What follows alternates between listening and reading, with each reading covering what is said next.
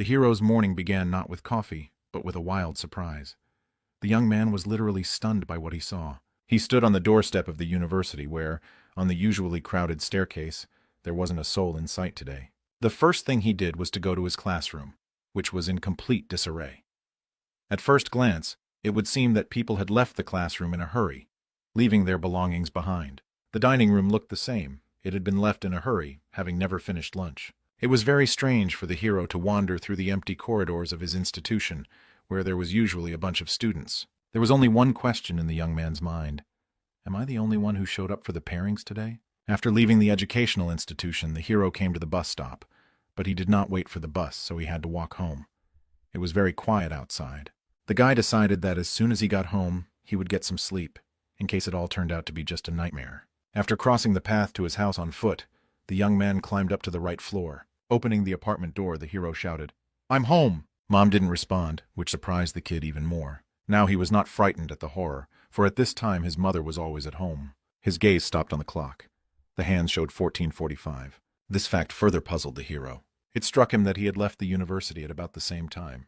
The young man decided to check himself and took out his smartphone from his pocket to compare the time. It was the same on my phone, 2:45 p.m., Monday the 6th of October. The hero tried to calculate in his head how long it should really be.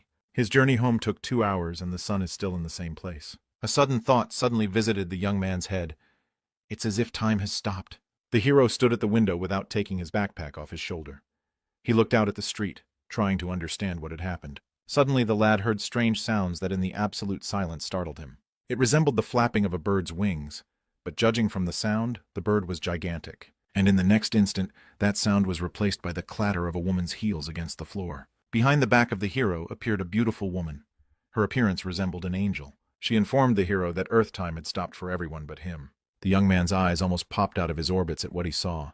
He asked fearfully who she was. Belle laughed and replied, "I'm exactly who you think I am." The guy didn't get her joke. It was like he hovered. At last he ventured to utter his suggestion. "Are you a burglar?" The girl was amazed that he could think such a thing about her. She pointed to her wings and white dress and asked irritably, "Isn't it obvious?" The hero wondered again who this uninvited guest might be. His next guess was, "Maybe you're a cosplayer." The beauty began to lose patience, for he was wrong again. She coughed, trying to regain her composure. At last the girl solemnly announced, "I am a messenger of God, an angel. My name is Lida. She shows up here to explain to the hero what's going on. He is a straggler." The hero was unable to answer anything. He was simply dumbfounded by the events of the day. That word, straggler, brought back unpleasant memories for the young man. It started with a field trip to an elementary school. He was forgotten and left. In middle school and high school, things repeated themselves. This became the young man's trigger for life. He was afraid of being abandoned. He wasn't even called to student meetings at the university. He was always forgotten. Note: an event held among university students in South Korea. It lasts approximately 2 days and is considered a free-form study session, where students spend time socializing with peers of the same major. The angel's news now literally crushed the boy. He fell to his knees and whimpered, "Why does this keep happening to me?" Lida smiled and explained that everyone had gone to the other world except him. The young man looked up at her. He wanted to know why he had stayed on Earth. The angel replied, "Because a great catastrophe is about to hit the Earth. Let me explain what it is first, and then we'll talk about you. This planet is moving to a new level as it has gained maximum experience. Mana will now be available to humans," Lida continued. "You will now have access to the Akasha Chronicles. Humanity will be able to utilize this data. We call this kind of thing status." The hero decided that this explanation was pretty simple, like in computer games. Angel smiled and said she was a good teacher. She continued her explanation. "Along with mana, monsters will also appear. You can't destroy them with ordinary weapons." After saying that, the hero decided that she was definitely a cosplayer. If we were to leave humanity in its current state, the risk of total annihilation would be enormous. God has stopped time and sent everyone to another world. There, people will have the opportunity and time to train in the use of mana. To be precise, their bodies are in a safe place, and the avatars have been sent to another dimension. Through this, people will be able to learn how to resist monsters with energy. That's how they get the basic skills to fight monsters. The hero raised his hand like he was in class. "I have a question. Monsters can't be destroyed with firearms or explosions?" Lida explained. "They are made of high-rank energy. Even a nuclear bomb won't be enough." The young man finally realized what it was all for. The angel asked, "Well, isn't God merciful to organize a training of this magnitude?" The guy decided it was time to talk about him. What is God's plan for him? Lita's answer infuriated the young man, for she considered it a mistake she could not undo. Belle explained.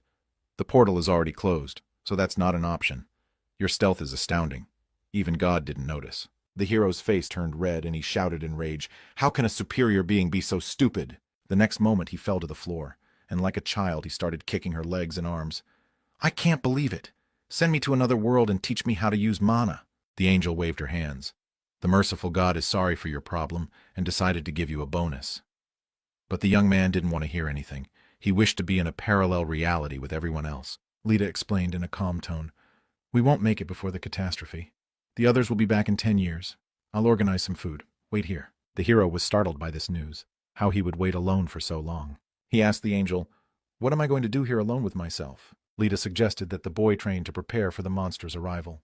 The young man asked confused, "What's the point if I don't know how to use mana?"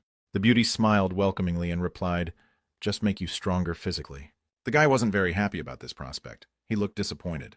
He decided to try to insist that he be sent to others, but it was impossible. Then the hero was seized by real despair. The young man screamed loudly, tears streaming down his face. This is how his lonely life on Earth began. The hero's hometown was indeed as if it had died out. There was not a single soul on the streets. The same deserted streets could be seen usually in crowded China. The Champs-Élysées and the Eiffel Tower were completely free of tourists. 5 years have passed since the disappearance of all humans on Earth. Only the lone young man left here by chance continued his existence, waiting for the others to return. He decided to waste no time and took the angel's advice, all these years improving his physical fitness. For 5 years he faithfully attended the gym and worked on his muscles. Meanwhile, others in the parallel universe were perfecting their own mastery of mana. People from different continents became stronger to face the monsters that would soon appear on Earth. The hero wasn't completely alone. Lita could at least entertain him once in a while. Angel watched the boy's actions carefully. She asked, "And how do you not get sick of it? How can you do the same thing for 5 years?" Lita wanted to know. The young man replied a little irritated, "Like I have a choice." The beauty watched the guy carefully, drawing certain conclusions. She thought while looking at the muscles of the young man's arm. "Yu Ilhan has gotten pretty good and stronger. What a stamina he has." People usually have a hard time focusing on one activity, Angel thought. Lita said, "I knew you were an unusual person. It was already clear by the fact that you were able to hide from God's eyes." The hero exclaimed irritably, "As if I did it on purpose." Right now the angel was his only interlocutor. She visited him once a week, keeping him from getting completely bored. Lita didn't just visit Ilhan, she took care of him, cooked his meals. When it was time for breakfast, lunch, or dinner, the table in the hero's apartment was automatically furnished with delicious dishes. The young man thought it was even tastier than his mom used to cook. And when the hero finished his meal, the dishes automatically disappeared. It was incredibly convenient. Ilhan informed Lita that the physical training was over. It was time to take on martial arts and weaponry. Angel asked how he was going to learn all this without a teacher. The hero replied that he would find a guide on the internet. "Electricity and the internet works, so I decided to study from videos I've put off in the past," explained the young man. It was strange to the guy. How these 5 years of the internet working. Lita explained it by saying that time had stopped. Yu Ilhan wanted a clearer explanation. Now it was always daytime on Earth, the bright sun shining. The hero decided to train outdoors, perfecting his new knowledge of martial arts. The young man decided to use a stick, for it was a weapon that could be found anywhere. The guy had watched a dozen videos on the internet and was now trying to repeat the moves he had memorized. He was doing pretty well, like he had been practicing martial arts for a long time. Angel watched every movement carefully. She said, "The basic elements also need to be given time, although you still have 5 years ahead of you." Ilhan decided not to comment on Lita's words, and silently continued his training. The beauty watched the guy with a smile. He's been doing this for 4 years now. Suddenly she suggested, "Would you like me to be your sparring partner? You'll develop faster with an opponent." The hero interjected in surprise, "Are you suggesting I fight you?" Lita nodded, telling the guy not to bother attacking. Yu Ilhan replied, "Although you allowed it, but how can I hit my new angel?" But the next moment his demeanor changed abruptly. The boy rushed to the attack, exclaiming, "Of course I can! Feel 9 years of loneliness and frustration." But his attack was in vain. Lita was born for battles. She threw the hero to another corner of the courtyard with a single blow. Lita inquired, "Got it now? Don't worry and train with me. Injuries are a free bonus." The hero was not thrilled with this offer. Time passed. 10 years flew by. Angel thought that with this level of training, the young man would have no problem overcoming a low-level monster. And when he raises his level, he'll be able to use mana. Lita personally trained him, so there won't be any problems. Ilhan replied, "Taught him? I'd say got it into my head. Belle decided to ignore the whining. She thought the guy did a good job. A lot of things will change once disaster strikes. The hero shook the angel's hand and asked, Lita, will I see you again? She replied that it was up to him. After Lita flew into the sky, Ilhan couldn't wait for the X moment. There is nothing left until the return of the people. The hero even put on a costume for this solemn moment. The young man thought, it's been so long since I've seen anyone but Lita, I'm even a little nervous. He was sorry to say goodbye to God's helper, but the time had come. He closed his eyes, expecting that soon his life would be what it used to be. After standing like that for a bit longer, he felt that nothing was happening around him. The hero dared to open one eye to see why he couldn't hear anything as Lita had already managed to fly high into the air. She decided to look back and see how Ilhan was doing. Suddenly, the angel froze in place. What she saw on the ground surprised her. The hero was still a lone figure in the soccer stadium. The young man looked angry. He wants an explanation as to why no one showed up. Angel returned and said with a sweet smile, it seems there was a mistake again. Ilhan folded his arms on his chest. He was very furious. The hero no longer held back his own emotions. He shouted, I hate you. How long do I have to wait? Tears streamed down his face. I realize I have no other choice. I'll have to wait again. But it really annoys me. After that day, time continued to flow at breakneck speed. 10 years? 20 years of total loneliness. You could go crazy that way. 50 years passed and no one ever returned. All this time the land remained almost deserted. Nature without the hands of men looked quite wild. Ilhan had no choice but to continue his grueling training. Now the young man's blow scattered the stones. The hero looked at his own hands in which he held the hammer. The next moment, Lita appeared in that clearing. You're so strong now. I never doubted you. The young man thought about the fact that after 50 years of being single, he had stopped keeping track of time. Angel was concerned about the guy's morale. She asked, is something wrong? Without turning to look at her, Ilhan replied, I don't remember what my mom looks like anymore. Belle faded her gaze. She was truly sorry. The next moment, the hero began to lose his self-control. He shouted angrily, how long do I have to wait? The young man said he was tired of martial arts. Lita shouted, but disaster could strike at any moment. We can't stop practicing. Angel suddenly realized that the hero was gripped by despair. The young man understood that. The books he had read were enough at his level. Belle didn't want to believe that the young man had given up. She wanted to cheer the guy up by all means. He should wait for the other humans to return to Earth. Ilhan recalled what he had been doing lately. He read all day long. He started with modern literature, then business books. Then came the basic sciences, history, geography, physics, chemistry, art. Time passed, and the literature in the library, which he had not yet read, ran out. It was then that it occurred to the hero to learn other languages. He was going to travel. He started with neighboring China. There was a lot of interesting stuff there. Lita sometimes kept him company. Then Russia, America, and all the countries along the way. He learned several languages. During this time, the guy read most of the books in the whole world. Europe, Middle East, Africa. He visited a bunch of countries and continents. It's been a long time. He read everything. One day, the hero told his girlfriend that this was his last book. He didn't know what else to do. Lita asked, don't know what to do, aren't you tired? Ilhan replied, never get tired. There are many things to do before disaster strikes. After several hundred years of loneliness, the hero even continued to believe that people would return at some point. Everything was a preparation for disaster. Lita prayed to God, our Father, please bring the men back while Ilhan is still holding on. The rays of the bright sun were breaking through the forest thickets. The boar ran through the bushes on his own. Suddenly a sharp pain pierced his side. The animal collapsed and wheezed. After Ilhan read all the books, he started to try his hand at leatherworking and blacksmithing. The young man said to the angel, nothing complicated so far. Let's start with wild boar. By the way, if I kill all the animals, there won't be any monsters to come from where? The hero asked Lita. Beauty replied, you may hunt those I have authorized. If you destroy all the animals, the balance of this world will be disturbed. The goddess wanted to add something more about the monsters, but stopped talking halfway through. The young man noticed this. He asked, why did you stop talking? You're not teasing me, are you? Angel advised him to pretend he hadn't heard anything. The hero decided not to argue and continued to deal with the body of the shot boar. Lita thought, what a strange man. How can he handle everything he takes on? This has been going on for 274 years. That's a long time even for an angel. It's amazing that someone who normally has no more than 100 years to live can spend so long just preparing for the future. The Celestial was distracted from her thoughts by the guy's words.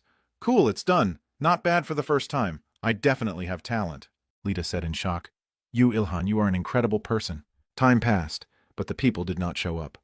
The waves were crashing against the sandy shore.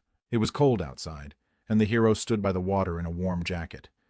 He had learned to gut not only animals but also sea creatures. Another of his prey was a giant sperm whale. Lita shouted angrily, "It's an endangered species. It's illegal to hunt them." The hero asked if she could close her eyes at least this time. Yu Ilhan laughed and said, "Call me Ishmael." The young man was referring to a character from Moby Dick. Angel exclaimed, "Stop joking, there's no one here to laugh." After 3 years, the young man had learned to be a master leatherworker. It took a little longer for him to learn blacksmithing. When you read, everything seems simple and clear, but in practice and without a teacher, it is much more complicated. Sometimes all it takes is one mistake, and the labor you spent a lot of time on will be destroyed. An inaccurate sledgehammer blow, and the sword broke. The young man exclaimed in heart, "I have hands for my buttocks." At first, the hero's swords were constantly breaking. He spent 5 years to create a very simple sword. Lita was nearby at that moment. She wanted to look at this piece of gun art. Smiling, she commented, "You can't even slice radishes with that." The young man replied, "I didn't ask you to cut anything. Give it back." But the angel was against it. She wanted to keep this sword as a memento. She said, "God sent me to help you. Be thankful." Belle affectionately hugged the trophy she had received. Lita was blown away by this talented guy's skills. Over time, Yu Ilhan attempted to create all kinds of weapons. Long swords, spears, axes, hammers, and so on. Another 50 years passed unnoticed during this activity. The perseverance of the hero knew no bounds. He tried to improve in any case for which he took up. He repeated again and again until he was satisfied with the result of his labor. He had a whole lot of time in his arsenal and patience, cultivated over centuries. After working with a hammer for hundreds of years, he finally became a true master blacksmith. He finally succeeded in creating the perfect spear. After 100 years of trying, he had finally created a masterpiece. Lita said, "Your tenacity is really impressive. This is the best spear I've ever seen. But with the advent of Mani, there will be other materials, much stronger steels," Angel added. The young man replied that in that case he would just make a new one. The Celestial never tired of admiring the hero, for he never gives up. After cutting meat and blacksmithing, the lad went back to perfecting his fighting skills. He practiced over and over again on a special simulator and completely lost his sense of time. Lita watched him and thought, Ilhan is constantly improving. Several generations of development in one man. But 1,000 years have passed. Sooner or later, it will reach its endurance limit. Angel dreaded to think what would happen then. Belle thought it would be wonderful to find some new and interesting thing for him to do. It had to be something completely new, something he'd never done before. Relationships with the opposite sex came to mind. She even had time to imagine herself in Ilhan's arms. But then the celestial woman came to her senses. She had no right to think such a thing. Such dreams threw the beauty off balance. She's an angel. How can you think of such vulgarity? But her mission is to help the hero. That's an order from higher authority, not her wish, so it's all right. Lita thought, if he needs help, I'll do my best. At this time, the young man noticed her strange behavior and asked what she was doing. Angel was airborne when she heard Ilhan's voice. Hey, Lita, what's wrong? She decided to pretend that nothing strange was going on. The Celestial was not feeling any. She hesitated to ask what she had just been thinking about. Their faces were so close that they could feel each other's breath on their own skin. The young man wanted to ask something. The angel thought, has he figured it all out? But that wasn't what Ilhan meant to say. He noticed that Lita's sword began to move and glow blue. Belle looked at her weapon. She was stunned, for she herself did not understand what it meant. Suddenly the angel's weapon took on a life of its own. The sword flew out of its sheath and into the air. Lita couldn't believe her own eyes. She had never seen anything like this before. She didn't seem to remember right away what kind of sword it was. When she did, she was completely amazed. It was Ilhan's first sword. She couldn't lose it and spread her wings and took to the sky. The hero tried to stop her, but the angel was unresponsive. Suddenly the young man noticed a definite change around him. The guy looked at his own hands and realized that he was now wearing the clothes he was wearing back then when time stopped. The martial skills simulator began to disappear right before his eyes. The hero immediately realized what was happening. Everything was going back to the original state. Meanwhile, high in the sky, Lita was begging the god not to take that sword away from her. She only took her eyes off her target for a second and glanced at the ground. Angel couldn't believe her own eyes. Had the disaster begun? Meanwhile, Yu Ilhan lost his balance, his body flying.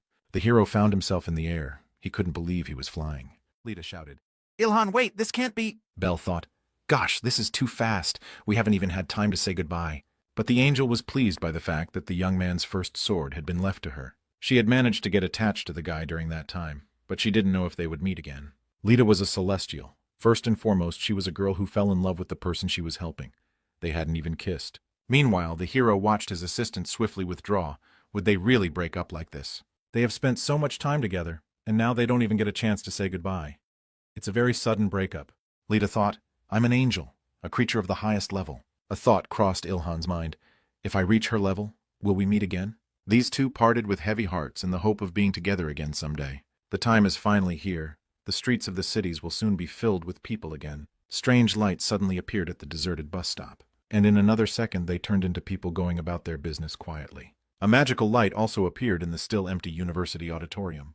The next moment, the students and the instructor took their seats as if they had never disappeared. People also began to show up at the university's dining hall. The students looked somewhat puzzled. They looked at each other in surprise. The university courtyard was filled with people. Everything was exactly as it had been on that day several centuries ago. Ilhan stood in the middle of the courtyard with his eyes closed. He couldn't believe that this long-awaited day had finally arrived. He was no longer alone. When the hero finally opened his eyes, he saw something strange besides people. A screen with his personal information appeared right in front of the guy's face. Ilhan, human, unemployed, level 1. Title, Titan of Solitude, passive stealth. Strength 72, health 78, dexterity 81, mana 1. When the hero saw this status window, he realized that a major disaster had begun. He heard other students talking. Wow, you can also open a status window here, and it's only been 10 years. Ilhan thought confusedly. So for the rest of humanity, it's only been 10 years. It seems that only for me it lasted that long. The young men were disappointed as their performance from the parallel world rolled back. Everything returned to its original characteristics. The hero couldn't believe his own ears. He carefully eavesdropped on the conversations of others. He felt kind of strange being surrounded by so many people. After all, he had grown accustomed to solitude over the centuries. There was one strange moment. No one noticed Ilhan, as if he was invisible. Active hero skill, stealth, maximum level, evolution is available. Need materials for evolution. The skill is passive, which cannot be evaluated. The guy didn't understand what was wrong with this skill, why he couldn't manage to turn it off. The hero began to feel panic. He wanted to turn off this skill of his. Ilhan grabbed his head. Was it really his destiny to always be alone? These centuries he had waited so long for people to return, but it was all in vain. Was he to be alone from birth to death? After calming down a bit, the hero decided, I don't care, I'll just go home. Walking past the guys who were chatting with each other, Ilhan felt sad. But he was still excited, because it was wonderful to see people in the streets after spending so much time alone with himself. Time had finally moved on. The sky went from blue to the colors of the setting sun. As the young man closed the apartment door behind him, he breathed a sigh of relief, finally home. The next moment, Ilhan heard his mother's voice calling his name. The woman ran out into the hallway, all the while missing her son dearly. The hero could not look at the woman because during this time he managed to forget the features of her face. The next moment, the guy rushed to hug his mom. They really missed each other. All the memories were revived the moment Ilhan hugged the mom he hadn't seen in 1,000 years. The sunset, which was visible through the window of their apartment, also pleased the hero very much. In the kitchen, the guy could smell the aroma of dinner cooking, the churning of butter in the pan. My father sat at the table and read the newspaper. Everything was back to normal. The man said, God, no news about Haizia. His wife asked him in surprise, You were in Haizia, and I was in Yamen with my neighbors. Their son thought, Still, some things have changed. Dad said Haizia was perfect, but he never found the trait. And my mother said that she couldn't learn to control mana. It was very difficult. The hero already thought that he would not even be able to get a word in, as his mother asked where he was. Ilhan decided it was better not to tell his parents that he had been left on the ground.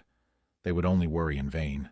The young man lied that he was in a town with no name. The boy's father agreed with his wife that controlling mana is really difficult.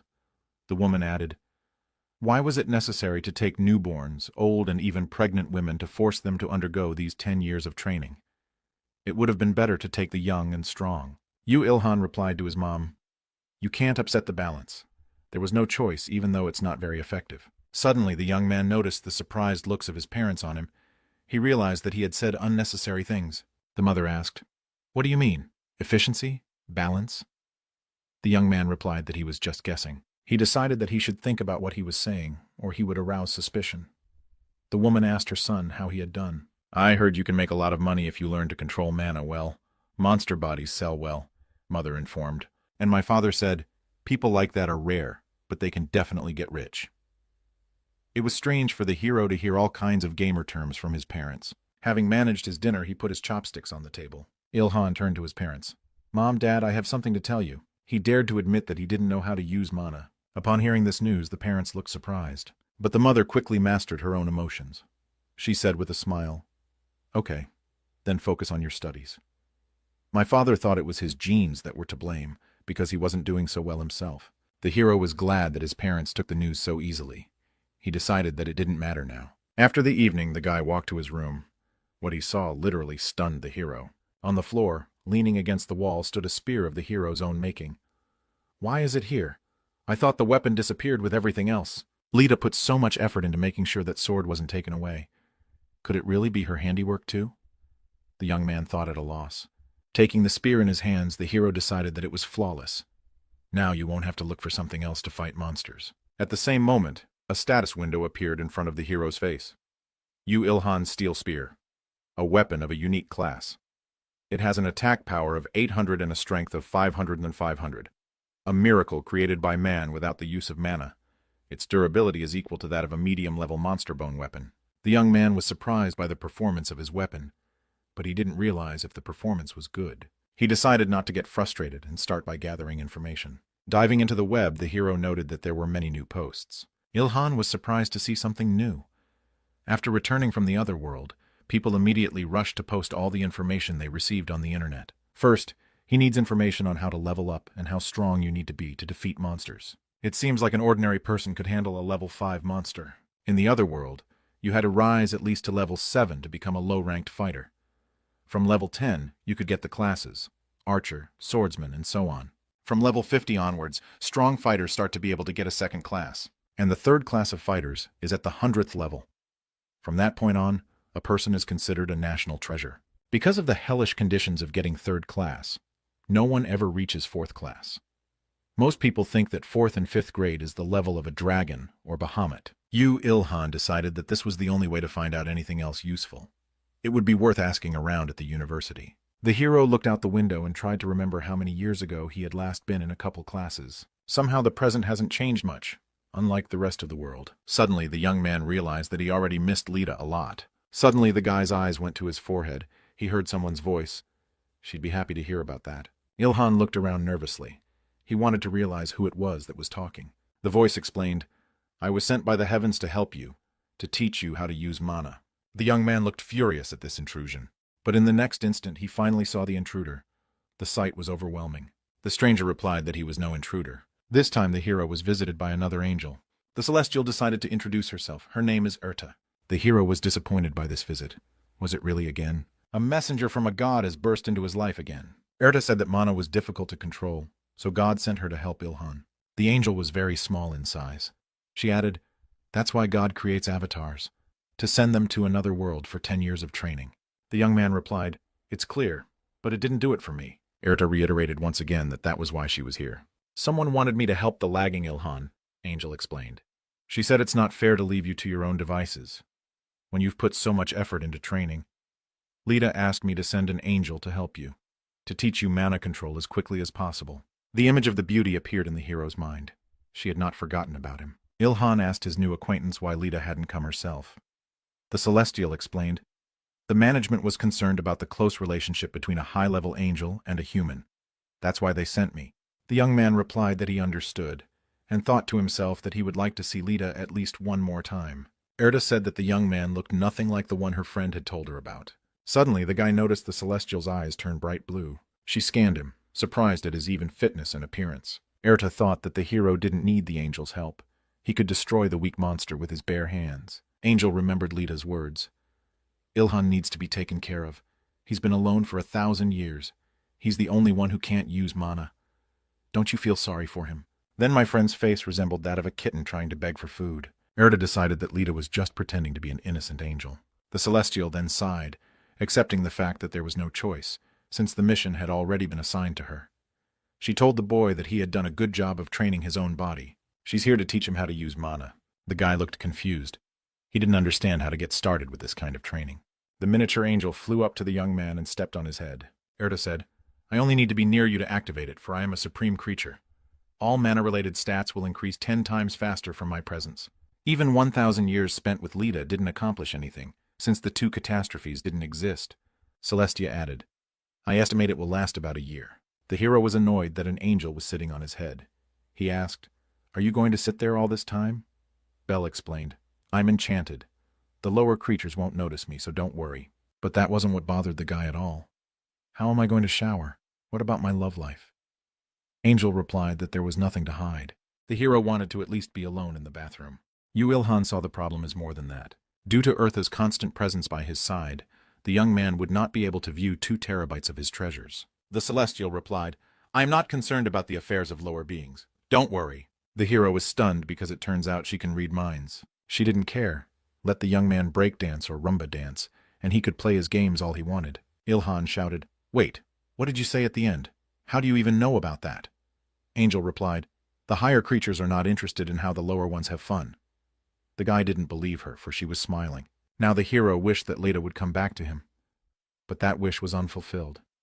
He and Arita would spend a whole year together. The next morning the young man went to the university. It was the first training hike in 1,000 years. Erda nestled comfortably on the guy's head. The people around her couldn't see her. Ilhan asked the celestial woman, "Are you really going to sit there 24 hours a day?" The angel replied, "The others can't see me, and you're not paying attention." The hero replied in despair, "As if I could.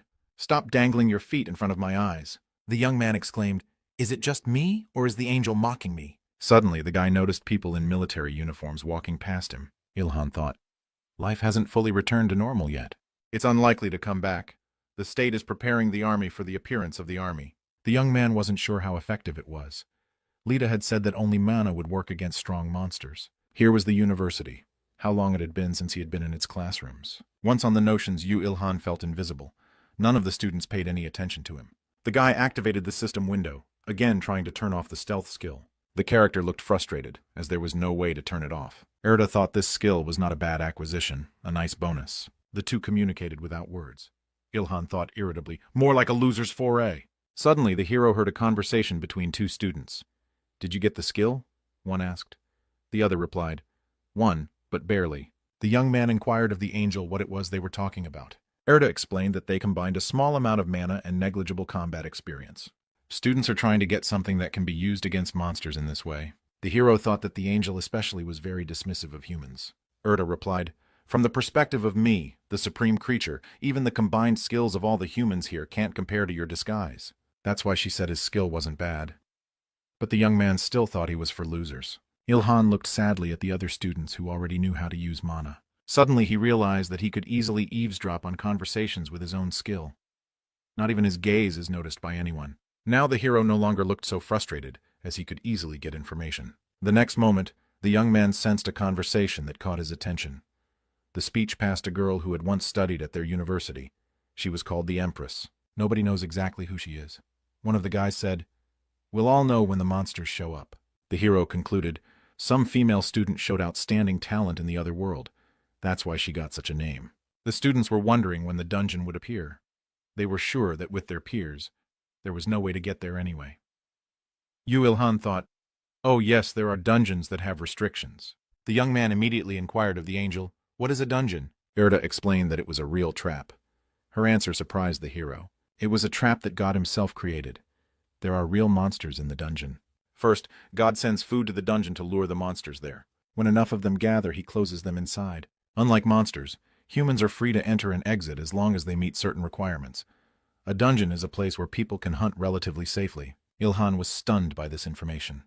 He asked the Celestial, "Then why not just lock all the monsters in there permanently? It's not like they won't be able to get out." Bell explained that dungeons have a lifespan, so people should clean them up in time. Then there are the overly smart monsters that don't fall into these traps, the monsters that can break them. And some are so clever that they have learned to create their own traps for humans. That's why Erda recommended always being on guard. At that moment, the instructor walked into the classroom. All the students went silent. The man walked to his podium and decided to start the lecture by checking attendance. The teacher started calling one name after another. "The professor gave you a long lecture that doesn't fit the subject matter. You need to adapt to a changed world. The organization united on these has already banned the free use of manum. Controls have also been put in place on the raising of rovens. China and other powerful nations have focused on monsters and how the world will change under the influence of mana. Depending on Korea's action, many firms will go bankrupt, but at the same time others will enrich themselves."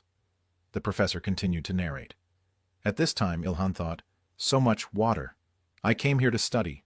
Is it even worth paying that much money for such an education? What will a bachelor's degree mean in the new world? That's when mana usage will become much more relevant than some paperwork. Until there are mana-related items in the program." Angel said, The best way to train is to hunt monsters. Yu Ilhan replied that he didn't want to do anything dangerous. We're at the initial stage of the disaster. The monsters are still weak. It's better to kill as many of the weak ones as possible while we have the chance to raise the level in mana, Celestial added. The character reminded him that he was at level 1 and couldn't use mana at all yet. Erda wanted to say something, but was silent for half a word. After thinking for a bit, she finally reported, "You have excellent physical strength.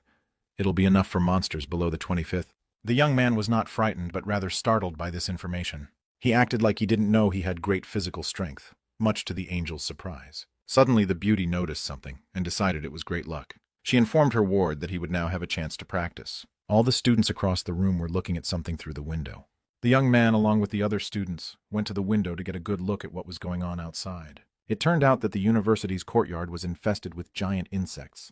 The people as well as the hero himself looked scared. The disaster had begun. Ilhan had been waiting for this for so long and dreading it at the same time. Time X is finally upon us. Monsters are flooding the earth. Even Urta, who had seen monsters before, looked stunned. The goddess said the training was complete. Now humanity will have to survive on its own. Questions were heard in the crowd of students. What should we do? Where should we run to? Why haven't the army and the authorities reacted yet? Someone suggested teaming up for a hunt, but all the students were scared. They saw through the window as someone became the first victim of the monsters. That was the last point. The crowd panicked. Everyone rushed to escape. Only Yu Ilhan, who had an angel sitting on his head, stunnedly froze in place. Tears appeared in the young man's eyes, wondering if he had been left alone again. Heavenly Lady commented on the hero's condition. "I didn't expect anything else from you." But the boy quickly pulled himself together. He began to trot his gaze around. Erda inquired, "Do you want to fight them?" The young man replied, "Yes, they look weaker than a sperm whale." Belle decided to explain that monsters are different from normal animals, and the skin is incredibly tough, and they are stronger. Then she added that these are damaged below level 20, so they shouldn't make any problems for the hero. Ilhan at this time tore off a wooden leg from a chair. This would be his weapon. The young man waved the wood around a bit and decided it would suffice. Erda thought, he has a strong spirit and strong muscles. There won't be any problems until level 25. Meanwhile, the hero continued to swing his temporary weapon in a concentrated manner. His movements were so active that the angel could barely keep his head up. Ilhan decided that the makeshift stick needed to be improved. Having done so with improvised materials, he was satisfied.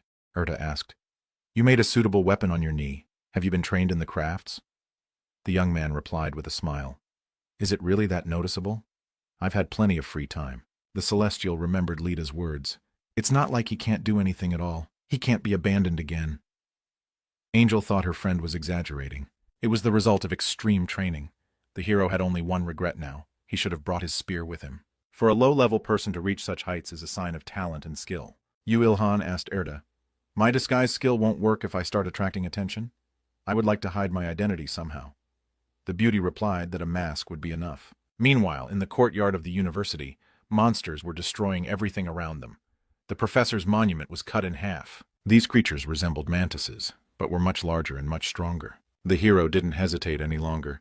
He went out to hunt and attack the first monster from the air. A mask hid his face, and in one hand he held 4 makeshift wooden spears. The guy's attack was precise. His jump on the monster's neck made it fall to the ground. Then it was a matter of technique. After the first kill, Ilhan gained 800 experience points and reached the 3rd level of stamina.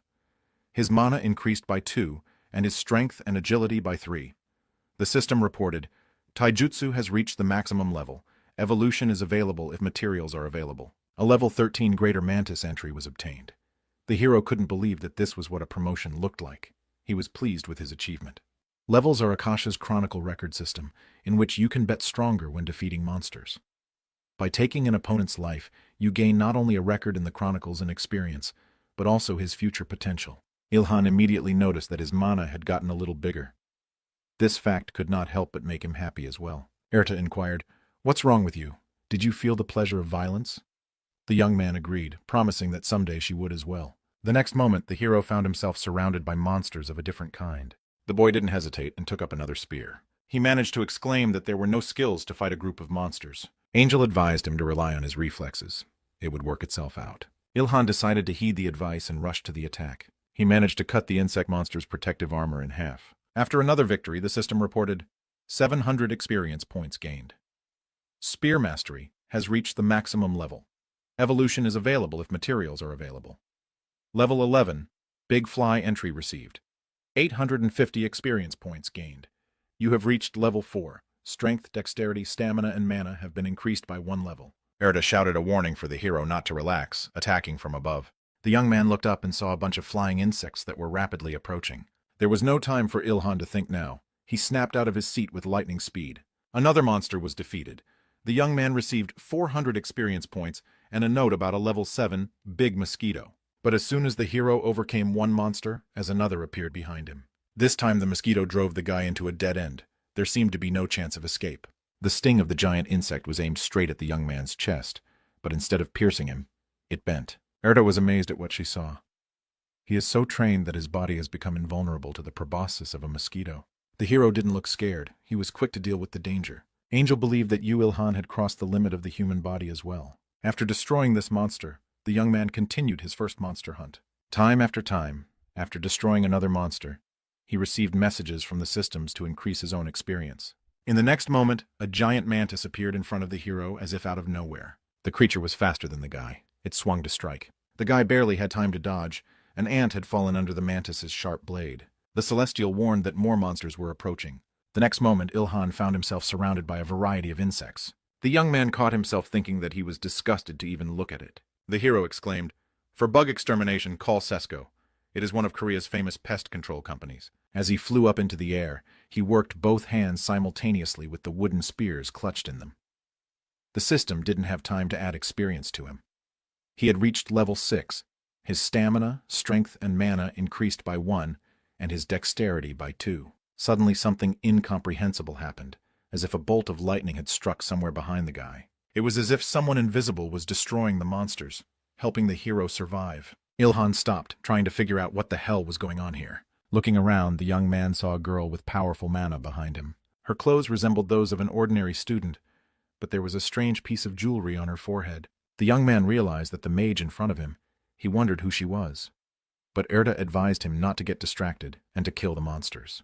The stranger continued to destroy the monsters around her by applying her own energy. Angel said that the girl had incredible mana stats. Otherwise, how could one continuously use lightning strikes? Ilhan speculated. Perhaps she was just raising her level. I'm also increasing my stats. Finally, the young man exclaimed, "The last one left." He gained 1250 experience points and reached the 7th level. The other students had been watching the incredible battle with their mouths open the entire time. Now the hero could catch his breath. He had finally dealt with a whole bunch of low-level monsters. It was an impressive debut. It was at that moment that an entire army ran into the university courtyard. One of the soldiers exclaimed, "Sorry, our car couldn't go up." But the next moment the squad leader froze in place, stunned by what he saw. He couldn't imagine that their help was no longer needed. The military had received information that several insect-like monsters had appeared. What the hell happened here? Meanwhile, Yu Ilhan was examining the remains of the insects. He hoped to find something like the Stone of 4 Souls, which according to legend gave great power to demons. Erda inquired, "You know how to cut up carcasses, don't you? You can find a mana stone inside the body." This information really interested the boy. The angel added that it was in the hardest part of the skeleton. That's where mana accumulates. She could point out the location. The young man took her advice. The military was shocked at this guy's level of training, how he managed to overcome these monsters on his own. The girl who arrived in time to help smiled and remained silent. Meanwhile, Ilhan, with Arita's help, got the mana stone. The angel explained that it was the basic material for all items. For a while, the hero paid no attention to what was going on around him, and when he looked around, he froze in place. A crowd of students gathered around him, all filming what was happening on their phones. The Sky Woman reassured the guy that no one would recognize him, so there was no need to worry. But he was embarrassed. Such a crowd had never paid attention to him. Suddenly, a mage girl approached the hero. She wanted to say something. The hero looked at her and thought she was some kind of alien. She had very large eyes that glowed with witch fire. The beauty tucked a strand of hair behind her ear and asked if the boy could help her with the cutting. It was Ilhan's first meeting with the Empress. The young man didn't immediately find something to say in response to the request for help. And there was not a single thought in his brain, a complete void. But the boy quickly pulled himself together and inquired how much he would get for his cooperation. The Empress replied, 30 nor 40% is yours for your help. Ilhan agreed to her offer without hesitation and got down to business. The students in the crowd began to murmur, "Is it really the Empress? How did she become so strong in one day?" Someone advised others not to get close, as the mage could strike with lightning. The hero, dissecting insect carcasses, thought, "It turns out this is the girl from the rumors. She's really strong. Suddenly, Ilhan heard a conversation. Who's that guy? From his palm and rays were shooting out. The young man countered to himself that there was no such thing. The students gossiped that he had killed a monster with a lightsaber. In fact, he wished he had. But that was a lie. Erda inquired. How was it? Good stealth skill.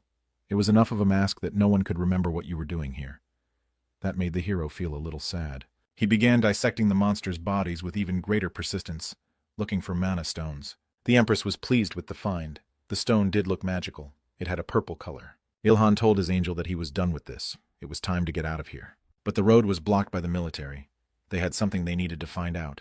The head of this squad wanted something from the hero, but he didn't have time to finish the sentence. The next moment, a bolt of lightning struck him directly in the back. The Empress decided to intervene to help Ilhan get rid of the army's attention. The beauty's face was hidden under a mask that was constantly smiling. It was hard to understand what emotions she was feeling right now. The students thought the beauty was cool. Some of the young men in love also wanted to get a charge of the Empress. The hero felt that they needed to get out as quickly as possible before more chaos ensued. But Erda thought he didn't need to worry. The next moment the young man heard the crowd's murmur. Where did that masked guy go? The young man waved his hand, but no one noticed him. The students immediately invented a new legend that he had escaped at the speed of light. The hero looked upset, but the Celestial thought it had ended beautifully. Ilhan thought, how strange, everything is fine, but then why am I so sad? In the evening, the young man returned to his house. He stopped at the playground. Placing the insect body parts in front of him, he scrutinized it all. Erta wanted to know what he was going to do. The boy explained, I want to make some armor. A full kit is hard to do. He hoped to be able to protect at least his arms and legs. The Celestial said, handling monster materials is incredibly difficult. You'd better wait for a chance to meet a real master. Ask him to make something. The hero smiled cheekily. What is she talking about? After all, he is the best craftsman on Earth. Erta remembered again her friend's words about pitying a guy who couldn't do anything. How wrong Lita had been. Angel covered her face with her hand. The young man realized what she was thinking and smiled. In fact, the Celestial woman thought the girlfriend was a fraud who had dastardly deceived her. Erta thought about the fact that in some ways this young man was like a cheater. She asked Ilhan if he knew anything about Manacraft. The hero replied that it was the first time he'd heard it. But it sounded cool. Angel smiled. It's understandable since you didn't have any before. The young man grasped the beauty. He decided it was a new skill he already wished to learn. Erta promised to teach him if he stopped shaking her. Ilhan dismissed the winger and apologized for his behavior. Angel figured she hadn't gotten used to him yet, and she began her story. Mina crafting uses mana crystals that look like gems. You can use them to create certain items. For example, weapons or armor with special powers. This craft evolved from blacksmithing, but with the use of mana. The heroes grabbed Erta by the waist again, begging him to teach him the skill. Angel couldn't help herself and let go of his slap, reminding him that she'd already promised to teach him. She said, I must remember to say a few affectionate words to Lita when I'm in heaven again. The young man wanted to know what she meant. The enraged Sky Girl thought about the fact that the girlfriend should watch her boyfriend on her own, but she had the good sense not to say that to Ilhan. She continued her story. Before starting the armor cravat, you need to prepare materials and magic stones or mana crystals with special properties. For example, something that resembles a dragon's heart, the angel explained. The young man looked puzzled, but he quickly pulled himself together and decided that a dragon's heart sounded cool, like he'd gotten into some kind of game. You need to place the magic stone next to you, synchronize, and begin the forging process. After you finish the piece, you need to grind the stone and apply it to the surface. The sand that forms from the artifact will become the base form. At this point, the work of the craftsman is completed. Thus, the forged item becomes magical. Such armor or weapons will add plus 30 points to your attack and plus 50 to your defense. Erta finished her explanation.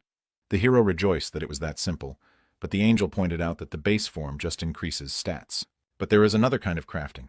It is the one that can bestow new skills. It is an advanced form. The Celestial thought that this level was much more difficult. With the amount of mana Ilhan currently possesses, it can't be achieved. The young man thought for only a moment, and then with a smile asked to tell anyway. For if you don't try, you won't know, Erta said. To enrich an item with abilities, the craftsman must put mana into the magic stone.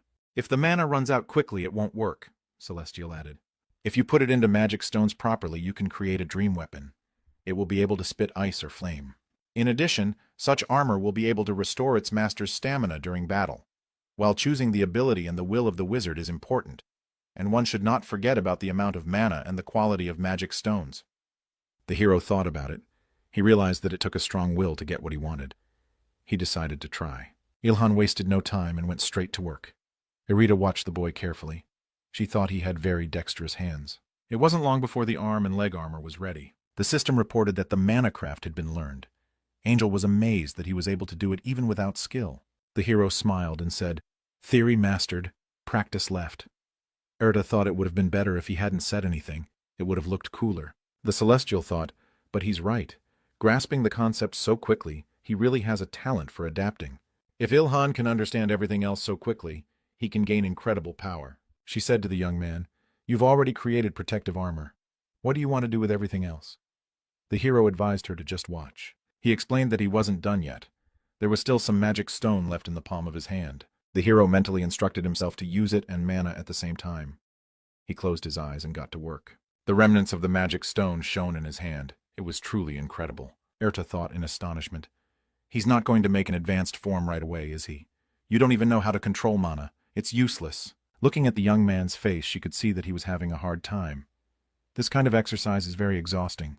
But a moment later, some kind of weapon appeared in the air, which looked like a mantis scythe. There were still bits and pieces of the magic stone in Ilhan's palm. The Celestial thought, he can't fail when he's gotten this far. Angel looked at the hero's open palm.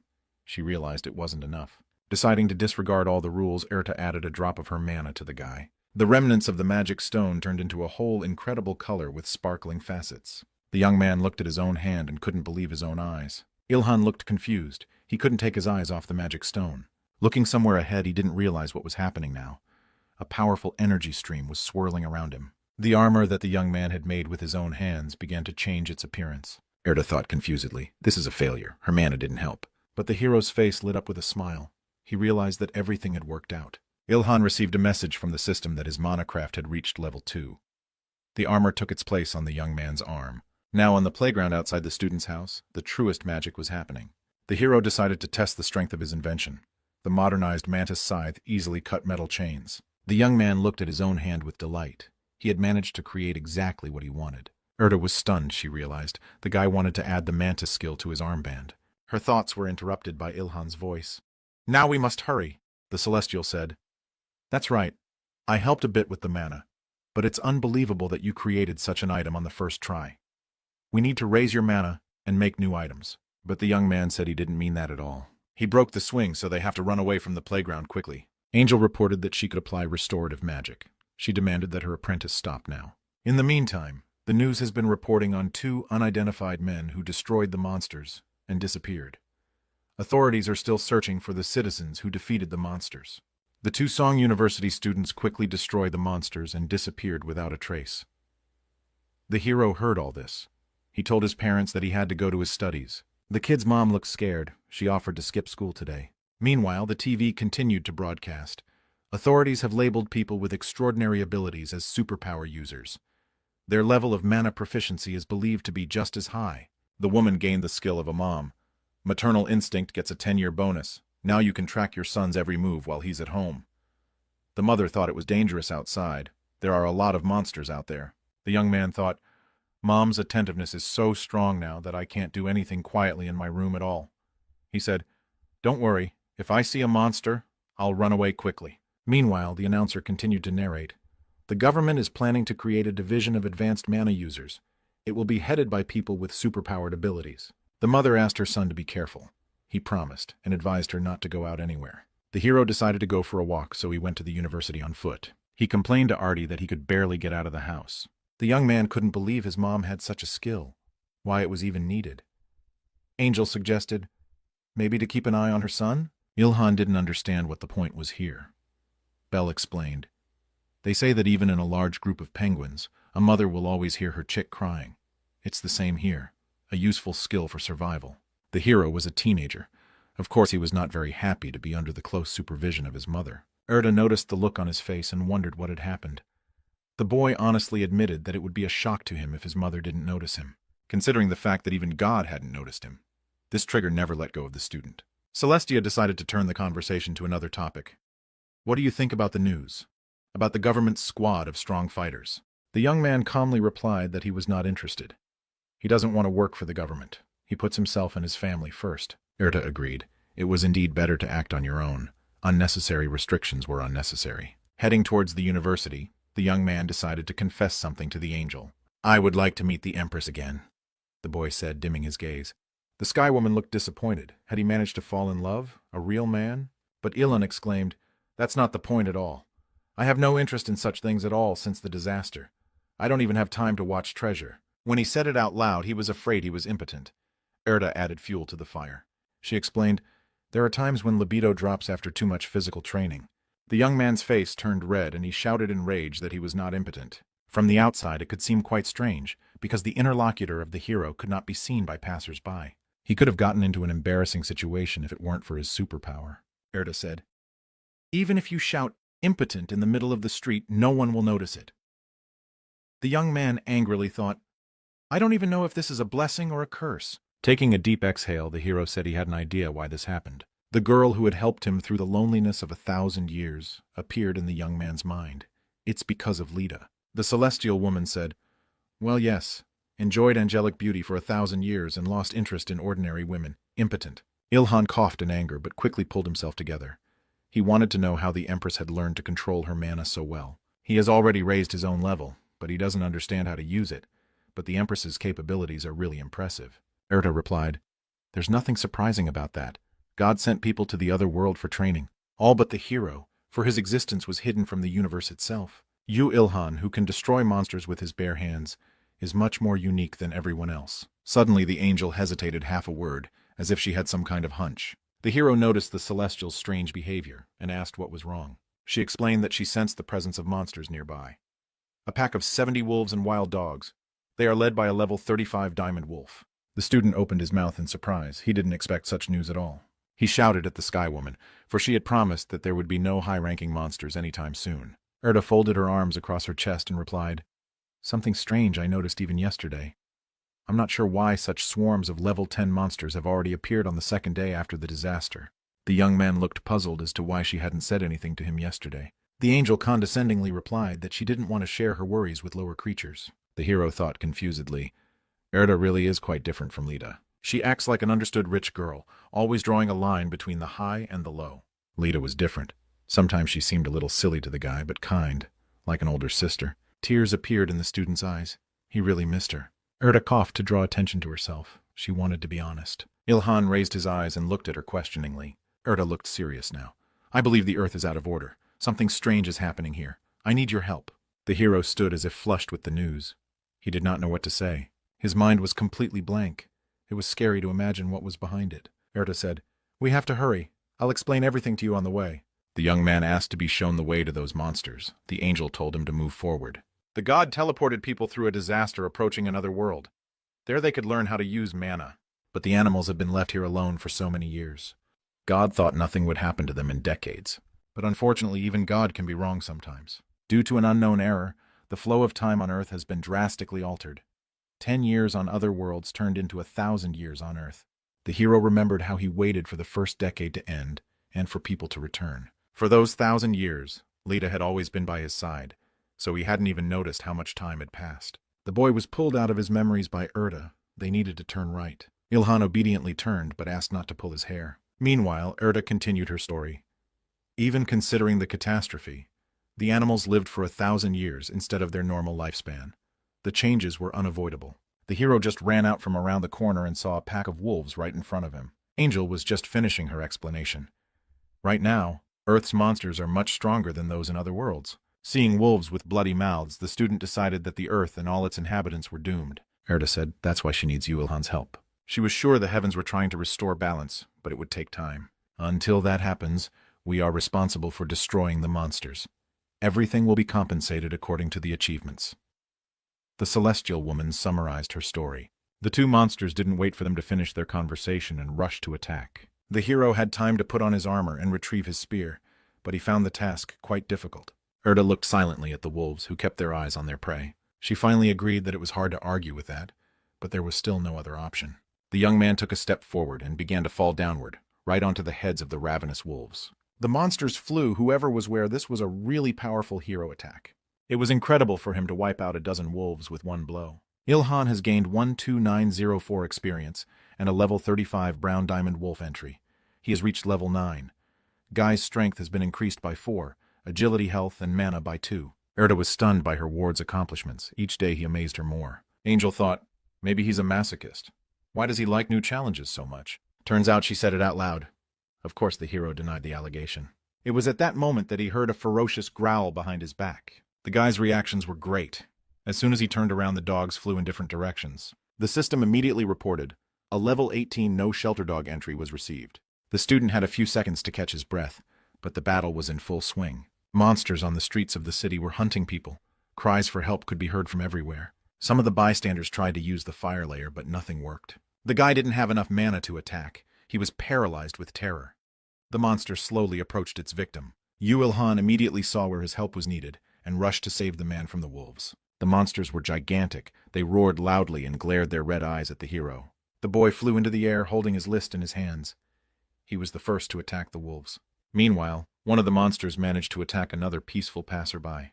The man closed his eyes in the face of danger and said goodbye to his life. He waited for a few seconds, but nothing happened. Then he ventured to open his eyelids. The wolf that had attacked him lay slain. On his body stood the hero with a spear in his hand. The young man received a message from the system. You must select a class to overcome the 10th level. Captured entries affect the list of available classes. The system added that entries could turn into opportunities. Meanwhile, the passers-by had time to get a glimpse of their hero. They recognized the mask at once. One man exclaimed, "That's the guy who saved people near the university." Others agreed that this was the young man who instantly disappeared as soon as the military showed up. The hero was a little disappointed that the crowd recognized him. Ilhan didn't like the name Sunbolt. He irritatedly said to Earthy, "Combining the name of a university and the name of an athlete?" Angel replied, "You've gained some fans. Congratulations." The young man continued to destroy the wolves and quarrel with his assistant. Such fame was not to the hero's liking. "Fans? What the hell are you talking about?" The boy exclaimed, "I don't need such a statement. Let him leave me alone." Erda thought with a smile, "Look how ashamed he is." Meanwhile, the young man was distracted by the system's message. He was surprised that after so many monsters destroyed, his level hadn't increased. The next moment he got the answer to his question. You must select a class to advance to the next level. Ilhan scratched the back of his head when he saw the wolf that raised its muzzle to the sky and howled. He didn't understand what was going on here. The hero himself didn't realize where the other monsters came from. In a second, he was surrounded by a dozen monsters. Erda warned her ward. "It seems to have been some kind of order. Be careful." The young man asked in surprise, "Are they smart?" In his head, he said, "If I retreat, I'll lose the initiative. And if I defend myself, I'll get bit." After a little thought, he decided that in that case, it was better to attack. After this decision, he received several notifications from the system at once. His experience increased by 2,500 points. It wasn't until Ilhan had destroyed several of the monsters that one of the wolves attacked him from behind. The hero had a great reaction, so he managed to get back in time and meet the danger with dignity. Swinging his spear, he struck the wolf, its blood splattering in different directions. After destroying one monster, the guy realized that they weren't getting any smaller. It could seem as if the wolves were constantly calling for reinforcements, like a real military unit. But the hero was determined. A few more strokes of the spear and the two monsters lay at his feet. The people who were importantly watching this fight were stunned. It was really incredible. How could 5 ravenous wolves be put down in one instant? But suddenly the crowd heard a predatory growl behind their backs. The humans looked around and saw an even larger wolf that didn't mind eating human meat for dinner. Those present saw that under the monster's paw, a man was lying face down on the ground. Ilhan asked Erta, "Did he take a hostage?" The angel replied, "Looks like it. This doesn't seem to be the first time he's done it." The hero smiled resolutely. He didn't think it made any difference anyway. The young man realized that no one else could handle these wolves but him. He had to do everything himself. The man who was held hostage by the monster looked terrified. The crowd began to shout, "Now we're going to find out what Sunbolt is going to do." The flashes of the phones were blinding. Erta told her ward, "Your decision will determine whether you become a universal hero or a criminal." The boy replied to the angel that he was not at all interested in such things, nor was he interested in public opinion of his actions. The hero had no time to talk. He rushed forward and attacked the wolf. The monster had lost its head. Now its hostage was free. At the same instant, Ilhan received a message from the system. Gained 6,700 experience. Level 32 Big Cunning Wolf entry received. After the death of their leader, the other monsters didn't look so determined anymore, but they continued to bared their fangs. "If a man is in danger, I can save him. I will definitely do it," said the hero. "But I'm not omnipotent, so I only do what I can, so I don't consider myself a hero. I'm just a normal person." Erta doesn't understand what this speech is about at a time like this. The young man explained, I said something really cool the first time. Don't get in the way. After analyzing the situation, the young man concluded that the wolves were going to attack at the same time. They decided that he had lost his weapon. Ilhan crunched his fingers. Going to deal with these bad guys as well.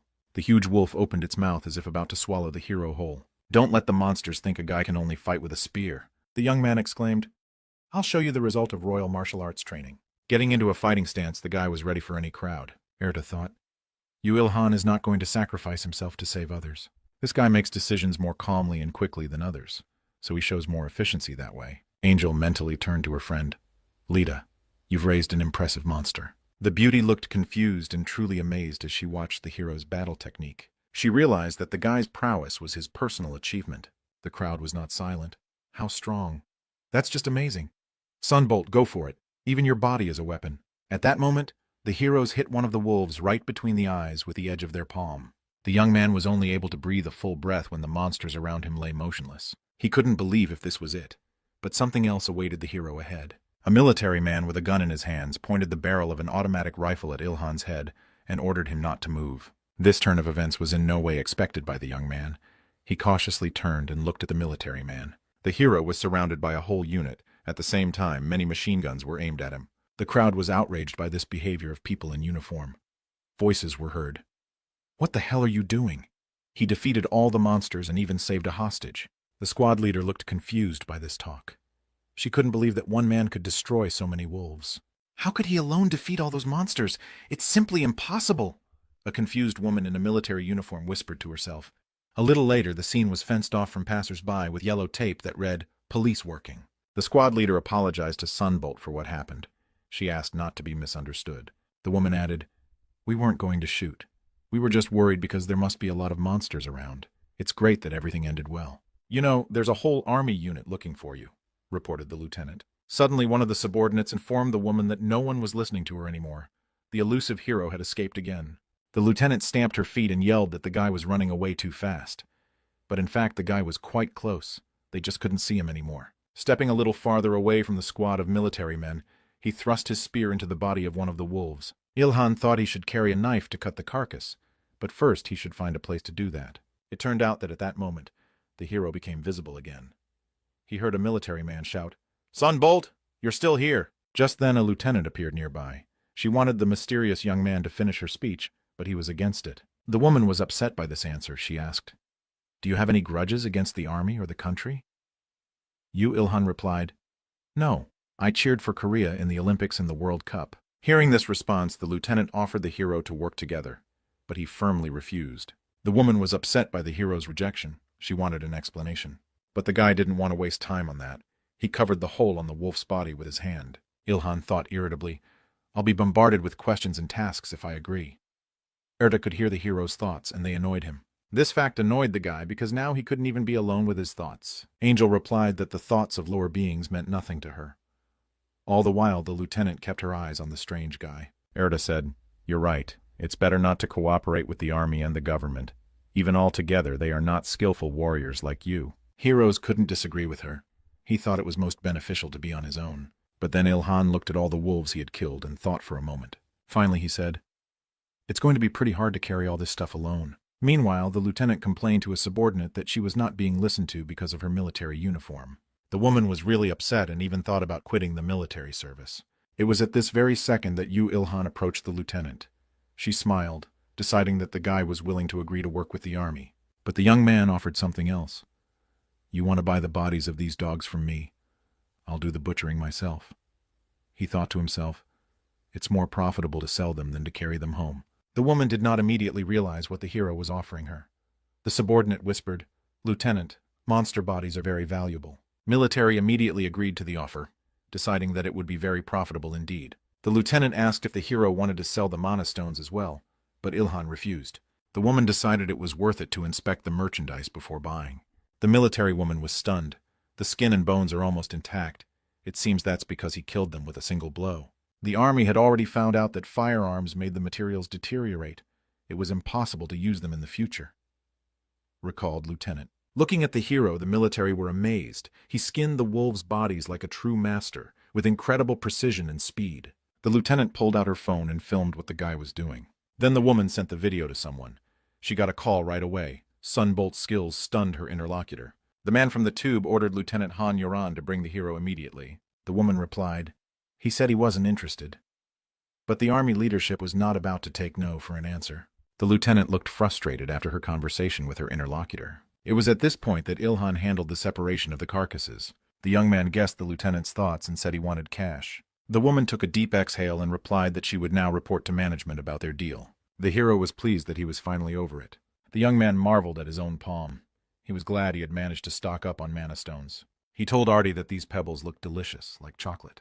The angel shouted, wanting to warn Irhan, "You must not eat them. You will go into a rage. Do you really want to be consumed by the monster's mana? This could end badly." But the hero had already thrown the stones into his mouth. Now Eartha had a premonition that someone would definitely eat them and turn into a monster. Meanwhile, the lieutenant had time to report the deal to her superiors. She offered the hero 37 million in cash. Eartha said, "They didn't skimp.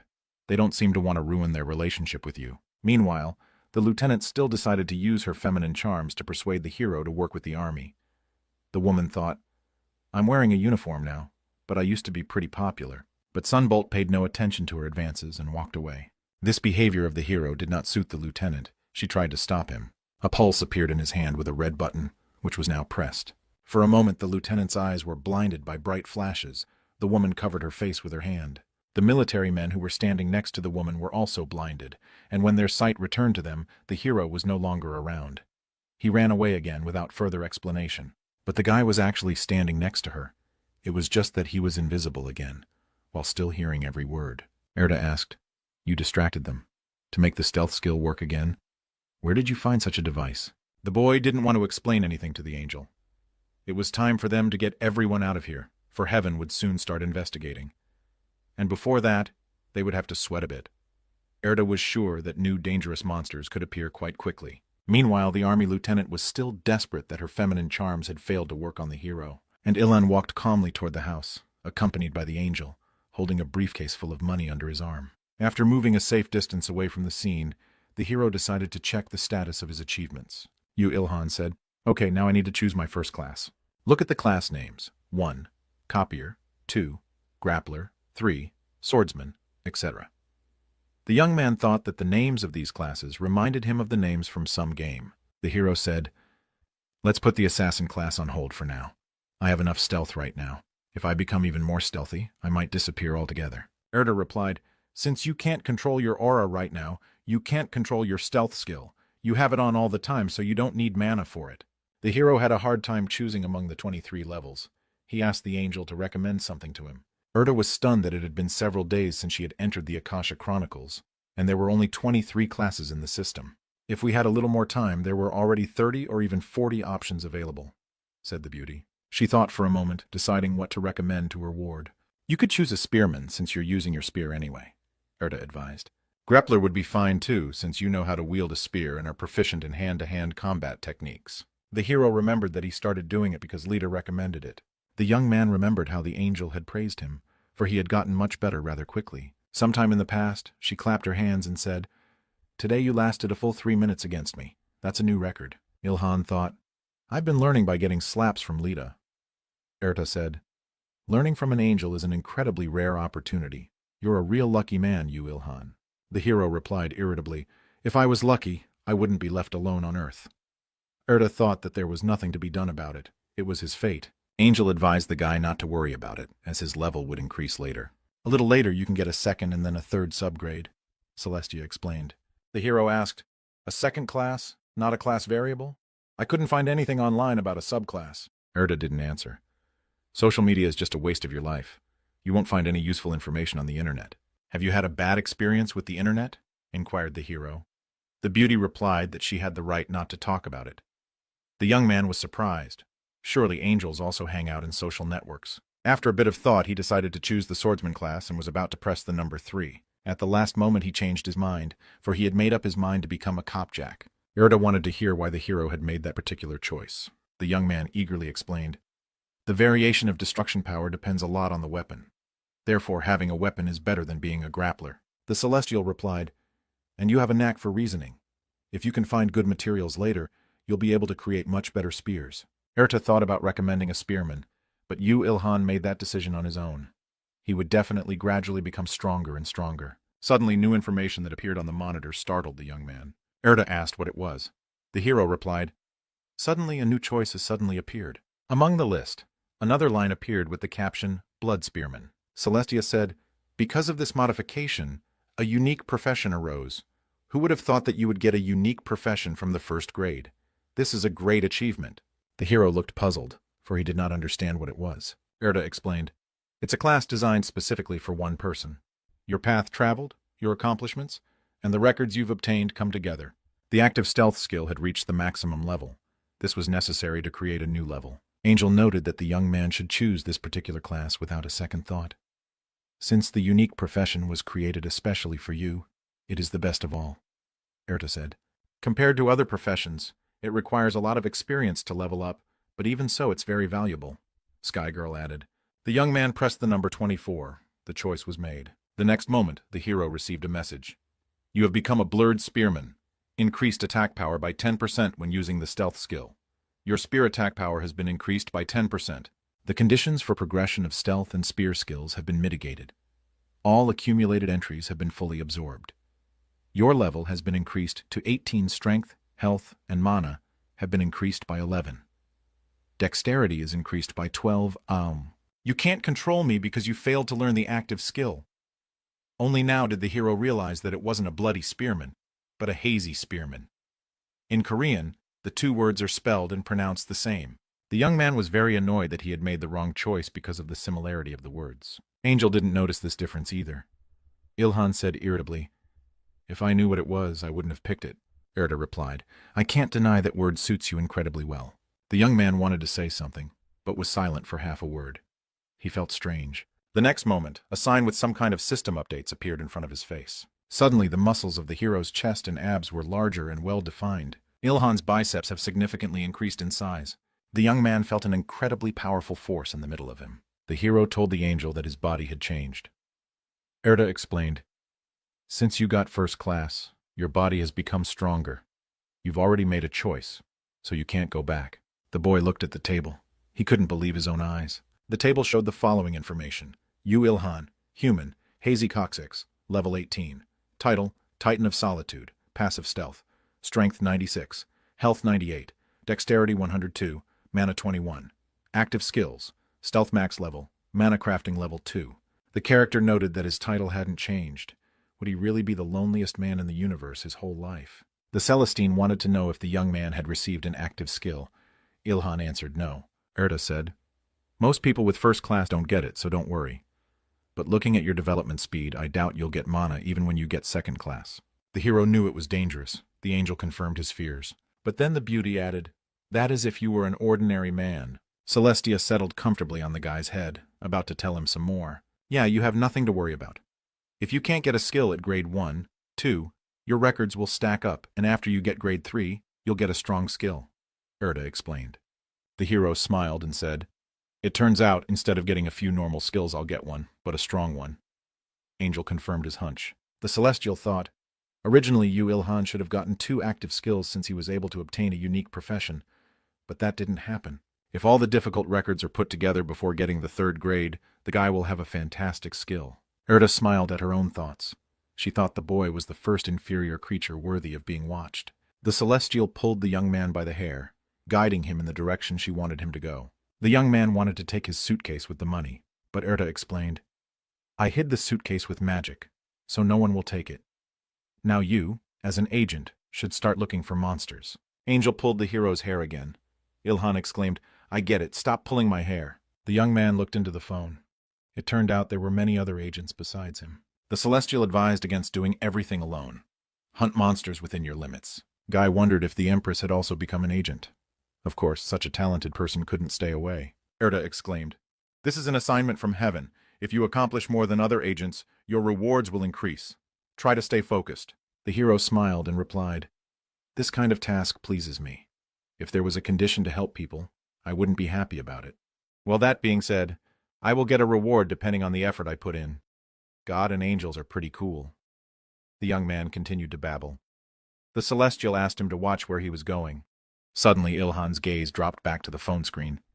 The expression on his face changed. He saw a post from a hunting information community. Someone said a tiger lives on Bukhan Mountain.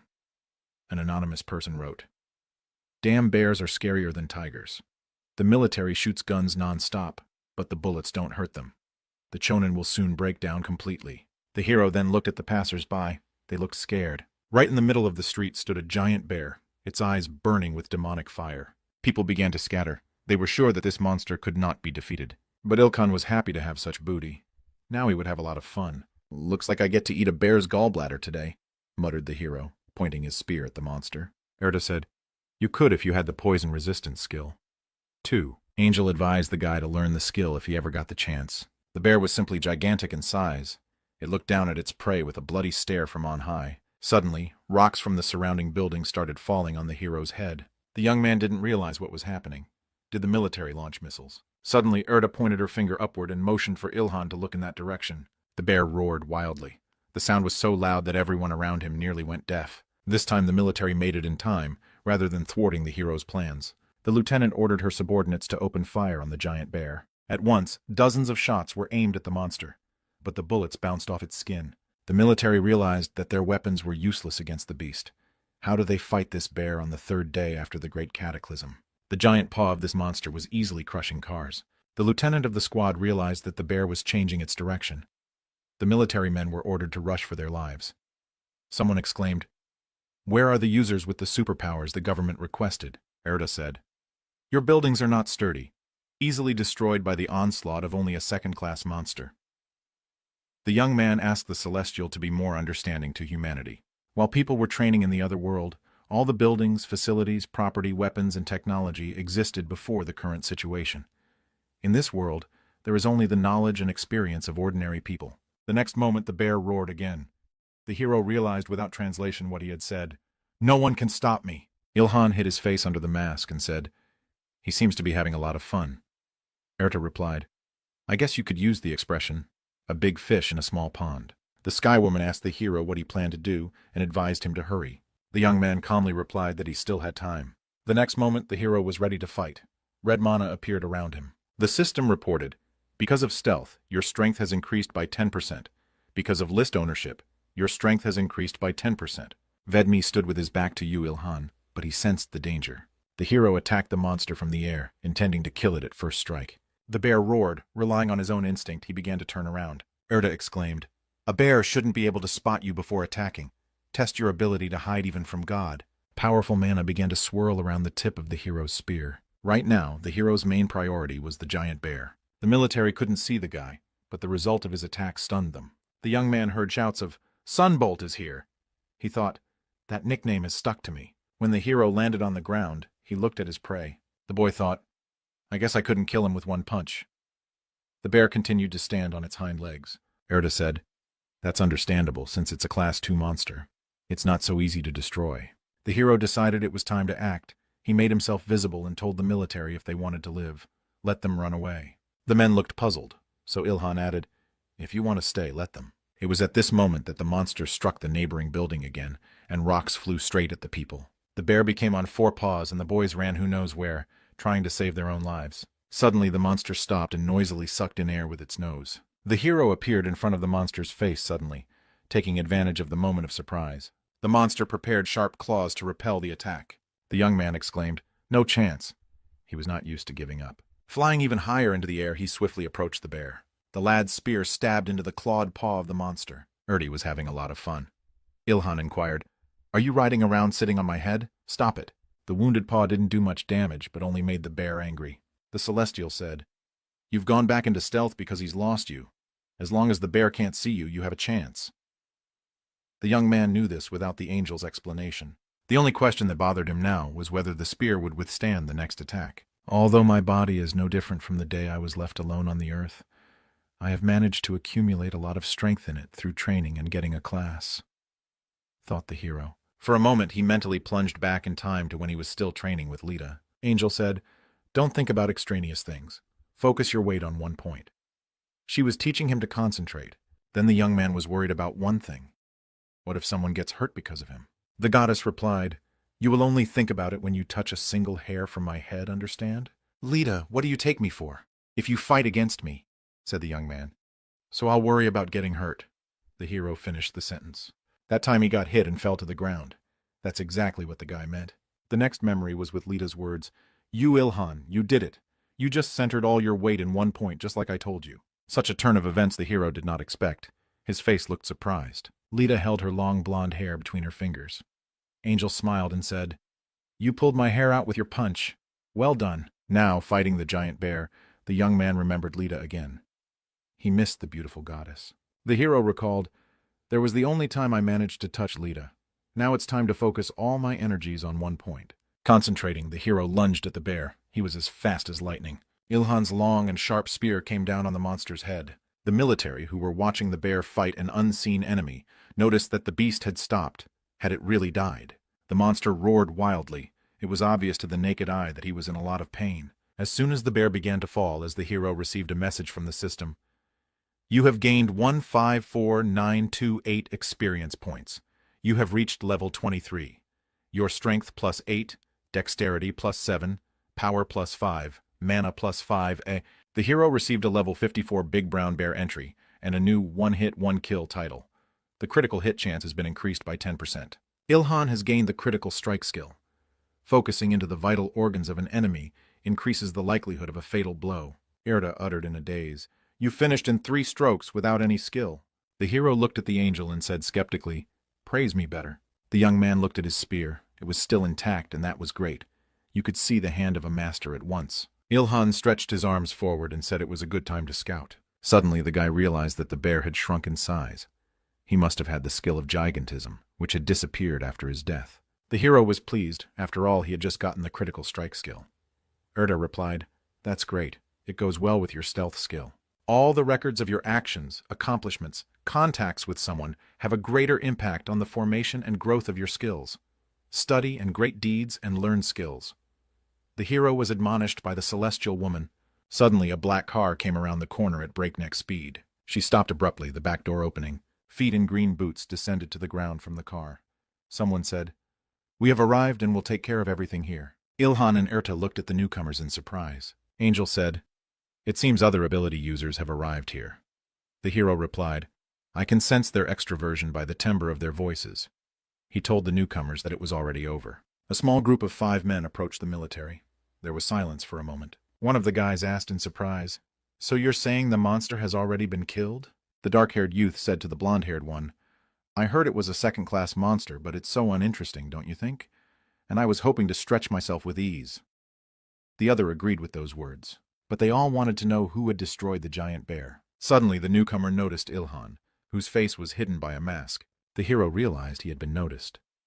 Erta said, "To be precise, that young man wasn't looking out for you, but for the body of the bear. And he only noticed you because you were nearby." But now Ilhan was seen by everyone else. They recognized the stranger as the famous Sunbolt. The dark-haired man muttered irritably, "So you're saying that this guy alone destroyed the bear? That simply can't be. How is this even real on the 3rd day of the Great Cataclysm?" Meanwhile, the other kids surrounded the hero. They were excited to meet him and wanted to know more about the masked guy. Ilhan didn't want to talk to them, so he kept silent. In his mind, he begged them to disappear. The basis of the introverted mind, the desire to limit the need to communicate with others. The dark-haired guy was infuriated by this behavior of the hero. He shouted angrily, "Answer when you are addressed!" The comrade put his hand on his shoulder to calm him down. One of the young men realized that the hero did not want to talk to them and offered to leave him alone, which further angered his comrade. There was one girl among all these guys. She said, "It's even cool Kuma. He's like Samurai Gourmet, a character from a manga, a lone traveler traveling around Japan and trying different dishes." Her comrade said the girl has specific interests. The head of their squad said to the military man, "There doesn't seem to be any more work for us here. Do you need any more help?" The uniformed man replied that other areas could use some help. Ilhan heard all this and thought, "He's talking freely with the people he just met. He must have an active social life. I knew he was an extrovert." The hero imagined him, unseen, approaching and offering help. He would have failed already at the first stage. Suddenly, the young man heard footsteps and realized that someone newly arrived was approaching him. The head of their team said, "Sungbolt, it's a pleasure to meet you. My name is Do Jun." The young man extended his hand to Ilhan to say hello, but the hero was confused. He was not used to such communication with strangers. When I saw how you destroyed that bear, I realized that you would have bested me back during the first mission, Du Wujun said. But I'll definitely catch up with you soon. I recommend you memorize my name, advised the cocky guy. The hero asked his new acquaintance, "And what are you going to do after you overtake me?" Du Wujun did not expect such a question right now, and he fell silent, not knowing what to say. After thinking for a bit, he finally said, "In a world where strength is denoted by level, it's easy to distinguish the strongest." The overconfident lad believed that one day he would be higher than everyone else on the score sheet. Now it was Yul Han's turn to not find something to answer this insolent man. The hero thought to himself, "What a pathetic reason. This puffed-up turkey wants to become something like the main character of the Sennin Manhwa." A little later, Ilhan asked his new acquaintance, "Why do you need an adversary? You can't get better unless there's another person to compare yourself to? What do you want to accomplish by setting a goal to break another person? You lack aspiration. If you want to develop your abilities, just focus on working alone with yourself." The hero seemed to burst out, "It could be self-training at home, or training with a punching bag, or anything else. Why do you want to get another person involved? If you want to overcome something, you have to overcome yourself first. You couldn't do it and thought it would be better to compare yourself to others?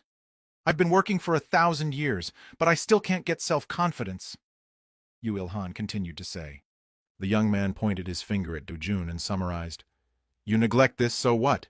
You say you'll get stronger? That's ridiculous." It turned out that the hero had actually said all this only in his own imagination.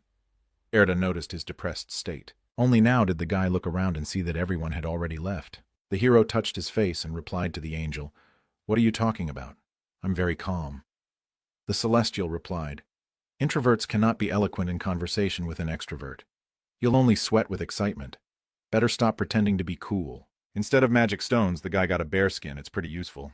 Even bullets don't take it. Suddenly, the hero was approached by one of the military men. The man called the boy Mr. Sungbolt. Before even hearing the question, the hero immediately replied, "I won't sell." But it turned out that the representative of the army had a completely different proposal in mind. He began to explain something quickly, while gesturing vigorously with his hands. "And now, if you install the program I told you about, you'll be able to track the location of the monsters that appeared on the city map. It will be very helpful in hunting." The military man finished his sentence.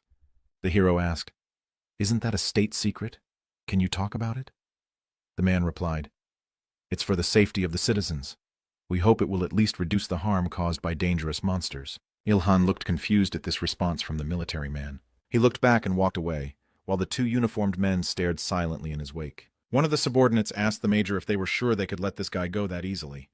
They'd better get him to cooperate, using any means of coercion. But the elder responded, "Balboa, do you really think that an ability user who destroyed a Class 2 monster in 3 strikes would obey our orders? I saw how in another world, an outstanding ability user alone ruled his nation, and how one monster completely destroyed that country. He will grow even stronger from here. If we try to limit his will, it will only turn out to be a complete failure." The major added, "This world no longer obeys the previous rules. It's now a world where both the government and the army can collapse just because of one man. Therefore, there is no need to control a large force. It will be more reasonable to exist peacefully, benefiting each other." The major's subordinate was stunned by the commander's monologue. The soldier said, "You just looked incredibly smart." The major irritably replied, "Fool, I don't look smart, I am. I got my college education in Seoul." Erta said to Ilhan, "This military man is really smart. He will live a long life." The hero replied, "I don't know. I think he really overestimates me." Angel thought the young man was underestimating himself. The Celestial thought, if the army forced Yu Il-han to cooperate with him against his will, then he would wipe out an entire military unit just for not following their orders. Now the military has no control over Yu Il-han. That soldier quickly realized that and offered cooperation instead of coercion. He remained on good terms with him. It seems that Yu Il-han hasn't realized how strong and valuable he is yet, Erta thought confusedly. Meanwhile, the hero was looking at his phone screen. He exclaimed, "Erta, look, 3 monsters have appeared at the same time. What should I do?" The angel replied, "Why bother thinking about it? Let's destroy all 3 of them." Such a response from the Celestial only amused the young man. He didn't mind working up a sweat to take down a few monsters. Using the map on their phone, they quickly made their way to the first place where the monster had appeared. It was some kind of abandoned building.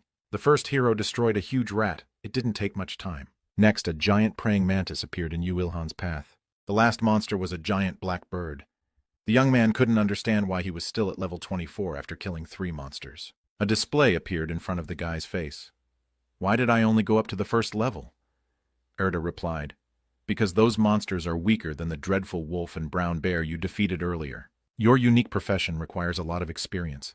If you were an ordinary person, you'd be at least level 30 right now. In what city can this blurry face be strong? Ilhan decided not to be discouraged, for he managed to find many valuable items, which he sold to an interested army. The guy couldn't believe his own happiness. He now had 1 billion in cash. It was like a fairy tale dream. He could do whatever he wanted with that kind of money. Maybe he should look into real estate. Erda disagreed. You shouldn't be so foolish with a lot of money. What would you do if you were tracked down? This kind of spending is just like shouting around that Sungbolt is you, Ilhan. So, just this once, as a special bonus, I will erase the memory of the people involved. That's exactly how it will end, the Sky Woman promised. The hero clapped his hands together. Angel magic is the best ever. Thank you. You've helped me a lot. The next morning came very quickly. The guy woke up in his own bed. Opening his eyes, Ilhan immediately activated the system to look at his vitals. He immediately received a message that said, "Communication with the other world has been restored. From now on, you can physically appear in the other world you were summoned to and perform tasks for appropriate rewards." At this suddenness, the young man's hands began to shake. The world I was called to. The hero had time to get upset. He decided that he would remain invisible again. The young man didn't want to be alone with himself again. He showed the monitor to Angel and irritably asked what it was. The monsters on Earth have gotten much stronger. It was necessary to come up with some way to deal with this problem. Celestia replied. Barely containing his own emotions, Ilhan inquired, "Have you decided to send people to another world where they can safely gain experience?" Erti's answer was in the affirmative. The hero couldn't hold back any longer. He shouted, "Then what about me? Other people go to another world. But what about me? The celestial woman put her hand out in front of her and said, "You've always been alone. So what's different now?" The hero clutched his head in despair. "But still, Mom will definitely be asking me why I don't go to the other world." "Answer her that there's nothing to learn there, so there's no point in you going there," the angel advised. Celestial added she feels very sorry regarding the guy's situation. "There's nothing I can do. I'm not the one choosing this fate for you," Erta added sadly. The young man calmed down a bit and replied, "That's right. I guess I can't go to another world after all." But suddenly, he heard these words. "It's not that impossible. If you become a supreme creature, you will have the opportunity to do it. If you Ilhan, become the highest creature, you will be able to enter not only another world, but even heaven. Then you'll be on the same level as us angels," Erta explained. The hero was shocked by such news because if he became a supreme creature, he would be able to see Lita again. The celestial thought irritably, "It's like they're lovers separated by distance." Hertha's mind was swarming with thoughts. She had a definite idea. Only now did she realize that she was playing the role of mediator between these two lovers. Earthy disliked it very much, for she herself had no object of affection. The celestial exclaimed, "Train even more concentratedly to become a supreme creature, and then you will be able to enter another world and meet your beloved again." The hero inquired, "How long will it take?" and got the answer that it should be less than 1,000 years. Ilhan breathed a sigh of relief. Such news pleased him. When the young man entered the kitchen to eat breakfast with his parents, he heard the breaking news. The TV presenter was telling us that martial law had been imposed all over the country today. Such news stunned the hero. His quiet struggle with the monsters was over. The young man's mother said, "Martial law has been declared not only in our country, but all over the world. It seems that because of the monsters, the world government had no other choice. All schools and businesses have closed, and meanwhile the army is planning to destroy all the monsters. People are forbidden to go outside." The young man thought as he sipped his morning tea. Even the government has admitted that it won't be possible to live like before. The hero decides it's a good time for him to talk to his parents. Ilhan asked his mom and dad to go to another world. They would be safe there. The woman decided to talk to her son, to explain to him that this was not the best way out. But her husband managed to beat her to it. "What's the point? I was there for 10 years, but I couldn't even make it to 2nd grade. The young man objected, "But the monsters will keep coming. We need to get stronger. At least it'll be safer than Earth for now." The father decided not to argue with his son. He replied, "I understand. If that's the way you feel, I'll leave. Don't give up trying to manage the property and practice faithfully." The mom, on the other hand, disagreed. The woman wasn't ready to let her son go just like that. "I think a little differently than your father. I'll be happy for you to try, but it pays not to overdo it." The hero tried to change the subject by saying that today's breakfast was delicious. Suddenly, his mother's words made the young man freeze in place. "It's you, the masked hunter." Ilhan was shocked at how his mom found out about it. How can a mother not recognize her own child? I was so surprised when I saw you on TV. I guessed at first sight that it was you, despite the mask and different clothes, the woman explained. Mama Penguin always knows where her penguin baby is. Only now the youngster realized what a unique skill his mother had. The young man couldn't contain his emotions. He shared with the woman that she was ignored by the world. The woman said, I don't know how you became so strong, but I'm very worried about you. Be careful, we always make the right decisions. I think you realize how scary monsters are? The hero did not have time to answer, but his mother added that people are much scarier than monsters. It should not be forgotten that there are much more evil people, so you should beware of them. Ilhan smiled. He was glad to have this conversation with his mom. The woman said, I am pleased that you have such a good appetite this morning. I have to go now. Don't do any dangerous things. The boy waved to his mom and told her to take care. As the woman disappeared into another dimension, the hero looked around the empty kitchen. His eyes stopped at the sink full of dirty dishes. He remembered that Lita had always done the dishes before. The boy put on rubber gloves and took up the dirty plates himself. He thought, my parents went to another world to gain experience. Although I can't go after them, I have other things to do. Suddenly the hero's thoughts were interrupted by Erta. I'm going to heaven for a while to pick up the reward for the task. The young man asked the angel to grab some ice cream on the way back. The celestial flew away, surprised by her ward's request.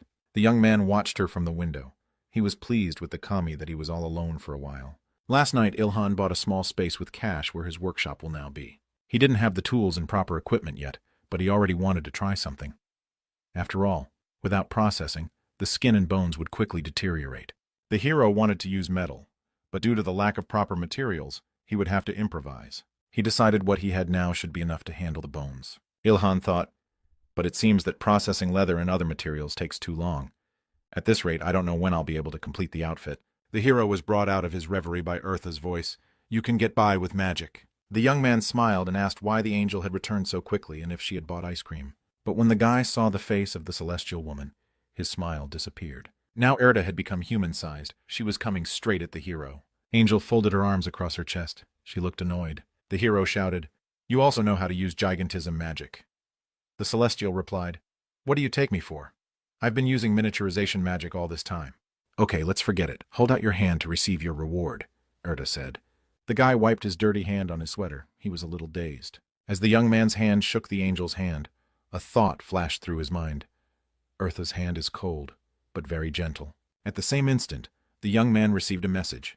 The task 001 that the heavens had given was completed. All of the hero's characteristics were increased by 1. He was the best at completing the task and received an additional reward. The name of this bonus is Eternal Flame. The guy wanted an explanation from the angel what it was. Erta smiled slyly and remained silent. She decided to pull a pause, and the next moment she pointed with her hand where the hero should look. The young man exclaimed, When that fire broke out in the fireplace, I didn't light it. The angel explained, The eternal flame, it is a living flame that never dies out and is constantly growing. It is the precious flame of heaven. The young man rejoiced. A flame that never dies out, that's just what he needs, Erta replied. I knew it, especially Lita emphasized it. Celestia remembered how her friend had begged her to bring down a bunch of gifts for Ilhan. She had replied at the time, It's too much. What am I to you, a loader? In heaven, Leda worries too much about you, Erta muttered. The boy was amazed that Leda had actually sent all of this. Meanwhile, an annoyed Erta was very jealous of the two of them. She even muttered that couples should go to hell. Meanwhile, the young man paid no attention to her. He was looking at the gifts from heaven and thinking, Leda really understands what he needs. Earthy was hurt to hear about it, but she decided not to broach the subject. I also have good news for you. Heaven has given you a second assignment since you can't move to another world, the celestial woman informed. Angel finally revealed the secret of this assignment. From now on, you must create dungeons on Earth. The young man was silent. He was dumbfounded by this suggestion. There were more questions than answers in my mind. Create a dungeon? Who? Me? Why? How? Finally, Ilhan was able to utter, Yeah, dungeon sounds fun, but I'm sorry, I don't think I can do it. But I know how to make ramen. Will you have some? These words from the hero only made the angel angrier. Erta held up a finger and said, This is an order from heaven. You have been given a task. You are to help create dungeons. The young man thought for a moment, trying to decide on which side to approach this task. The next moment the hero shouted, It's not for me, it's for you. Stop deceiving me. The celestial woman replied, Since it is for the earth, it means it is for you too. The heavens told me to wait only 10 years, but in the end, those 10 years stretched into 1,000 years. They said that at the beginning of the great cataclysm, the monsters would be weak, but that also turned out to be a lie. And afterward, they claimed that the monsters in the dungeons should help me grow, but they were useless. What was even going according to plan? The hero didn't control himself with rage. The young man didn't understand the point of making him believe their words. Erda decided she could explain something. When God stopped time on Earth, this situation affected all living things. Animals, birds, and fish were able to develop immunity against this power. Eventually, the dungeons began to work differently than they should. The hero still did not calm down. He exclaimed angrily, "That's your entire explanation for what happened here?" Erda was beginning to lose her angelic patience. The boy wondered why she was so sure about this. For thousands of years, you have been perfecting your skills. Especially your blacksmithing abilities have reached a divine level. The only being besides us who can build a dungeon is you. Ilhan didn't want to believe it was even possible. He didn't want any part of it. But suddenly it came to him. Erda had just praised him a lot. The hero decided that this behavior of his was rather suspicious. "You just said that to put a huge amount of work on my shoulders." The guy accused the angel of being devious. The Celestine replied, "It's a win-win for both us and you.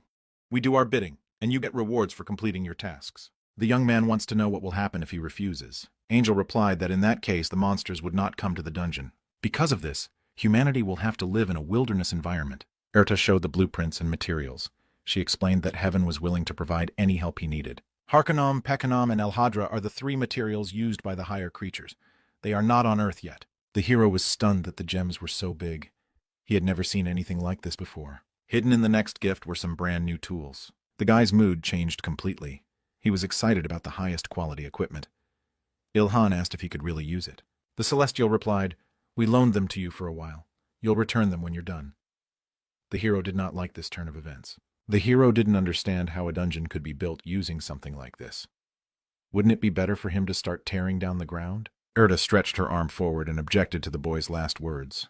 "The only thing you'll have to do is create magical tools to attract the attention of monsters. This changes the nearby terrain and creates a dungeon," Celestia explained. "Based on this blueprint, you should perfect a destructive trap," Erda added. Angel understood that this was not light labor. After being silent for a bit longer, the hero finally said, "Already looking at it, I can tell it's going to be very difficult." The next moment the young man smiled and added to the calm that they had better get busy preparing the reward. Erta said, "You, Ilhan, I will prepare such a reward that will blow your mind." The hero decided not to postpone the matter in a long box and immediately began the task. The first magic stone that Erta presented to him flew into the fire. "With a little power of the eternal flame, you can put magic stones in it," sounded in the guy's head. The guy took the next jewel with his special claws and held it up to the fire. In the next moment, something incredible happened. The right reaction occurred. Having heated up the stones, the hero took them out and started working with a sledgehammer.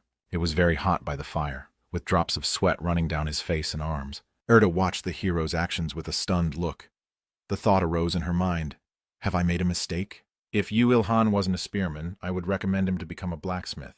This young man is skilled at creating weapons that can challenge even God." A little later, a relieved exhalation from the guy was heard.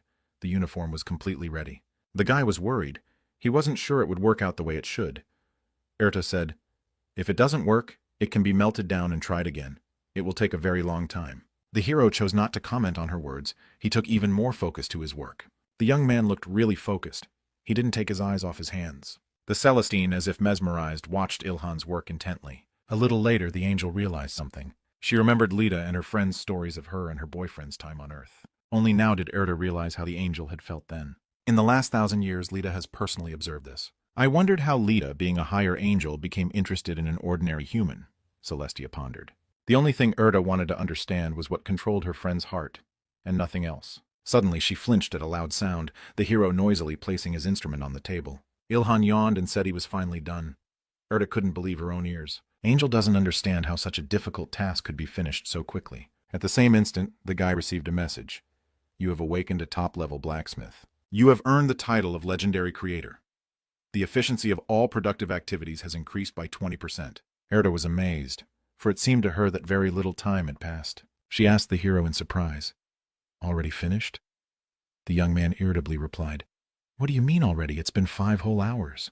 The Celestial thought, "Have I lost track of time and watched him work for 5 hours straight? But really, for this kind of work, that time is fast. Did he really do everything exactly according to the blueprint? Ilhan threw his choice right into the angel's hands, let her check it out for herself. The beauty was spinning the little cube in her hands. It was unrivaled. She shifted her gaze to the guy, still not fully believing her own eyes. Erda thought the man could not have done such a thing, though she herself had watched him work. Blushing and turning away, the angel replied, "It meets certain standards." The celestial's rather dry words pleased the boy anyway. After a bit of silence, Erda said, "It's time to use the craft mana. Yes, I'll get the other angels to help. Wait a bit." The hero had already managed to betray, for he had hoped that the mentor would call Lita. But she disappointed him. Some more time passed. Erda again excommunicated herself to the sky, and when she returned, there was a magical glow overhead. Ilhan assumed it was a fluorescent light above the angel's head that he had seen in his youth. Celestia said irritably that it was an angel's halo. It looked like a hoop, glowing with a gentle golden glow. When Erta found herself in the sky, her co-workers couldn't believe her story was true. How could a human being create a destructive trap? The young man finished faster than one would expect. The smell doesn't smell like heaven at all. It was definitely made by a person on Earth. The hero thought, angels are all so beautiful. I didn't notice it when Erta was small in size. But now that she's as tall as a human, I can see how beautiful she is. The celestial clapped her hands and motioned for the boy to speed up. They don't have any time at all. They need to get to the craft mana as soon as possible. You, Ilhan, you just need to focus on wanting to complete the destructive trap. The other angels, who had come down to Earth with Erta this time, were going to do the rest on their own. All three of them, they touched the hero. Real magic began to happen. A powerful magical golden energy emerged from this interaction. Suddenly the hero screamed. The young man felt a force pressing down on him. It was an incredible pressure, as if mana was pressing down on him from all sides. Only now did the boy realize the power of the higher powers. One of the angels smiled and asked, "Can't take it?" But Ilhan was confident that he would pull through. He forced himself to focus on the devastating trap he'd made. That it attracts monsters, beckons them, so that the monsters go in and can't come out again. It is the most magical thing for animals that have survived thousands of years of loneliness. Suddenly the young man opened his eyes. It occurred to him, we must find a way to soothe the loneliness of these unfortunates. The pressure of the angels on the hero's body continued, but he was already much easier to bear this divine energy. One of the angels thought, he is strong for an inferior being. Usually people faint when they meet an angel.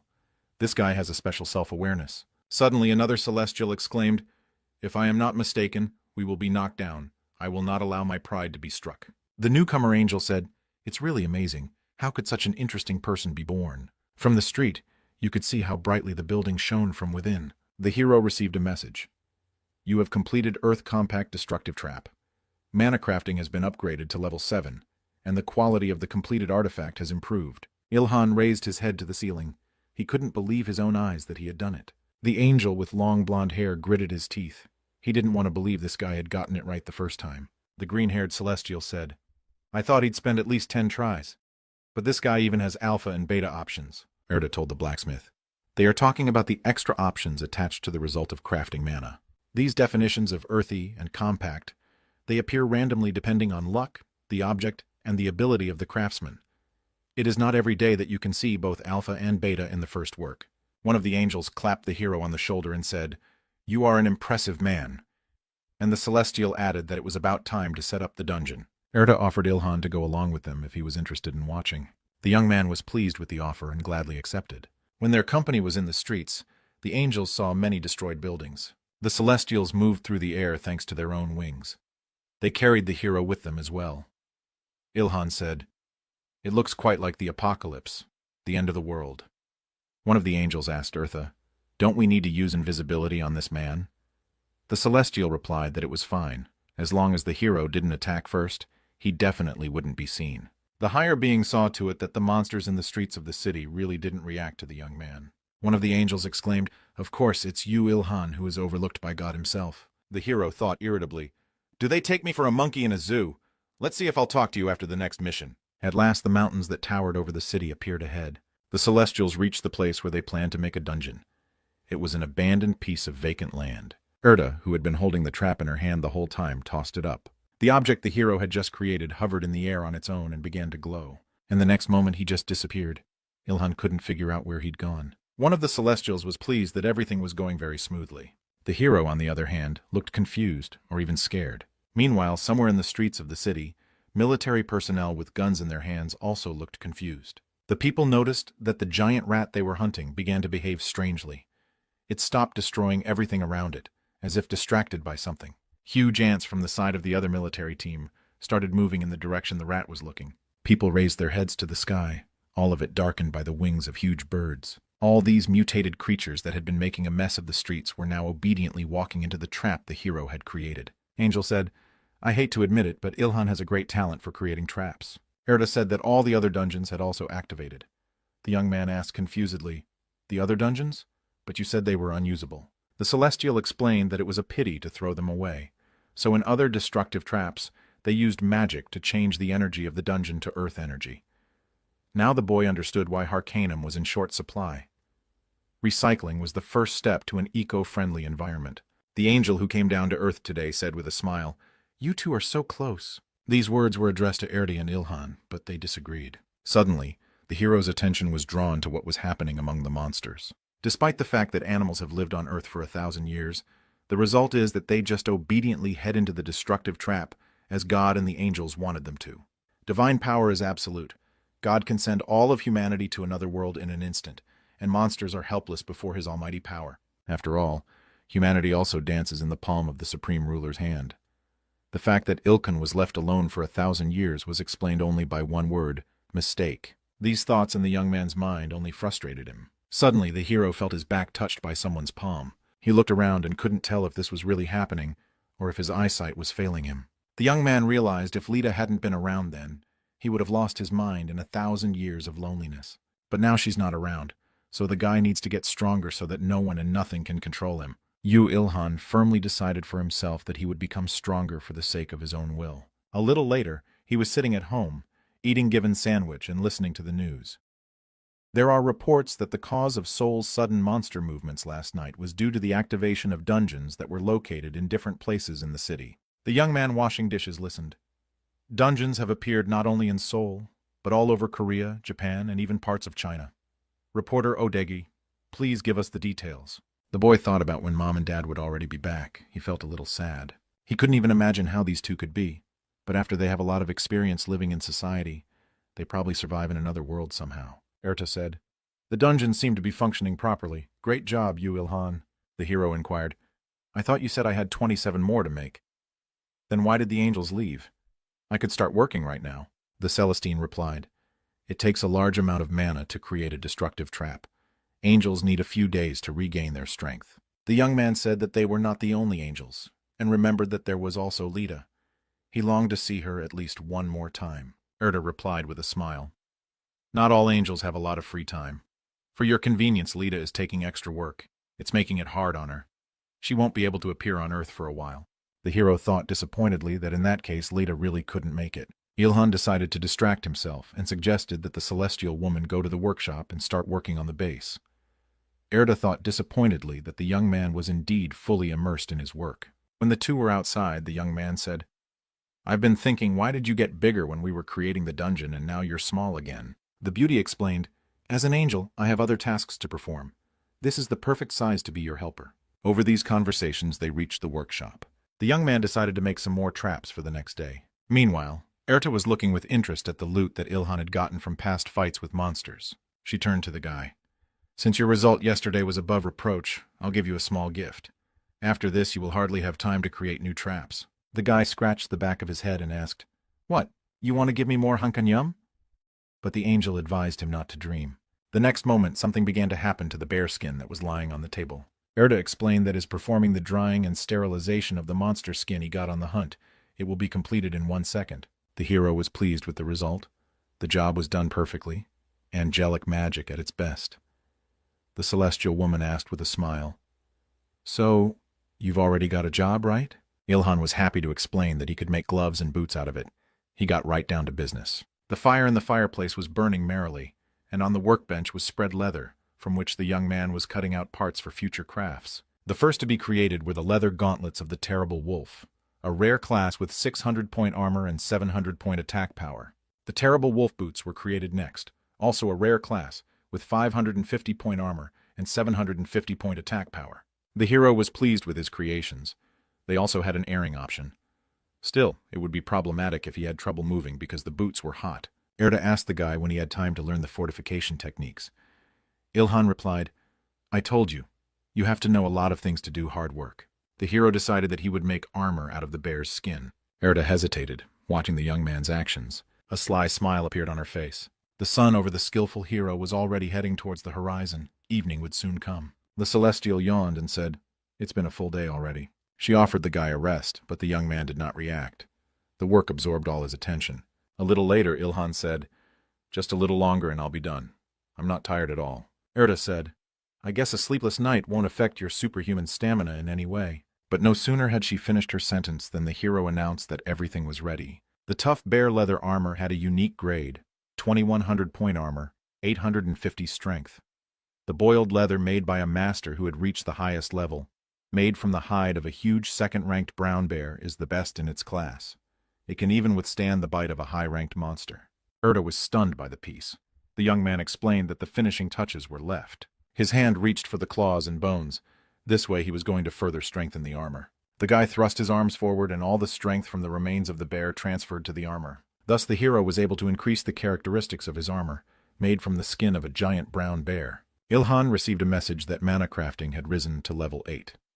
The young man told the angel that this armor had hidden functions.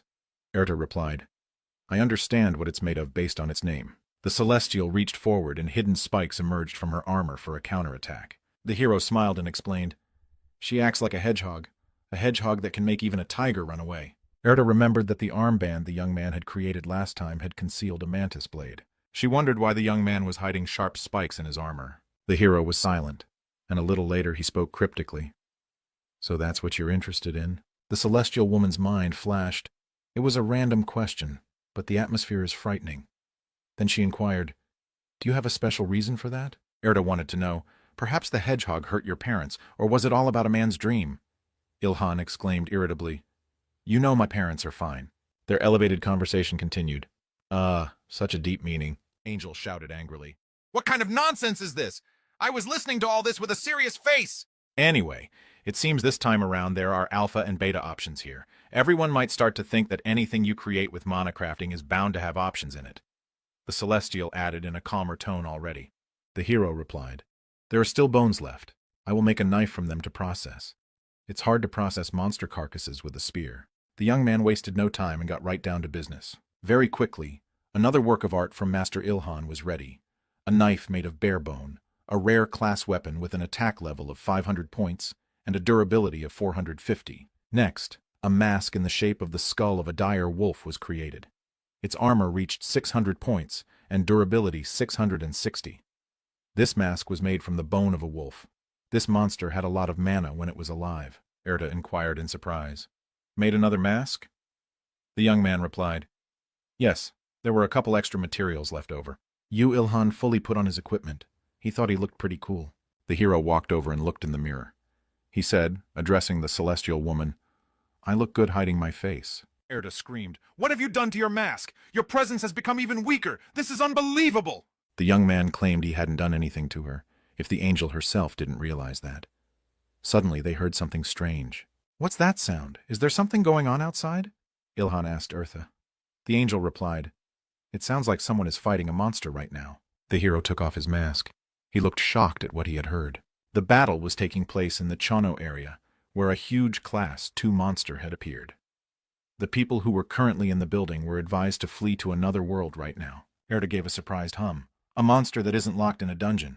Ilhan exclaimed, Oh no, please be weaker than a huge brown bear. Angel asked the hero, You're not afraid to fight now, are you? It's not like you. The young man replied that it wasn't that. If he's stronger than that bear, I'll have to skin him and make new armor. The process of processing a monster's body scares me more than a fight. Ilhan explained. The hero pulled out his old spear and examined it closely. He explained to the Celestial that the weapon needed to be repaired before rushing into battle with it. The deadly sharp steel spear had a unique class with an attack power of 1100 points and a durability of 715. The option it possessed was an increased critical strike probability of 20%. It was a true miracle that the guy had created without using mana. The guy was satisfied. He had just fixed his spear, and his attack power had already increased by 300 points. Ilhan wanted to refine something else, but Erta was against it. It was time to go hunting. The hero took a deep exhale. for the angel was sometimes like a pain in the ass. When they went out into the courtyard, they saw the considerable destruction the city had suffered. Ordinary passers-by ran in the other direction away from the danger. Only Ilhan was heading straight to meet the monster. Erda, who was constantly by the hero's side, pointed him in the right direction. Subsequently, the young man saw the creature that was terrorizing the town. It was a huge leopard with red eyes. He growled wildly, trying to reach for the military helicopter. The soldiers shouted to each other. Not even an anti-tank missile worked. The head of the law ordered, "Those with second grades, go out and plug him with knives." If the military does nothing, the Blue House, the official residence of South Korea's president, will come under attack. Watching the actions of the military, Ilhan asked Erda, "Besides soldiers, those with second classes fight." A man who had a second class said, "In the other world, we can safely gain experience points. But fighting a strong opponent here on Earth, it's too much." The giant leopard's paw descended to the ground, wiping out a dozen people in one fell swoop. Even fighters with second-class fighters can't easily overcome a second-class monster. Ilhan thought they were not wrong. But things are somewhat different for him. "Even though people can go to another world, the Earth is where I live. So everything will lose meaning if it is destroyed," said the boy. The hero didn't plan to risk his life for others. Still, he decided not to be too emphatic. "If I have to try a little harder to save others, I'll do it," brought to the hero's mind. Ilhan moved with such speed that the human eye could barely notice it. The giant leopard continued to rampage and crush everything in its path. Erta reported, "This monster is definitely stronger than a huge brown bear." At that moment, the military fired a tank at the monster. They managed to hit the leopard with the first shot. The soldiers shouted, "Great! We got him! If we hit him in the face, we'll definitely hurt him!" But the next moment, when the powder dust cleared, the men were in for an unpleasant surprise. The monster's head was intact. The military attack made the leopard very angry. The monster turned his head in the direction where the tank stood. Another moment and the giant cat's paw came down on the tank, preventing it from moving. The leopard lifted the tank and opened its giant maw full of bones. For a moment, the monster froze, scrutinizing its prey. The tank fit in its paw. At this moment, Ilhan pushed off the ground and flew into the air, rapidly approaching the leopard. "I have never been more grateful than now for the inconspicuousness of my presence," ran through the hero's mind. The leopard's eye was very close. Just a moment more, and Ilhan's spear would hit its target. The creature screamed wildly in pain. Blood spurted from the attacked eye, and the leopard released the tank from its paw. The system rated the hero's hit as critical. People immediately recognized their hero. A whisper was heard in the crowd. "Sunbolt! He has not gone to the next world. We are saved." The tank released by the leopard's paw began to fall to the ground.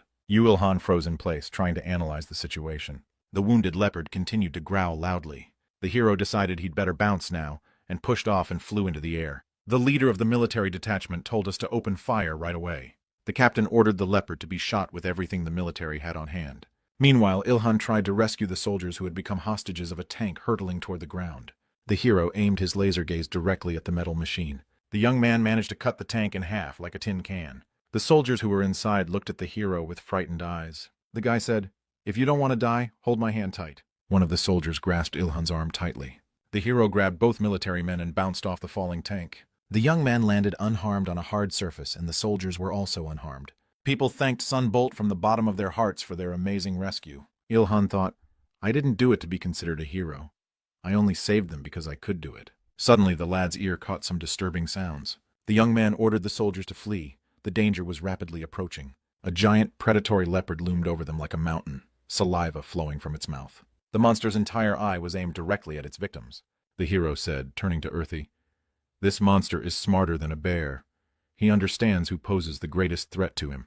The Celestine asked Ilhan to be very careful. She added, "The leopard has spotted you. Your stealth ability has stopped working." The hero replied to the angel with a smile, "Don't worry. This is an enemy I can defeat even if I fight directly." The creature was fast approaching. Not only Ilhan was threatened, but everyone else here as well. The commander of the military operation shouted, "This is our chance, attack!" A bunch of different bullets were fired at the leopard at the same time. "The monster is focused on Sunbolt. Now is the perfect opportunity to attack. Everyone use magic. Try to hit the leopard's eyes," shouted one of the heroes. Suddenly, a bolt of lightning appeared in the sky and hit the monster directly. The leopard was again attacked right in the eye. It roared wildly in pain. People looked up and saw a helicopter in the sky. Inside sat a girl with lightning discharges visible around her. The crowd murmured, "Did this girl really summon lightning? It's the Empress! The Empress is here!" The girl was very beautiful, her looks impressing all the men she saw. The leopard continued to roar. The military did not stop their attack. The monster quickly came to its senses and lunged straight at Ilhan. The hero didn't back down, he was waiting for this attack. A leopard's paw with sharp claws was rapidly approaching Ilhan. The young man managed to bounce away, so he managed not to get hurt. The predator's one eye had yet to recover from the hero's attack. The guy decided to hit the same spot again to deprive the monster of his sight. The crowd watched Sunbolt's actions uninterruptedly. The Empress heard people saying, "What will we do if Songbolt dies?" Supergirl didn't take her eyes off the leopard. She tried to make out Ilhan's silhouette. Suddenly, onlookers from the crowd shouted, pointing their fingers in that direction. On the asphalt, right under the leopard's feet, blood flowed down. A whole puddle had already formed there. At first glance, it might have looked like a giant hedgehog sticking out of the monster's head. But it was actually a hero who took advantage of the power of his armor. Ilhan said to Erti, "Look, I think my money has paid off, don't you agree?" The Celestial was silent for a moment, and then replied cryptically, "I have something I want to tell you." "You look awful, unbelievably awful," expressed her opinion to the angel. The hero replied, "Under the circumstances, looks don't matter. The important thing is that the outfit does its job." "So you're okay with Lita seeing you in this guise?" Erta slyly inquired. Ilhan exclaimed, "No, never." At this moment, the leopard roared loudly and rose up on its hind legs. The monster was moving too intensely. Eartha, who was sitting on the hero's head, began to vomit. Ilhan exclaimed as the monster tore forward, "I should have learned rock climbing." The leopard was really smart. To get rid of the hero, he decided to smash his head through a building. The needles on the hero's armor disappeared. He managed to bounce back in time. But that wasn't all. The hero did a somersault in the air and attacked the monster again. This time, sharp spikes appeared on the soles of his shoes. All the while, the young man did not let his super spear out of his hands. It was the turn of the critical strike, which Ilhan took advantage of. The hero's critical strike skill has reached level 2. The military, who were closely monitoring the situation, saw that the leopard had slowed down and opened fire to kill it. People shouted, encouraging the soldiers, "Keep firing! Faster, faster, charge!" For a Class 2 monster, attacks from people who only have Class 1 have no effect. But there was blood on the leopard's paw from the cuts the humans had inflicted on it. "Sometimes even an army of ants can overpower an elephant," Ilhan said, turning to Erti. "This demonstrates the importance of strategy." The Celestial advised the guy to finish sooner rather than later. He asked, "Why?" "I think they can take care of everything else." But the angel saw more than the human. Erta explained, "This leopard is on the verge of getting a 3rd class." The next moment, something resembling red tentacles emerged from the resulting wound on the monster's head. The hero exclaimed in disgust, "What kind of demoness is this?" Erta explained, "The monster's upper body has begun to mutate. Evolution is happening too fast." Ilhan shouted out, "I'm not the best at this. Bring an elven archer or a princess knight." The Celestial replied irritably, "Do you realize that this is no time for jokes? I hope you realize that I won't be able to save you if you die here." The hero replied, "I thought jokes would at least help me not die." But of himself, the guy thought to himself, "He hasn't fully turned into a 3rd-class monster yet. I need to deal with him while I have the chance." Before the young man could even finish his thoughts, a bolt of lightning from the sky struck the monster. The electrical discharge was able to destroy some of the tentacles. Ilhan looked up and saw the helicopter the Empress was sitting in. Beauty exclaimed, "I can't kill him. The difference in levels is too great." The guy thought, "What the hell, it keeps regenerating. I need to deal enough damage to the monster so that the monster stops regenerating." The Empress exclaimed, turning to Ilhan, "I can strengthen you with magic. But after that I won't have any manam left." "Are you sure you can kill this leopard?" Beauty asked. The young man exclaimed impatiently, "Just send me away already." The girl replied, "Then I'm counting on you." The next moment the Empress jumped off the wing of the helicopter and flew to the ground. For a moment Ilhan seemed numb. He was amazed at the brave girl's act. When the beauty was right in front of him, the hero shrieked and fell silent. The Empress said, "I need to make physical contact. It will take all my mana, and after that, I won't be able to help you anymore." Holding a pause, the girl added, "My life will be in your hands." The hero was confused. "What do you mean her life will be in my hands? You shouldn't be so gullible." The Empress stretched her hand forward and said, "It's time to begin." At the same instant, the hero received a message from the system. "The spirit of thunder has taken over your body. Attack power, movement speed, and critical hit probability increased by 50% for 30 seconds. Thunder is empowered during each attack. After the enhancement ends, the effectiveness of all abilities will be reduced by half for 3 minutes." Next message from the system. Erda said, "That's remarkable for a human. You were able to withstand that much mana. To both attack and have reinforcement while only possessing a 1st class." Ilhan made the decision to act this very minute. There was no time to lose. With a war cry, the hero attacked the leopard, thrusting his spear into it. The Empress shouted, "If we don't kill it, The military will launch missiles. And if it comes to that, we won't be able to contain the damage the monster will do to buildings and people. The hero's mind flashed. I can't let this happen after all, my workshop is nearby. It was time to use the critical strike skill that had been strengthened with Empress magic. Yu Ilhan repeated the blow, blood splattered in all directions. In the same second, the system reported that the hero had gained 784,983 experience points and reached level 28. His strength, agility, health, and tamana increased by 5%. The last message was the best. You have received a recording of a level 87 giant leopard. Erda praised the young man. Well done, Ilhan. It's great that you managed to finish off the monster before it got level 3. The Empress asked, shocked, Is this leopard surely dead? The hero replied, Yes, for sure. Didn't you get the experience? The girl said confusedly, I wasn't on the same team as you. Such thoughts arose in the young man's mind. A team? Is there really such a system here? I've always gone alone, so I didn't even know about it. It's not my fault at all that I didn't know about it, thought the hero. Erda, who could read minds, mouthed, Yeah, loners like that don't join a team. Forget about it. You don't need it. Message from the system. Reinforcement time has expired. The effectiveness of all abilities will be reduced by half for 3 minutes. It was at this point that the leopard began to fall, nearly dragging the hero down with it. It seemed like just a moment more, and the slain monster would crush the young man. Ilhan thanked Earthy for the advance warning. Otherwise, the leopard might indeed have crushed him. The Celestine replied, folding her arms across her chest. You barely won. It would have been a great disappointment if you had died crushed by the leopard's corpse. The crowd shouted in shock. You did it! You did it! The young man froze in place, stunned by the shouts of his supporters. The help from the Empress was impressive. Empress! The people chanted. Erta said, turning to Ilhan. You are being praised. Rejoice. Angel noticed the young man's stupor and asked, What's the matter? The enemy is finished. You have won. The hero looked so disappointed that he didn't have the strength to even answer. A moment later, mastering his own emotions, the hero cried out, I just now noticed that the leopard's skin is all tattered. I can't make a new leather armor out of that. Celestia was amazed that this was so important to the guy. Meanwhile, a conversation was going on between the military men. The leopard is dead. Because of this, it has been halved. How shall we divide the trophy? One of the soldiers replied, First, we have to break it into pieces. Let me try. The uniformed man had yet to plunge his dagger into the monster's skin when someone behind him asked him to wait. It was Ilhan.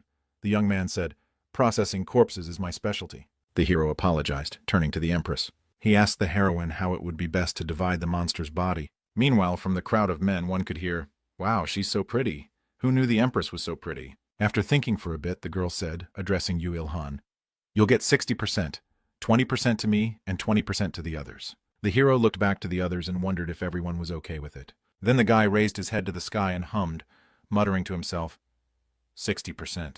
In the next instant, pushing off the ground, Songbolt slid onto the leopard's body. The young man decided not to hesitate and immediately thrust his hand into the monster's head wound. After a second, he pulled out a pink magic stone. Ilhan said, I knew there would be one here. Erda said, You should expect high quality from this stone, as the leopard has almost evolved to 3rd class. It's a magic stone! A 2nd-class magic stone! Empress said it could be counted for 60%. Hero clenched the stone in his fist and said, Then this will be the part that belongs to me, and divide the rest as you wish. A man in military uniform exclaimed, But it's a magic stone. It must be counted separately. Other people picked up on his thought. We also put our lives on the line in the struggle. We have also been wounded. We are against this distribution. Erda said, It was to be expected. Low creatures are completely hopeless. I was a fool to think everyone was like you. The hero thanked the Celestial for this praise. The woman sighed. At least you realized it was a compliment. Yu Ilhan said, addressing the crowd. Okay, if everyone is against it, we'll do it like this. Angel didn't understand what he was getting at. A man in military uniform said, Good decision. How lucky you are to be a well-mannered person who listens to the opinions of others. A young man who was standing nearby added, We should have done it sooner. Erda asked the hero, What are you going to do? Are you really going to give them the magic stone just like that? Yu Ilhan replied, It's not easy to convince people in a situation like this. At such a moment, the hero remembered his mom's words. The woman was saying, Son, remember, building relationships with words between people who want to outdo you is very difficult. So what's the use of words when you can use your strong fists? Mom added with a smile. The boy was still young at the time and thought his mom was incredibly cool. He said, turning to the angel, "Like a good son, I'll take my mom's advice." Ilhan said he was going to give away the magic stone, but he decided to do it in an unusual way, so he threw the magic artifact back into the leopard's body. The young man said, addressing the crowd, "Divide the spoils as you wish. Like you said, I'll get my share." The next moment, the hero jumped to the ground and added, "If I don't get my 60%. He paused. "No one leaves here in one piece," Sunbolt later threatened. The young man thrust his spear into the ground with all his might, which frightened the people even more. A whisper was heard in the crowd. Those present had time to regret their behavior. Even if they all united, they couldn't do anything to the hero. After a bit of consultation, one of the men said, addressing Ilhan, "Just take the magic stone." The military man added, "Do whatever you want." They couldn't see the hero's face, but he was pleased with the crowd's change of mood. The young man jumped onto the leopard's body again with the intention of searching for the magic stone. The next moment, he heard the voice of the Empress behind his back. "If you give me my share when processing, I'll give you 40% of it back. I'll give you more skin than bones." The hero decided not to argue, and immediately agreed to the girl's proposal. Time passed, and the leopard skin was folded into even posts. Ilkan thought that an auto would be needed to transport all this. The hero saw that the Empress was making a phone call somewhere. She must be calling for a car. She's either from a rich family or owns a successful business. If you think about it that way, the Empress flew here by helicopter. It's not a cheap pleasure. The military man asked Sunbolt pleadingly, "Can you process our fate as well?" This turn of events didn't really please Yu Ilhan, but his disappointed expression was hidden behind a mask. He saw the eyes of the crowd full of hope and realized that these men would not be up to such a difficult task. "Sunbolt, please save us. We need your help," the people begged pitifully. "We can't remove the skin on our own. Even if we try to do it, we'll only mess it up," the men said. And the military man added, "I also want to get the trophy and go to the next world as soon as possible," Erta said irritably. "Inferior creatures that they are.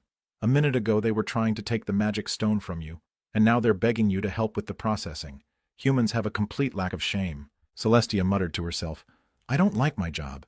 I guess I'll quit and move to the country." The hero heard everything and said to her back, "Yeah, and get Lita as your replacement." After the guy's words, Erta calmed her own feelings and decided to work some more. Yu Ilhan said, addressing the crowd, "For processing, I will take 50% from you." People were displeased with such a proposal. "What? Why take 40% from the Empress and 50% from us? This is discrimination. You want 50% just for processing fees?" The hero was not going to bargain with them. He replied, "If you don't want it, you don't have to." The men tearfully agreed to his offer. They watched the lad's labor intently, occasionally releasing a comment. "Look, divide it into equal parts. Why are you taking one share more? Just look at the size difference. Why are you talking to me on a first-name basis? How old are you? Where is the respect for your elders?" The men scolded unhappily. Ilhan thought tiredly, "It's time to go home." The young man had already taken a few steps away when suddenly someone asked him to wait. Sunbolt paused, waiting for an explanation. It was the Empress. The girl said, "Your stealth skill is astounding. I wouldn't have noticed you disappear if I wasn't focused on you."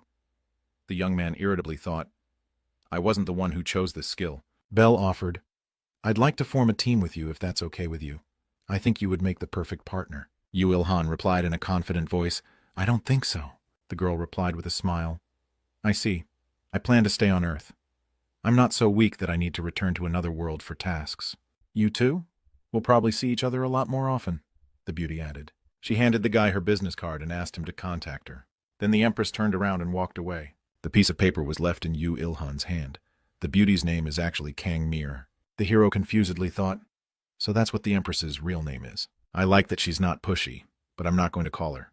But I'm not going to call her anyway." Sunbolt said to Earthy, "Let's go home. There's still a lot of work left to do." Leopard skin won't treat itself, so the hero has something to do this evening. Once in the workshop, the young man immediately set about making traps. Erta said, "The monster was already about to evolve to Class 3. What's wrong with Earth?" Ilhan advised her to ask God about it. The enraged Celestial screamed, "I can't come to a conclusion on my own." The hero calmly repeated his advice. "I told you, ask God." "Then you just kept quiet." "Why are you complaining now?" the boy inquired. Erta exclaimed, "I must maintain my reputation as a superior creature. How can I show my displeasure in front of a crowd of inferior creatures?" Ilhan replied, "Ah, all right. But you don't mind showing your displeasure in front of me?" The celestial woman asked, "Why are you so calm?" This is your world's problem. You don't realize what a huge problem it is to have a third-grade monster appear in a world where people with first-grade skills live. The balance of power right now is dominated by the monster's side. For the moment, humans are becoming stronger in the other world, performing the ordinary tasks that God has set before them. Angel revealed. But monsters evolve much faster. How can we adjust the balance? Ilhan asked. The hero replied, I'm not calm, but I don't accomplish anything by mere worrying, so I just do what I can. The young man asked the angel how things were in other countries. The celestial replied, Korea is the only country where monsters are on the verge of getting third class. Ilhan said, in that case, the destructive trap could be a problem. The expression on Eartha's face showed her stunned. She thought about the fact that the destructive trap might have strengthened the monsters. But that's impossible. Maybe that's what triggered it. Probably the monsters, feeling threatened, woke up and became aggressive, thought the celestial. Eartha said, in other worlds, monsters were shut down before they had time to suspect anything. For that reason, most of the monsters' evolution takes place in dungeons. Because of the endless interbreeding in the dungeons, there are more and more dangerous freaks that devour each other. Because of this, evolution in the dungeons is very slow, Angel explained. Ilhan said in shock, this is the real abode of demons. But if they aren't locked in dungeons, then they will evolve by eating humans instead of other monsters. Monsters don't fight each other often. That's why their growth is stunted in dungeons. Sunbolt said, so dungeons are necessary for humans. Erda replied, yes, that means you are of great benefit to humanity by creating trap dungeons. After hearing what he heard, the hero felt that he had to hurry and make as many destructive traps as possible. The hero sent another magic stone he received from Eartha to the fire. The celestial asked the young man, do you really like to create stuff? The young man replied that it's fun, that's why he does it. But there would be no point if that was the end of it. The reason I create things is to get new experiences, explained Sunbolt. This admission startled Eartha, for she had not thought of it before. Ilhan had to live in an unchanged world for 1,000 years. The young man was left all alone on Earth for a long time. Angel tried to imagine exactly how the guy might have felt alone with his own thoughts. Celestia thought, now I see why he's so eager to have a new experience. What was I just thinking? Did I really show sympathy for an inferior creature? Stunned, Erda thought. The young man noticed that the angel was acting strangely. Meanwhile, the celestial thought to herself that this feeling new to her wasn't such a bad thing. The next moment she said, Ilhan, get stronger. Then you can experience more things. Whenever and wherever you want. The young man replied that he knew it. Drops of sweat appeared on his face. He said as if to himself that he would definitely become even stronger. The hero worked diligently in his workshop all day. As night fell on the city, a light burned in the windows of the workshop. As darkness fell, the angels returned, having had time to recover their mana in the meantime. Finished with creating a variety of traps using mana crafting, the angels went to create a new dungeon. Ilhan's mind flashed. I don't know what country the dungeon will be created in, but hopefully no more dangerous monsters will appear on the streets of their city. Even if a Class 3 monster appears because of the destructive traps, it won't be your fault. Right now, you're on an important mission, Erta said encouragingly after reading the hero's thoughts. The boy gratefully replied, I know. Thanks for your concern. Angel was silent. She needed time to gather her thoughts. Ilhan went outside and stretched. He told the Sky Woman that he had managed to get tired. It's time for the hero to go home and get a good night's rest. Once in his own apartment, the young man immediately went to the bathtub to take a hot shower. The hero glanced in the mirror, his tiredness making his thoughts confused.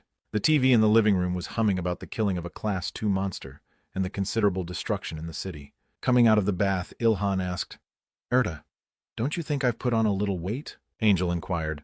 Just now realizing that? You grow every time you level up, so don't be surprised. The hero touched his face and said, I feel like I've gotten better looking too. What do you think? Erda replied irritably.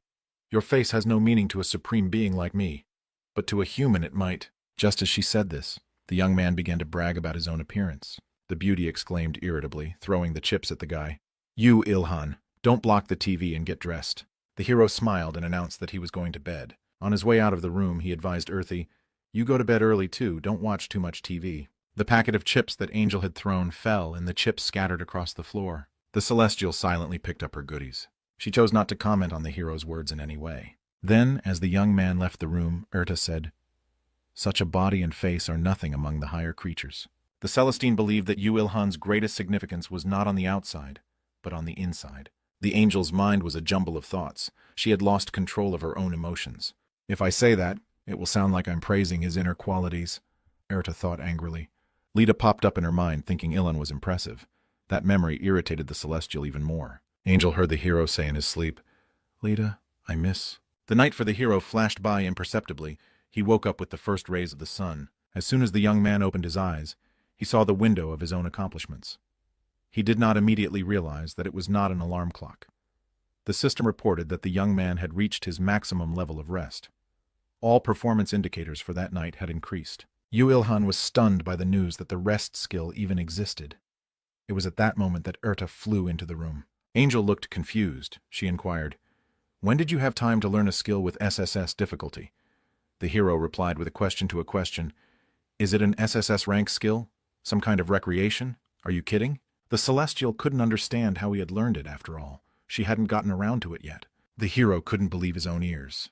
Is Erta really talking seriously, and this skill is really incredible? Every night for the past 100 years, Ilhan has tried to find a way to sleep in the greatest comfort. Angel was stunned that the young man was studying sleep patterns with such persistence.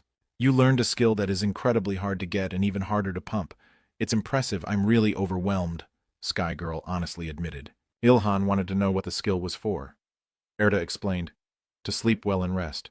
What else is it for?" But the hero didn't believe her. He thought there was something the angel was not telling him. The young man exclaimed, "If that was the only plus, you wouldn't be so shocked." "Confess! Tell me the whole truth," the boy demanded. Erta replied, "I wasn't trying to hide it." The hero waited impatiently for an explanation from the celestial woman. Angel put on her glasses. "It's time to tell you about the evolution of skills. Skill evolution is an achievement like skill acquisition, and the same rules apply there as when you move to the next class. And it offers new paths based on the user's lived experience. They're reminiscent of the paths of the Akasha Chronicles." The young man raised his hand, trying to get teacher Erta's attention. "Please explain all of this to me like a small child." Angel showed 2 pictures of the hero, one before and one after. "This is how after you get stronger through the evolution of a skill." The hero replied that it made sense to him now. "The skills you have satisfied the conditions for evolution. They are taijutsu, spear-wielding, rest, and stealth." Erta continued her explanation. "Machining and blacksmithing don't have next levels. In those, you have already achieved perfection," the Celestial added. "Stealth is a skill you don't know how to control, so it's not worth taking into account," Angel told me. "The requirements for evolution in taijutsu and spear-wielding are difficult to achieve at your level, so they should also be excluded. That's why I didn't tell you anything about the evolution of those skills." The assistant summarized. Ilhan asked, "I take it the skill of resting is different." Erta advised the guy to find out for himself. The young man decided that the system could help him with that. The hero was surprised to read, "Sleeping heart of a second-class monster. Now the points are 0, and you need 500. Troll blood 0 out of 500 liters. Good sleep 0 out of 100 hours, and third-class monster's magic stone 0, and need 1. Ilhan shouted, "What is this? How am I supposed to fulfill all this?" Erta calmly replied, "It's nothing compared to the other." Angel advised the guy to check the requirements for evolution and spear skills. The hero received the following information. He needs to kill the third-class monsters with 1 hit, then he can get the magic stone. If the requirements for the evolution of the spear skill are as hard for you as climbing Mount Everest, then the requirements for the resting skill is Mount Piktu. Ilhan shouted irritably, "That doesn't mean that climbing Pekta is easy at all." But the Celestial was confident that the young man could easily accomplish such a task. The hero wasn't about to calm down. "You constantly overestimate me. I can't even use mana, and I'm still only level 28. Erta thought, Yu Ilhan's level increase is really too slow. Perhaps it's because of his title. The wall against mana is absolute. The difference between someone who can use mana and someone who can't is huge, concluded the Celestial. The reason why Yu Ilhan is strong now is because of the martial arts he has perfected over 1,000 years, decided the beauty. If even one of his martial arts or characteristics is lacking, then other people can surpass Ilhan. But if he learns how to use mana, he'll be in charge over all the creatures from the Akasha Chronicles. Erta summarized her thoughts. That day will come without a doubt. What kind of revolution will he stage when he is stronger? Wondered the angel. Celestia took a deep exhale, trying to quiet her own thoughts. She decided it was best not to think about it. Erta watched Yu Ilhan yawn. She knew it was dangerous to get so attached to her ward. When the hero went into the kitchen, he found breakfast on the table and a note from his mom. "Son, don't skip breakfast. You'll find the rest of your meals in the fridge." The young man asked the angel, "So where am I supposed to find and kill trolls? Do they even exist on Earth?" Erta replied, "Once the mana is activated, Monsters that have not lived here before will begin to appear. It will intensify, and creatures that didn't exist on Earth before will be left to live here. Ilhan said grudgingly, "Are you used to the role of teacher?" Angel said, "I am perfectly fine explaining at your level." The next moment their attention was caught by an announcer's voice coming from the television. "This is where the Class 2 monster attacked a few days ago.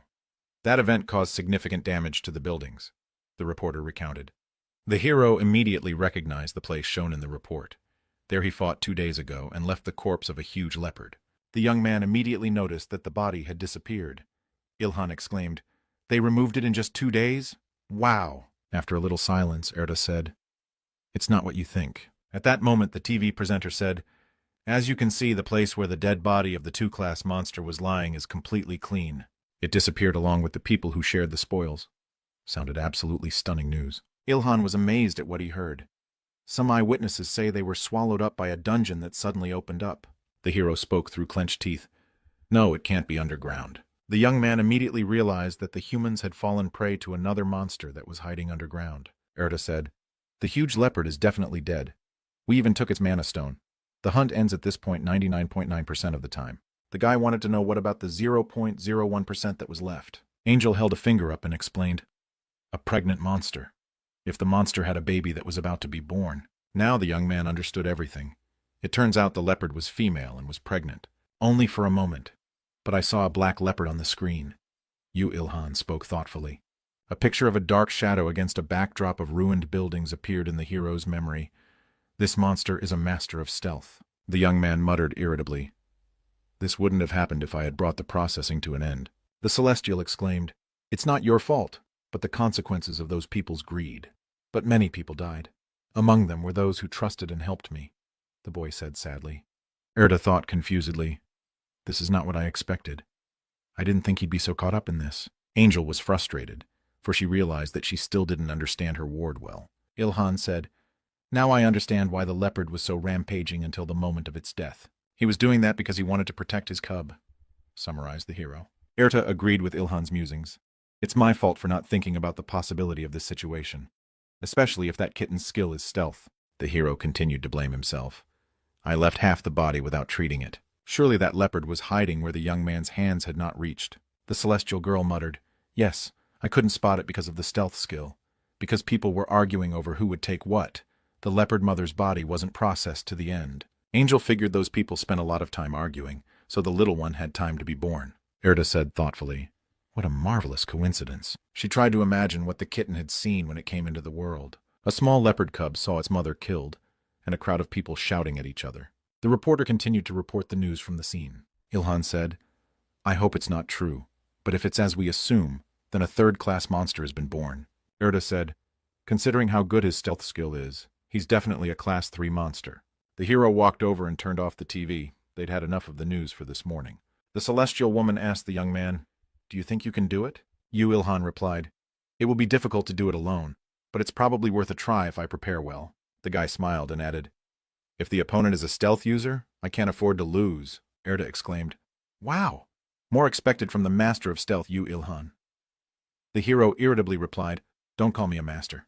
He doesn't have any other skills as good as stealth, does he?" The young man decided to inquire. The celestial replied, "I think not. It's impossible to have excellent skills in all areas. If the stealth skill is good, then defense and strength shouldn't be as well developed. If you make up for it with stealth skill, then it's worth fighting him," Erta added. The young man replied, "All right, I'll create a new outfit right away." Ilhan put on his sweatshirt and headed away from the apartment. "I should kill him as soon as possible because he's going to do a lot of damage alone." The hero had no sooner reached the door than he remembered that he had better ask for help. The young man rummaged through his pockets and found the business card the Empress had left him. Erda asked in surprise, "Are you going to use this phone? In that case, you can just make a public announcement that Sungbolt is you, Ilhan." The guy realized that the angel was right. This way his identity would be easily revealed, so it was better to use a payphone. The hero stepped out of the entryway and walked over to the phone booth. A business card with Kanmeyer's phone number appeared in Ilhan's hand. Angel was sure that this girl would be able to help him, so going to the Empress was a good decision. The smartphone in Kang's room vibrated. The girl walked over and looked at the display. The Empress was surprised to see that she was receiving a call from a telephone booth. The phone was finally picked up on the other end. The young man heard a woman's voice. Ilhan said, "It's been a long time since we've been in touch. I mean, 2 days." Kang Mir didn't realize who she was talking to. The character was unhappy that he would have to spell out the nickname he got from supporters. "It's Sunbolt," stammered the boy. When the beautiful girl finally realized who she was talking to, she was overjoyed. "Mr. Sunbolt! Hello, I didn't expect you to call me so soon," the Empress said in a friendly manner. The hero was a bit uncomfortable. Kang laughed. She realized the young man was uncomfortable with his nickname. Ilhan didn't answer. He asked himself, "Have you seen the news yet?" "This isn't a dungeon. It's a monster. A strong monster with a stealth skill," the young man emotionally added. Bell replied, "I think I can guess what happened there, and I realize it's very dangerous." When the conversation ended, the hero hung up the phone. The young man said to the angel, "Kang Mire quickly realized everything. She said she would tell the army and the government just in case. She has a lot of connections." Ilhan asked Erda for advice. "Perhaps in that case I should prepare myself too." Upon reaching his workshop, the young man set to work, determined to make use of the last of his loot. "The base is ready. Then I'll get right to work," said the hero with a smile. The celestial woman asked, "What will you craft?"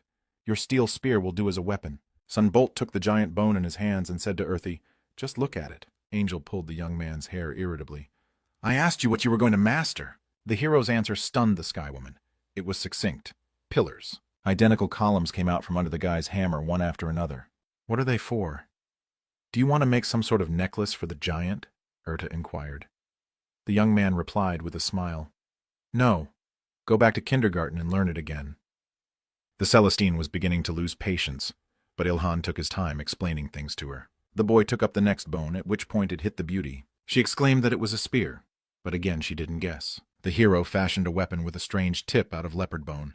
Erda couldn't believe her own eyes. If her ward had actually made a harpoon. Ilhan smiled, the angel finally guessing what such an interesting thing he was mastering. The guy explained, "A harpoon is very different from a regular spear. It is to be thrown at your prey to attract it to you. It's mostly used when hunting whales," Sunbolt expertly explained. "A harpoon is easy to stick but difficult to pull out of the victim's body. Normally, rope can't handle that role, so if I make a rope from the skin of a giant leopard, it will be strong enough," the young man added. Erda said admiringly, "You really are a master at this. Are you sure you didn't start using mana? Otherwise it would be impossible to do it so quickly." "Why would I build weapons if I knew how to use mana? I wouldn't waste any time and go straight to hunting," exclaimed the hero emotionally. At last everything was ready. A few harpoons, a strong rope of leopard skin, and poles. Erda said, "To use a mother's bones to kill her child. How cruel." But the hero paid no attention to her comment. A magic stone appeared in the young man's hand. It was his turn to use the craft mana. Angel exclaimed, "Wait! You're going to spend all of it on making just one weapon? Don't you think that's too much?" Ilhan replied, "It is for my own survival." Celestia looked disappointed, she thought. I assume that is his mindset. The hero held out his palm, which held a pink stone, towards the angel and said, "It's time to begin." Crafting mana made the hero's weapons interact with each other. After a moment, the system reported, an aggressive and violent leopard hunter's harpoon had been created. The mana crafting skill had reached level 12. Angel shouted, "Even the skill activation time is decreased. Mana crafting is usually not that easy. You can't go wrong." Meanwhile, the young man paid no attention to the celestial woman's warnings. He couldn't take his eyes off his harpoon. Wow. Alpha and beta options again. The new weapon, mastered by Ilhan, received a unique class from the system with an attack power of 1050 points. The harpoon had options. 20% increase in critical strike probability and 20% increase in binding power. Thanks to the first-class skills of the artisan, a hunter's harpoon made from the bones and skin of a huge leopard is much stronger and more effective than a harpoon made from ordinary materials. Erda was amazed that this weapon had gotten top-of-the-line options. The hero proudly said, "The Akasha Chronicles understand everything. The options are really great. This weapon turned out much better than I had planned." Celestia rolled her eyes and thought, at this point it's cheating.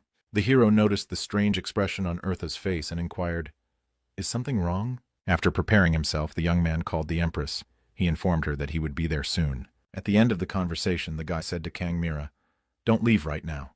The monster has a stealth skill. It might attack you from behind. He was born almost immediately after his mother died. That was 2 days ago," explained the young man. The hero was sure that the leopard was still lurking in the very spot where his mother had been killed. The Empress was already sitting behind the wheel of the auto. She asked Songbolt, "Why do you think so?" "Probably to get revenge on the people who killed his mom," Ilhan suggested.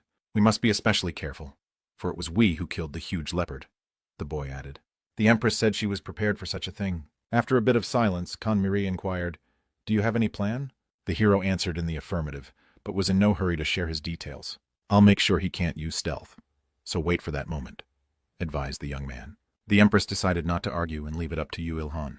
A little later, the guy got to the very spot where his fight with the giant leopard was taking place. Erda immediately sensed that the monster was somewhere nearby. "He doesn't seem to be frightened at all. How brave," said the hero. "He's probably just trusting his stealth. He hasn't noticed you yet," replied the Celestial. With a fair amount of swinging, the hero slammed the heavy pole into the pavement. "I wonder how long I can make him afraid," Sungbolt asked as if to himself. He pulled the pole out of the ground and struck again. "I deliberately made a sound, but he's not attacking, and he should have attacked by now," thought the hero. Erda said, "I doubt he found you. It just means that your stealth skill is better than the leopard's. Your pillars and harpoon were also hidden by your skill," Angel explained. The hero asked, "He doesn't notice anything even though I'm setting a trap right in front of him?" The Celestial said, "You were indeed born to be an assassin. You should choose assassin as your subclass the next time you change your title. In any case, you have advantages in this situation. Don't miss this chance," Erta advised. It was after these words from the angel that the hero noticed something suspicious. The young man could make out a giant translucent paw with sharp claws right on the pavement. The leopard really didn't see the guy. He calmly walked by. Now was the moment to act. Ilhan was at the ready. The leopard's red eyes glowed in the twilight. The system informed the hero that his damage level had increased by 10% as a result of stealth and spear wielding. The young man thought, "That makes sense. Since the system mistakes harpoons for spears, I get the skill effect." Sunbolt decided not to hesitate, and the very next moment he attacked the leopard with his harpoon. The throw was very accurate. The weapon flew straight into the target. A second later, the sharp point of the harpoon entered the monster's body. The leopard roared loudly in pain. Ilhan said to Erti, "He's about half the size of his mother, but definitely third class. I got bonus effects from stealth and spear art, but the harpoon still only went in halfway," said the hero. Angel replied, "If this monster was replaced by an ordinary Class 3 monster, it would be even worse. Since it specializes in stealth, its health and defense should be reduced." "Be glad he's only developed stealth," the Celestial advised. While they were talking, the leopard finally saw his opponent and didn't hesitate to rush to the attack. Erda managed to warn the boy of the danger in time. At the last moment, the young man managed to bounce away. "He's fast!" flashed through his mind. At a certain point, when the length of the rope ran out, the hero's harpoon prevented the leopard from moving forward. The creature froze in place, feeling a sharp pain and unable to move forward. The leopard made a few more attempts to move forward, but the rope of his mother's skin held firm. Ilhan stated, "The rope is holding up just fine." The hero lunged forward, snatching up a second harpoon. With a swing, he hurled it at the monster. A critical harpoon strike, a direct hit right into the leopard's shoulder. The young man was pleased with his hit, everything going according to plan. The guy in no way expected what would happen in a moment. Despite his considerable injuries, the leopard swung his paw and hit Ilhan.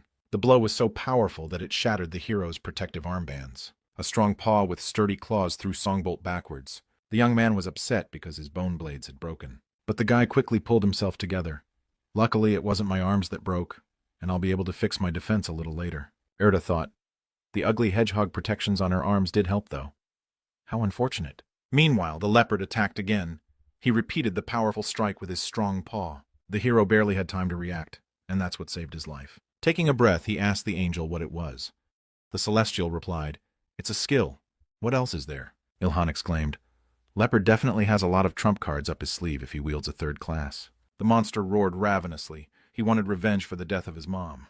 Although he was restrained by strong ropes, the leopard still did not give up trying to get his prey. The hero exclaimed, "Just look at this. If you resist, it will only hurt more." The leopard was not going to give up, its sharp teeth trying to tear the rope. Erta advised Ilhan, "Use the other harpoons before he chews the rope." In the young man's mind, "I didn't think he would have the skill to cut at long range.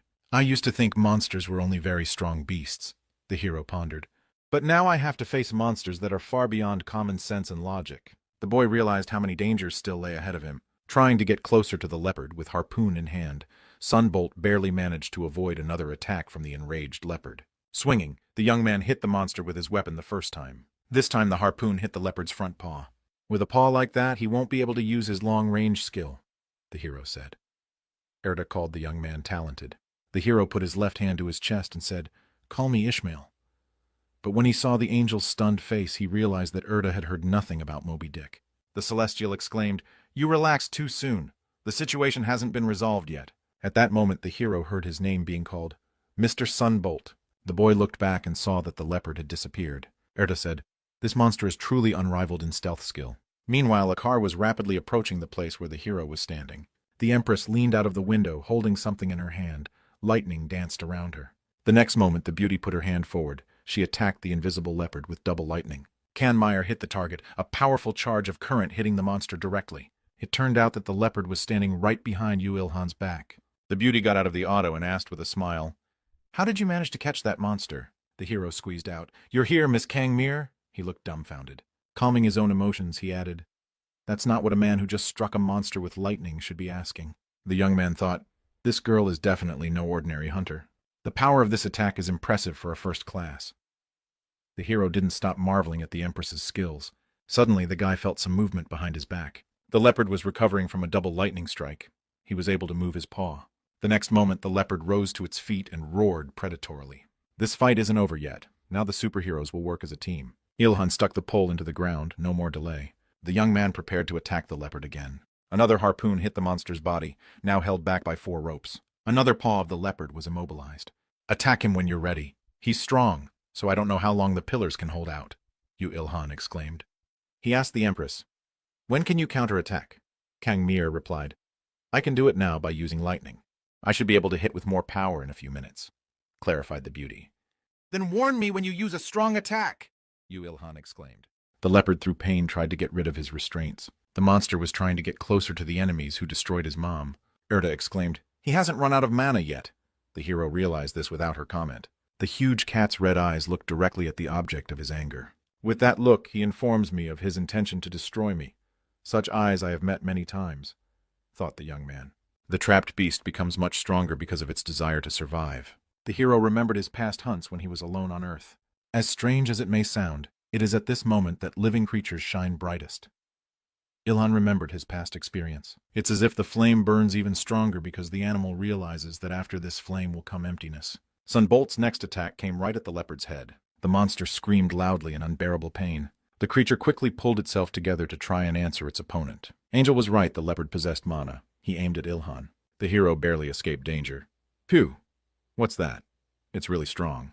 The Celestial warned, "This is the bath of bleeding mineralization. Be careful, he's very evil." At this moment, the Empress was finally able to recover enough to repeat her attack. The lightning bolts hit their target, but this time they didn't do much damage to the leopard.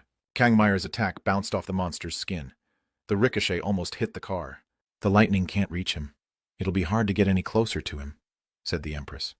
The leopard continued to resist. He did not give up trying to get rid of the restraints. Ilhan was amazed at the tenacity of this monster. "Do you want your paws ripped off?" Songbolt exclaimed hotly. "To paralyze him like before, I need to wait for the Empress to be ready." The young man had time to think. Dieting was urgently needed, so the guy pushed himself off the ground and jumped on Kanmira's auto. Once on the roof of the car, the hero asked the beauty, "You wouldn't happen to have any stronger magical skills, would you?" The Empress remained silent, but her driver offered Ilhan a machine gun. The girl asked the hero, "Won't that be enough?" Sunbolt replied, "No, it's just something I've been thinking about, but now is not the time." Kangmeyer asked the hero if he knew how to use a machine gun. Yu Ilhan replied, "I know how to use most weapons on Earth." The hero jumped off the car and ran somewhere. The girl said to the driver, "I wouldn't believe it if someone else said that, but I don't think he's lying." Celestia asked, "Did you start hesitating because you were worried that the bullets would damage your skin?" The young man wondered how the angel had managed to know him so well. Erta replied, "Your thoughts are obvious. It'll be hard to use a taiju or spear against him now. I doubt a harpoon will help much." "Obviously the pillars won't last long," said the hero, approaching the leopard with his automatic rifle in hand. Suddenly, Yu Ilhan heard a cry of warning of danger. The hero lifted his head up and saw a giant paw that was rapidly approaching him. The leopard pulled the pole. "The rope didn't break. I actually managed to make it very strong," the young man said to Earthy. Angel replied that this was no time for fun. The Empress sat in the car and watched the monster's behavior. Belle waited for her own strength to recover, a minute left before attacking again. Kangmere exclaimed encouragingly, "I need just a little more time. It's only a matter of time now how long the poles that are left can last." Pointing the machine gun at the leopard, Ilhan exclaimed, "Try this, alien monster." Erta corrected him. "It's a monster from Earth." The young man hit the monster right in the eye with his first shot. The creature lost its balance. Blood spurted from its wounded eye. The leopard screamed in unbearable pain. At the same instant, the system reported, "You have reached the maximum level in firing." Erta exclaimed, "Wow, you've mastered shooting in such a short time." There was a strange light coming from the monster's wounded eye. The Empress was astonished. How could such damage be done by an ordinary automaton? Was there a buff on the automaton? Erda thought, otherwise the automatic rifle would be useless against a third-class monster. Yu Ilhan's shooting skill pushed the limits of the weapon. The young man took aim again and exclaimed, addressing Kang Mira, "Magic!" The girl exclaimed, "I need 7 more seconds." The hero was willing to wait. The countdown began. At number 2, the automaton flew to the ground, Ilhan now needing his hands free. The young man rushed forward for a moment more and the leopard would be free of its bonds. All the poles had been pulled out of the ground. Now there was nothing else holding back on the piece. And an open mouth full of sharp clicks was rapidly approaching Yu Ilhan. The hero realized that he was now bait to divert the monster's attention away from the Empress. Finally, Kanmeyer had so recovered her own strength that she was able to hit the predator with triple lightning. The blow came right at the leopard's head. Would Beauty's lightning finally stop this beast? The attack was so powerful that it was able to light up everything around it. It was difficult for the girl to hold the discharge for so long. She was rapidly losing strength. The lightning charge had run out. Kang exclaimed exhaustedly, "Did we make it?" Ilhan realized that there was more to come. This monster was too strong. At this moment, the young man noticed that the leopard had activated the stealth skill again. The Empress was stunned by this turn of events. In a few seconds, the monster would become completely invisible. The creature's skin was covered in a layer of protective armor that glowed red. But the hero, unlike the girl, was not upset at all. Yu Ilhan swung around. He swiftly approached the leopard with his weapon in hand. "The stealth skill didn't work on me from the start," the young man exclaimed. He repeated the attack, this time knocking the leopard to the ground. The monster fell to the ground, its body shaking in pain. "He saw him because of stealth. How could he see him?" Kang Mir muttered in surprise. The hero decided not to waste time talking. He needs to put his new plan into action as quickly as possible. The boy took hold of the sturdy ropes and swam them quickly between them. The system sent a message. "You have mastered the skill of binding." Erda asked the young man in surprise, "Why don't you kill him?" Ilhan looked at the angel and replied, "I want to do something." He looked back and saw that the Empress had gotten out of the car. The girl looked confused. She looked at the hero with a question in her eyes. She could not see the boy's eyes, for his face was hidden by a mask. Yu Ilhan suddenly suggested, "Let's make a team? Or do you want me to take all the experience for myself again?" The Empress looked stunned at this suggestion, but Kang Mir quickly tempered her own feelings and shook the outstretched hand. As soon as their hands touched, the system reported that a team of 2 participants had been formed. The hero glanced at the monitor, the information on it startling him. "I can check the statuses of team members. It's like my senses have improved," flashed through the guy's mind. The girl looked confused and surprised. She asked Ilhan, "Why are you acting like you've never made a team before?" The young man pretended that it was just that it had been a long time ago. A little later, the hero approached the bound leopard. The monster was lying on the ground, one eye closed. Ilhan walked up to the leopard's head and said, drawing his weapon, "Farewell." One blow, and the monster's entire eye closed forever. When the creature died, the young man received a message from the system that he had gained almost 3 million experience points. The young man had reached level 36, and all of his stats had increased by 10 units. A level 102 leopard entry has now been added to the hero list. "After one battle, you jumped from level 28 to level 36, Erda said with a smile. Suddenly, Ilhan touched his head and said he felt nauseous. "Surely I didn't take all the experience. There's too much of it. Did she really get the same amount?" The young man inquired of the celestial woman. "Still, a Class 3 monster is different from a Class 2 monster. Considering the amount of experience you've gained now, the level has risen relatively low," Angel explained. "You must have gotten a lot of penalty points because of your title," the mentor decided. The hero breathed a sigh of relief, saying that his head finally stopped hurting. Ilhan decided it was a good time to get to work processing the leopard's body. The young man was silent for a moment. He needed time to think about something. "Skin, I'm sorry I couldn't protect you. If I was stronger, I wouldn't have let you get hurt," Sunbolt tearfully said as he hugged the body of the slain monster. "Think to yourself, how wonderful the armor would be if I created it from the skin of a third-grade monster," exclaimed the young man, turning to Eartha. The latter did not argue. What a shame. I'll at least take what's left intact," exclaimed the hero in despair. The guy made an incision on the head of the slain monster and froze in place in amazement. "There's a mana stone in that leopard's head," Ilhan said, stunned. Erda exclaimed, "Both mother and child had mana stones. You're a lucky man." Mana stones are formed when at the moment of a monster's death, the mana that should have left its body is curtailed. For that reason it can't be obtained from every monster you kill, Celestia explained. "I've heard that there's about a 17% chance of such a stone appearing. The lower the grade, the greater the probability," Erda added. Angel thought the guy was incredibly lucky. For some time the hero tried to find a valuable prey. Finally he succeeded. When the young man stretched out his hand, he saw a huge red mana stone. This was to be expected from a third-class monster. Wait, the third-grade monster mana stone was one of the conditions for evolving other skills? I need to fulfill the other conditions for evolution, said Sunbolt. If the manila stone was in the monster, should I share it with the Empress? The hero asked the celestial woman for advice. Kangmir held her head. She asked, I've gotten about 1.5 million experiences. How about you? The young man named his amount of experience. It was about 3 million. The contribution seems to be 2 to 1. I think I got too much, said the Empress. No, if it weren't for you. I wouldn't have been able to kill him even at the cost of my own death. You helped me a lot. Yu Ilhan admitted honestly. The beauty admitted that she was pleased to hear that. After a bit of silence, she ventured to ask, will you tell me your name? The hero was confused. Should I keep calling you Sunbolt? With a cute smile, the Empress inquired. Please stop calling me by that nickname. I am Yu Ilhan, the hero finally admitted. You can keep the mana stone. I'll just take half of the body if you work it yourself. Mana stones are about 6 parts in contribution, so that should equalize everything, Kangmira said. The hero decided to clarify. Are you sure you don't mind? All this work for just half a body. What do you think is the most important job on Earth right now? Beauty inquired. Mage, warrior. What exactly are you interested in? Kangmira continued to interrogate. Yu Ilhan was not prepared for such an interrogation. After thinking for a bit, he finally replied, Right now, the most important job is Carcass Master. There's no point in killing a bunch of monsters if you don't know how to process them in a certain way for rewards. Your processing skills are incredible. They are of incredible value, the Empress said. The young man plunged his dagger into the leopard's carcass and began the butchering. At this time, the girl called someone. She said a few words and the conversation ended. Erda said, She has a lot of connections. You should stay on good terms with her. It's hard to find someone who has skills, pride, and background. Without stopping his work, Yu Ilhan pondered what to say to the celestial woman. Erda, getting close to someone is really hard, Angel asked. Did I remind you of another trauma again? How do you know what it is to be lonely? Exclaimed the hero in his heart. The hero wiped the sweat from his forehead in relief. The processing was finally done. Kanmeyer asked the deputies to put all the pieces of the monster's body on the trucks. Thanks to you, we were able to get rid of the monster before it did any more damage, said the Empress, turning to Ilhan.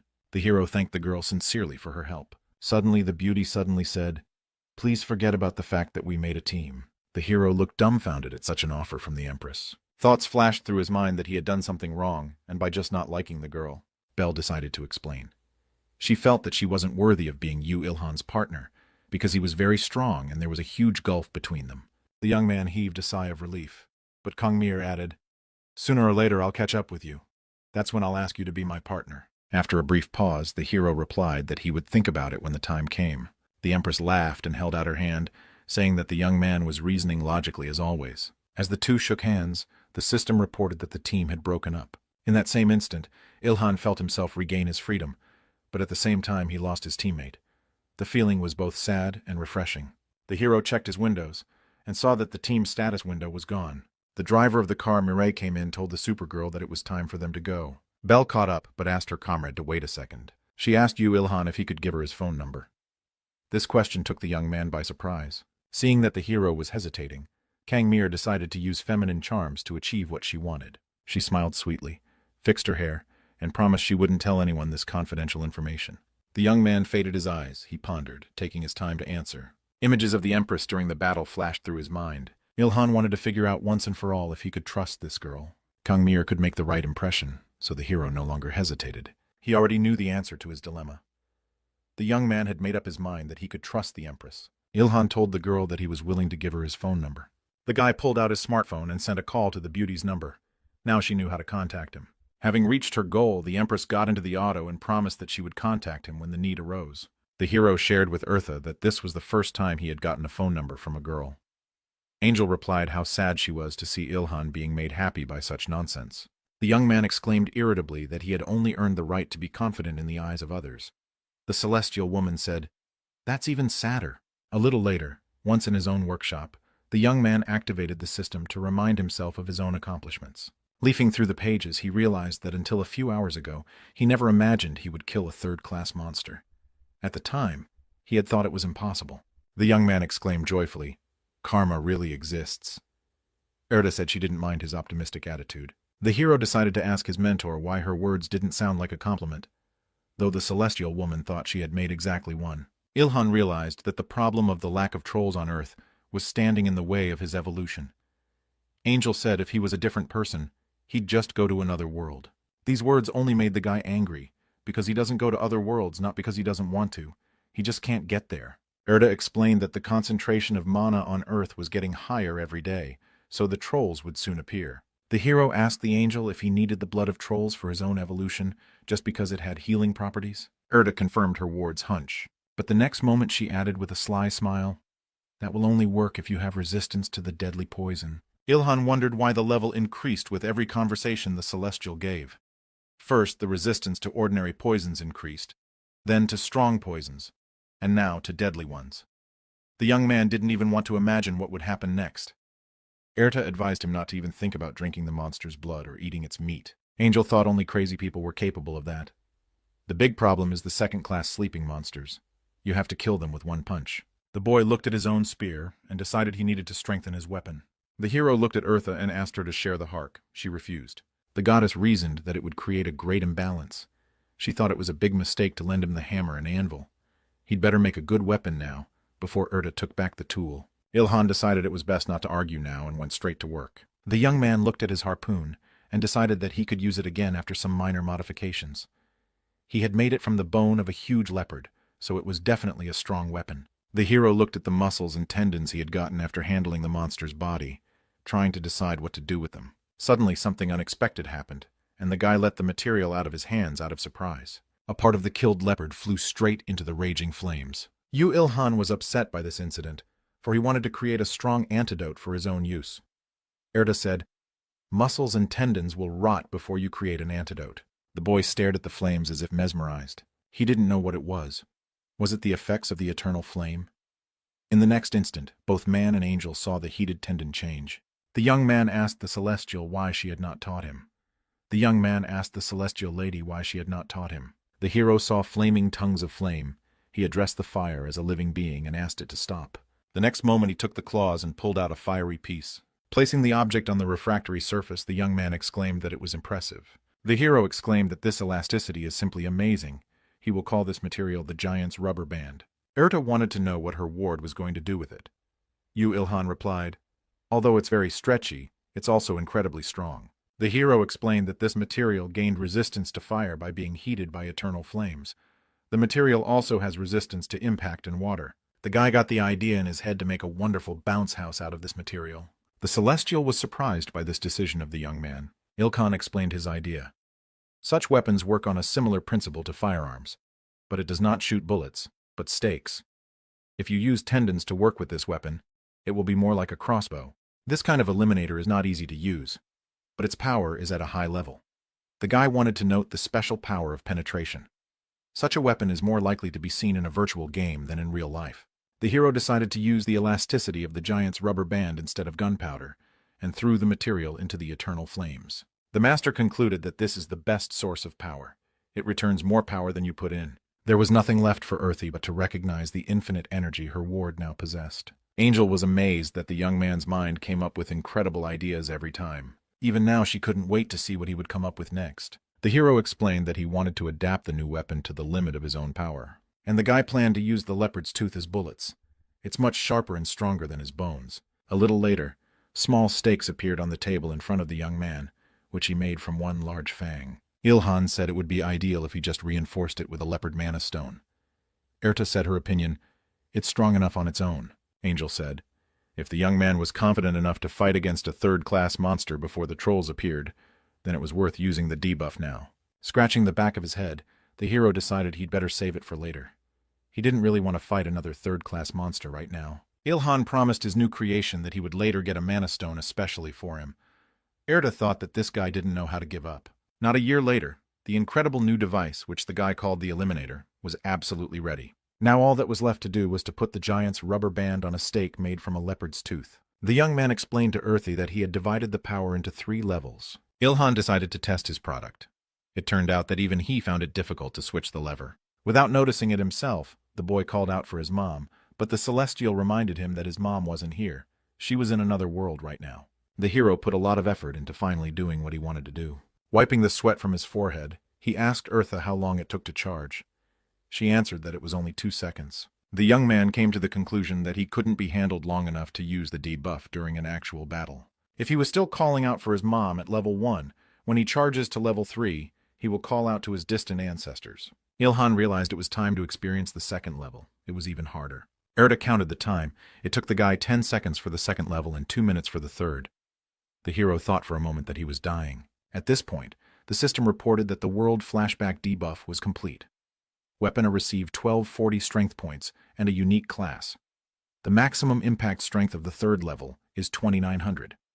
The weapon was made from the bones, tooth and sinew of a ghost leopard by a master craftsman who had reached the limit of his abilities. It strikes me that the excellent firing system was created without magic or gunpowder, but the heaviness of use and inconvenience of carrying it is a disadvantage. The hero showed this information to Erdi. The debuffer now has an alpha option even without mana crafting. It will have a reduced time cost for charging and attacking. The Celestial said that with the tooth, the length of this weapon exceeds 3 meters, a clear disadvantage. The young man remarked that Erta would find disadvantages everywhere. Ilhan replied that it was just in case a giant showed up. Now the guy was going to make smaller monster weapons. The Celestial advised taking a break before creating a new weapon, since it was morning outside. But there was no stopping the hero. He was passionate about his own business. The system didn't have time to send messages. Detailed underground destructive trap completed. The mana crafting skill had reached level 24. The young man was now able to create better artifacts with less mana consumption. Ilhan threw another completed trap behind his back. The angels who had time to recover were amazed by this trap.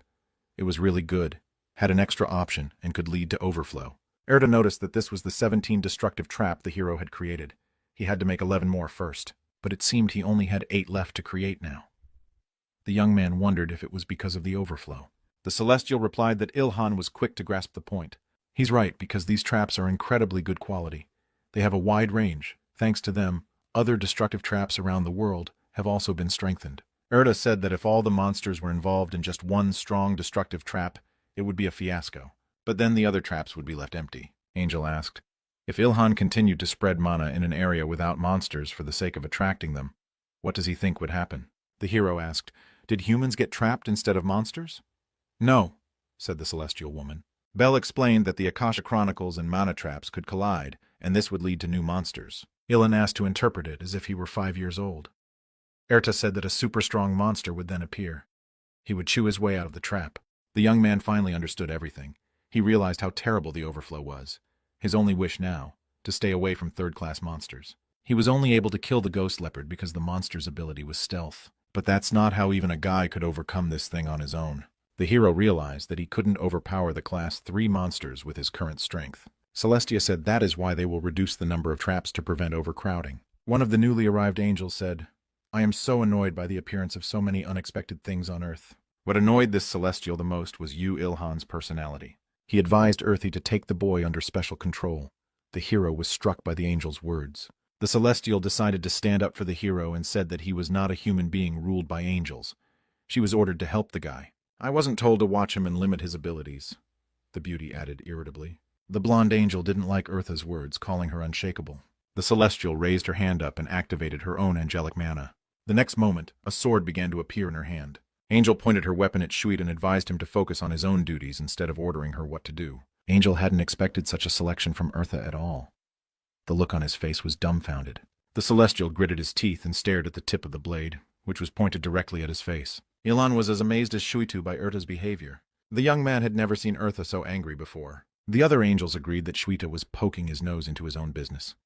He should do his own thing and not interfere with others. They tried to reassure Eartha by explaining that the Celestial had interfered in her affairs inadvertently. Observing this scene, the hero decided that angels are no different from humans other than the fact that they are higher creatures. Now Erta also resembled a normal girl with understandable human reactions. The angels took the traps and said goodbye, saying they had to go.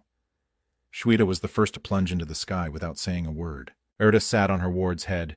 They watched together as the Celestials disappeared into the celestial firmament. Angelica told Ilhan that she had shown a side of herself she shouldn't have revealed in vain.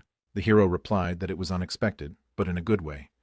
The young man was surprised that angels were capable of human emotions. Erta said that angels have long since moved away from pathetic emotions, for they are higher creatures. The young man smiled and replied. It wasn't as if Shweta was devoid of emotion at all. Celestia said that was why Ilhan was so wonderful. The boy didn't understand what he had to do with that. Angel explained that she meant his talents and skills. They reach such a high level that they make even an angel envious. The young man had not expected such words in his direction from Eartha at all. After coming to his senses a little, Ilhan replied with a smile that she was overestimating him as usual. The Celestial replied seriously that the young man was underestimating himself. Erda thought the guy had too low an opinion of himself. But she immediately decided that this was not a bad thing in a way, for if one believed in oneself, one could challenge God himself. Angel hesitated. She looked at you, Ilhan, in silence. The hero noticed that look and wondered what was on her mind. Erta decided it was best not to think about it. Celestia said she had something to tell me about the reward for the destructive trap assignment. The guy folded his arms across his chest and replied that he only agreed to a financial reward. Erta smiled and said mysteriously that he would change his mind once he heard what she wanted to talk about. There is a new kind of metal in a dungeon that has appeared on Earth. Angel is ready to tell us where it is. This news greatly interested the hero. He wanted to know now about the location of a new kind of metal. Ilhan decided not to delay. He packed up and went outside. The hero walked on, looking around. He said in surprise, turning to Eartha, "It is very strange that there is no one outside." Angel wondered if it had brought back memories for the guy of the days when he had been left all alone on Earth. Ilhan replied that not much at all, but it was different now. He knows everyone will be back someday. Plus, there are people like the Empress left on Earth fighting monsters. Now everything changed, for the boy knew he was not alone. Erda rejoiced at such words from the hero. Meanwhile, the city was far behind. Ilhan had entered the forest. The Celestial had been pointing him in the right direction all along. The young man saw a portal in front of him and wondered at Eartha if this was the entrance to the dungeon. The hero was glad that this dungeon was even in Korea and he was able to reach it on foot. Because of the state of emergency, he couldn't leave the country's border. No one can cross it either by boat or by airplane. The young man even had time to think about whether he could build an airplane himself.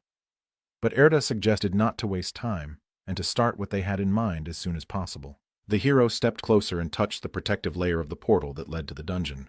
The next moment, something incredible happened. A system window appeared. It showed an error. All people below level 50 are forbidden to enter. Ilhan pointed Earthy to the message and reminded her that he was only at level 36. Celestia asked the guy if he had forgotten who she was. The young man called Eartha a rude angel who violates property rights. The enraged Celestial screamed that she was a higher-level being who creates and controls destructive traps. Concentrating on the entrance to the dungeon, she swung her hand. The next instant, the system reported that the entry restriction had been lifted. Erta said that Ilhan could come in now. The boy realized that she was more useful than he had thought.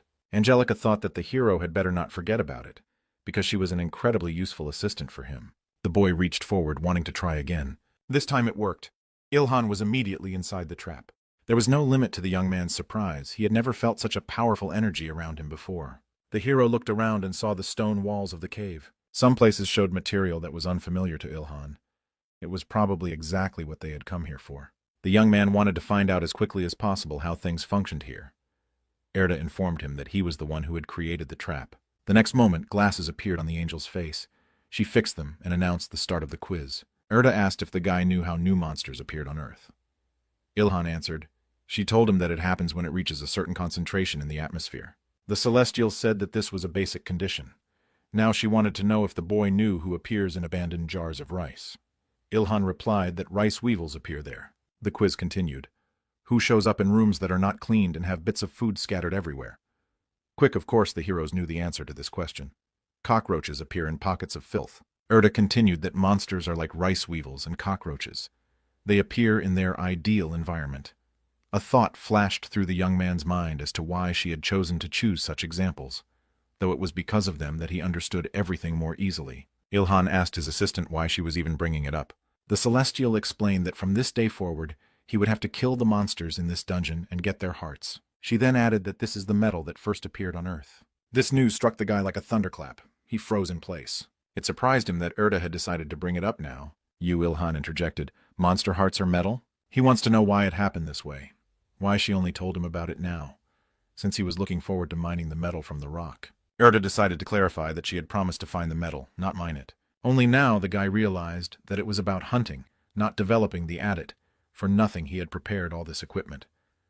The goddess was amazed that he had brought so much with him. The hero took the helmet off his head and decided to explain everything. It turned out that the young man was using the enchanted bag to enlarge the space.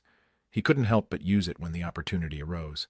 It's a very useful item. Erda said it's a reward for the quest, but it has a limit. Also, the spell does not reduce the weight of the items in that bag. Ilhan said he could carry several tens of tons without a problem. The Celestial was amazed at such human capabilities. The guy wasn't done yet, he had something to add. He thinks they look like mining dots, and Erda claims they're all monsters. Angelica confirmed his words and asked why the young man looked disappointed. Ilhan frustratedly replied, "It's like I ran into a spoiler. He was supposed to run up to the rock and try to mine the metal and then get ambushed." Erda asked in surprise, "Is that really what you wish for?" The young man ran his hand into his backpack pocket. He wanted to experience something new. The next moment he pulled out some incredible tool he called a metal monster. Ilhan thought it should work better than a spear. The system called this weapon a rare class heavy combat destroyer. The hammer's strike power is 1250, and the axe's is 1270. Erda said he had a great idea. Strength is guaranteed since it's made from the bones of a ghost leopard. Plus, it has an alpha option, despite the fact that the hero didn't use the craft mana while creating this weapon. The celestial woman's mind flashed. Whatever this guy does, he easily gets a rare class. This was to be expected from Ilhan. He's incredibly capable. The hero said even if his metal monster had a really good option, he wouldn't use it while mining new metal. The boy swung and put all his senses into the blow. The guy's eyes were burning with fire. He was like a madman. The system rated this hit as critical. Ilhan gained over 137,000 experience points. A level 51 metal heart entry appeared on his card. A young man has reached the maximum level of blunt weapon technique. His skill can evolve if he has the necessary ingredients. The guy doesn't expect to be able to kill a stone monster with a single blow. Erda called him a good boy. The next moment they saw a shining stone. It was the heart of the metal monster. It was the strongest part of its body, and it contained all of its mana. That's why metal hearts don't have mana stones. If a metal heart senses danger, it can reinforce that part of its body with mana. Usually one person distracts it while another attacks from behind. Ilhan thought he was light for a Class 2 monster, but it was simply a matter of its weakness, its surprise attack. But the hero believed that danger finds a way to approach you when you lower your attentiveness. The young man told the celestial woman that people are always attacked when they think, "This is easier than I thought." That's how characters in short stories die all the time. But in reality, things didn't turn out the way the hero imagined. No ambush befell him. His adventure was not like a literary work. The system reported that the hero had reached level 38. His strength increased by 2 units, and his dexterity, health, and mana increased by 1 unit. The young man asked his assistant if the dungeon was always so uninteresting. Erda replied that it was just that it was unusual. He walked farther and farther, but the environment didn't change. Monsters on his path were caught occasionally. All of these stone monsters were killed by a single blow from the hero, even if it wasn't critical. The young man looked furious, for he had hoped for adventure and thrills, but had gotten none of it. Erda wanted to know how he managed to reach the maximum level in blunt weapon technique after the art of spear and hand-to-hand combat. Ilhan answered the question with a question. Have you heard the Buddhist saying, "All rivers flow into the sea"? It means even if you study different types of martial arts, once you peak in all of them, they will merge into one. The Celestial decided to remain silent as they suddenly heard strange sounds. The young man received a message from the system. There was a large level 74 metal heart ahead. So much for the adventure. The hero said that this monster was bigger than he expected. Angelica explained that it was a big metal heart. It is about 20 levels taller than its kin. Ilhan rejoiced. Finally, he would be able to test his new weapon on a real opponent. He now decided to use the straggler he had charged up to level 3. Erda rolled her eyes.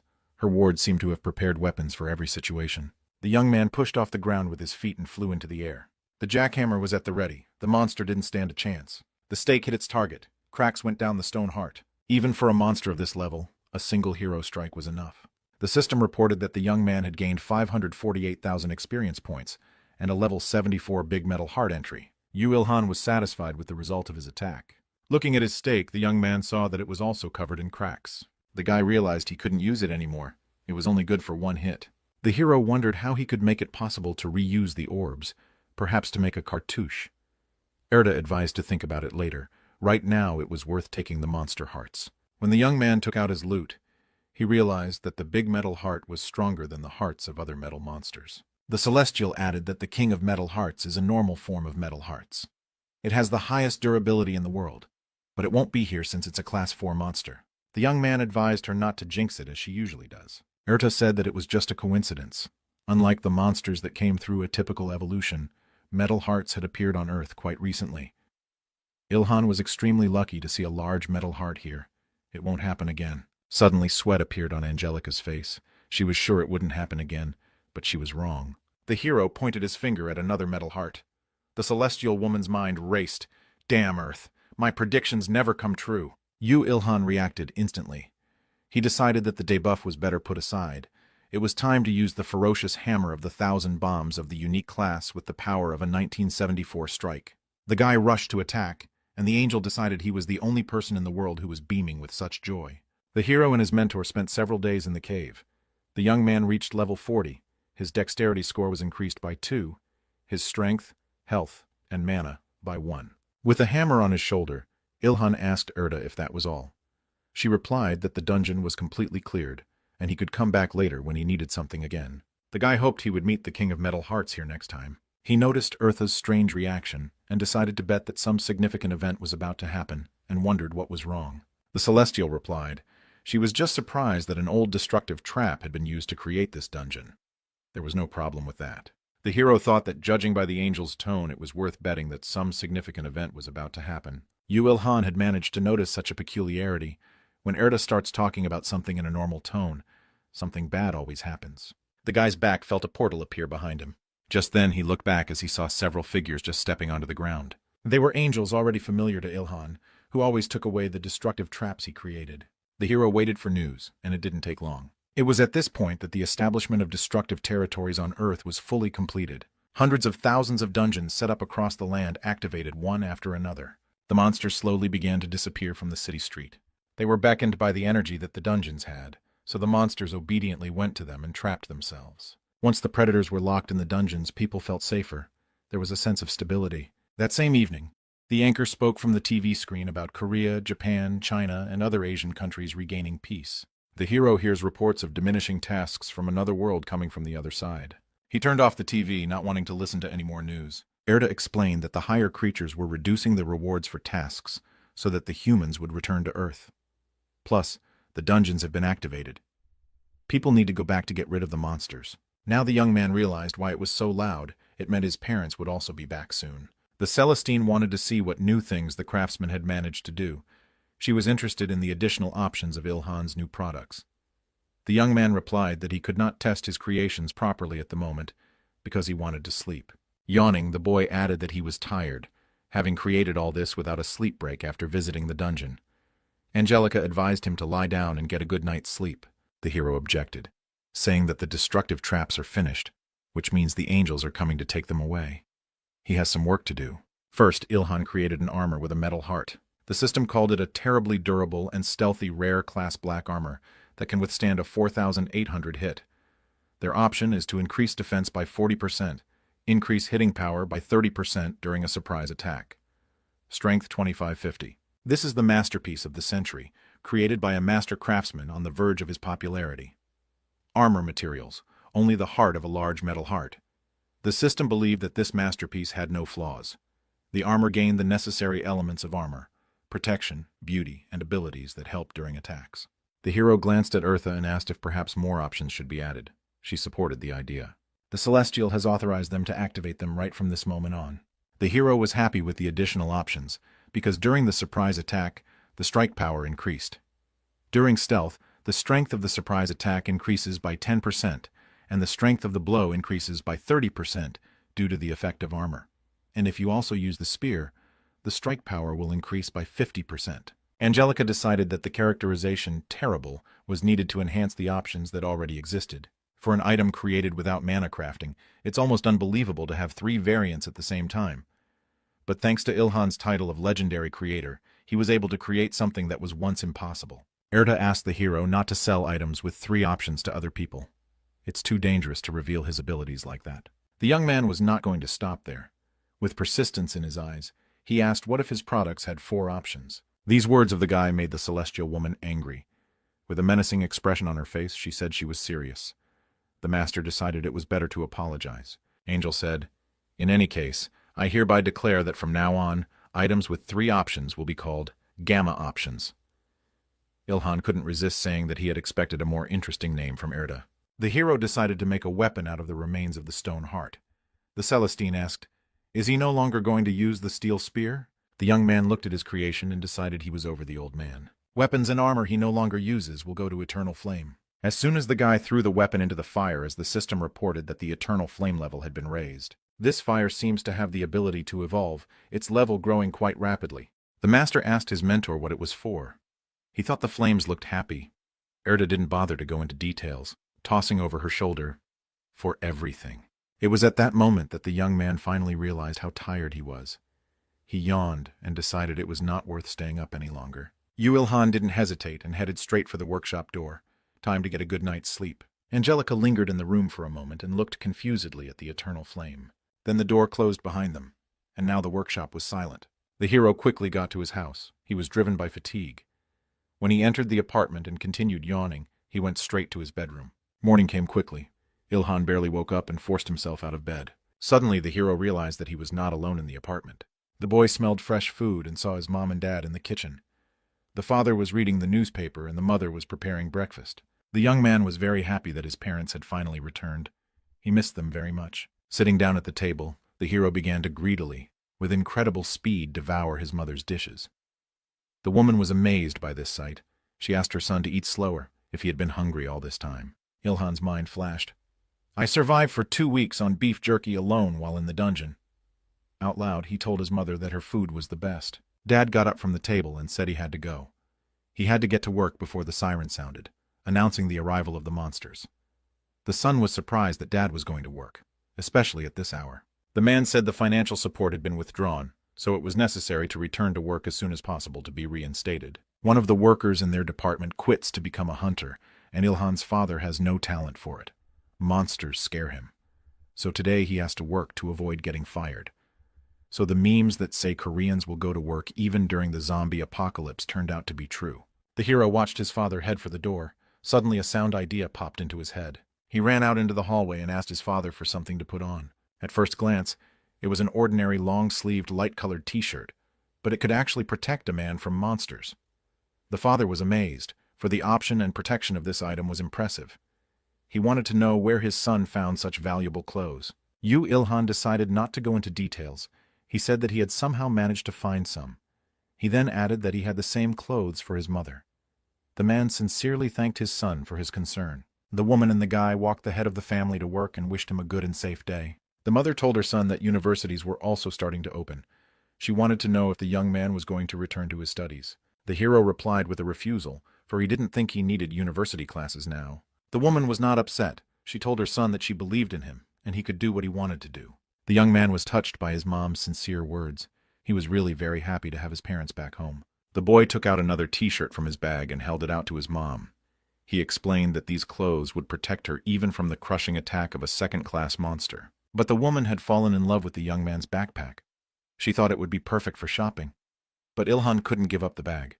Besides, it was very heavy. Having had a good breakfast, the hero went outside. The sun was shining brightly in the sky. Enjoying the beautiful weather, the young man reached his workshop rather quickly. Just as he opened the door, a change within the room made him freeze on the threshold. The hero looked stunned. What the hell had happened here in just one night? His workshop has completely changed, and for the better. The stove with the eternal flame looked different. It was more solid. New equipment appeared on the workbench where the young man's main work took place. Erta explained that it was heaven's reward for his success. These tools are made of metal that will only appear on Earth once it rises to the second level. The system reported that Heaven 002's task, called Creating Destructive Paste, had been successfully completed. Ilhan was very grateful for such a gift, and promised to use it all successfully. Erta said that wasn't all. All characteristics were increased by 5 units, and the young man received an additional reward for a perfectly completed task. In the next instant, a large book with the title Recording the Deadly Poison Resistance Skill. This will avoid being poisoned even by a rank 4 monster. The boy was dumbfounded by such a gift, because this book is incredibly rare. Once he had its knowledge, he would be able to eat even troll meat. As a final reward, the Celestial told the lad the location of the troll dungeon. It turned out that the hero will have to go to the United States to achieve what he wants. Ilhan made the decision not to delay, and went straight to Incheon Airport. Already entering the terminal, he whispered quietly to Earthy that he was going to fly on an airplane for the first time. The Celestial said the young man had forgotten something. He needs a passport and a visa to travel abroad, but right now he has neither. The hero realized that the angel was right, but he seemed to have some idea because he said, "It doesn't matter at all." The next moment, the young man explained what he meant. Ilhan had decided to make his journey illegally. Murmuring a little song to himself, he walked past the registration windows. In the hero's mind, a plan to make his idea a reality. The young man kept humming that he was going to travel illegally, which annoyed the angel. She asked him to shut up, because it was too loud. Already in the airplane in the empty seats, Ilhan said to Earthy, "Even the most advanced security system is unable to detect me with my stealth skill." The Celestine replied that this system would not notice him, even if it was equipped with magic in the future. At that moment, a flight attendant appeared in the airplane corridor, pushing a beverage cart in front of her. The hero reached in and pulled out a blue jar from there. The woman couldn't see it, but she thought she hadn't taken enough coke. Ilhan looked out the window. He saw a fighter jet flying rapidly nearby. Erda said it's a fighter jet that the ability user controls. It was needed in case there were monsters in the air. That explained why tickets for this plane were so expensive. To get to Arizona, where the troll dungeon is located, they need to make a layover in Los Angeles. Erda was confident that this time everything would go smoothly. But Ilhan had already noticed. When she said that, something bad always happened. It wasn't long before there was a commotion all around. A monster appeared somewhere nearby. The hero couldn't resist saying that the celestial woman's next phrase should be, "There must be some mistake here." So well, he had time to study the Angelica's behavior. The young man added, "If the angel could not foresee such a trouble, he, a human, would take care of it." It flashed through Erda's mind that the prediction had finally come true. Redundancy is a phenomenon that occurs only in a particular case, related to a destructive trap. If it explodes for some unknown reason, the result is a large number of mutated monsters on the loose. Such redundancy creates mutant monsters that are significantly stronger than previous ones. The biggest feature is that everything around it absorbs the energy of the destructive trap. Because of this, everything around it changes. The hero looked around and saw that part of the airport had become a stone desert. It turns out the monsters that are closed in the dungeon in case of excess turn the land into a dungeon. Erda confirmed the young man's hunch. She explained that redundancy happens when the world evolves and the dungeon forms. It could also be a side effect from very strong magic or the disappearance of a dungeon. But the Celestial believed that right now was not the reason. The biggest problem is that mutants created with redundancy can interact with other dungeons and provoke redundancy after redundancy. In other words, if Ilhan misses even one monster, there will be another overabundance. These words of Erti made the hero stop. He wanted to know if there was another prediction. If the hero misses a monster, another overabundance will occur, and he'll have to work his ass off to solve the problem. The goddess said that this must be thwarted. She would give the boy a task, for the fulfillment of which the reward would be characteristics and skill. The young man decided to accept the offer. It was at that moment that a massive explosion occurred to their left. People screamed, begging for rescue. Dark figures could be seen through the hole in the airport wall. Some of the bravest tried to scare the monsters with firearms. The man even fired at the giant crocodile, but the bullets bounced off the armored skin. The monster growled and said he needed to find the tape. Ilhan told Earthy that it was some kind of light monster. The Celestial explained that the monster was a second-class mutant monster with a special ability. Don't underestimate it.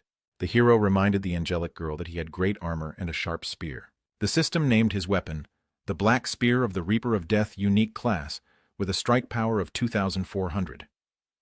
Optionally, increases the probability of a critical hit by 30% during a surprise attack. Strength, 1,700. This weapon is a masterpiece of the century, created by a master craftsman at the limit of his abilities. The spear is made from the heart of a great metal heart, specifically for one man. It has the power of the Reaper of Death, which allows you to hide in the darkness and take other people's lives. The young man decided to attack the monster from the air. The spear went straight into the giant lizard's head. The monster was killed with one blow. The system reported about it, crediting the fire monster to the hero's account. Ilhan was pleased with the capabilities of his new spear. The hero felt great. Erda explained that this monster had no mana stone. If the young man were to refresh it, it would be worth putting the necessary body parts in his bag afterward. People began to pull up to the scene. They were stunned that this young man had overcome the fire lizard so quickly. It went through the guy's mind. Even with my stealth skill, people can see me if I'm in the center of things. Meanwhile, the fire lizard decided to attack the hero, with flames appearing in its mouth. The next instant, a huge column of flame covered the spot where Ilhan had just stood. The young man barely escaped the fire. He thought that it seemed to be the same fire attack that had recently destroyed the airport wall. The hero made the decision that it was best to go outside now. But the fire moved faster than the boy. He stopped and met the danger face to face. The fire lizard's attack was so powerful that the fire covered the hero's head with fire. The people were shocked. They thought their savior was dead. But when the dust cleared a bit, the crowd saw the hero's hand. Ilhan himself looked dumbfounded that he had survived a direct hit. Now he could fight in peace, taking all the blows. Gripping his list even tighter, the guy began to fight again. Suddenly, the young man noticed that he was not alone in countering the fire lizards. People in the crowd started shouting that you can't just watch. Everyone who can fight must act. One of the men exclaimed that they should form a team. Those who have no fighting skills should run away. Ilhan froze in place. He was not used to this kind of behavior from ordinary people. Erda noticed that after the last blow, the crowd had completely forgotten about the hero. Even the monsters ignore him. That's impressive. The humans fought bravely against the monsters, even though they were stronger. Some of the crowd possessed magic and could create protective barriers. Ilhan simply watched the unequal battle for a while. He decided to let the people stand up for themselves. But after a moment, it became clear that the team from the crowd couldn't handle the fire lizards. Another monster spat fire into the human crowd. It seemed that the man who stood closer to the monster could no longer be saved, but Ilhan intervened in time. The hero was finally spotted. The terrified man thanked his savior. The guy again had just enough of a punch to pierce his list of lizard heads. The giant creature began to settle to the ground. It managed to utter, "The record of a strong warrior." Ilhan replied, "Let him better give him his record." The young man struck another blow, finishing off the monster, and received 420,000 experience points for it. The fire lizards behind the hero's back recognized that he was a strong warrior and longed to obtain his record, for with his help they could evolve. Guy asked Eartha if all monsters go crazy over records and evolution. Is it really because of the overabundance? A man in armor approached the young man and thanked him for his rescue. Her face was hidden by her helmet, but Ilhan realized from her voice that she was a girl. The hero advised her to stay attentive on the battlefield. He heard that a girl thought he was cool. This comforted the fighter's self-esteem. He's a real looker. The Celestial said contemptuously that no one can see his face, because it is hidden behind a mask. Subsequently, the fight with the lizards continued outside near the airport building. After killing another monster, Ilhan gained 431,000 experience points. After killing another monster, Ilhan gained 431,000 experience points. He reached level 44. His strength score increased by 2 units, and his agility, health, and mana by 1 unit. The lizards continued to advance. Erda said that the hero wouldn't have enough time if he killed them one by one. He should kill the leader first, since he was the main cause of the environmental changes, and then get rid of the others. Erda emphasized that as long as the guy didn't destroy the leader, the monsters would continue to appear. That was easy to say, but much harder to do. The hero had a rhetorical question. How easy would it be to get rid of each of them? Meanwhile, the monsters took the hero in a circle. They wanted to kill him first and get the record of a strong warrior. Ilhan was beginning to lose patience. These annoying bastards were annoying him. One of the monsters released a fireball towards the hero. Thanks to his quick reaction, the young man was able to notice the enemy attack in time. He was able to defend himself from the fire with his incredible spear. Due to the length of the weapon, Ilhan was able to attack the creature through the fire. The hero leapt forward and climbed out of the vortex of fire. People watched the battle in amazement. They couldn't believe that one person could handle so many monsters. There were whispers in the crowd. "We're barely able to take one down with a team, and this guy single-handedly kills several at once." Ilhan realized that there was no time to rest now. After killing one lizard, he would immediately take on the others. The hero flew up into the air. He was right above the crowd of monsters. The young man did this on purpose to see the whereabouts of the fire lizard leader. The lad immediately recognized him among the others, for the monster was tougher than the others and had dark skin. The fighter realized that Erda had given accurate advice. He aimed his spear straight at the leader. The weapon hit the target, and in the same second Ilhan received a message from the system. "You have reached level 45. Your dexterity score has been increased by 2 units. Your strength, health, and tamana scores have been increased by 1 unit. The young man told the Celestial that at this rate he would not be able to control mana even when he chose a second profession. Angelica calmed him down. She thought that everything would be fine until level 100. By the way, his level was increasing quite slowly. The next moment, the hero heard the sound of an explosion. He looked in that direction. Suddenly, he heard a guy in the crowd yell, "Run! They explode on contact with people!" Ilhan understood every word. He wondered where another Korean had come from. At this moment, a giant lizard appeared behind the young man's back. Upon hearing that monsters can explode from contact with humans, the hero got very excited and grabbed the monster by the neck. The guy pushed the lizard with all his might and it flew to the ground. The explosion came the very next moment.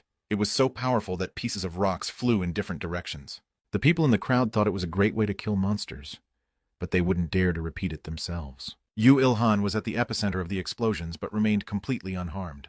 Meanwhile, the monster leader threw a piece of building at the hero. Swinging around, he took a step forward. The ground shook from his weight.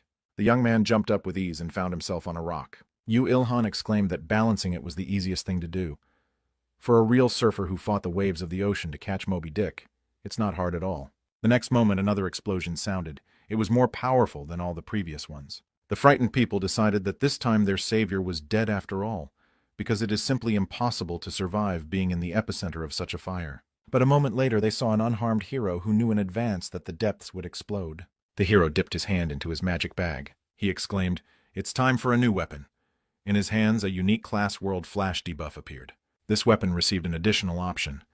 Charging and attack speeds, as well as hitting power, increased by 20%.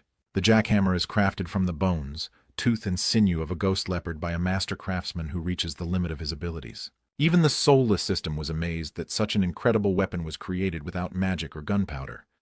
But the jackhammer was difficult to use and carry. The metal hearts amplified its pros and cons. The hero aimed his superweapon at the leader. Time to call it a day. It was a critical blow of incredible power that literally knocked the giant lizard off its feet. Falling to the ground, the monster was still alive. It was wheezing and snapping its teeth. The leader's subordinates saw that he was in danger and rushed to his aid. But at that moment, observers from the crowd intervened in the fight. They prevented the monsters from approaching the leader. The humans persisted in trying to stop the monsters, allowing Yu Ilhan to finish off their leader. The two crates ran straight into the sharp blade of the sword. The hero managed to change weapons. This time he wielded the dark great sword of the stupid giant. The weapon was a unique class with a strike power of 2,300 and a durability of 2,100. The sword had an option. Its weight increases by 50% and the user's strength by 20. Erta said that it sounded strange. The system reported that the young man had reached the maximum level of swordsmanship and could evolve the skill with the accessory of some components. Dropping his last breath, the fire lizard leader still dreamed of obtaining the record of a strong man. Suddenly, the young man felt some powerful vibrations behind him and looked around sharply. Everything around him began to collapse. The ground began to crack, which rapidly turned into deep chasms. The huge stone wall began to fall to pieces, and people rushed to avoid being killed under the rubble. The monster wanted to lift the whole place into the air. The energetic vibrations were so strong that the airport building and the rocks next to it could not stand. Everything around him was like the frames of a horrible disaster movie. The leader of the fire lizards was still alive. He wanted to take the strongest warrior with him to the other world instead of a bunch of frightened people. But Yu Ilhan got tired of listening to his chatter, so the hero launched a giant sword at Potwaru's head. The young man muttered to himself, "You wish." His phrase was addressed to the slain fire lizard leader. The hero received 1,897,000 experience points for killing this monster, and a level 91 fire lizard entry. Ilhan asked Erta, "Are these monsters really lower in level than black leopards despite being able to change their surroundings?" The goddess replied that such mutated monsters, their level does not match their strength. The young man feels some disappointment, because after killing such a monster, he expected to receive a greater reward. Suddenly, the guy froze in place. He wasn't used to the attention. He was surrounded by people, all of whom thanked him for saving them, and said that the hero had incredible abilities. The first to stand were a girl and a young man. The beautiful girl wanted to kiss Ilkan in gratitude for his rescue. The master immediately remembered that he had met this Korean couple before. Erta told her ward that she sensed envy in his emotions. The hero advised her to shut up. The young man muttered to the people that he was fine, and advised them to get rid of the other monsters. After all, there could be big problems if people missed even one of them. The girl inquired of the comrade, whom she called Hajin Oppa, whose hero had attained the third profession. The young man replied that it was unlikely. He had not heard of a man who had been able to attain such a level. Belle thought Yu Ilhan was incredibly tough. She told Hajin that this mysterious young man was even stronger than him. Meanwhile, Ilhan continued to destroy the monsters one by one and gained experience points for their lives. He thought that even if he put his soul into killing the monsters, either way one of them would survive. The hero can only continue his journey to Arizona when he is sure he has destroyed everyone. One of them will stay alive and watch the airplane disappearing into the sky, and then run off into the woods. Then when Ilhan returns to Los Angeles, this surviving lizard will cause another mutant incident. Erta was skeptical of the character's thoughts.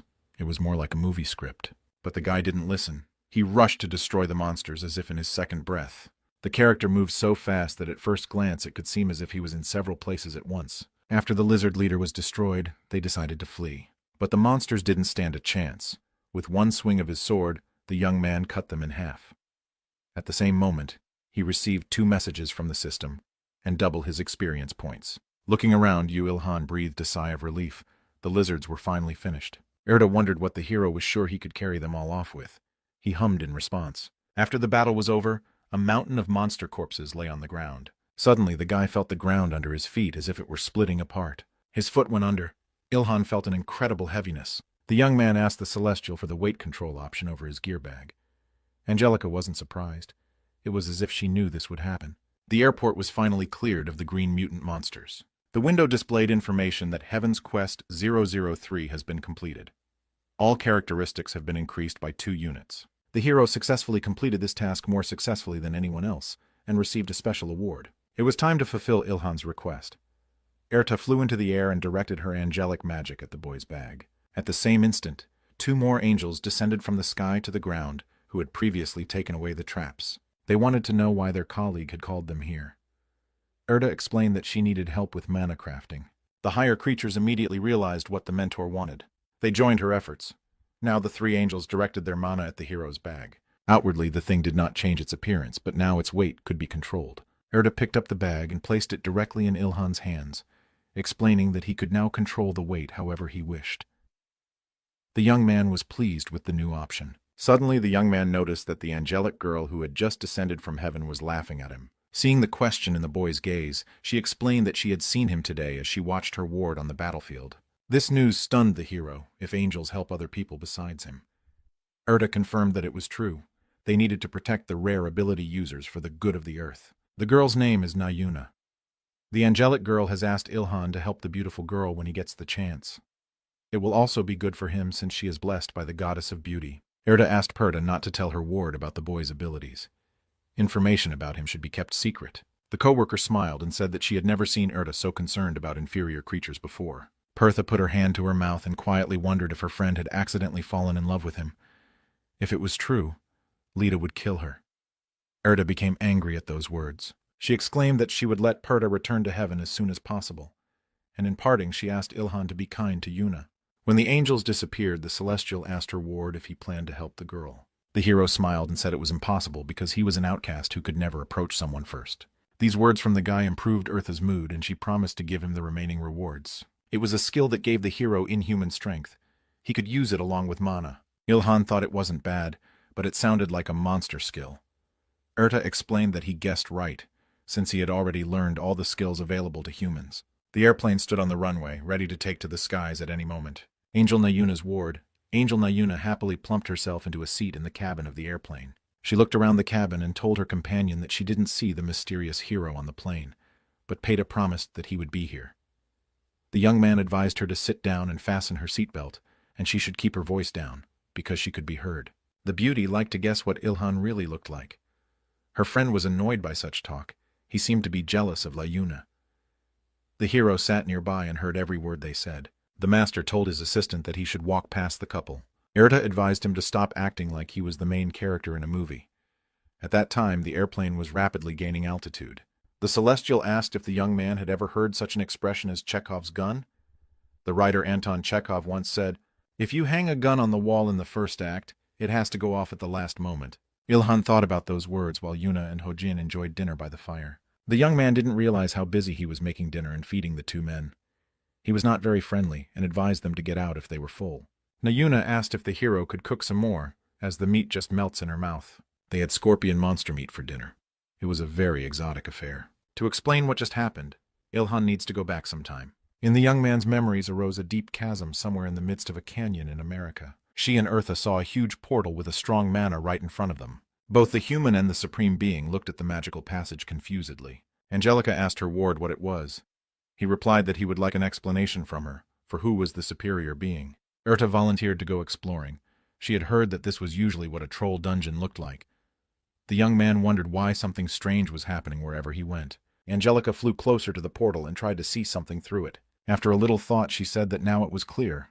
It was a very rare occurrence. There was a mistake, and so 2 destructive traps were placed here at once. Because of this, 2 dungeons merged and became one huge dungeon.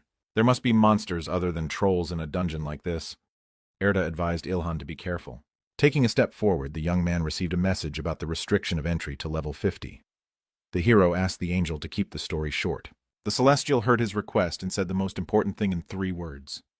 There would be 2 bosses. This dungeon is a green plain. The next moment the young man saw a troll. Erda wondered if he was only able to see monsters. At that moment, the troll opened its mouth and said it wanted to rest. These creatures were not smart. Only realizing that he wanted to sleep, the monster simply fell to the ground and put his hands behind his head. The hero exclaimed, "He fell asleep in 3 seconds as soon as he lay down. Is that really a rest skill?" Erda explained that all trolls had one. Only now did Ilhan realize why he needed troll blood to evolve the rest skill. Ilhan decided that such a monster would be an easy prey for him. He crept up quietly, spear in hand. The goddess noted that the young man's expression now resembled that of a thief. The hero destroyed the first troll in his life with one apt strike and received 560,000 experience points and a level 72 plains troll record for it. In the next moment, the young man obtained the heart of a second-class sleeping monster, 1 out of the 500 needed, and the blood of a troll, 3 liters out of the 500 liters needed. The boy shared with Eartha that it was very easy. Ilhan, satisfied with his easy victory, did not hesitate and immediately rushed to find the other 499 trolls. Meanwhile, other members of this expedition approached the portal in the cave. They were Nayuna, Hajinopa, and the angelic Peta. The latter said that it was a giant dungeon that had a level limit of 50. The assistant advised the girl to be careful, because you can never predict what will happen in the dungeon. Appa said that it was time for them to go. He wanted to get the scorpion poison as soon as possible and return home. Yuna called this outing a date. The girl believed it would be a lot of fun. The young man said in surprise that she had never thought of meeting him as a date before. Peta shouted, trying to draw attention to herself. She wanted to warn them to be very careful in the dungeon. When the people disappeared into the portal, it changed color from blue to purple. Meanwhile, a fire was blazing in the midst of the plain, on which a large piece of meat was roasting. Ilhan pitched his tent and waited impatiently for his dinner. The young man saw that the meat was cooked and took it off the fire. Erda was surprised that the guy decided to satisfy his hunger with troll meat. Had he forgotten that it was poisonous? The hero didn't argue, but offered the Celestial a taste. The meat reminded him of beef, but it was a little tougher. The young man activated the system window and read that the deadly poison-resistant skill had reached level 2. He rejoiced at the increase. Angelica explained that it only meant the fact that the meat he was eating now was very poisonous. Ilhan objected. He thought that because of his skill, everything would be fine. A little later dinner was finished and the fire was put out. The young man sat down near the tree and said, "How delicious. My cooking skill has also increased. Because I cooked monster meat, its growth has accelerated." It had been 5 days since they had gotten to the troll plain, and they had met only them here. The boy was making a fire and cooking meat, but no other monsters had appeared. He thought that was strange. Erda told her that she had a theory, but the angel wasn't sure about it. Ilhan didn't mind hearing it. The Celestial said, "Your stealth also hides fire and the smell of meat." The hero exclaimed that this went against the laws of physics, to which the Angelica replied, "The laws of physics. Your stealth has fooled even God." The next day, the young man and his assistant found the last 500 victim. A lot had happened in those 5 days. The young man had been eating troll meat all this time. The two met difficulties along the way. Ilhan wanted to taste the meat of other monsters because he was tired of eating with trolls. But the desire to become stronger gave him the motivation to keep moving forward. Erda thought he couldn't stop, because this meat increased his skills in resisting deadly poison and cooking. Angelica read her ward's mind, much to his annoyance. The hero decided it was no longer worth the delay, and struck the last troll on his list. At the same moment, he gained 572,000 experience points. Suddenly, the system reported that he could not reach level 50 until he got a second class. All records obtained would be counted once the second class was chosen. The path shown to you that you can take is built on your achievements and the records you have received so far, the system wrote. She advised the hero to choose a class and complete a challenge that would be appropriate for that level. 4 levels to choose from: Expert, Arcane Spearman, Combat Expert, Novice Reaper, and Berserker. Erta congratulated the boy on finally getting a second class. But the Angelica warned that much could change. It was finally time for an explanation. The Expert Misted Copeler is a new level he has reached. It would greatly enhance the characteristics he already had. Ilhan supposed if he became even stronger, even his mother wouldn't recognize him. A martial expert wields any weapon. Even one's own body can be used as a weapon. The hero thought it sounded too much. Did he really have to take blows with his naked body? A berserker is a warrior who does not leave the battlefield until the enemy or he is killed. The boy was stunned by the explanation of these categories. Erda explained that these 3 classes are rare and powerful. They are mana-independent, so you can choose whichever one you like best. Ilhan realized that the celestial woman hadn't said anything about the aspiring reaper. Erda honestly admitted that she didn't know, as she had never seen anyone like this. Surely this one must be some unique class. She suggested that in practice this class may be a little different from its name. Without a moment's hesitation, Ilhan chose it, the Novice Reaper class. "Just as I thought, you like solving mysteries more than anyone," the Celestial said. The young man knew she had time to study him well. Once selected, the system reported, "Beginning Reaper is the stage you must go through to become a Reaper who deals death honestly to everyone. It is also the only path you have, because you have chosen to deal with death by being alive. You must prove yourself worthy of this position." The guy got an assignment. He needs to kill the second and third class monsters in one hit from an ambush. The young man exclaimed angrily, "What's wrong with complexity?" Now he understood why people didn't go past level 50. How could you kill a third-class monster with a single blow at level 50? But after a little thought, he decided it wasn't such an impossible task. Erda folded her arms across her chest and wondered if Yu Ilhan had found a way. A hammer appeared in the hero's hand. He decided to wait with the evolution of his rest skill. But if he uses a mana stone to strengthen the weapon with mana crafting, it might work. The next moment, somewhere in the middle of the forest, a strong energy surge appeared on the troll plane. Ilhan looked a little confused. He didn't realize if that would be enough. Suddenly, the hero felt a strange sound and turned his head in that direction. There, he saw a giant sand scorpion that held Na Yun in its claw. The girl looked scared. She begged Yu Ilhan for help. The beauty tried to resist, but it was all useless. The monster was stronger than her. Peita, who was next to her, reminded her that she had asked her to be more careful. Tears came to Yuna's eyes. Hajin Appa ran after the scorpion, but there was nothing he could do to help. Ilhan didn't understand what was wrong with these two, why they couldn't kill these weak monsters. Erda explained, "That could happen if you were attacked suddenly, but the hero wouldn't understand that." The young man covered his face with his mask and said irritably that he didn't want to meet this couple in the dungeon. Though he grumbled, he realized he couldn't just pass it by. The prediction had come true. This guy could still surprise Eartha, even though she'd had time to study him pretty well. The goddess asked in surprise if the young man was going to fight with the skewer from which he had recently eaten meat. Without answering, the hero threw the steel skewer made of metal heart directly at the monster. Eartha was surprised that Yu Ilhan had spent such a valuable material to create a skewer. The boy's strange weapon hit its target. The scorpion released the girl from its claw. The young man jumped up just in time. He managed to pick Nayuna up in his arms. Throwing the beauty right into her comrade Hajin, the hero rushed at the monster. The girl landed right on top of Op, knocking him to the ground. Meanwhile, Ilhan reached into his magic bag and pulled out a more serious weapon from here. Holding his spear in his hands, the young man swiftly attacked the giant scorpion. Swinging around, he hurled his sharp weapon, which hit right on target. The hero took advantage of the critical hit and gained 668 experience points. The system reported the recording of a level 78 giant sand scorpion. The young man's critical strike reached level 9. He rejoiced at this news, for he thought the monster's level was lower. Erta informed him that the scorpion's main weapon was poison, but luckily Ilhan had resistance to deadly poisons. This fight was not a bad one. Looking over the slain monster, the hero said, "A giant sand scorpion. I bet it will turn out delicious. I think its meat is similar to lobster meat." The Celestial was surprised that the young man was going to eat it. Did he really only come here for food? Meanwhile, Yuna had come to her senses. Her guardian angel was by her side, worrying about her ward's health. The girl looked confused. Suddenly her gaze stopped on her savior. She called him the Dark Prince from Los Angeles for some reason. Ilhan looked dumbfounded after hearing this. Yuna showed her Instagram photo and asked, "Don't you know? You're trending on Instagram right now. People are calling you the Dark Knight of the American government." Hajin Appa said that some are even saying as if the hero is an FBI agent. The girl smiled and said that in her opinion, Dark Knight sounds cooler. Erda, who heard all of this, only confirmed that the internet is garbage and evil talk always ruins everything. The hero decided that he would just pick up where he left off and went to the slain scorpion, ignoring the rescued couple. Hajin realized that Ilhan was taking the scorpion apart. They watched the young man's work in amazement. Ilhan was at it until late in the afternoon. He finished when the full moon appeared in the sky. On the fire was a pan on which pieces of white meat were roasting. They were sizzling appetizingly. The aroma was such that Yuni and Hojin were drooling. They remembered that they hadn't eaten anything all day. The hero said he was willing to share the scorpion meat, but warned that it was poisonous. The girl exclaimed that it was no big deal and she could fix it. Belle pointed her palms at the pan and ordered the poison to disappear. Yu Ilhan and Hajin watched as the poison in the form of lilac energy came out of the meat and rose towards the sky. After a moment, the girl reported that it was now safe to eat as the poison had completely disappeared. The hero dejectedly thought that these two are good and have good skills.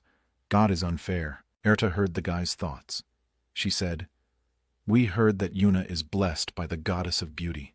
She has astonishing divine power. The young man muttered in his heart that someone was lucky, and he was forgotten about for 1,000 years. A little later, the uninvited guests were devouring the delicious meat at both cheeks and praising the Dark Knight's culinary talents. Time to return to the present. Yuna and Hajin thanked their savior profusely for the delicious dinner. The hero didn't find anything to reply, and he faded his eyes.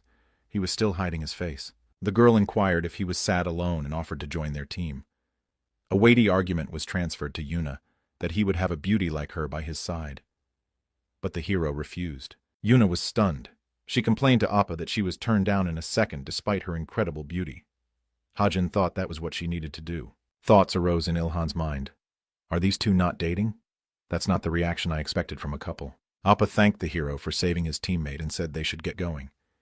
He held out a piece of paper with a phone number on it and asked him to call to get paid for his help. The business card had a phone number and the owner's name, Kang Ha-jin. The young man realized that he had seen a similar business card before. This one was similar to the one he had gotten from Kang Mir. He decided that the three of them were from the same company. Yuna decided it was worth keeping her card as well. The girl said they were only here on business, so as soon as they finished, they would go straight back to Korea. Kajin silenced the girl, asking her not to reveal the secret information.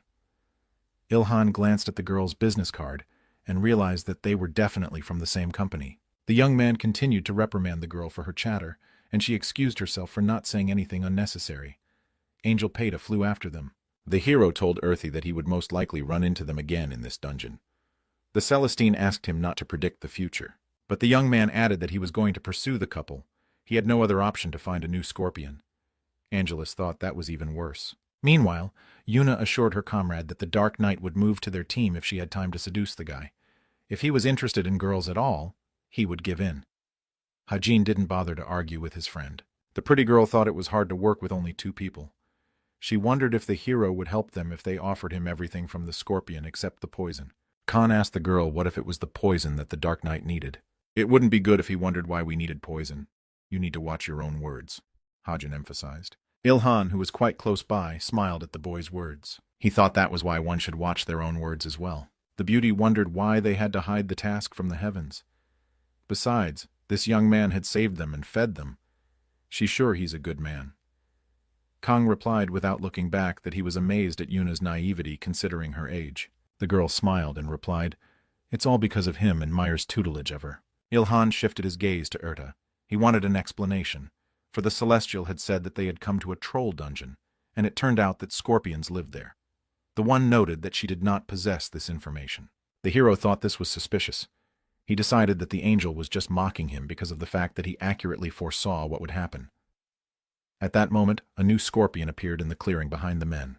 The Dark Knight only needed one hit to earn 697,000 experience points. Erta was stunned that the hero once again used a skewer made of metal heart instead of his usual weapon. Ilhan noticed that the two didn't even notice the monster because of the hero's stealth skill.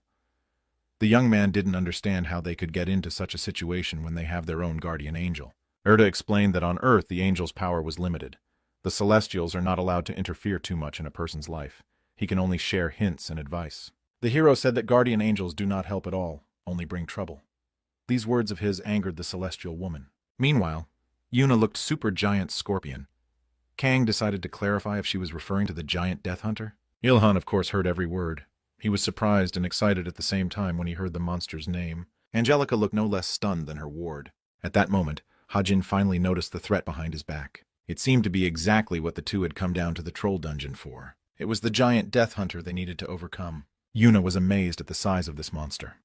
Khan exclaimed, addressing the girl that now was not the time to be amazed. The young man told the beauty that they needed a buff right now.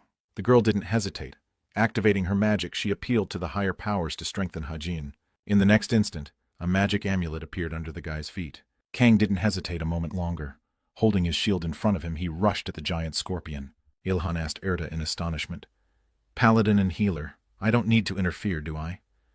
The Celestial agreed with him. They could probably handle it themselves. Now Yuna clapped her hands, trying to encourage her friend. The girl was so focused on worrying about Hajin that she didn't notice the huge troll behind her back. Finally, the girl heard some strange sounds behind her back and looked back at the noise. It was at that moment that the monster roared loudly, its eyes burning with red fire. Belle screamed, warning her friend of the danger. In the next instant, right above the troll's head, as if from nowhere, Yu Ilhan appeared.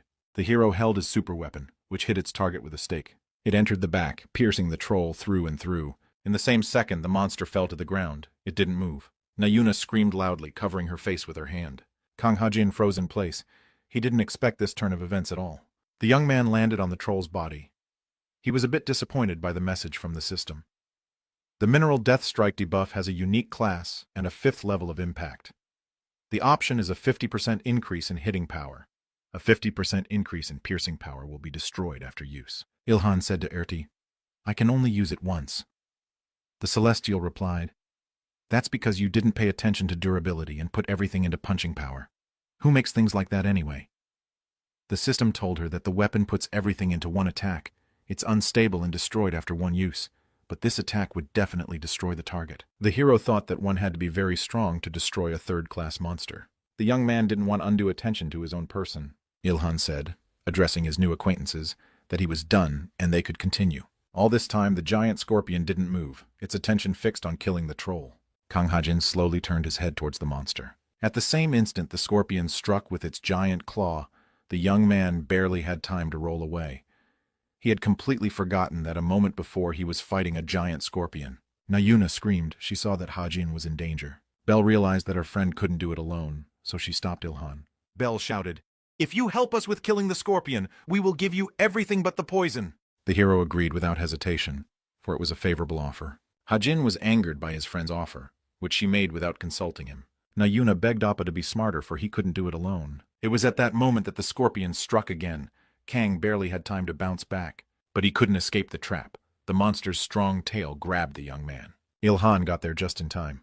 He wondered if Hajin was ready to stop arguing, he would help. One swing of the spear and the scorpion lost its tail and Khan flew to the floor. The hero didn't stop there. He attacked the monster again. Once on the ground, Hajin watched Ilhan's actions in amazement. He was shocked by his skill.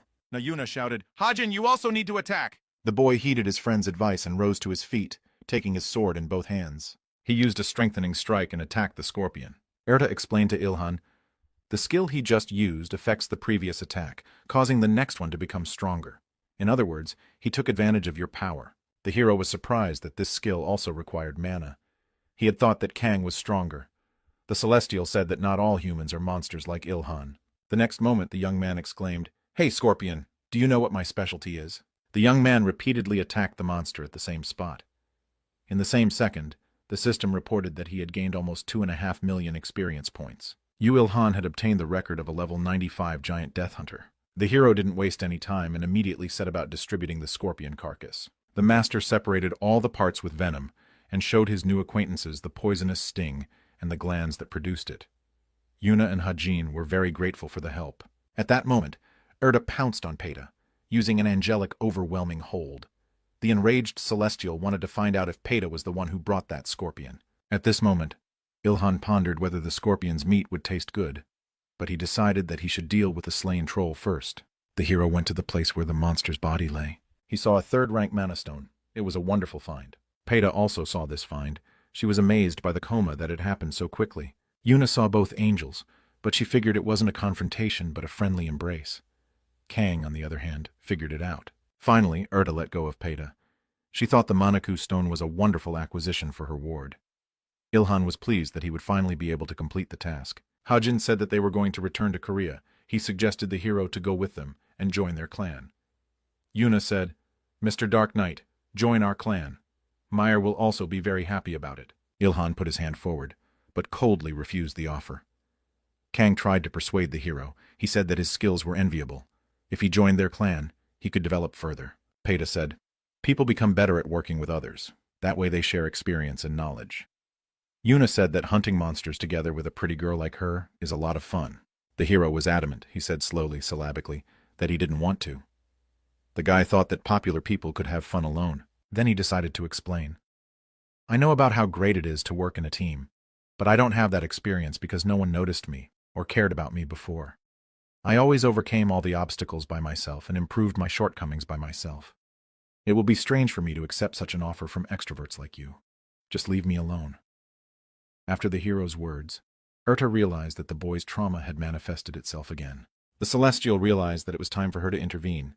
so she told everyone present not to be so pushy and to leave. Her words were heard, but as a farewell, Kang asked Yu Il-han to contact them. The hero hoped that this meeting would never happen again.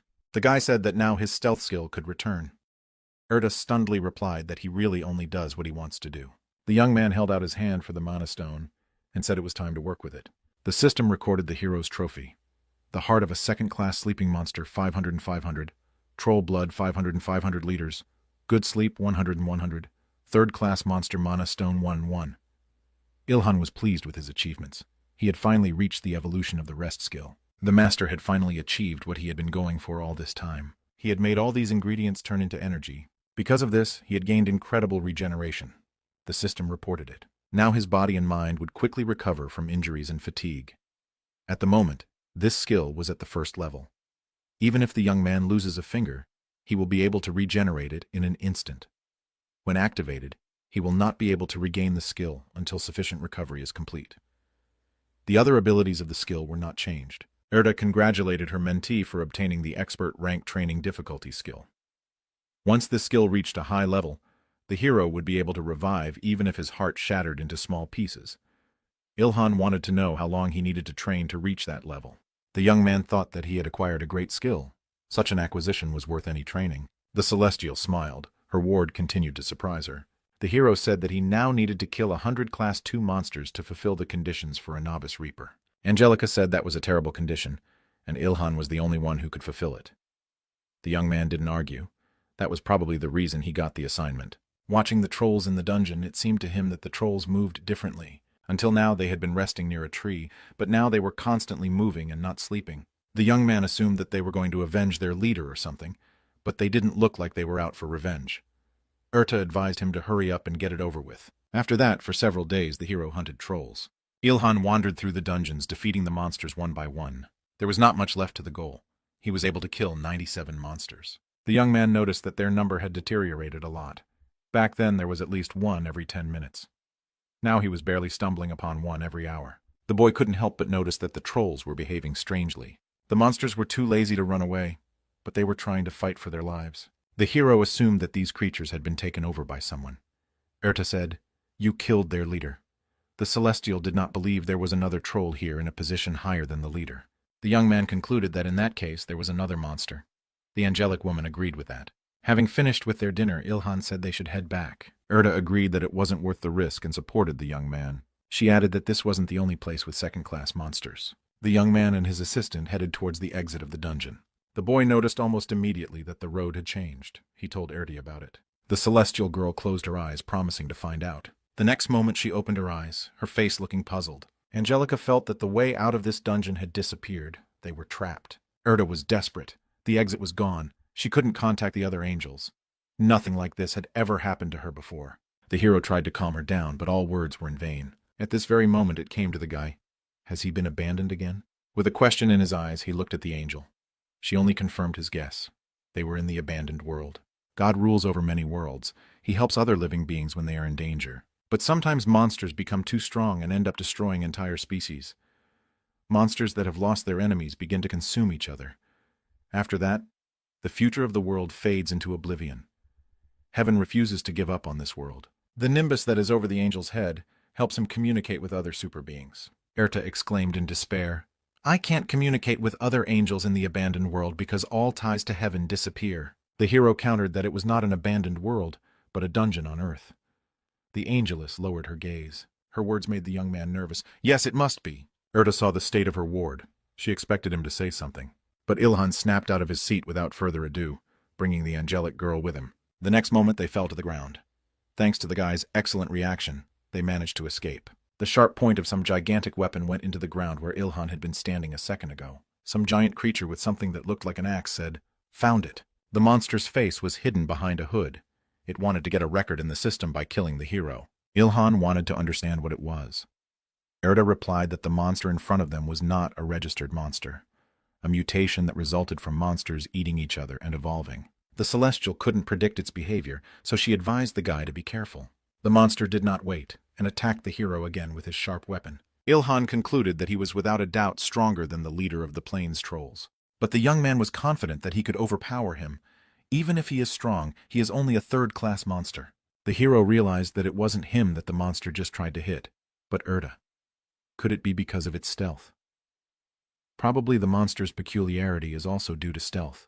The Celestine promised him a reward for saving the supreme creature, and if he gets out of this fight alive. Angelica was very worried about the boy. She didn't want him to die. Once again, the young man managed to avoid the attack of a strong opponent. Ilhan had time to notice a red eye glowing in the darkness of the hood. The monster kept talking about the recording. The hero wanted to understand why he needed it. The young man remembered that his debuff was destroyed. Of weapons, he now has only a spear. His armor is practically a strong shield, since I can't ambush him. The monster held out his bony hand to the lad and wheezed, "Quickly give me all of this." Erda cautioned her ward. She sensed that the enemy possessed magic. Ilhan lowered himself to the ground and touched her hand, trying to feel something. The next moment it was covered in sharp spikes. The young man barely had time to leap into the air. From his height, he got a good look at his opponent and noticed the dark mana swirling around him. The hero had time to map out where to strike first. He struck the monster with his spear with all his might. The young man used a critical strike. He managed to wound the strong monster. The boy was dissatisfied with his attack. Erda wasn't surprised, since the level difference between the opponents was almost 100. The fact that you wounded it slightly was a miracle created by your skills and fine weapons, the Celestial said. With 2 red eyes glowing in her hood now, the monster called the hero a weakling. She wanted the guy's record. The opponents clashed again, their weapons clanking over and over, shooting sparks. The monster was really strong. Ilhan couldn't defeat it. The hero focused on the battle as much as he had never done before. He believed he could destroy the monster. In the next moment, the guy's spear hit the target again. The monster cried out in pain and uttered, "How can you be weak yet strong at the same time? Give me your record. Let me gain knowledge." Ilhan was unwilling to listen to this and ordered the creature to shut up. The creature swung around and tried to attack the hero again, but it was faster and managed to bounce away. In the next moment, a loud explosion sounded at the place where the boy had just stood. The young man tried to catch his breath caught. In his mind, "He's even using my explosion skills. My armor is deteriorating. I won't last long if I lose my equipment." The hero was stunned. Is this really truly mana power? A new spear appeared in the monster's left hand, as if out of nowhere. Swinging, the monster attacked the hero again. This time the young man was saved by his own instincts. The boy rushed forward, promising himself that someday he would master mana. This time he managed to jump close to the monster and hit it with his spear right in the opening of its hood. Ilhan was stunned by what happened in the next instant. Erda looked equally dumbfounded. Sharp spikes emerged from the monster's hood the moment the young man attacked it. The angel-faced man had never seen anything like this before. This mutation was truly unusual. The armor could not withstand it. One of the spikes pierced through the hero's right shoulder. The guy screamed in pain, and Erda was confused because there was nothing she could do to help. She looked at the wound, trying to determine the severity of the injury. What bothered the Celestial was the fact that the red wound had turned black in a matter of seconds. Erda realized that this was a curse, and even the young man's resistance to deadly poisons could not stop it from spreading through his body. The Angelica tried to quickly think of what she could do to help in such a situation. Ilhan saw his assistant fly high into the sky. Erda exclaimed, "You'll have a harder time fighting if he keeps coming after me.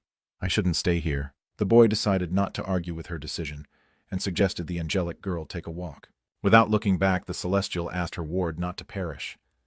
Meanwhile, spikes were already rising from the ground in her direction. Ilhan realized that now was the time to use another critical strike. The hero realized that he could barely feel his wounded arm. He realized that the situation now was really dangerous. But the young man was not one to give up so easily. He hid his face behind a mask. The guy couldn't even feel a drop from the tea. He would definitely win. He remembered the prediction that must come true. Meanwhile, Nayuna, who had yet to leave the dungeon, heard strange sounds. Meanwhile, Erda, who was moving away from the dueling site, thought, "If only my power wasn't limited on Earth, things wouldn't be so bad." The image of a reaper with a scythe in his hands appeared in her mind.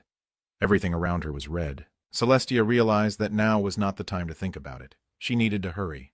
They wouldn't have to leave this place if it wasn't an abandoned world. She mentally pleaded with her ward to get. Erda had time to grow attached to him. She begged God, hoping he could hear to protect Ilhan. Meanwhile, in the clearing, Hajin couldn't figure out why the exit scroll wasn't working. Yuna asked, "Are you sure it's not broken? The entrance is gone too." Suddenly, Peta and Nayuna heard a strange rustling sound and looked back at the sound. In the next instant, a green beam fell to the ground right under their feet. Peta was surprised by the appearance of her colleague. The green beam was Erda.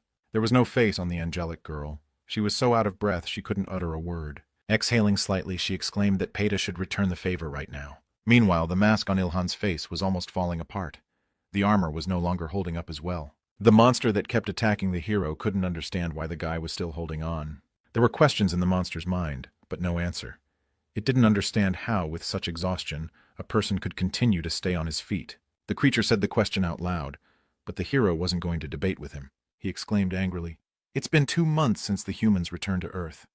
You think I lasted 1,000 years just to live for a few months?" The young man only gripped his spear tighter. It was time for action. The hero was not going to die here. This confidence gave him strength, and he rushed into the attack with renewed vigor. After striking the creature again, Yu Ilhan fell down without strength. He felt the curse spread throughout his body. The young man could no longer move even a finger. The monster saw that his opponent had fallen without strength. He said, "You're going to die now." The hero gritted his teeth and thought, "Dream on." The young man remembered the request of the Celestial. She begged that he not die. Now an image of La Yuna appeared in the boy's mind, the last time they had seen each other. The next memory was of the hero's parents, and he missed them dearly and did not wish to die here. There were many more things he wanted to do and create. He couldn't die like this.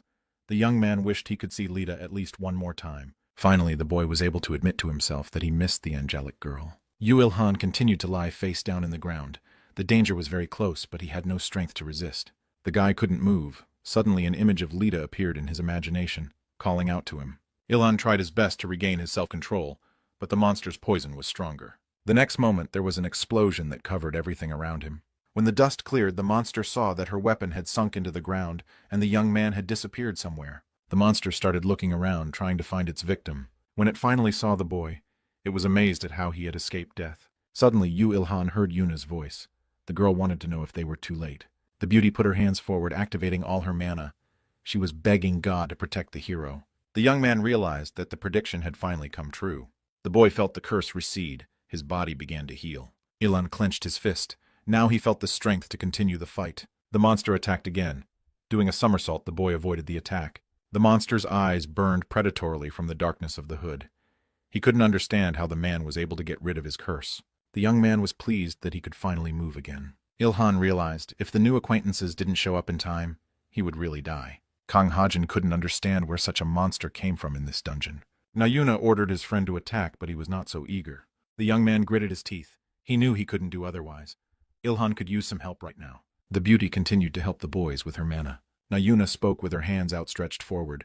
Blessing, spill over Hajin like a waterfall. At this time, Kang had already managed to run up to the monster. He attacked first. The young man didn't realize the force that threw him back. Hajin couldn't tell if it had worked. Peita grabbed her head. How should a guy fight against such a strong opponent? Meanwhile, Erda watched Yuna's actions and thought, who is she?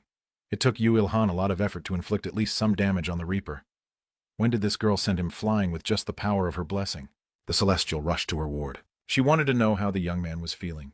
He replied that he was still alive. The Angelica seemed to have figured out how to help, but she needed a little more time. Ilhan asked Hajin how much longer he could hold out. Kang exclaimed, "What? You want me to face this monster alone?"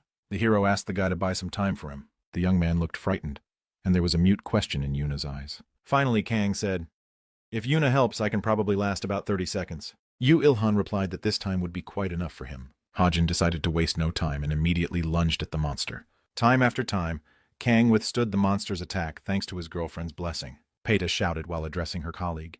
"At this rate, Nayuna will die. I don't care about Hajin, but I'll hate you forever if my ward dies." Erda recalled Yu Ilhan's words that 30 seconds would be enough. She advised him to trust him. The Celestial hesitated. What if the hero was late? Peita didn't know if the young man had an ace up his sleeve. They waited, but the master kept failing to appear. He urgently needed to find the trolls to restore his own strength as quickly as possible. One of the monsters sensed danger, but it was too late. Trolls are not the kind of creatures that have fast reactions. The hero moved with lightning speed. With one strike, he destroyed all 3 of them. Peita flew to find the guy. She was amazed that he was hunting trolls right now. Erda explained that her ward needed 3 second-class monsters to reach the second profession. The Celestine had faith in Yu Ilhan and understood what would happen when he leveled up. She explained that very soon, the hero would be able to fully recover. The system immediately reported that the guy had fulfilled all the conditions for obtaining a second profession. Now the young man became a novice reaper. He achieved his goal. The effect of stealth increased by 10%. The probability of a critical hit and the strength of the blow when attacking from ambush increased by 30%. The strength of the blow increased by 20%. The conditions for stealth skill evolution were relaxed. The system absorbed all the collected records. Yu Il-han had reached level 53. The hero was happy as his stamina had fully recovered. He had learned a passive skill, Death Collector. Now he could collect the powers of the creatures he killed. The system reported that the young man could not use mana at the moment, and he could not learn the active skill. But he was presented with the opportunity to choose a subclass. All this time the hero was making a countdown. He knew that there were 10 seconds left, so it was time to rush back. Another blow from the monster hit Kang Ha-jin, and blood spurted out of the guy's body. The young man realized that his armor and shield were already barely holding on. Kang didn't understand how Il-han stayed alive, fighting against this monster alone. Yuna was still holding the defense. She was begging the goddess not to let Ha-jin die. After another blow from the monster, Ha-jin's shield shattered. The young man fell to the ground. At the same moment, the beauty rushed to him. Peita rushed towards her ward. She was afraid that she would get hurt. The beast was already ready to celebrate victory. But Nayuna did not give up. She stretched forward her hands, begging the goddess to teach this scoundrel a lesson. Not really hoping for help, the girl suddenly saw a light coming from her palm. The girl had enough power to activate the rest of her mana. The beauty's prayers were answered. The next moment there was a powerful explosion. Erda was amazed that a human had managed to do such damage to the Reaper. Nayuna had impressive potential. Peita believed that her ward would save humanity. But the Celestial realized that the creature would not last long in such a state. The beauty tried to agitate Kana. The young man was completely exhausted. He could not move. The monster did not restrain himself. He promised to kill everyone present. Now the friends were really scared. They suddenly believed that they could really die today. At this terrible moment, they heard words that gave them hope. Let's form a team. The system informed Ha-jin that he had accepted the application to join the team. The number of members equaled 3. The friends were stunned that the third member of their team finally agreed to be Yu Il-han. Kang was very happy that the hero had returned. Now there really was a possibility of winning now. The master put his finger to his mouth, thus asking everyone present to be silent. At this moment, they heard the monster begin to wake up. Ha-jin gritted his teeth. The Reaper would soon attack again. Yu Il-han told his new team that they were holding up just fine. Now the hero had enough strength to finish off this monster. The friends looked stunned, but there was a glow of faith on their faces. Kang Ha-jin was carefully watching the hero's every move. A thought flashed through the boy's mind. The second I saw his back, I thought, we're saved. The young man breathed a sigh of relief, which startled his girlfriend.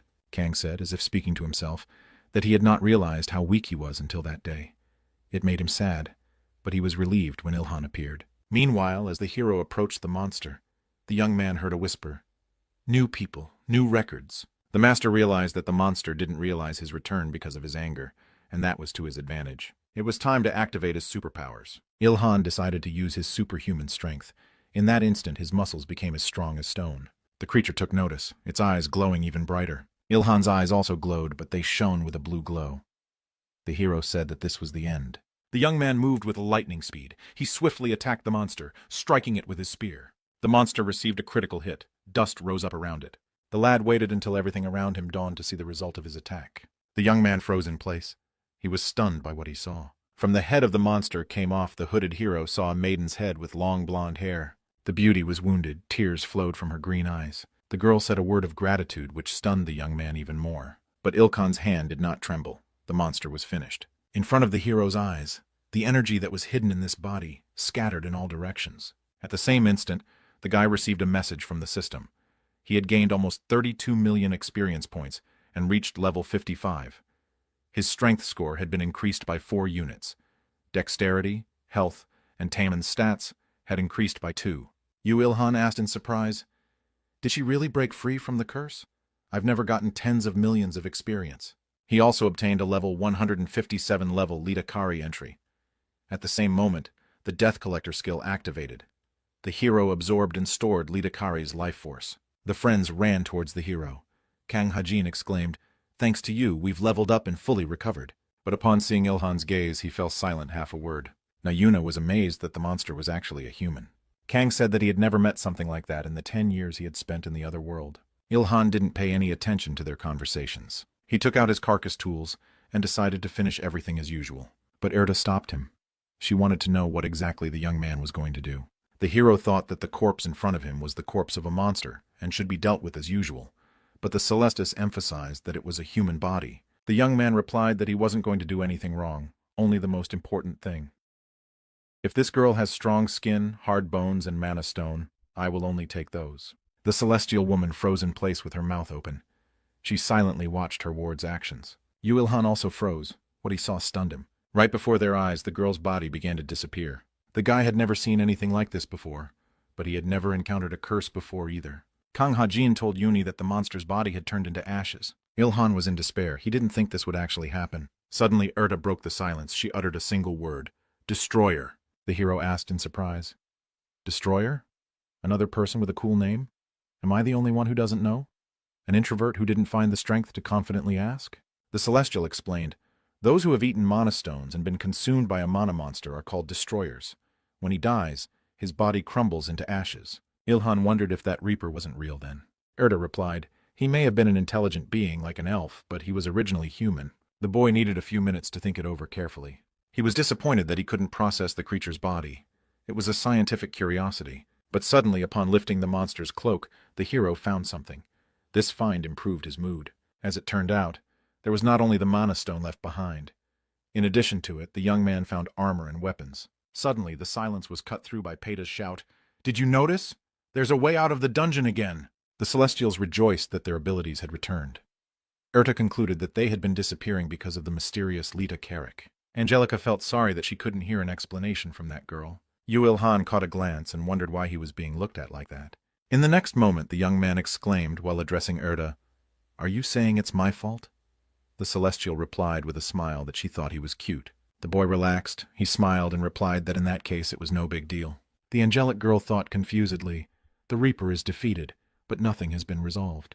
This mysterious advanced dungeon suppresses the powers of even the highest creatures. Equally strange is the fact that the Destroyer was given a third class, which is impossible to obtain on Earth. The question of the abandoned world was also very interesting to the angelic girl. She looked thoughtfully into the sky. She could not even guess what was happening on Earth now. But in one thing the supreme creature was sure. Her ward, the strongest among humans, Yu Il-han, had won. Angelica couldn't take her eyes off the young man. She was proud of the hero. His victory was simply masterful. Kang Ha-jin sincerely thanked the hero for saving them. He bowed low in front of Yu Il-han, which amazed the young man. Suddenly the young man said, "No, I'm the one who should be thanking you. If you hadn't shown up in time, I wouldn't be here anymore." The prediction has come true. Kang emotionally replied that the hero's help couldn't be compared to their help. They definitely wouldn't have been able to escape from this dungeon on their own. After pausing for a moment, Il-han decided not to argue with him anymore. The victor clutched in his hand the shaft of the weapon obtained from the destroyed monster. The hero decided to ask if his new acquaintances would be okay with him taking all the items he had received. Kang Ha-jin pressed his lips together. He was silent, but his face betrayed real emotion. After calming his feelings a bit, he exhaled deeply. He had no choice but to agree that Il-han would get the artifacts. Nayuna was fine with that agreement, but wanted something in return. The beauty held out her hand. She wanted the hero's phone number. But the savior stood firm on his own. He denied this request. The young one was amazed that a beauty like her was denied again. Il-han's mind raced. She does have an angelic appearance, but I refuse extroverts. The young one stood her ground. She wanted some true information about the hero, but the young man wouldn't even give her his real name. The girl folded her hands in supplication, begging for his name. A divine radiance emanated from the beauty. Suddenly, not expecting from himself, the guy called out his name. Nayuna called his name cool. The hero disagreed, but said that he was already used to it. Kang silently watched this scene. In the guy's mind, this is the first time I've seen Yuna so determined around a man. And it was the first time he witnessed a man genuinely pushing her away. Ha-jin thought that the two of them were not the kind of creatures that could be understood by the logic of an ordinary man like him. Finally, a portal back to Earth opened in front of the team. Il-han looked back at Erta but saw another super being. It was an angeless in shining armor, her face hidden behind a visor. The unfamiliar celestial wanted a report regarding the events in the dungeon. Kang Ha-jin and Nayuna looked dumbfounded. They didn't expect to see an angel in the portal. Erta looked confused, but she wasn't scared. She agreed to report. The angelic woman flew closer to the stocky sky woman, and the two struck up a conversation. The humans were still impressed by their encounter with this huge Eartha leader. In the next moment, the celestial lady addressed Yu Il-han. "For saving the Erta angel in an emergency situation, we will discuss your reward and inform you of the decision later," said the angeless. The hero didn't mind the reward. He was willing to receive it after work, but he didn't do it for profit anyway. The celestial added that this incident was very serious, so she would take Erta to the sky for a while to clarify the details. Yu Il-han didn't argue. He was confident that he could handle it without an assistant. The Supreme Angeless said that this dungeon would be temporarily blocked by the power of the heavens. At the same moment, as if from nowhere, 3 more angels appeared and directed their mana to the dungeon portal. A question flashed through the hero's mind. Will such dungeons continue to appear in the future? But suddenly he had the thought that someone is intentionally creating them. But the question remains, why? Ilhan remembered the face of the girl before her death, who was under the curse. The young man clenched his fist. He would not find the answer. Only worrying about it. One must act. The lad decided that in this case it made sense to get stronger and stronger for his own survival.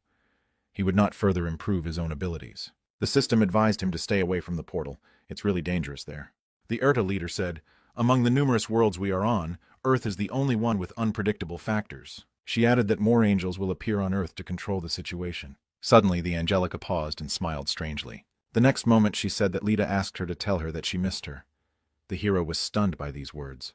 The young man was very happy that the angelic girl, to whom he was so attached, missed him. Suddenly, the guy decided that the Celestial had not said everything. He wanted to hear what else Lita had asked him to tell him. The Celestial lady took to the air. She said she was blessing Yu Ilhan's future and promised to bring Erta back as soon as possible. The hero shouted, trying to stop the angelic woman, for she had not answered his question, but she could no longer hear him. One way to make a person suffer is to stop in the middle of a sentence without saying the most important thing. It was time for the travelers to return to Korea, with a plane ride ahead of them. When the plane landed at the airport, Na Yuna and Kang Ha-jin quickly went through passport control and went outside. The girl immediately noticed a black limousine waiting for them. The glass of the car's rear door was slowly lowered. The girl with glasses who sat in the limo congratulated the heroes on their return home. She wanted to get the scorpion poison as soon as possible. Na Yuna was very happy to see Miri. Kang, on the other hand, wasn't happy with the girl's phrase. Was that really all she wanted to say after seeing her friends? In general, they were glad to be back home and to see their friend. Meyer wanted to hear the details of their adventure, and Na Yuna didn't keep him waiting. The black car started moving on the Autobahn, moving away from the airport. Kang Meyer was amazed to hear the story of a Korean man who kills monsters with a spear. Yuna chirped that this guy was incredibly strong, since Ha-jin couldn't do anything. Kang covered his face with his hand. He was very embarrassed. Miri remembered Yu Il-hun wearing a mask and carrying a spear. She immediately recognized who it was about. Ha-jin noticed the smile on her face and immediately realized that the girl knew him. But Meyer lied, saying that she had never heard of him. The girl was very grateful to her friends that now she could get a second profession. She offered to have a good drink tonight and promised to pay for everything. Na Yuna got excited at this offer and shouted that she wanted a beer. Meanwhile, Yu Il-hun reached his own house. For a while he froze under the door of the apartment. Once home, the hero shouted loudly that he was back. No one responded, and the young man saw a note on the table. Parents were not at home. Mom wrote that she had gone to the yamen for fresh seafood and would be back for dinner. The young man was amazed that she goes to another world for shopping. The hero wanted to wash off the grime of traveling as quickly as possible. Washing under the shower, the young man thought maybe his mom was stronger than he thought. Ilhan remembered the scene when his father complained about his weakness, and his mom said that there was a lot of seafood in the yamina. The boy decided his mom was much more talented than his father. After wiping himself well with a towel, the craftsman decided he should go work in his workshop. Once there, he shook out of his super bag the material for work that he had gotten on his business trip. The hero realized if the meat wasn't dealt with urgently, it would spoil quickly, wondering if he could turn to magic to prevent the expiration date for his backpack. Ilhan had nowhere to put it all, but the young man didn't want to throw the meat away. Suddenly, the hero froze in place. He felt some kind of presence behind his back. It turned out that it was a living flame. It seemed happy to see the return of the master. The young man understood this reaction. The fire wanted to let him know it was eating meat. Such a turn of events liked the hero. He found a way out. What to do with the meat of the trolls. The guy immediately grabbed a few pieces and threw them into the flames. He decided that he could kill 2 birds with 1 stone while practicing the preparation and consumption of meat. Ilhan did not spare the pieces. He threw them into the fire one by one. Meanwhile, high in the sky in paradise, a meeting of angels was taking place. One celestial was standing in the center of the great hall and was reporting on the progress of the investigation. Erta was also present here. It was being revealed that Lita Karich was the elf Daru. The angel was saying that this girl was an incredibly capable child. If she had been born 500 years earlier, Daru is an abandoned world. How could Lita Karich have ended up on Earth? There was a commotion in the auditorium. The angel behind the counter ordered everyone to be quiet. He said that this incident raises 2 important questions. 1. How did it happen that the abandoned world traveled through space and time and became connected to Earth's underground? 2. Why did it happen in a dungeon that intersected with destructive traps? If Yu Il-han's man hadn't killed Lita Kari, things could have ended very badly. If the hero hadn't saved them, Erta and Peta would have died. In the worst-case scenario, the Earth could have merged with the abandoned world. Suddenly, someone in the audience hummed, drawing attention to themselves. It's only been 2 months since the great cataclysmic event on Earth, and you say that man has overcome a Class 3 destroyer on his own? Some angel asked with a sneer. Peita could not agree with this statement. She angrily exclaimed that her ward was fighting on par with Yu Il-han. The daring angel replied with a smile that it was impossible. He added that the man was suspicious and advised him to consider the case that he might have been behind the incident. Suddenly, one hooded angel got to his feet and exclaimed, "What?" The Celestial demanded that everyone present stop saying bad things about Ilhan right now. "My ward has put a great deal of effort into becoming incredibly strong," added the angelic girl. This was Lita herself. She wasn't going to tolerate bad words towards Yu Il-han. All the other angels couldn't take their eyes off the beautiful girl. They were surprised by her reaction. The angel, standing in the center of the audience, said, "The angels who were near him are present here. He is beyond suspicion." Erta now took the floor. She confirmed that the hero had protected her and Peita. She had reported many times earlier that the young man had uncommon abilities. Erta did not notice any evil intentions on his part. The dark-haired angel looked annoyed after the Celestial's words in defense of Ilhan. "We won't be able to come to a unified conclusion right now. In addition, we have decided to quadruple the number of angels on Earth. In this way, it will be possible to continue the investigation," added the main speaker of this meeting. To bring balance back to Earth, God decided to reward people who showed high progress. To some people, they will send more guardian angels, like Erta and Peita. Superhuman ordered his subordinates to keep a close eye on Earth. They wouldn't be able to fix anything if the abandoned world and Earth were to rejoin. "I don't want to be associated with an inferior creature. We will connect them to the other worlds to avoid the chaos of having things turn out this way," the angel added. He believed that it was easier to come to the root of the problem if they spent time around a strong person. The chairman of the meeting asked Lita and Eartha to stay a little longer. He wanted to talk to his two friends about something. The angelic girls stopped, a mute question in their eyes. Through the windows of the large hall, golden sunlight streamed into the auditorium.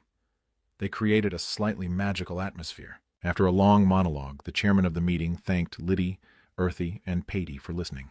He wanted to consult with them on what kind of reward should be given to Ilhan.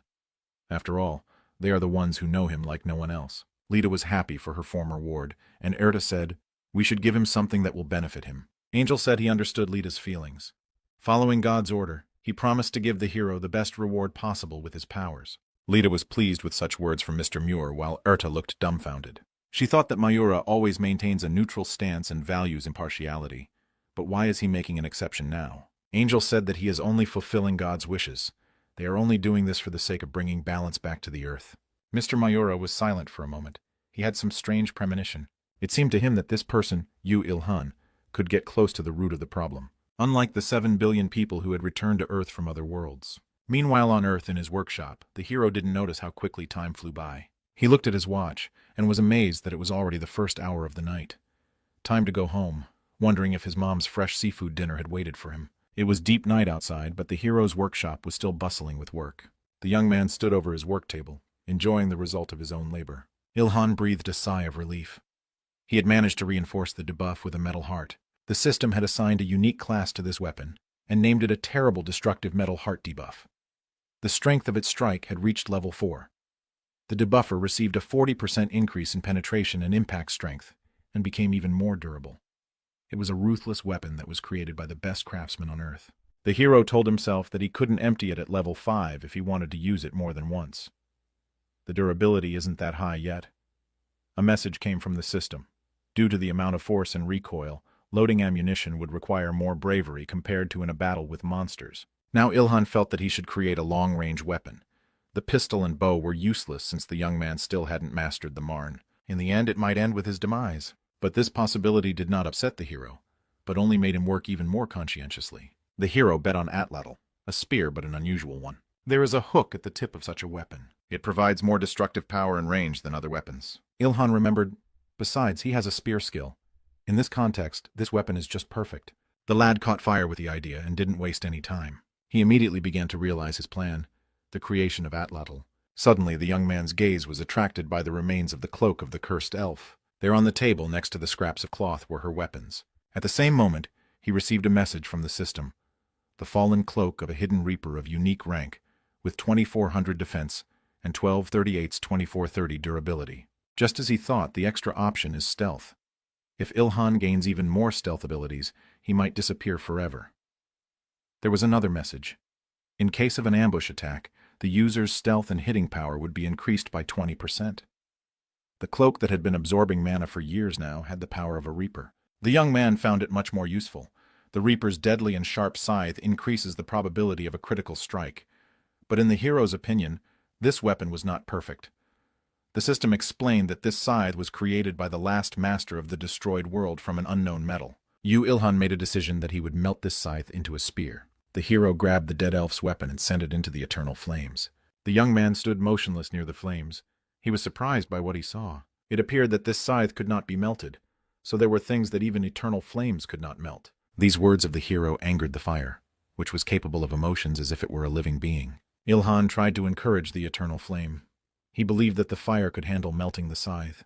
The boy kept his gaze on the tongues of flame, trying to see something. He felt behind his back the already familiar gaze of the monster from the dungeon. The hero looked back, a furious grimace on his face. Had Lita Karich returned from the other side of the world? The young man didn't understand what the hell was going on here, but he wasn't used to staying out of trouble. Taking the list in his hands, he looked around to face the danger. The boy expected the resurrected monster to attack him, but something strange happened. It was as if the monster's dark energy was attracted to the mana stone. Eventually, the artifact fell to the floor and sucked in all the dark magic. Ilhan stared at that purple stone in amazement. He didn't realize what it was. As soon as the black silhouette disappeared, the scythe began to melt. Could it be that the master's soul was within the weapon? The young man didn't understand what happened, but it worked. At that moment, the angels appeared in the workshop. Erta said that the boy was working with metal. She knew he would start doing it one day when she saw him at work with the Harcanum. Lita exclaimed that he didn't even notice them, so focused was he. Yu Ilhan's first mentor was very proud of him. She was happy to be back on Earth again. The spear turned out to be incredible. The system called it the Spiked Spear of Annihilation and gave it a legendary rank. It has a strike power of 3,700, and the critical damage option has increased by 70%. This masterpiece was incredibly durable. It was created by a majestic Earthmaster from weapons from another world. But the system thought that the spear was not yet complete. Ilhan agreed that it was missing something. He realized that the weapon would not be complete until it went through the mana craft. He should use the mana stone. Thinking about it, the hero saw Lita out of the corner of his eye. He rubbed his eyes, deciding he was too tired and was seeing hallucinations. Opening his eyes again, he froze. It wasn't a trick or the result of fatigue. It was really Lita. There was a joyful expression on her smiling face. The beauty asked, "Are you surprised? I'm back." A silence hung between the two. They looked into each other's eyes and couldn't tear their gaze away. Yu Ilhan still couldn't master his own emotions. He had dreamed of this meeting but wasn't ready for it. The celestial woman couldn't hold back her tears. She was moved by her boyfriend's reaction. She threw herself into the arms of the hero. The guy asked how long it had been since they had seen each other. 2 months. The angelic girl replied that it was like it had been over 100 years for her. Erta folded her arms on her chest. She was uncomfortable to watch this meeting of two lovers. The celestial had also managed to get involved with Yu Ilhan, and now she was feeling jealous. But the young man caught up in time and told his second mentor that he was happy to see her. The boy smiled and said that she had done a wonderful job. Erta felt something pleasant on her heart. She smiled faintly and replied that she was back. A little later, all three of them sat at the table in the workshop and sipped coffee discussing the recent events. The young man said with a smile that he was now carrying a double burden. Lita was infuriated by the comparison of her to a burden. Is that really what Ilhan calls her after the separation? Erta said, "Heaven has decided to send as many angels to Earth as necessary to find the source of the anomalies." The hero was surprised that not even God knew what had happened here. Celestia confirmed his assumption and added that there was a high chance of something like this happening again. The young man felt that the heavens could do nothing. They don't know the cause and also can't prevent the recurrence of this unpleasant incident. Meanwhile, Lita could barely contain her irritation after all. She had worked so conscientiously for the heavens and they are already talking about work. Erta agreed with her ward's thoughts. He was surprised by this fact. Previously, the Angelica would have reacted with an angry tirade. "How dare you speak like that about the higher creatures?" Erta calmly replied, "You are a helper of the heavens. I don't need to protect them anymore." To make matters worse, the angel remembered that the hero had saved her life. At that moment, the relationship between him and heaven changed significantly. Ilhan realized that the celestial was right. He remembered that heaven owed him a reward. "You said I would get a reward. Can you make the things in my backpack not spoil?" the hero inquired. Seeing Eartha's strange reaction, he figured she couldn't do that. But the Angelica was rather surprised that it was enough for him to receive such a small thing as a reward for saving the Earth. Ilhan and Lita looked at Eartha in surprise. The hero couldn't understand why Erta had suddenly become so kind, and Lita continued to be angry that she wasn't being paid attention to. The Celestial said that the guy's deed was praiseworthy. She applied her mana to his bag. She now had these options: space expansion, weight control, decay prevention, and weight transfer. A little while later, the Angelica watched the joy Yu Il-han felt after getting what she wanted. She felt that the young man deserved more. Erta said, "That's not all," which caused the hero to be surprised. The Celestial looked at Lita and said that it was her turn now. The hero's face turned red. He didn't seem to expect such gratitude from heaven. Lita also blushed. She twirled a strand of hair with her fingers and looked at the object of her affection. Lita moved closer. Now it was her turn to reward Yu Il-han. The hero couldn't stand such tension. It was hard for him to hold back when the beauty was so close. He couldn't figure out what kind of reward the beautiful Lita would give him. The boy's thoughts began to muddle, the uncomfortable pause lingering. The Angelica asked in a seductive tone if Yu Il-han was ready to receive the reward. The hero's face was still red. He eagerly exclaimed that he was ready. The beauty exclaimed, "Then open the subclass window." There was no way the young man had expected such a turn of events. He had fantasized about another reward. Erta enjoyed his reaction. She asked sweetly, "Il-han, is something wrong?" The young man understood without further ado. The guy activated the system and saw the inscription, "Partner of an Angel." The hero did not understand what it meant. Erta decided it was time to explain. Heaven has awarded you this subclass to help you as much as they can, so that even with the limitation of angel power, we can give you some of that power. You'll be able to use the powers of a supreme creature in case a similar situation that happened in the ruined world happens again. Lita exclaimed that in fact, they would now be together forever. Her counterpart reminded her that she would also be with them. The hero didn't look like a happy person. He said that he didn't really need it. This reaction of the man stunned the Sky Girls. They were expecting something completely different. The angels wanted to know why he didn't like it. The young man said, "I doubt you will be of much use during the battle." Tears came to Lita's eyes. It hurt her to hear that she was useless to Il-han. Erta exclaimed, "I admit that I was only a nuisance during your last battle with the Reaper, but I was useful in every situation except that one." The hero remained silent. He didn't think he could offend the angelic woman with his words. But his next reaction just crushed Lita. The guy laughed out loud. Finally, he decided to explain his reaction. It was just a joke. Of course he was happy about such a reward. It was a provocation to see how the angels would react. Lita could no longer contain her own emotions. She called the boy a brute. When the emotions were quenched, the young man pressed the button labeled Angel Partner. At the same instant, the system reported that the hero had become an angel partner. He could now create a partnership bond with two angels at the same time. All stats were increased by 30% during the battle with destroyers and undead. The young man received a passive skill, Angel's Blessing. The chances of getting critical hits are reduced by 30%, but the resistance to curses on the contrary is increased by 30%. All rewards for tasks will increase by 30%. This skill has no levels. The hero must fulfill the necessary requirements for its development. Now in the arsenal of the young man has an active skill, Angel Support. Il-han will be able to borrow the power of the angel depending on the possession of the skill in the battle in the abandoned world. The more time the young man spends around angels, the stronger this skill will become. Right now his partners are the angels Lita and Erta, and the more contact the hero has with them, the stronger he will become. The young man decided that now it resembles a team. Here he can see the statuses of the angelic girls. The hero silently studies the messages from the systems to memorize all the benefits of the new skill. His stop was at the suggestions. All stats will be increased by 30% while fighting destroyers and undead. This raised a number of questions he had for his mentors and partners. The next moment Il-han rushed to hug the girls. He apologized to them for his bad joke and added that they were actually very helpful. Lita was pleased with the change in his mood. A smile appeared on the pretty girl's face. Eartha's face turned red. She wasn't used to such displays of affection. The guy wanted to know if he could train the active skill Angel Support. The blonde replied in the affirmative. She explained, "The deeper the interaction with angels, the faster this skill develops." The young man looked startled after the celestial Lita's clarification. The hero's mind flashed. What? Why did I get the feeling that she was going to eat me whole? Is this really my misunderstanding? Erta heard his thoughts and remained silent. The celestial coughed and said that there were no more rewards at the moment. Erta couldn't wait to continue working with Il-han. Lita exclaimed happily that it had been so long since they had seen each other and suggested they play a game. The boy happily seconded the suggestion. He told the angels that as soon as he was done with crafting the spiked spear mana, creating a harpoon, and perfecting the troll blood. Lita looked upset that the young man only had work on his mind. She wanted to know what was more important to the boy, her or work. Erda advised her not to make a drama. But the celestial girl didn't stop. She kept saying abusive words at Ilhan, but he didn't even hear her. The young man was so absorbed in perfecting his spear that he didn't pay attention to anything around him. Now it was time to use the craft mana. The hero muttered to himself, "As soon as you wish, unleash all the skills of a reaper." Lita was shocked by what she saw. The young man had become much stronger since they parted ways 2 months ago. "Our Ilhan has become capable of super complex mana crafting," exclaimed the beauty. Erda explained that he had gotten the assignment from heaven, so he had learned quickly. As the guy held his spear in his hands, red mana enveloped him. It resembled real magic. A heavy energy appeared around it. The system called this weapon the spiked spear of the extinct Dark Reaper dragon.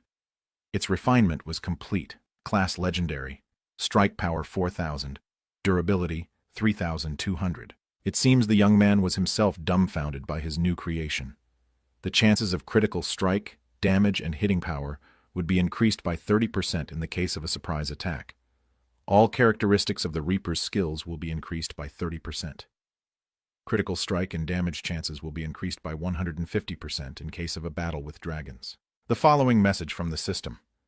The spear has been reborn in the hands of a master with a fierce hatred and a bright desire for revenge. The tip of the spear of vengeance will always wait for the opportune moment to pierce the dragon's throat. The young man's imagination painted a giant dragon. He couldn't understand why his weapon had such an option. Lita looked at the spear with interest. She said the first option wasn't like that. A little thought, she decided that the hero had gotten too deep into recording the weapon. The Celestine added, "It seems the world of Lita Kari was destroyed precisely because of the dragons. These options are present in the system due to the fact that her last wish was to kill the dragons and protect her own world." The hero concluded the reason is because he reached right into the potential power of his weapon. Erta said that his mana crafting was too successful. Lita said she wished she could be useful, but dragons are at least third-class monsters. She advised the young man to run away if he had to face them. Suddenly the boy said that the Skywalkers had missed the most important thing. He looked around and shouted that the angelic girls had missed the predictions. Erta finally realized what was the point. Ilhan would have to fight dragons soon. Lita didn't understand how the two came to that conclusion. She looked confused. The young man exclaimed in despair, "Do I really have to face the dragons when I'm so weak? It's utter hopelessness." Erta tried to cheer up her ward. She said that she was sure the man would be able to get through somehow. During this time, Lita decided that she should defuse the situation. Belle asked why they were worrying about it ahead of time. After all, there was still plenty of time ahead before they could meet the dragons. The hero replied that he had his reasons. And they knew what the Emperor was planning against them, so 10 necromancers opposed the Emperor's army. Only 10 necromancers, but all 50,000 soldiers of the Rose Brigade were destroyed and turned into the undead. Thus began the destruction of the Empire. The destruction of the Rose Brigade eventually led to the surrender of the remnants of the Thalhern Empire. In order to take revenge on the arrogant Emperor, necromancers turned him into the undead, and the Emperor met his miserable end in the form of a rotting corpse, permanently sitting on the throne of the Empire. Thus began a new era of necromancers' rule. They were able to conquer half of the entire continent without meeting any worthy resistance. But another force stopped and threatened the dominance of the necromancers, ruling the other half of the continent. These were the priests, the only antagonists of the necromancers who served and worshipped the goddess Devi. But for now, there was a fragile peace between the two opposing forces on the continent. Yet in the small town Lashhill, things were calm and friendly. Humans and undead worked side by side, and Richard's use of necromancy served a good purpose. Later that day, Simon returned home. He entered a small but pleasant house for lords. His mother, Anna Valentia, waited for him. She greeted him kindly. Anna was once a priest, and she could use bright, holy magic. In the kitchen, she boiled laharka mushrooms, which looked poisonous. Simon worried about them, but Anna was calm. She said her magic would make them safe to eat. She used her bright light magic, and the sight amazed Simon. He always wondered how his parents, a necromancer and a former priest, ever came together. He admired their love and noticed how well they got along. The family gathered to eat. There were many tasty dishes on the table. Simon ate only a little, and Anna asked if he felt sick. Meanwhile, Richard ate with great enthusiasm. Later, Simon saw Anna placing a cucumber mask on Richard's face. They acted as if they were still newlyweds, laughing and showing affection.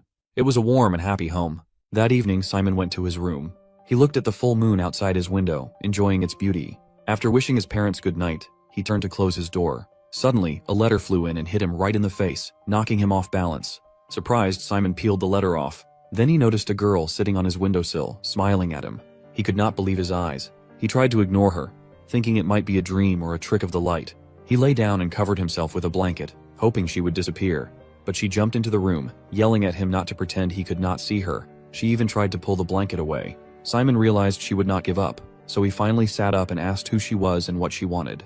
Before she could explain, his parents rushed into the room. They carried simple weapons like a frying pan and a rolling pin, worried that a thief had broken in. But the girl greeted them happily by their names. To Simon's shock, his parents seemed overjoyed to see her. Her name was Nephthys Arkbold. Simon recognized the name Nephthys Arkbold from stories. She was a legendary necromancer who had lived for over 300 years. She was the one who turned the emperor of the Thalhern Empire into an undead puppet. Now she sat on his bed, acting like an old family friend. Nephthys handed Simon the letter that had hit him in the face. He opened it and read it with shaking hands. The letter was an invitation to the Necromancer Academy in Kazan. It said Simon had shown great potential and was accepted as a student. Nephthys then held out her hand and asked Simon to come with her to Kazan. She offered him a future full of learning and adventure. Simon realized that everything he knew might change from this moment on. Nephthys leaves after telling Simon that she will see him in Kazan. His dad asks him for the letter. According to the letter, Simon has been admitted into the academy through a special admission. The father explains to him that Kazan is the center of the Dark Alliance and the headquarters of the Necromancers. It also acts as a school for necromancers. The girl he just met was the chancellor of the school. Simon can't believe that Nephthys is the chancellor since she was acting a bit like a child. The dad tells him that the school is on an island called Roke, and he will have to board a shop in Langerstein to reach it. He assures him that there is nothing to worry about since the island is really beautiful and he will have plenty to do there. He also reveals that the school is known for its stylish uniforms. His mother tells him that it will keep him busy till the matriculation ceremony. Before going to the school, he needs to open his core. While his parents talk about teaching him stuff like black magic, he stands there with a confused expression. After this, Simon experiences the busiest week of his entire life since he has to prepare for school.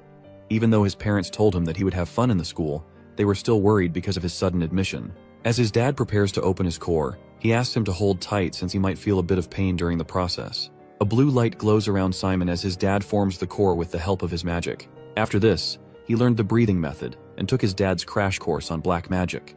A week later, he departed for Kazan with his dad, leaving his small town behind. While in the carriage, his dad asks him to draw the magic power floating around him into his body and slowly tries to utilize that mana.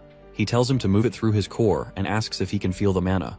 As his dad guides him through the entire process, Simon begins to form a small drop of mana. His dad explains that this is the source of power that necromancers use. It is called the darkness. The biggest difference between a magician and a necromancer is the darkness. While mana can disperse in the air due to its low density, the darkness is more dense, almost like a liquid, so it allows the caster to bind and change its shape easily. His dad demonstrates this by making a small doll in his hand. He reveals that people who use the darkness are called necromancers. They don't really have a lot of time, so he suggests that they continue practicing the basics. Simon tries molding the darkness into a shape, but he lacks control, so it drips away. 2 days later, he has full control over the mana. His dad can't believe that Simon has managed to make shapes using the darkness in just 3 days, when normally it takes about 6 months to 2 years. He knew his son was talented, but his talent could also backfire. He hopes that he won't make the same mistakes as him. Simon forms a blue flame and excitedly shows it to his dad. The dad smiles and tells him that his darkness has a beautiful hint of blue. This makes the protagonist even more excited since he thinks that it must be a rare color. The carriage stops as they finally reach the border of Dresden. The dad prepares to leave and tells Simon that he can't accompany him further because of some things that happened in the past. The protagonist is a bit sad, but the dad assures him that he can do this better than anyone else. Simon finally reaches Dresden almost after a week of travel. The city is filled with people and skeletons walking around the streets. Simon is a bit overwhelmed since this is his first time in a big city. He takes out a piece of paper that has the address of his guide. As he looks around in confusion, he comes across a woman and decides to ask her for directions. When she turns around to face him, he nearly freaks out and starts trembling since one of her eyeballs is dangling out of her eye socket. He calms down a bit when she politely tells him the address. After he thanks her and leaves, another guy wearing a hat walks over to the woman and asks her for a favor. Meanwhile, the guide is still waiting for Simon. She wonders if he got lost in the city. She is not completely off since in reality our boy is being surrounded by a bunch of goons. The guy in the hat that was mentioned earlier points a knife at him and asks him for all of his belongings. An hour before, Simon was looking around the city for the guide when he got approached by the hat guy. The guy told him the address and asked him if he was going there. He claimed that he was the guide sent by Howell and told him that he started searching for him after assuming that he had gotten lost. The man introduced himself as Rowley and asked Simon to follow him to his lodging. He also warned him of crooks and robbers in the area since it was a big city. As they walked, Simon casually asked him if that was the reason why he was also trying to rip him off. This completely shocked the man. He immediately turned around and nervously denied it. Simon told him that he was looking down a lot and also felt his lower vest. This indicated that he was probably checking for his knife. The guy told him that it was for self-defense. However, our boy revealed that the name he gave him earlier was the name of a goat living in Leshil. The guy started trembling and asked him why he followed him if he already knew all of this. After that, he pulled out his knife and called the rest of his gang. Simon refuses to give anything to the man. Hearing this, a guy standing behind him pulls out his knife and starts charging at him. Our boy effortlessly dodges the knife and grabs the man by his hand.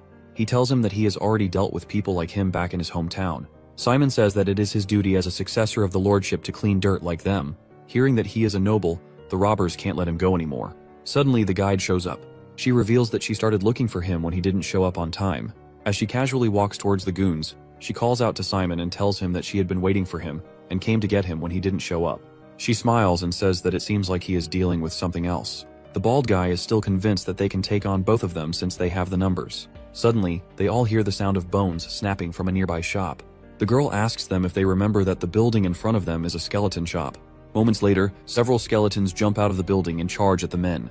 The skeletons overpower the goons easily and they start begging for mercy. The girl asks them the name of their group. It turns out that they are from the Cleven clan. Hearing this, the girl asks the bald guy to make the leader of the clan surrender himself to the guard headquarters while dragging his face to the ground. If he sends a fake or his face isn't graded enough, she will wipe out their entire clan. After this threat, the goons leave in a panic. She then casually turns towards the protagonist and tells him that she is his real guide. Without waiting for his answer, she grabs him by the arm and takes him away to meet her mom. As she looks for her mom, she finds her buying some ice cream. The mom starts trembling since the girl orders her to stay put. While the two of them are having their argument, Simon cannot believe that Nephthys is the girl's mom. She calls out to him and asks him if he has learned some things from his father. He shows her the dark flame, which makes them both impressed. Nephthys then leaves her daughter Lorraine in charge of Simon and leaves. After the mom leaves, Lorraine introduces herself and reveals that she is also a student of Kazan like him. She grabs him by the arm again and takes him shopping for the new semester. Lorraine takes Simon to the library. She gets them their course books, informing the main character that he has to finish all of them in first grade. The girl goes away to get the last course book. While waiting for her to come back, Simon realizes that he has never been around his peers, which makes him even more excited for his upcoming days. While he is in his thoughts, a girl comes and stumbles upon the books. Both apologize to each other for their distracted minds. The girl helps Simon in putting the books back into the racks. She introduces herself as Cindy, who is also a new student like the main character. She is from a small town like Simon, and is excited to meet new friends. The protagonist promises her that he will stay in touch with her when they join the school. Cindy turns away saying goodbye, but Simon stops her. He asks her for his wallet that she has stolen. She is amazed at the main character's attention, as she thought he did not see her stealing the wallet due to her spirit magic. Simon reveals that he saw the wallet floating in the air. His attentiveness makes Cindy more excited for her upcoming time in the school, as she expects other students to be as surprising as the main character. Simon wonders if Cindy is too shameless to be a pickpocket. She does not bother Simon's remarks. She plans on seeing the main character on campus for 3 years if he opts for spiritology as his major. Cindy also invites him to be her competition in school when the time comes. She throws his wallet back at him. The girl takes her leave, reminding Simon to remember her when they see each other at school. Just when the girl leaves, Lorraine comes back without the book. She could not find the last course book as it was out of stock. Simon gets to know that he will receive those books with the others in his dorm. She teases the boy by asking about the girl he was just talking to. She wonders if the main character has made his first friend in school. Simon blushes, admitting that he made a friend. Lorraine offers herself as a friend to Simon with whom he could share if he has a crush on that girl. Simon, on the other hand, ironically thinks he has just dodged losing his wallet to that girl. Lorraine suggests they should buy a bag for the main character. The bag that they are going to buy is not an ordinary bag. It can rather be considered as an inventory for the necromancers that they call subspace. They see the lady at the bag shop who knows they need a bag for Simon, as Lorraine has already bought her bag. As the protagonist is new to all this, his friend wants a subspace that has the least limitations. The lady shows them an exclusive ring that is not even on the market yet. Simon wears it, letting the darkness flow through him. He sees a handle in front of him and uses it as a lever. The handle reveals the subspace, which is the latest Gelen Eclipse product. That subspace can load up to 4,000 UB. The best thing about the space is that it can open up on uneven surfaces and slopes. Moreover, the inventory features 7 magic spells, including the temperature control and grade 1 preservation spell. Wearing that subspace will activate the invisibility spell that can aid in hiding one's location from the enemies. Upon asking, Lorraine comes to know that the bag also features ejection. Simon wonders about the bag's price given all the amazing features. To his fear, the bag costs 5,000 gold, which is way more than his town's several years' budget. Lorraine comes to the rescue and pays for the bag. Simon admits that he would not be able to pay such a huge amount back, but the price has been paid by Lorraine's mother, who is indebted to the main character's parents. Simon insists on returning the favor, but his friend assures him that they only want the main character to do really good in Kizan, nothing else. He pledges to work hard and leaves with his friend. Their schedule does not end here. They still have to enjoy the day. Lorraine takes the main character to shoot plush dolls. Later, they visit the highest point of the city and see lanterns. They end their day watching these lanterns lighting the sky when Lorraine predicts that Simon will do good at Kizan. Simon and his friend are having dinner and he impresses her with his table manners. The reason for such impressive manners is the main character's noble family and his father's strictness about etiquette. Lorraine advises him not to brag about his status at the academy, as 30% of the students in Kizan are commoners, and their selection is totally merit-based. She also offers him assistance if he wants to ask anything about the academy. Simon asks about majors. He gets to know that there are 9 courses in the first semester of first grade, 7 majors and 2 minors. In the next semester, the students will choose the electives. Once they are done with the first grade, they will have to choose their major in the second grade. One has to figure out which subject they are best at and focus on their main courses. Only those with grip and strength on their subjects will be preferred in group tasks. Simon is really impressed with what Lorraine did that day when they first met. Therefore, he is interested in taking summonology as his major. This makes the girl excited, as in her opinion, summonology gives off orthodox magician vibes. They keep on talking, and Simon gets to know about Professor Hong Peng and other amazing faculty members at Kazan. She drops him off at night as her mother would beat her if Simon gets late because of her for the next day. Simon has a really great time with her. When she is about to leave, she turns around and confesses something. She is also a new student like Simon, which means they will meet again at the campus. She has not purposefully concealed this fact during the day, but she has not found a proper time to say it to Simon. She takes her leave, reminding the main character to become friends if they meet on campus. The scene changes to the next day when Simon and the other students are ready to go to Kazan. Every student has his own unique style, which makes our guy a little worried about his style. Simon remembers that Lorraine will not be with them as she is taking another route. All the students have to be on board a ship that is unusually anchored. Simon confirms his identity. While he is about to board the ship, he hears something. The voice is of a boy who is at the top of Kizan's waitlist yelling at a servant. The boy named Lucius is from a noble family and is not ready to accept his failure when the servant tells him that he is not on the admission list. The boy does not believe it and wants him to contact the authorities at Kizan. On the other hand, the servant politely requests him to go back. He grabbed the servant by his hand, showing his power. Simon comes to the rescue of the poor servant. He grabs Lucius by his hand and crunches it badly. Meanwhile, Professor Sillage comes and he takes this matter into his own hands. The boy requests to call Nephthys. The professor does not even listen completely to what Lucius is saying. He clicks his fingers, uses hematic black magic, and splashes Lucius's blood all around. He orders the students to quickly board. The professor's amazing magic spell makes all the students wonder if they will be able to take his course in first grade. Simon is still worried about the boy. The professor assures him that he is not dead. Once all the students are on board the ship, there is an announcement that the ship may feel a little turbulence. All of them have to remain seated until the next announcement. Everyone wonders how the ship will sail due to its unusual anchoring. Soon they hear a noise which they suppose is of the waves. But to their surprise, the noise is of a huge whale. The whale is many times larger than the ship. Before the students get any time to comprehend the situation, the whale eats the whole ship. Soon the students realize they are inside the whale's stomach. That huge whale travels across the world and is famous for even taking bites at the harbors. Moreover, the whale transports new students to Kazan as the fastest transportation means. There is a huge space inside the stomach where other people are living as well. A student named Rowan, who is also new like Simon, starts talking to him. He is impressed with how Simon stood up in that awkward situation created by the waitlist guy. He humbly takes the compliment. Rowan is eager to know about the kind of admission test given to Simon. He himself got in by causing darkness to shift shapes. Simon at first wants to tell him about the way he got in. That is through Nephthys's admission letter, but he hesitates. He fears that he could get into an issue of fairness if he tells the truth about his admission test. Therefore, Simon lied about his admission test to be the same as the other boy. While the boys are discussing the test, they hear an announcement. According to the announcement, they all have to be seated again since they are about to reach Kazan. Simon notices that the waters in Whale's stomach have become rougher than before. Once all of them are seated, the professor uses a spell on the ship. He also announces that the ship will again face turbulence while arriving, so everybody should hold the handrail. Before the student could reach the handrail, all of them crashed along with their luggage due to the turbulence. Soon a bright light appears and the ship flies out of the whale's stomach into the sky. The professor lands the ship safely using his spell while Simon watches in awe. Once the ship lands, the deck opens up in Kazan. All new students line up in rows of 4 to receive their uniforms. The male and female students head towards separate dressing rooms in opposite directions. All of them need to assemble again outside after 5 minutes. Simon quickly dresses up. The uniform is as graceful as his father has described to him. The jacket in the uniform even has a spell on it which makes it even sturdier than armor. After dressing up, everyone assembles again outside and marches towards the auditorium. While they are outside, the boys, as expected, notice that the girl's uniform is prettier. On their way to the auditorium, Rowan catches up with Simon and admires how he looks in the uniform. The main character's new friend is excited to be at Kizan and wonders if it's even real. Soon they are in the auditorium among the other 1,000 students who enrolled in grade 1. Only 300 students will get a chance to reach the second grade, and the size will shrink to 150 in the third grade. That means only 30% of these new students will be able to sit in second grade.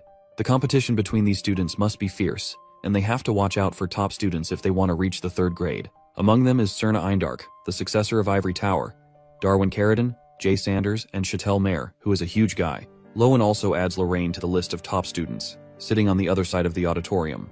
Everyone initially thought she got in under a special admissions quota due to her mother's status, but she actually passed the admission test. She has not topped the admission exam, but everyone knows her strengths and considers her a competition. Soon the matriculation ceremony starts, and the representative welcomes all the students. He also adds a caution against entering the forest. Next, he introduced all the professors who would be teaching the first grade. These professors are top necromancers who could only be seen in magazines. Simon wonders why Nephthys is not present at the ceremony. Rowan explains that a chancellor like Nephthys does not come to small matriculation ceremonies, and it would be an honor for anyone to meet her even in the third grade. Meanwhile, the last part of the ceremony starts when the student representative will take an oath. Both male and female top students are eligible to become the representative. The presenter on stage calls the second special admission, that is CERN, to take an oath. After that, the presenter announces Simon's name as the first special admission, which stuns everyone, including the main character. While Simon is walking towards the stage, everyone wonders who he is. Our boy is nervous, but he keeps on reading whatever is written on the paper and takes his oath. The first graders have a class on the first day of the matriculation ceremony. There are more than 14 classes for all 1,000 first graders, and each class is full. In Simon's class, everyone is talking about his special admission, which pressurizes him even more. He learns that summonology is also included in his courses. Summonology attracts him as his father used to practice it, which means he can also become like his father if he takes this course. The first class is about to start as the first professor has arrived. Professors at Kizan are famous necromancers. Some people associate necromancers with a dark and evil image, but that time has gone. The new generation's necromancers are smart, practical, and trendy. One such modern necromancer is Professor Bahil, who is a member of Kizan's core battling group called the Crows. Bahil is a young professor in his late 20s and very popular among students. All the students are happy to learn that he will be taking the first grade catarology course. The class starts with the professor's introduction, and he also urges the students to introduce themselves when he calls their names. All of them introduce themselves one by one, including Simon. The professor then starts the class with a fundamental question about curses in catarology. A student named Jaime introduces a curse as a dark magic that maintains one's power while weakening the opponent's. The professor then explains the curse by giving an example to the students. His example is based on the fight between the two primitive knights. Both of them have similar skill sets. They attack each other continuously and wait for their opponent to make a mistake. They exchange strikes, but none of them surrender.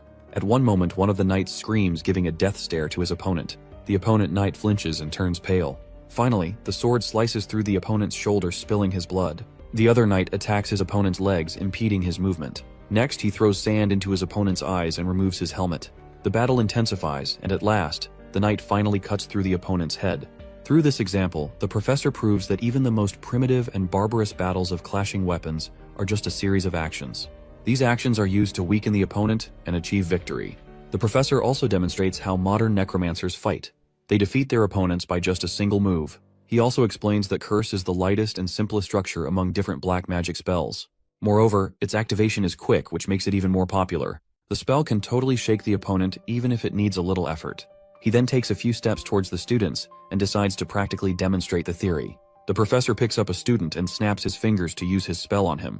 The student falls down on the desk and Bahil takes out his knife.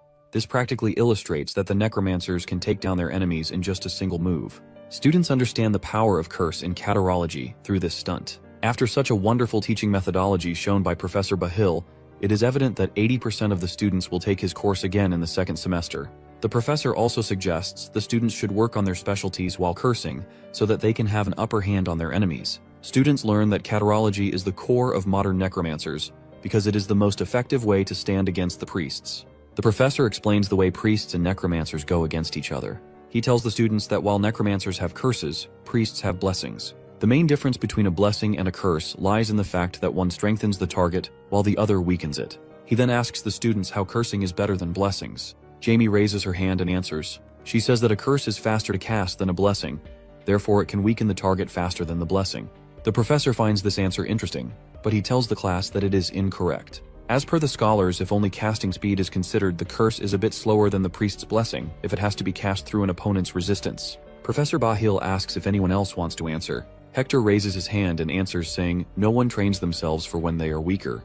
The professor is impressed by his answer and mentions that he will remember Hector's name. He then explains that weakening spells cannot be warded off with training. Everyone trains for regular conditions. He also explains that the measure of our skills depends upon how well we can perform, given the fact that all environmental factors are under control. He goes on to explain that human beings are more sensitive creatures than they seem.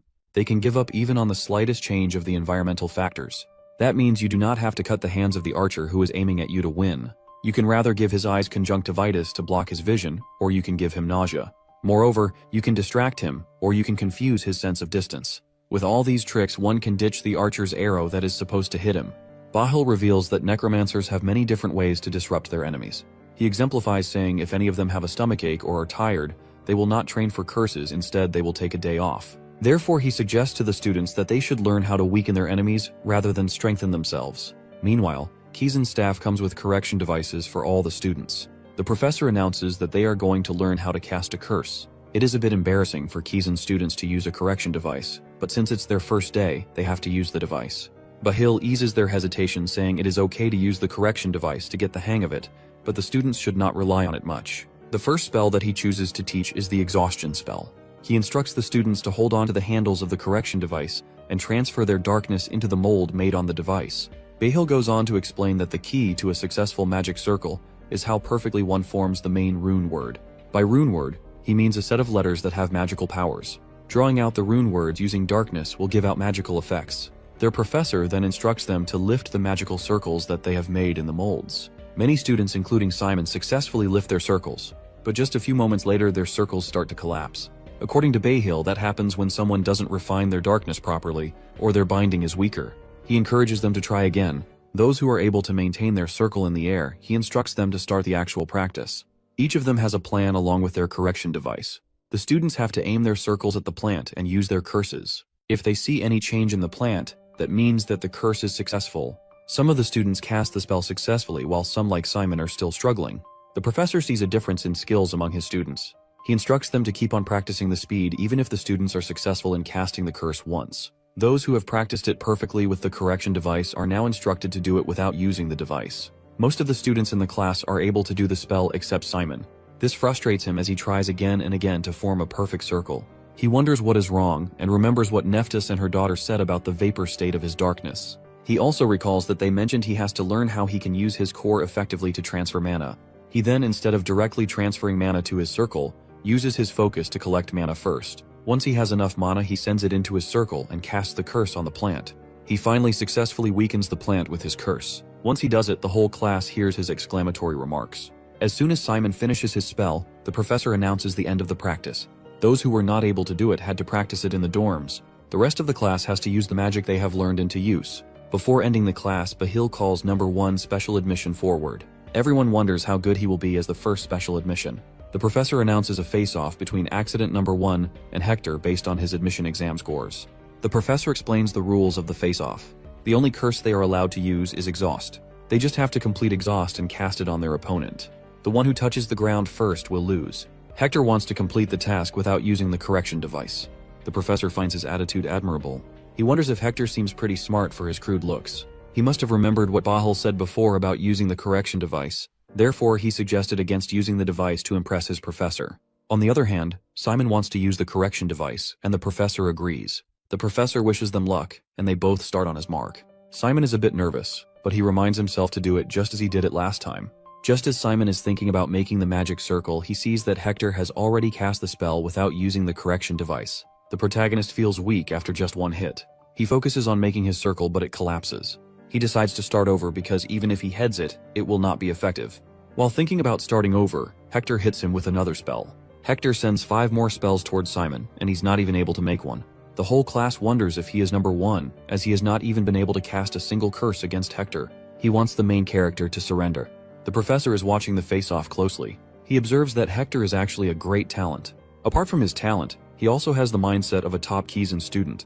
The professor thinks he will become an outstanding student who will survive until the 3rd grade. Simon, on the other hand, does not impress the professor as the number 1 special admission. In the professor's opinion, he has no proper prior experience or basic knowledge about dark magic.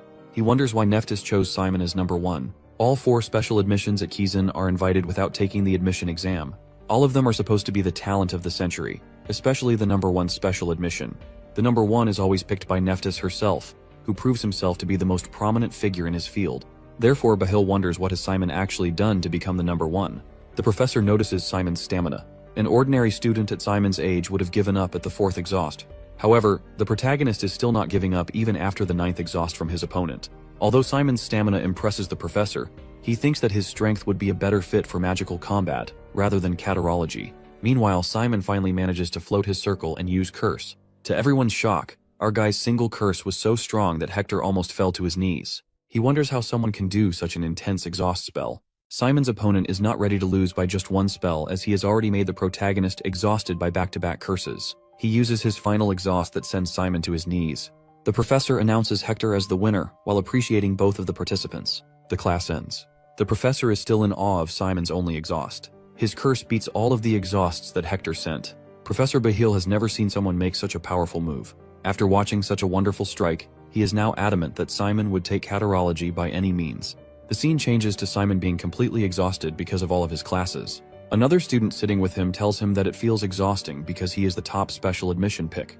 The competition in Kizun is fierce not only among the students but between the teachers too. They are required to show results and even get fired in the middle of the semester. For this reason, all of the professors try their hardest to take in good students. Simon finally realizes that the professors called him out in all their classes to check out his skills. Moreover, the girl who was chosen as his opponent was Malin Valine. She is at the top of the class and even their entire grade. Our boy couldn't win a single round against her, and it made all of the professors confused. They all expected him to be an excellent student, but he turned out to be a beginner. Simon thanks the student for explaining all this to him and asks him who he is. The guy gets annoyed and tells him that they all introduced themselves in Professor Bahil's class. His name is Dick Hayward, and he is in the same class as Simon. He asks the protagonist how he feels considering that every student is talking about him. Simon tells him that they are probably just discussing how bad he is. They then talk about what happened in Professor Bahil's class. Our boy got hit with 10 exhaust curses, but he still feels that it was fun. This takes Hayward by surprise. He can see a twinkle in Simon's eye as he tells him that all of the classes are fun. He suddenly changes the subject and tells him that there is a serious issue. After Hector won the duel against him, he started forming his own clique. A lot of students were impressed by him, and they are now following him around. Moreover, he is also the eldest son of a powerful family, so he is quite popular among the noble kids too. Even after hearing this, Simon doesn't seem that interested. Hayward screams at him and says that politics are too important in this academy. If everyone in the class falls under Hector's influence, it will be difficult for other students to find team members for group assignments if they lose their favor. Simon asks him why he chose to come to him instead of just talking to Hector. Hayward scratches his head and reveals that he is just a commoner. Even though commoners are treated equally in the academy, there are still some noble students who like to flex their backgrounds. Simon assures him that he is not one of them. The guy gets excited and asks him if he would like to join his clique. Even if he lacks in skill, he is still the #1 special admission student. There must be a reason he was admitted to the academy by Nephthys. In other words, he may be hiding talents that even he doesn't know about yet. Simon smiles and tells him that he isn't interested in joining any cliques. However, he is okay with being friends. The guy starts cringing at his words but eventually agrees to become friends with him. He pulls out his book and tells him that it is time for their next class. Their next class is summonology, which makes Simon light up since he wants to summon creatures like his father. As Simon walks into the class, all the students start talking about him. Hayward asks him not to pay any attention to them, but when he turns around, he sees Simon acting like a child because he is so excited for his class. The professor finally walks in, but he doesn't look like a professor at all. Bro looks like he is forced to be there. The professor sighs and introduces himself as Arendea.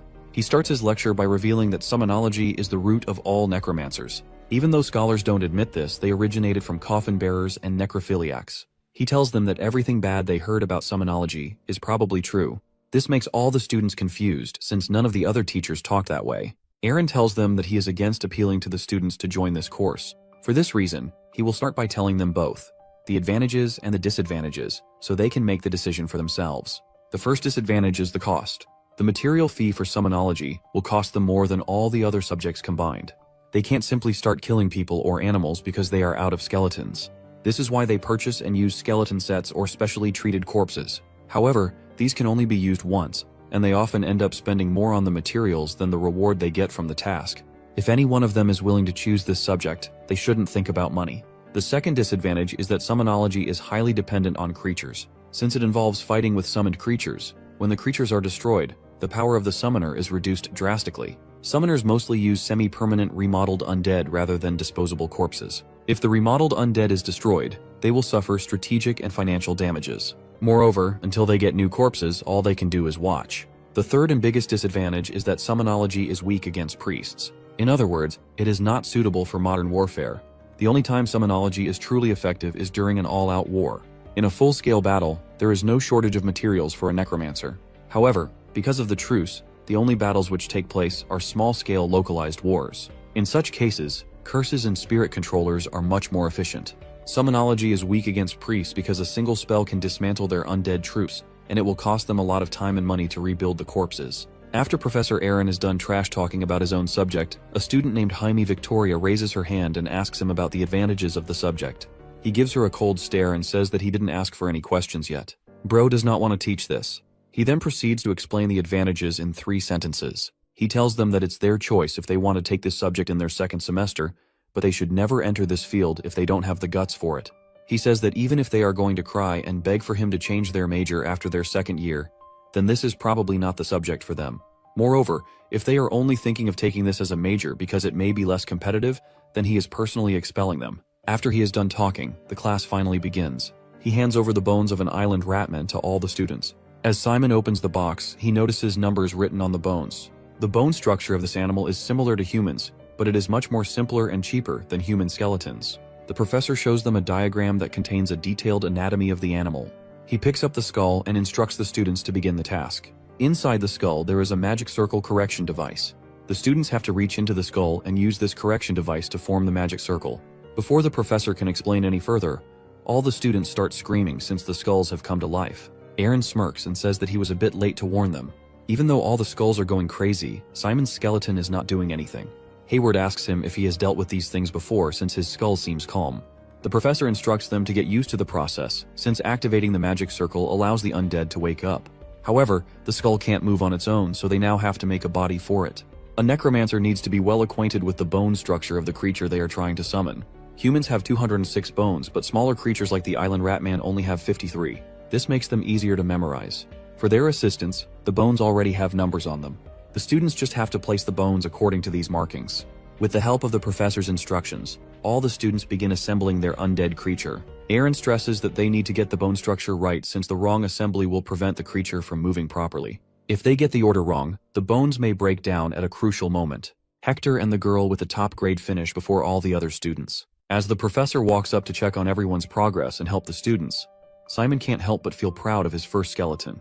Hayward screams at him and asks why his skeleton keeps sticking his leg bone to the arm. Simon tells him that he probably has put them in the wrong order, so the skeleton is mistaking the arms for the legs. The professor finally announces that the time is up and they will do a demonstration for the final part of the class. As expected, he calls Simon and Hector to the front of the class. As they both stand face to face, Professor Aaron explains that they have 10 minutes. Their goal is to assemble a skeleton and use it to get the necklace.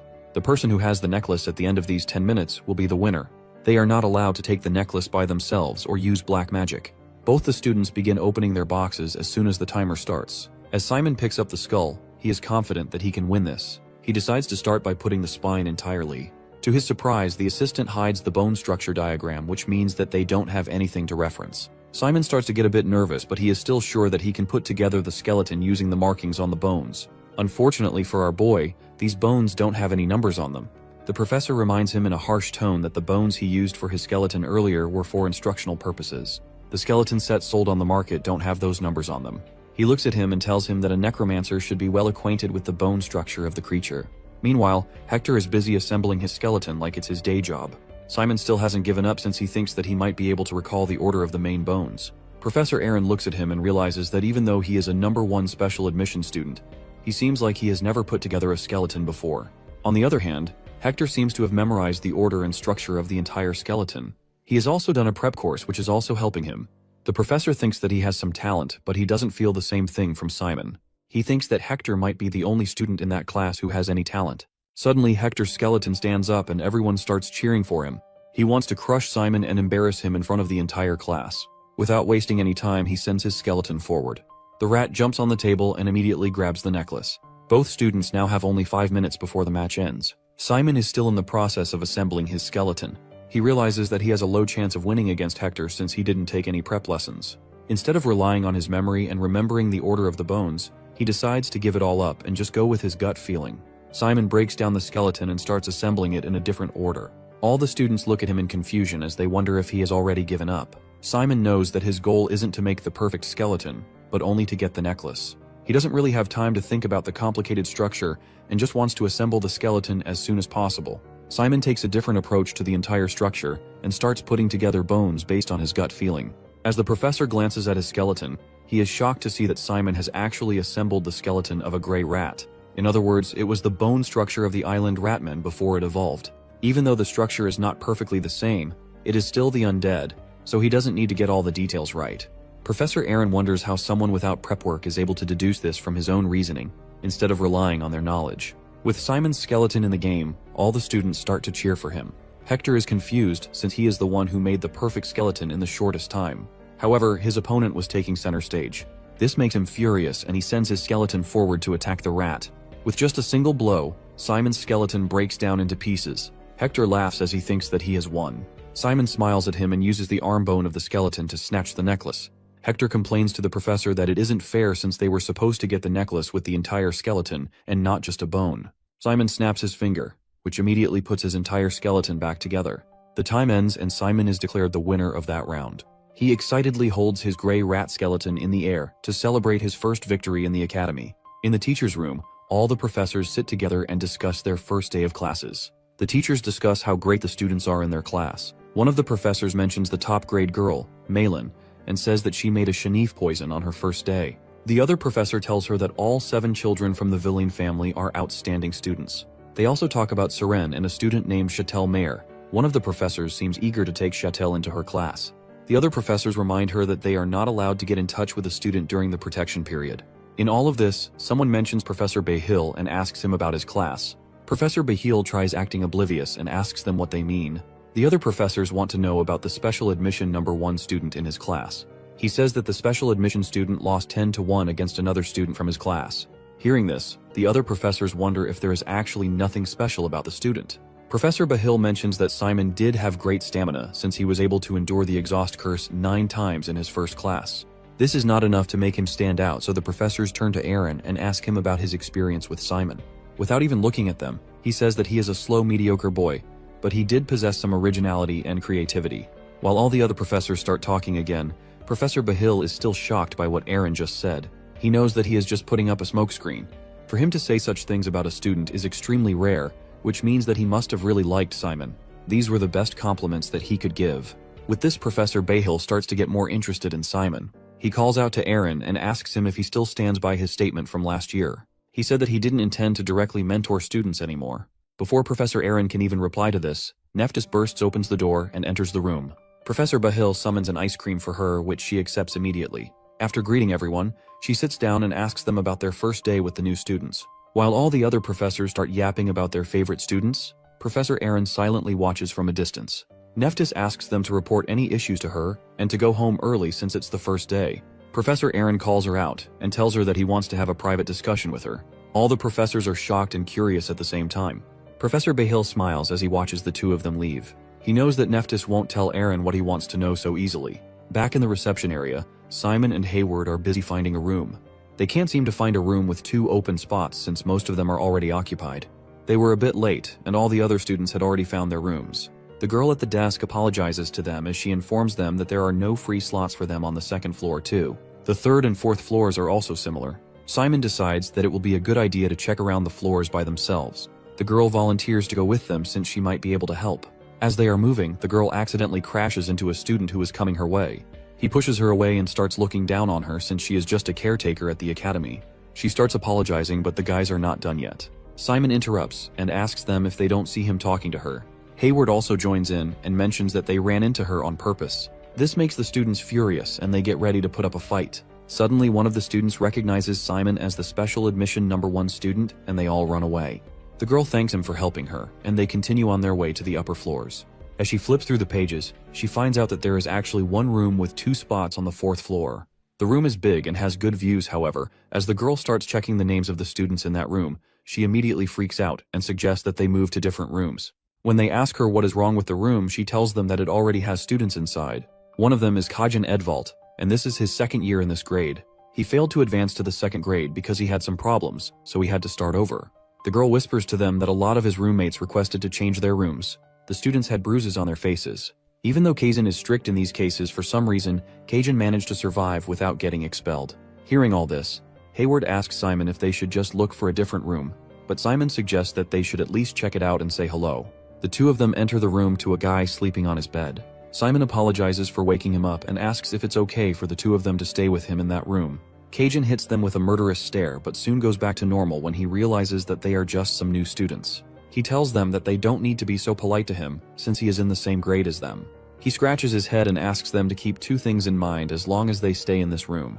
The first thing is to not interfere in his business, and the second is to not disturb him before he goes to bed. Once he is asleep, they can do whatever they want. Simon asks him if this means that he is letting them stay in the room.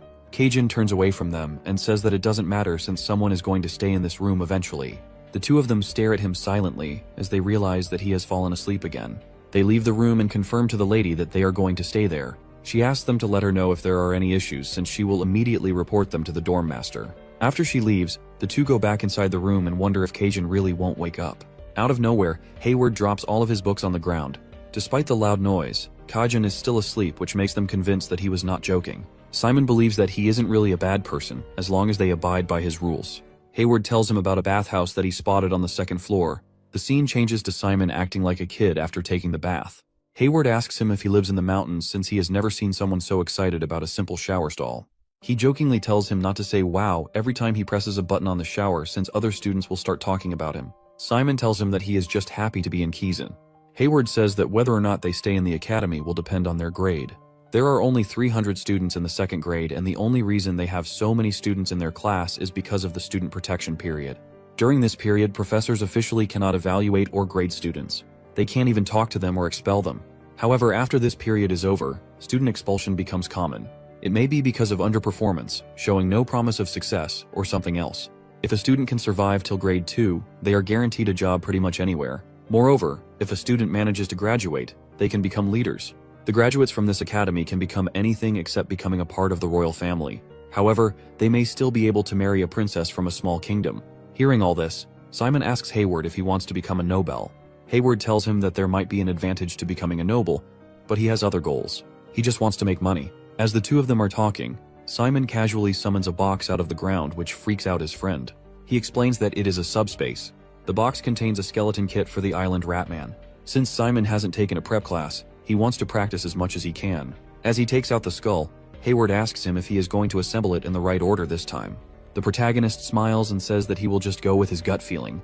He begins assembling the bones and in no time the entire skeleton is complete. After taking a look, he notices that one of the legs is shaking and he can make it better. He immediately strikes the skeleton and breaks it into pieces. Hayward is confused and asks him why he did that. Simon doesn't say anything. He simply thinks back to the lesson from that class and closes his eyes. He knows that the skeletons always go back to their real form. If he knows the order, it won't be hard to assemble the bones. Simon immediately raises his hand and the entire skeleton comes back together. His friend is impressed and asks him how he managed to do it despite not taking any prep classes. He yawns and says that he is going to sleep. Simon tells him that he wants to practice more, so he will probably be awake for a bit longer. He sits in the room and tries different combinations for the bone structure. As he experiments with different orders of bones, he notes down the key points for each combination. All the assembly formulas for the bones have been established by necromancers over a long time. They must have gone through trial and error to get to this point. Simon knows all this and it makes him appreciate those necromancers even more. He tries on another combination for the arm bones, but it doesn't seem too comfortable for the undead, so he removes it and puts the bone back in its place. He thinks that there is always a better way to arrange the bones and wants to learn the quickest way to find them. He wonders what he lacks in comparison with his father and Lorraine, since both of them effortlessly summoned the undead skeletons. Simon can't wait for his next class to learn more. The next morning, Professor Eric begins his lecture on darkness dynamics. He claims that darkness is the foundation of a necromancer. He begins the lecture by asking how darkness is used to create black magic. The professor explains that they first need to understand the flow of darkness, rune words, and the mechanisms of the magic circle. Rune's words began with the eternally burning torch of the Temple of Del. No one tried to question why the torch didn't go out because it was deemed as a disrespect to God. One day, the people noticed letters in the ashes of the torch. It turned out that the entire miracle was caused by mere letters. This was the origin story of rune words. These rune words have undergone countless improvements and changes throughout the years. The professor starts demonstrating the rune words by drawing a magic circle on the board.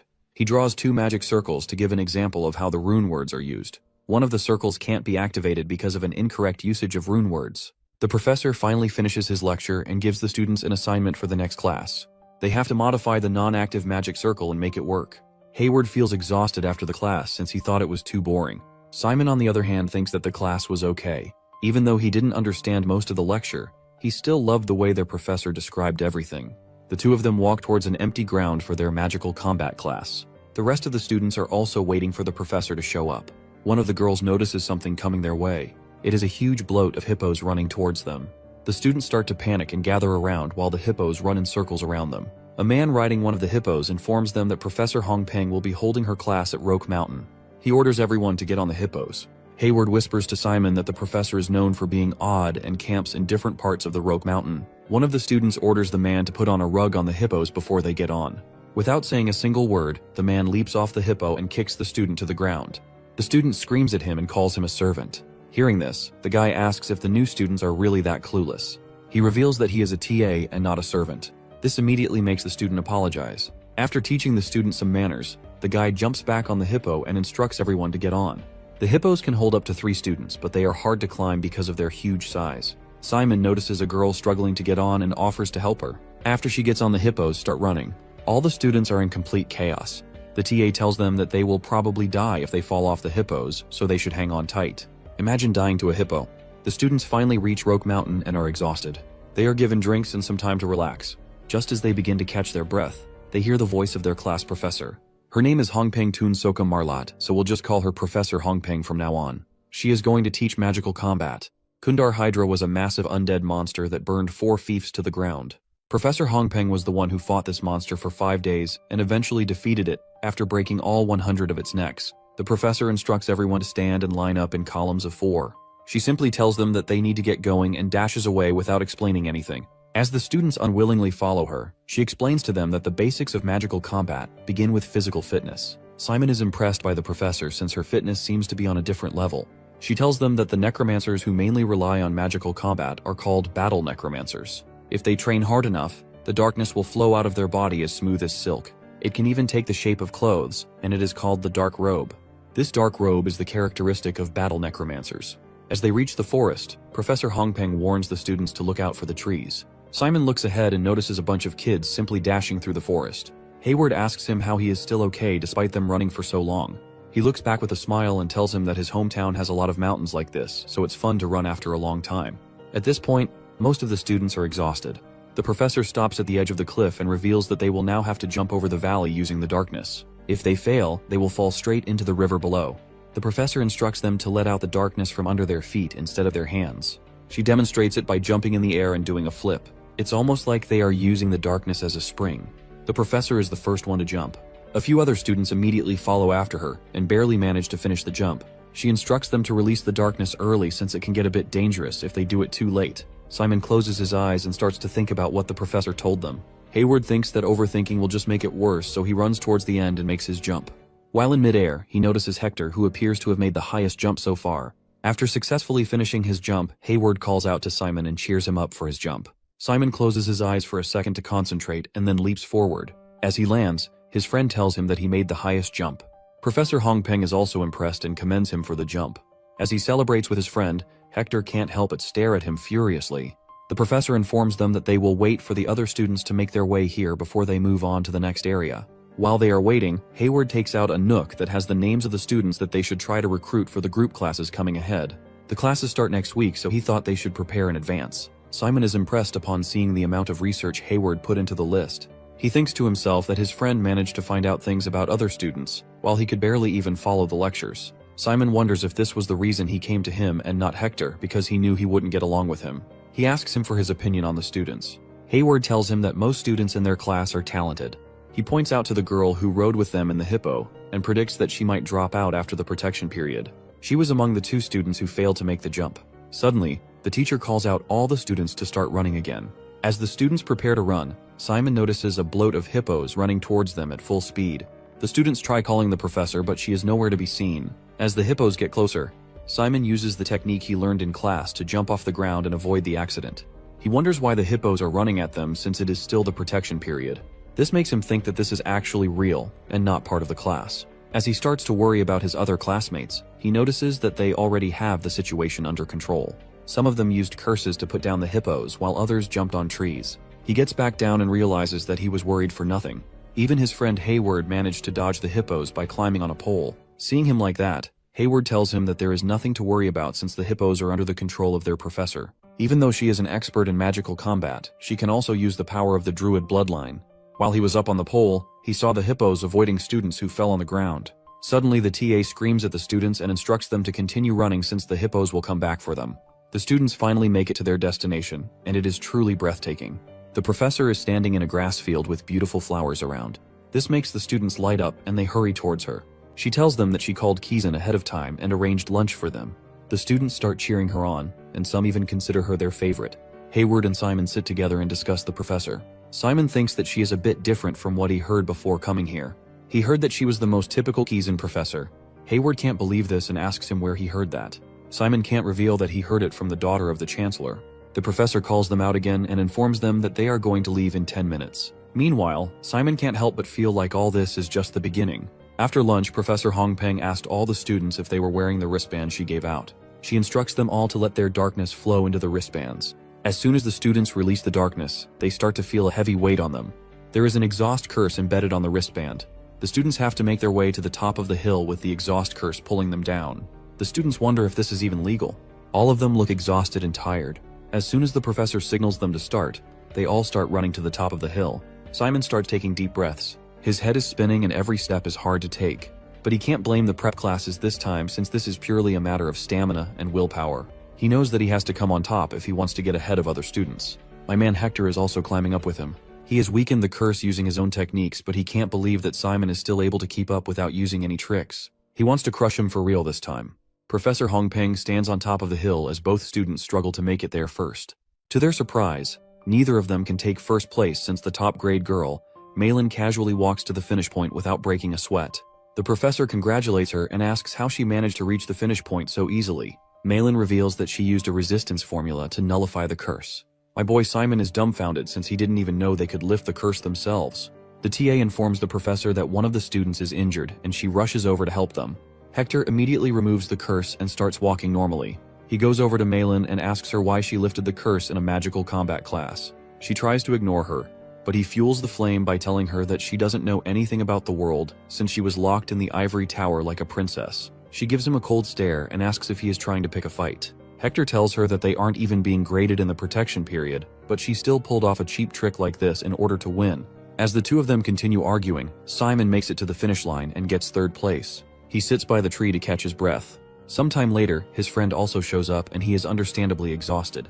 He tells Simon that he'd just die if they have to ride on the hippos again on their way back. The professor calls all the students to gather up and informs them that she has arranged a magic circle for them which will teleport them back. All the students start teleporting back in groups of 2.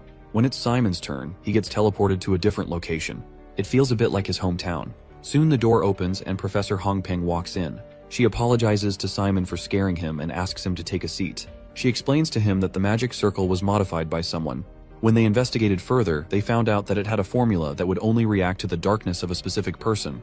In other words, it was made specifically for Simon. Once that formula is activated, he will teleport to a different place. She asks him if he knows someone who could be doing this to him. Simon tells her that he has no idea. The professor mentions that it is her duty to protect the students, so she made him come to his home. Moreover, she also wanted to talk to him in private. She tells him that it is against the rules of Kizan to talk to a student during the protection period, but some professors have already broken that rule. She asks him straight on if he wants to major in magical combat. If he accepts, she will take him in as her disciple, and he will be able to learn from her directly. The performance of a disciple is directly linked with the professor's performance, and they can only take 3 disciples per grade. Simon is still in a bit of shock as he thinks about this offer. He looks down and tells her that he didn't really show her much during the class. Moreover, he also couldn't climb up the hill faster than the other 2 students. Simon wants to know why she is offering him such an important spot, even though he doesn't show much promise. Professor Hongpeng smiles and says that the professors don't really care for the rankings of the students. All they are looking for is talent. The way he utilized his darkness during his jump was impressive since it was only his first time doing it. He also climbed the hill using pure stamina and endurance, unlike the other students who lifted the curse. He may not think he has done much today, but she has already seen what she wanted. The professor believes that his talents can truly bloom if he chooses to major in magical combat. With the correct training, he may even beat her in a few years. Simon thinks for a few moments and respectfully declines her offer. He tells her that he has another field that he wants to explore for now. The professor thanks him for being honest, but mentions that she won't let him go completely. Since he still has a year left to decide his major, she will try her best to convince him to change his mind. Simon asks him why she is willing to go that far for him. Professor Hongpeng reveals that she is just curious how much he can grow. She asks him to come to her if he needs any help, even if he doesn't want to be her disciple. She then summons a different magic circle for him and tells him to keep all this a secret for the time being. Simon smiles as he says goodbye to the professor. After he leaves, the TA walks into the room and asks the professor about the meeting. She tells him that he declined. This makes him confused, and he asks her why doesn't she make an offer to Hector instead, who appears to be more talented. Professor Hongpeng cuts him off and says that Simon is a genius. She has seen a lot of geniuses in this academy, but she has never seen someone like him. After Simon enters his room, Hayward asks him why he is so late. He simply tells him that there is something wrong with his teleportation magic. Hayward lights up and reveals that something really shocking happened after he stepped on the magic circle. At first he felt like his body was blocked, but when he finally gathered himself, he found out that he teleported to a different place. It turned out that he was inside Professor Behill's office. Simon starts to get interested and asks him what happened after. Hayward reveals that Professor Behill made him clean his office. Bro became a victim of free labor. He is convinced that Professor Behill is trying to scout him out and thinking about making him his direct disciple. As he excitedly keeps yapping on about being a direct disciple, he comes across a Hector who thinks he is better than everyone else. He asks him how a commoner like him dreams of becoming a direct disciple of Professor Behill. Hayward looks back at him with an annoyed expression and asks him if he is jealous that the professor didn't consider him. The argument starts to escalate, and Hayward mentions how he tried picking a fight with Malin because he thought she didn't know how the world worked. He tells him that he is the one who doesn't know anything about the world. This hits my boy Hector a bit hard, and he starts choking Hayward with a curse. He lifts him off the ground and slams him to the wall. As he threatens to kill him, Hayward simply smiles and asks him to try harder. One of Hector's friends tries to tell him that he is crossing the line, but he isn't ready to listen. He simply shoves him off and continues fighting. At the same time, Simon jumps in to protect his bro. This is what Hayward wanted from the start. He creates a dark flame and prepares to fight him for real. Suddenly a bar of soap comes flying at him and barely misses. Cajun walks in and tells everyone to keep it down, or he will snap their necks. Hector tries to argue with him, but one of his friends tells him that he is the guy who got suspended for beating up other students. Hearing this, he decides to stop the fight.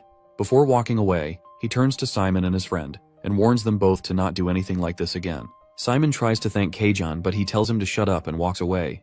This makes him think that he is truly not a bad person. Later, the two of them discuss their plans for the weekend. Simon says that he doesn't really have any plans, which annoys Hayward since he thinks that the way you spend your weekends is super important. He reveals that his weekend schedule is more important than what he does on the weekdays. He is planning to go down to Rochester, which is a nearby town, and start planning his business. Even though Kazan pays for the living expenses of students, it is not enough for the students once they move on to higher grades.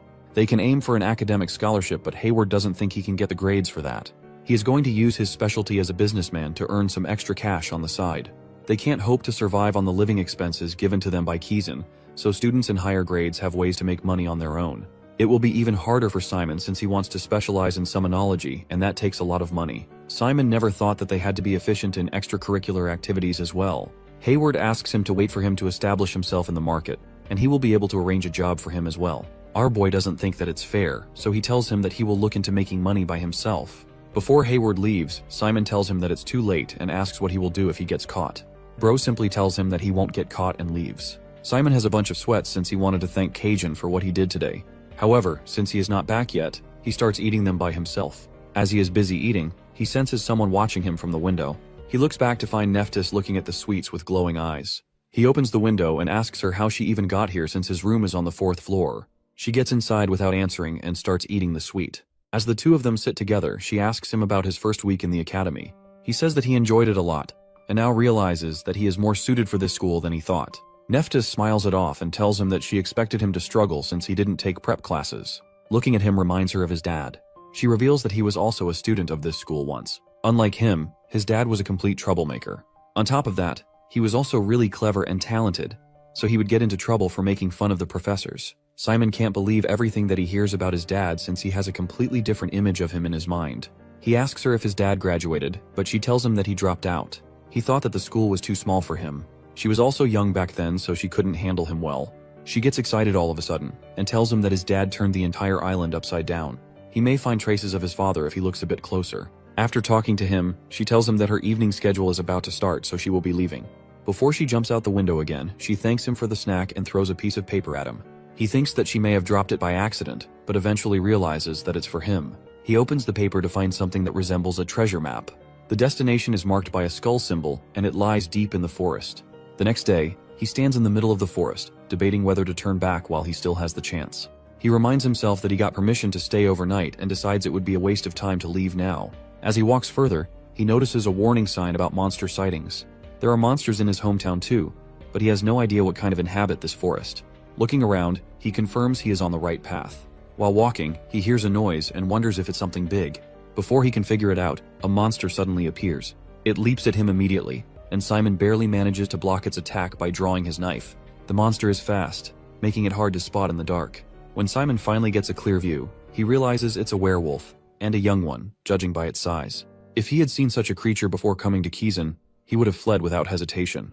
Without wasting any time, Simon summons two skeletons using the bones he carries, arming each with a knife. Standing beside his skeletons, he feels confident he doesn't need to run anymore.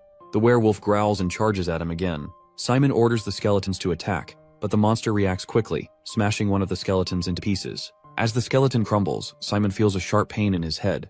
Meanwhile, the remaining skeleton manages to stab the werewolf. Simon quickly restores the shattered skeleton and sends it to attack again. While the werewolf struggles against the skeletons, Simon finds an opening and drives his sword straight into the creature. He catches his breath, realizing this is his first real battle since coming to the academy. Back in his hometown, he would have run from a monster like this. But after only 3 days at Kizan, he has already learned to fight back. Simon wonders if he can survive all 3 years at this academy. Pushing the thought aside, he decides to clean up quickly before the smell of blood attracts other monsters. He notices one of his skeletons is badly damaged and cannot function properly. With only one skeleton left, he knows he can't afford another fight. Moving carefully, he navigates the forest and finally reaches his destination. To his surprise, the area is barren. Not even grass grows here. This suggests something is hidden underground. Luckily, Simon brought a shovel.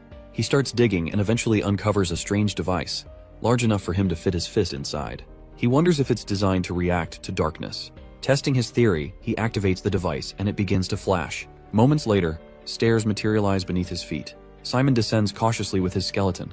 At the bottom, he finds a relic with a skull placed in front of it. Simon realizes the entire building must function as a massive joint magical device, given the abundance of runic inscriptions. The skeleton nearby makes a noise and Simon asks if it has found something. He notices a handprint in front of the skull. Picking up the skull, Simon uses his limited knowledge of undead creatures to deduce that this skeleton is ancient and immensely dangerous. He wonders what such a thing is doing here. Suddenly, the other parts of the skeleton begin to move. Simon picks up one of the bones and realizes it's a number 2 bone. Carefully, he starts piecing the skeleton together, even though he has no idea how it will react upon awakening. There's a real risk it might attack him, but Simon feels compelled to proceed. Determined, he declares that now is the time to boldly face the unknown.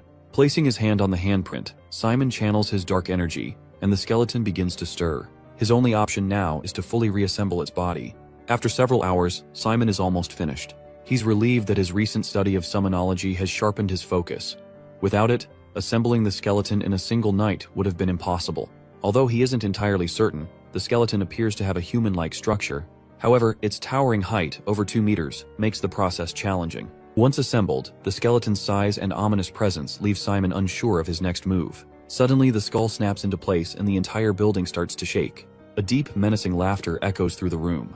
Covered in glowing runes, the skeleton comes to life and demands to know who has disturbed its slumber. Now resembling a dark, floating figure, it notices Simon and demands his name. Panic-stricken, Simon stammers that his name is Simon Valentia. Upon hearing this, the skeleton lets out a chilling scream and asks if Simon is truly the descendant of Richard. Simon, still startled, replies that he is Richard's son. The skeleton remarks that Simon's dark energy feels familiar and confirms that only Richard's lineage could awaken him. Simon then asks the skeleton for its identity. Drawing its sword, the skeleton introduces itself as Fear, the master of a legendary battalion who once ruled the continent alongside Richard. When Fear asks how Simon found him, Simon produces a piece of paper and explains that Nephthys directed him here. Realizing the truth, Fear lowers his sword and proposes a contract. By entering the contract, Simon would gain command of the battalion, capable of crushing all opposition. However, this path is one of blood and destruction, bound to his destiny. Fear asks Simon again if he is ready to lead the battalion. Before answering, Simon hesitates, voicing his doubts. He admits that he doesn't fully understand the battalion's power or its significance, as this is his first time hearing about it. Impressed by Simon's cautious inquiry, Fear assures him that the battalion's strength is unmatched.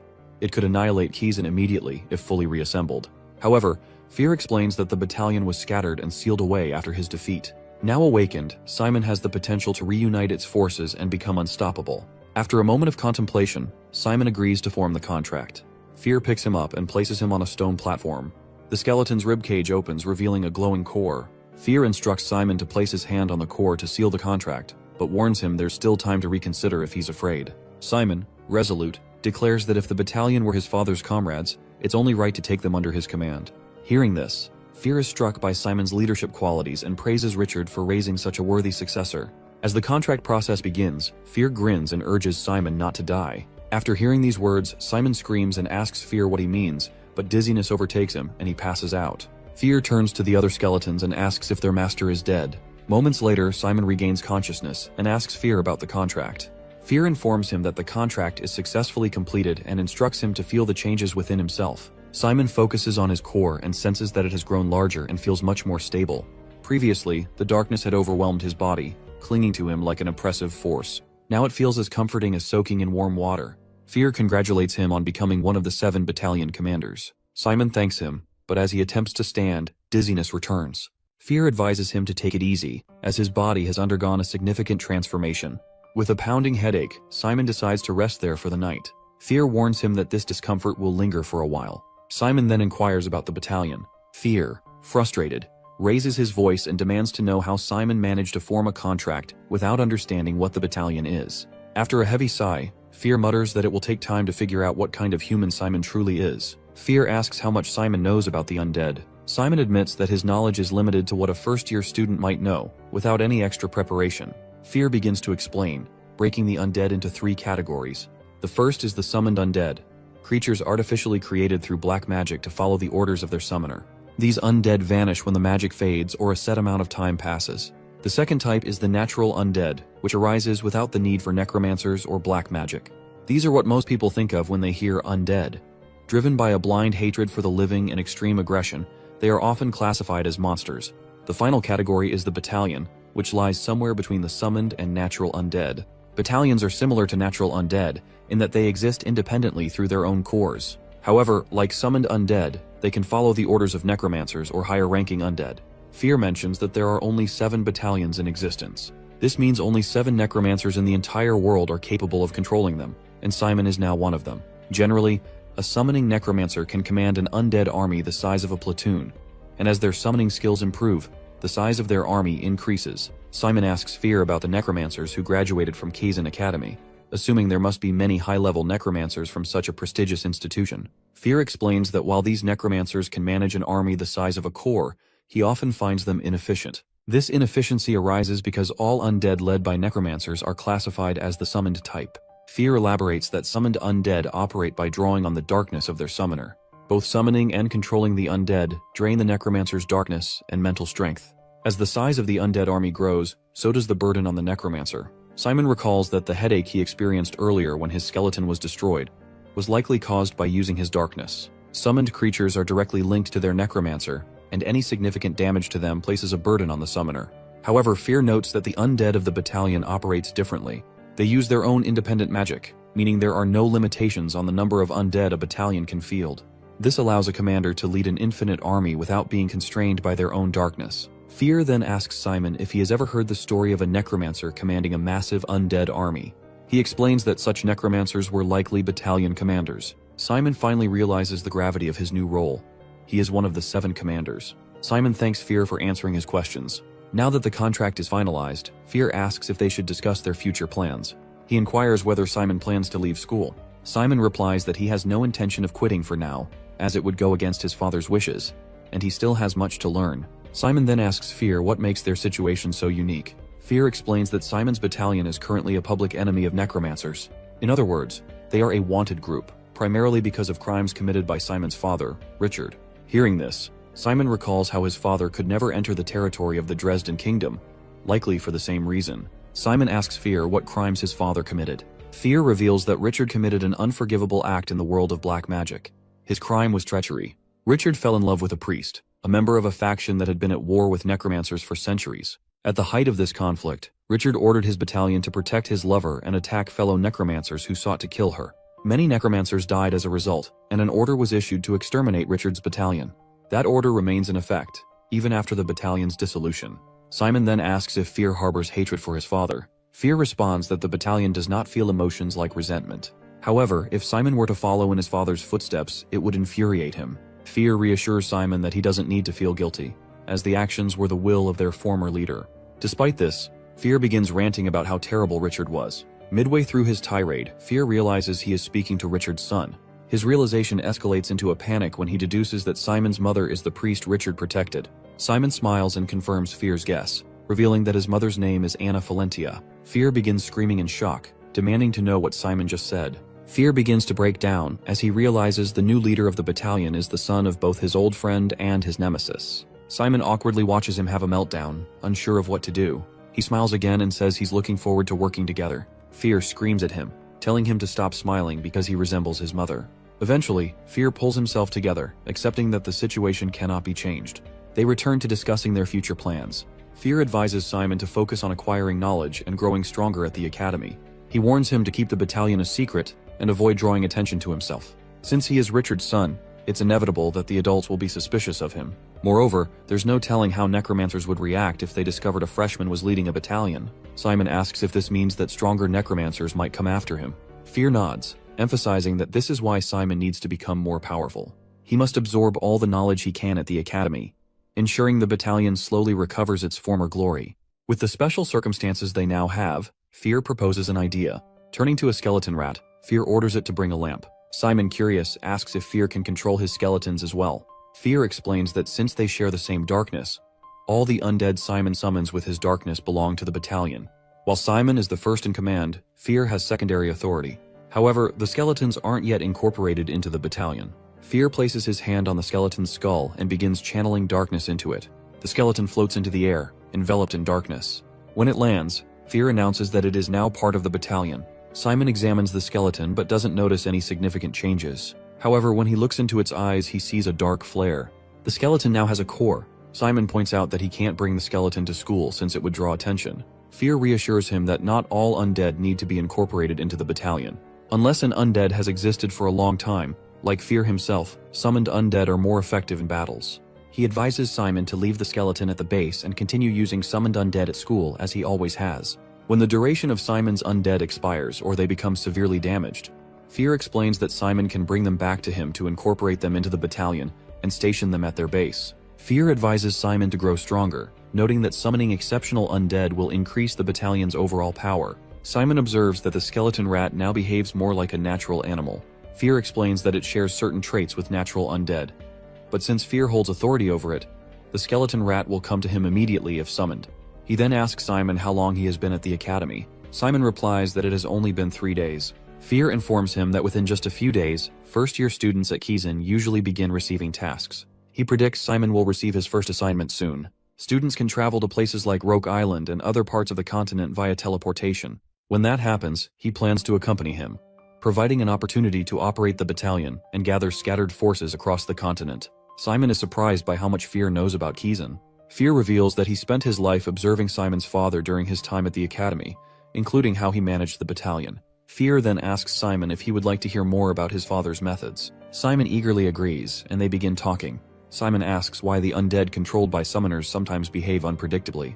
Fear explains that it's due to the summoner's lack of understanding of the undead. Undead cannot be judged by common knowledge. What drives them is a strong nether will.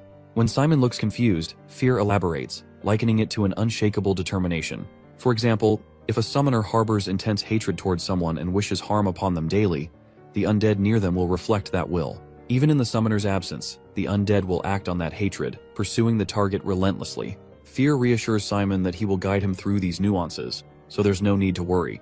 He then begins teaching Simon how to issue attack orders to the undead. Fear emphasizes that Simon must focus and strengthen his will, no matter who the target is. To demonstrate, Fear asks Simon to imagine the wall behind him as his enemy, and to channel all his hatred toward it. As Simon stares intensely at the wall, the skeleton rat suddenly leaps at it and self-destructs. Fear explains that a top-class necromancer can convey their will effectively, even when giving simple commands. He stresses the importance of using negative emotions, as they are the most powerful motivators for the undead. Fear then instructs Simon to command the skeleton to stop. Simon tries several times, but the skeleton refuses to obey. Frustrated, Simon lets out a deafening scream, and the skeleton freezes immediately. Fear is impressed, realizing Simon has just used an absolute command, a technique that demonstrates remarkable potential. He finally realizes that Simon is no ordinary boy. Simon feels like a mess because he struggles to control his undead properly. However, Fear reassures him that he did well. He tells him that he needs to train so he can command his undead with a single order. Suddenly, Simon feels dizzy, and Fear explains it's due to stress and the shock of what he just experienced. After a short break, Simon decides to return to Kizan since he only has permission to stay outside for a day. Fear gives him a small coin-shaped device and tells Simon he can use it to contact him anytime. Simon thanks Fear and promises to visit next weekend. He wears the device as a badge when he returns to Kizan. Fear is overly excited to be back in Kizan. He can't wait to see what will happen to the students after the protection period ends. When Simon asks him what he means, Fear teases him about the upcoming hellish exam. The night before, Hayward begins briefing our boy about all the lectures. Monday's morning and afternoon classes are on elementary black magic, which includes the infamous group assignment. Hayward explains that the group setup lasts the whole semester, so choosing the right members is vital for survival. Groups consist of 4 people, and it's best if each member excels in different subjects. Hayward mentions that he is average in other subjects but good in darkness dynamic, while Simon is better in summonology, so they already make a good team. He gives him a detailed review of the 9 subjects. The subjects they have to study in the first grade include catarology, darkness dynamics, summonology, spiritology, hematology, toxicology, magical combat, defense against holiness, and elementary black magic. Catarology, summonology, and darkness dynamics weigh the most in the final grade, making them the 3 core studies of necromancers. They are already good at 2 of these subjects, so Hayward suggests finding someone good at catarology. When Simon asks him about the final group member, he tells him that spiritology, hematology, toxicology, magical combat, etc.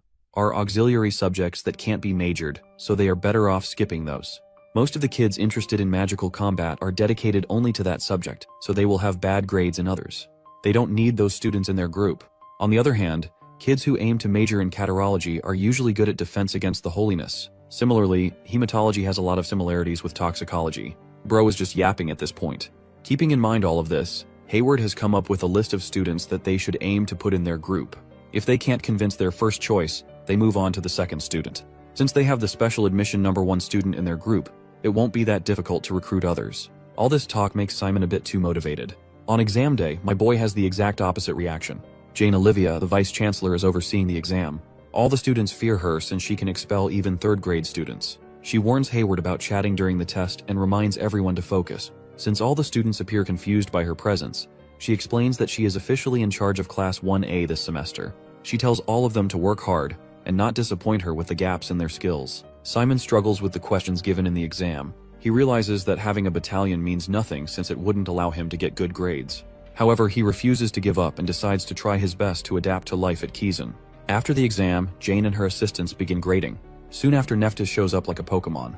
She says that she is only here to hang out but gets hit with a karate chop on the head. Jane sends the 2 assistants away and asks Nephthys to grade the exam since she is also here. As she is grading all the papers, Jane gets stuck on one specific paper. The student got most of the basic questions wrong, but he dared to solve the hardest question at the end. Jane asks Nephthys why she actually assigned her to this class and shows her Simon's paper. Nephthys smirks, hinting she placed him there deliberately. Nephthys asks Jane why all the names of the students are hidden. She tells her that it's a blind evaluation to prevent any bias.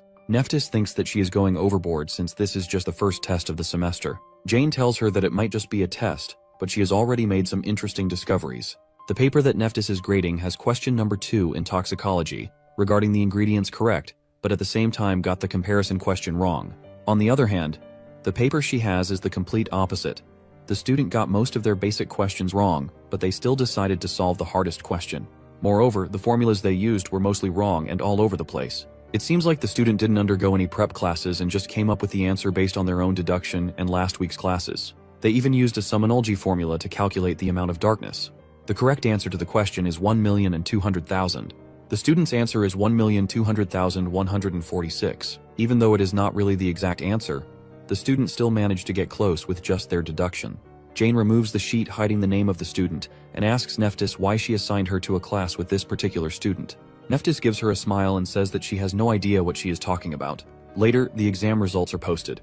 All the students discuss their results, and some even think about changing majors. Simon is shocked by his scores since his only above-average score is in summonology. Hayward tries to cheer him up and tells him that he has a high score in summonology. He says that it's impressive for someone without prior preparation. Hayward's own average is 70, with darkness dynamics being his best subject. Simon feels betrayed that Hayward is better at academics than he lets on, but Hayward tells him that he only studies enough to not get expelled. However, they now have a bit of an issue with their plan since the results are published already. They may have trouble recruiting even a single member with their current scores. Jane gives them 30 minutes to finalize groups and reminds them that their groups will stay the same throughout the semester. They will get group assignments that can only be solved by working with other group members, which means that poor teamwork will affect their grades. All the students immediately start looking for good group members. Simon notices that their top choices, Jamie and Claudia, are already invited to other groups, while their third and fourth choices, Rosenthal and Catherine, have also teamed up. He tries to calm himself since there is no group of 4 at the moment. The most important subject their group needs is catarrhology.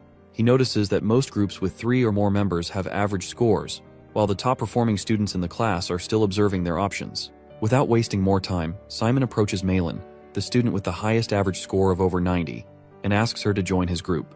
The class is shocked by his boldness. Malin calls Simon funny and questions if he thinks his special admission is a free pass. She tells him that she only trusts numbers and points out Simon's low average score of 30. When she asks if he's serious about inviting her to his group, Simon confidently replies that he is. He tells her that she is lacking in summonology since it is the only subject where she scored in the 80s. Malin gets a bit annoyed and says that her score is still far higher than his. However, our boy decides to risk it all and bets that he will surpass her in summonology in a single month. If he fails, he vows to quit Kizan.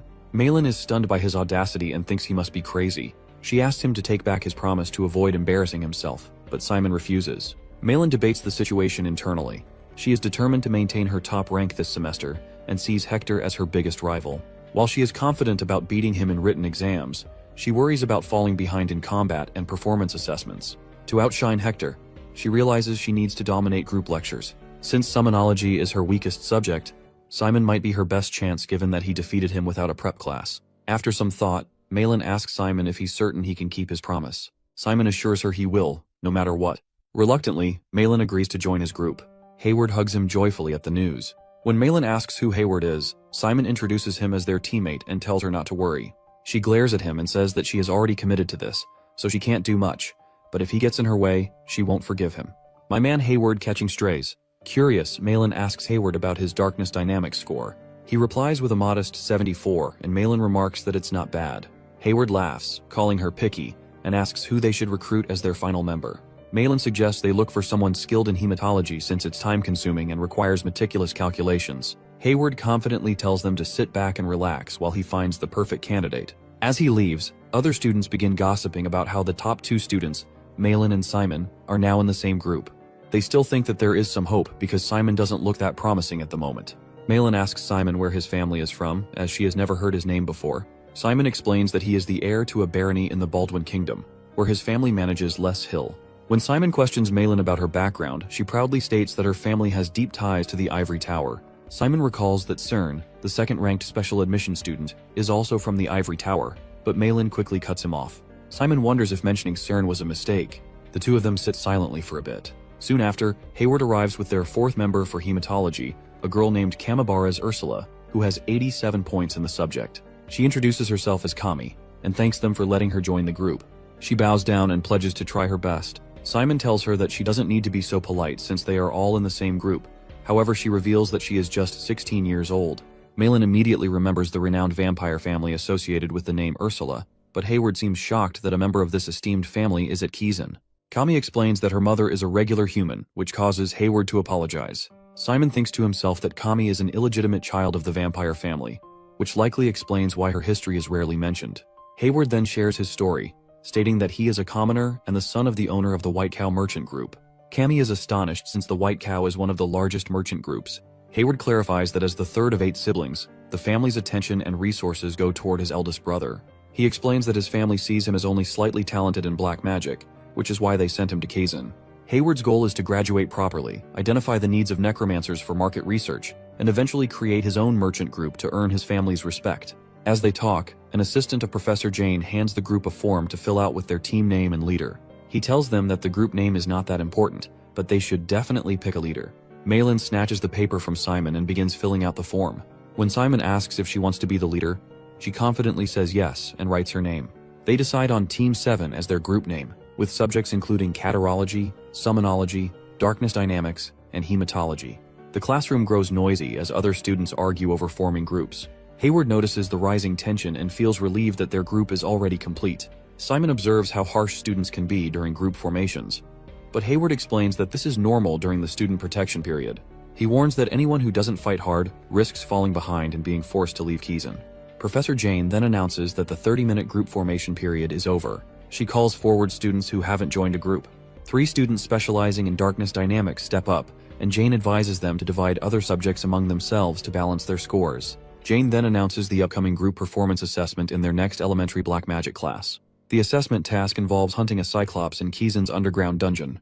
The students wonder if they can even hunt Cyclopes with their current skill level. Jane tells the class to keep quiet, and explains that they will enter the underground dungeons in Kazan with their teammates to defeat Cyclopes. Each group must work together, but only one member will directly face the Cyclops.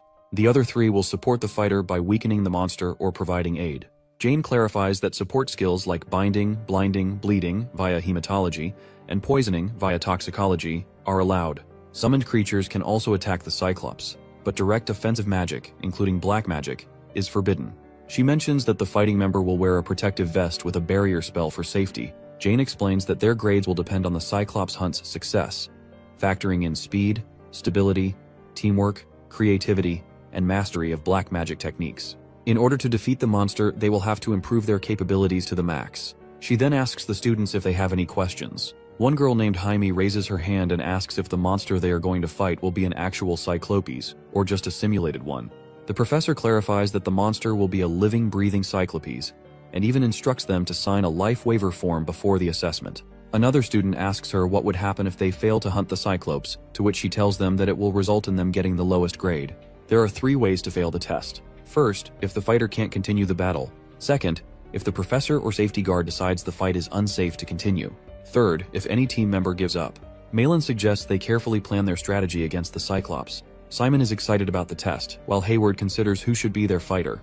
Malin confidently says she will fight since she is the strongest. Simon questions if the test favors students skilled in magical combat, and Kami agrees, pointing out that Cyclops' attacks are too powerful to block effectively with black magic. She suggests dodging the attacks, but Malin thinks the opposite. She believes magical combat students may favor physical attacks, but those won't work well against the Cyclops' thick skin. Hayward agrees with her and mentions that even with enhanced strength, stamina would be a problem. Kami asks Malin if she has a plan, and Malin says she does. Jane explains the upcoming schedule. In the first class, teams will present their strategies for fighting the Cyclops. In the second class, students will get hands-on experience in a virtual battle, and the third class will be the actual battle. After that, Jane advises all of them to discuss their strategies among their groups during the remaining time of the class. Malin shares her strategy with the group and shows them a spell called Dark Flare. Hayward and Simon are surprised to see that she knows such a spell. Malin plans to burn the Cyclops with Dark Flare while the rest of the group weakens it with curses like Exhaust. Hayward reminds Malin that teamwork is part of the evaluation. Her plan might highlight her efforts, but it leaves the others with little to do, which could hurt their teamwork score. Malin turns back and asks him if he has a better idea. Simon asks if she can cast Dark Flare while dodging the Cyclops' attacks. Malin admits she might struggle with that, recalling how she fell behind in physical tasks during combat training.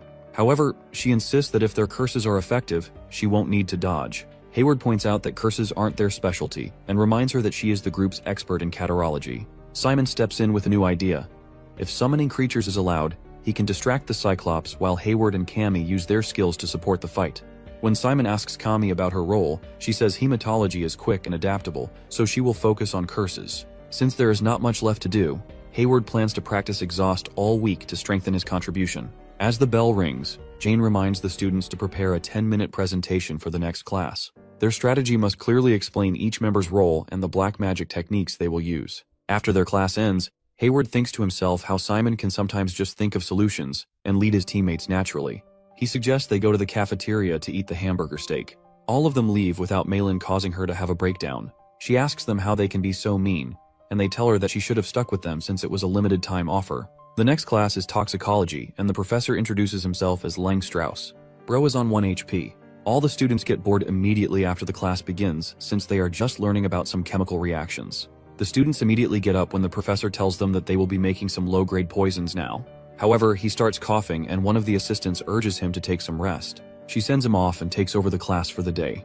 After the professor leaves, she throws one of the books at a student who is sleeping in class. Everyone immediately wakes up as they hear the assistant screaming. She scolds them for acting so rudely in front of a professor. Francesca criticizes the students for being rude and reminds them to mind their manners. She informs them that she will be teaching their class today instead of Professor Strauss. The lesson is about making a low-grade poison potion. Assistants hand out materials, and Francesca explains that the key to making this potion isn't about controlling ingredient amounts or the order, but following precise steps. She instructs the class to light the candle under their cauldrons, wait for the water to boil, and then add salamander and barley powder.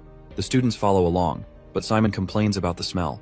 Hayward notices Simon's potion emits green smoke while his own is blue. Francesca tells the class that blue smoke means their potion will cause neural paralysis, while green smoke indicates a potion that induces severe headaches and hallucinations, making it useful against magicians and necromancers. Students with green smoke are told to remove their jackets, place them on chairs, and wait for additional ingredients. She instructs everyone to skim off the thin layer of oil from their potion, explaining that vegetable fats reduce the poison's effectiveness. She then tells them to stir the solution until it becomes sticky, warning them to monitor the fire, as excessive heat can ruin the potion. A student asks if it's normal for her potion to turn yellow. Francesca praises her, explaining that yellow signifies the highest quality for poison potions. She claims that she should be able to sell this quality of potion in the market. Another student tells her that her potion changed from blue smoke to green. This probably means that the ingredients at the bottom floated up and changed the effect of her potion, so she asks the assistants to give her some additional ingredients. Seeing the professor helping every student, Hayward tells Simon that he has finally figured out the reason why Professor Strauss is able to survive in Kiezen for this long.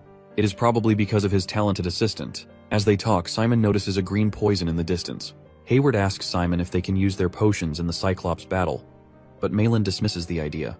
She tells them that low-grade potions are ineffective against large monsters like the Cyclops. While flipping through his textbook, Simon finds a potion recipe using Lehark mushrooms, which he remembers from meals his mother used to make. He shows the recipe to Malin, who agrees it could work. This potion, called Nervier, temporarily paralyzes tendons and contracts muscles. It's effective against small and medium-sized monsters at level 3 or higher. They plan to wound the Cyclops with a summoned creature and pour the potion into the wound. However, gathering the ingredients is their biggest challenge. Cammy tells them that they can find basic ingredients locally, but items like Lehark mushrooms, blood slime, and silk vines are harder to obtain.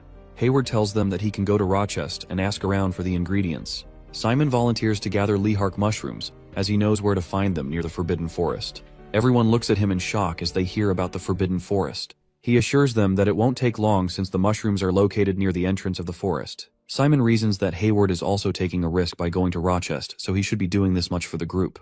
Malin warns him about monster attacks, so Kami decides to go with him for safety. Simon agrees, but he tells them that they should leave immediately if things seem dangerous. Hayward takes on the task of finding blood slimes and silk vines, while Malin gathers the basic ingredients and reserves the lab. They plan to meet at the lab in the evening with everything ready. Unbeknownst to them, a hooded student sitting behind overhears their plan. After class, the student heads to Hector and tells him that he has got some valuable information for him. Later at night, Simon and Cammy venture into the Forbidden Forest. Hayward shows them both a secret passage that leads outside. He tells them that the guards near the Forbidden Forest just finished their patrol, so they won't be back for a while. However, they can never be completely certain, so they should make it back quickly. As they part ways, Simon notices that Kami looks a bit too excited. She tells him that she loves taking walks at night, which reminds him that she is a vampire. As they continue talking, she thanks him for helping her during the magical combat class. She reveals that she couldn't jump on the hippo and all the other students ignored her. She thought that it was bound to happen since the academy was so competitive, but he still reached his arm out to help her. Simon tries to play it cool and tells her that it's what he had to do, but she cuts him off and tells him that it makes him incredible. Simon gets a bit nervous and tries changing the topic. They finally find a bunch of mushrooms and decide to take all of them. Kami asks Simon why he came to Kazan. He tells her that he initially came to the academy because of his parents, but now he has goals of his own, and he wants to become a necromancer. As he asks her about her reason, they hear a noise nearby and immediately hide. They both can hear the sound of guards. If the guards catch them, they may not be safe even during the student protection period. It didn't make sense for them to patrol at this time, so Simon thinks that it must be an emergency search. Kami starts to cry as she is scared. He assures her that they will get out since he has an idea. He then calls out to Fear and tells him that he is in a bit of trouble. After preparing everything, he orders the two skeletons to run in opposite directions. As the guards start chasing the skeletons, Kami and Simon make their way out. Unfortunately for them, the guard dogs pick up their scent and start chasing after them. Simon asks Kami to use some spells on the dogs to slow them down. She uses one of her spells to stop them, but the guards show up and start shooting arrows at them.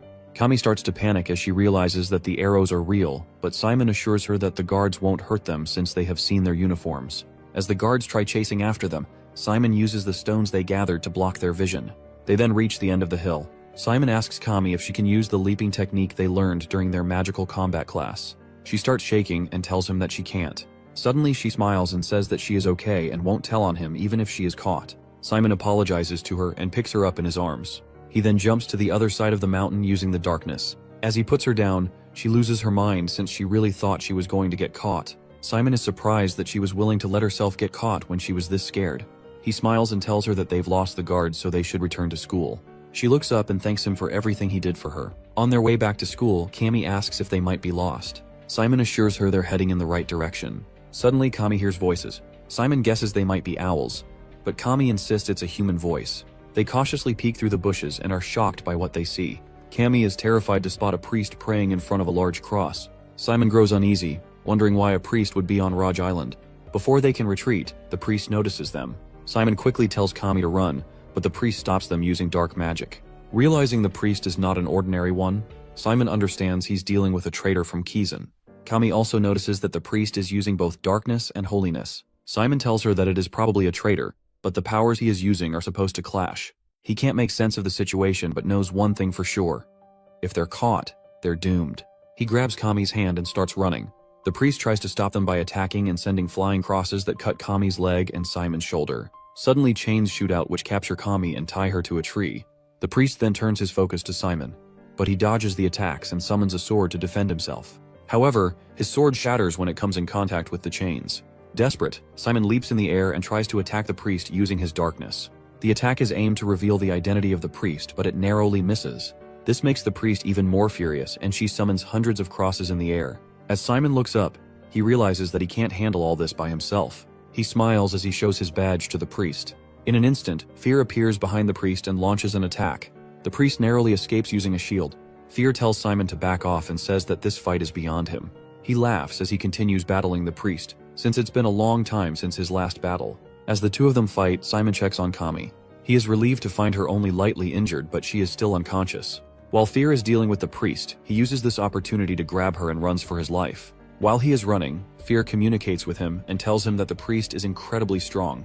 He guesses that she may be at the level of a professor. Since his powers are still sealed, he isn't as strong as her. Simon tells him that he has an idea and to follow his lead. Fear knows that he must have some clever idea because he is Richard's son, so he agrees. Simon hears a huge explosion behind him followed by the sound of the guards. He smiles and tells Fear to come back since the guards will be going after the priest. He asks him if he is okay, and Fear tells him that he can take this much. Since Kami is still unconscious, he grabs them both and starts moving at an incredibly fast speed. He takes them both out of the forest, but he can't carry them further since there is a wide-range detection spell ahead. Simon is still shaken, but he still thanks him for saving them. Fear starts walking away and tells him that he has just made a contract with him, so he can't afford to lose him already. Now that they are out of danger, Simon thinks about his next move. He wonders if he can take Kami back to the Academy's central ward, since they will definitely question him about it, and they might get into bigger trouble. Moreover, the priest could have seen their faces, and since she is a traitor, he can't trust any of the doctors. He needs Kami to get treated by someone they can trust. After thinking, Simon knocks on the door of the night duty staff. He goes to the same girl who helped them in finding their room. The girl screams as she sees them both injured. She asks him what happened and says that girls are not allowed into the boys' dorm. Moreover, since Kami is hurt, she suggests taking her to the ward. Simon tells her that he can't take her to the ward, and he can't explain the reason behind it either, but he still needs her help. The girl thinks for a moment, and then asks him to put Kami on one of the beds. While she is looking at her injuries, she asks him what happened. Even though most of her wounds are light, she still has a deep cut on her leg. She tells him that if he had a fight with some student, they should resolve it during the protection period. Simon clenches his fist and tells her that they didn't fight. He apologizes to her and says that he can't reveal anything. The girl trusts him, so she doesn't try to push him for answers. She simply tells him that their health is the most important thing, and they should think about staying healthy before trying to survive in school. After treating him, she tells him that since Kami isn't seriously injured, she will ask someone to just take her back to the girls' dorm. Simon thanks her for all her help and leaves. The girl sighs and wonders how long he will be able to stay in this school. Hayward immediately hugs Simon while crying as he sees him. Simon tells him to calm down since they are both fine. He says that they were just chased by some guards and asks what happened to him and Malin. Hayward tells him that he was also chased by the guards but managed to get inside. Moreover, he spoke to Malin and told her about the guards, so she suggested postponing the plan till tomorrow. She looked a bit hurt when he told her about it, but she understood when she heard about the guards. Simon suggests going back to sleep since Kami has also returned to her dorm. He later thinks about her and how shocked she must have been after seeing the priest. He saw his mom praying before, so it wasn't strange for him. He decides to talk to her tomorrow. He meets Kami tomorrow, who appears as bright as ever. He asks her how she is, tells him that last night almost seemed like a dream. To her, it still didn't feel real. Simon thinks that it's a good thing if it will help her to handle the shock. He grabs her and asks her not to say anything about this to anyone since the priest might not have seen her face. He tells her that he will find out the identity of the priest. Hearing this, Kami urges that she also wants to join him. She says that whatever happened, it happened to both of them, so he shouldn't leave her out. Simon agrees, but they can't really do anything for now, so he tells her that he will let her know when he needs her help. He then sits in Professor Bahill's class, who tells the class that they will be practicing with an easier curse this time. The curse he is talking about is called the transfer curse. The curse allows the user to transmit their darkness to an object. He tells them that their task is to make the magic circle float without a correction device. They should then use the curse to bloom the plants placed in front of them. Simon tries making the magic circle float, but he just can't make it work. Professor Bahill comes to his help and asks him how he is doing. As he tries explaining, the professor cuts him off and instructs him to use his core. He explains that he is inexperienced in using his core, so his darkness is not solid enough for the magic circle to take a concrete shape. Using the core is considered basic, so they don't teach it at the academy. Moreover, everyone has different ways of operating. He puts his hand on Simon's shoulder and transfers a curse to him. He tells him that most people think of curses as something negative, but that is not true. The curse he just applied to him maximizes the senses of a person. It can help a lost student like him to find their way. After maximizing his senses, the professor asks him to try again. Simon can feel the difference clearly. Professor Bahill tells him that his darkness is different from others, and it becomes useless if he just simply tries to pull it out. Instead, he should think about it like circulation. He should think of his core as a living creature and wait until the darkness naturally comes out of his body. The professor shows him a demonstration and casts his darkness outside. He then instructs Simon to try it out by himself. Our boy closes his eyes and puts all of his focus on his core. As the darkness begins to flow out, the professor decreases the curse's effectiveness by 50%. He tells him that the darkness can remember its flow. It's almost like the movement of one's hands. After a certain amount of time, you don't even need to think about it. Therefore, it is important to not develop any bad habits early on. The professor then asks him to cast the curse on the plant. Simon looks a bit nervous, but he assures him that he will aid him if something goes wrong. Simon completes the magic circle using his darkness and activates the curse on the plant. In mere seconds, the plant blooms into an entire tree, shocking both Simon and Hayward. Professor Bahill calmly tells him that this is the potential that he is holding. All he did was assist him so he could stably output his powers. He tells him that he just witnessed what he will be able to do in the near future because his darkness is special. He hopes that he will think about it thoroughly and pick the direction he wants to take in order to fully utilize his darkness. Simon asks the professor if he can give him any feedback on the curse he just cast. Professor Bahill is impressed that he can look at himself objectively without getting carried away by a good performance. He tells him that his curse is lacking emotions. Simon asks him if it's the same way as when making orders to the undead. Hearing this, the professor looks at him with a terrifying expression and then goes back to normal. He smiles and tells him that it's similar. Meanwhile, Simon is still shocked by the expression he just made. As the professor is walking away, Hayward calls him out and asks him if he can assist him as well, since it isn't easy to make the plant bloom. The professor smiles again and tells him that he shouldn't wait to be spoon-fed since it is the mindset of a lazy beginner. Simon excitedly thinks about what the professor just told him. In their next class, Hayward asks Kami if she also thinks that the professors are favoring Simon more than anyone. In their previous class, Professor Bahill was super nice to him, which allowed him to master the curse. Moreover, in this class, Professor Hongpeng corrected his form by herself. It almost felt like she was giving him a private lesson. Professor Hongpeng instructs Simon to stand firm on his toes and follow her guidance. Simon does as she says and uses the darkness to kick. She acknowledges his effort with a compliment on his pivoting, but points out that 4 of his basic postures are incorrect. She advises him to keep his gaze fixed on the target and engage his lower back properly. Simon apologizes and promises to be more careful next time. The professor reassures Simon that he's doing well overall. It's just that he needs more practice. Seeing Hayward like that, Malin tells him to focus on improving his performance and earning the professor's favor instead of holding grudges. He tells her that he is not holding a grudge, but only asking questions. He then turns the tables on Malin, teasing her about being labeled a problem student for trying to lift the exhaust curse in their last class. Malin angrily denies the claim, and the two of them start arguing. Poor Kami tries to intervene, but it's no use. Soon Simon shows up and they stop. Malin asks him for help, saying he's good at magical combat. Since Professor Hongpeng won't help her, she wants Simon to teach her instead. She explains that she needs to prepare for her performance assessment against the Cyclops and wants to improve her speed and earn better grades. Simon assures her she doesn't need to explain everything, and he was going to teach her anyway. He instructs her to get into position, but her posture looks awkward. Simon tells her she's too stiff and lacks confidence.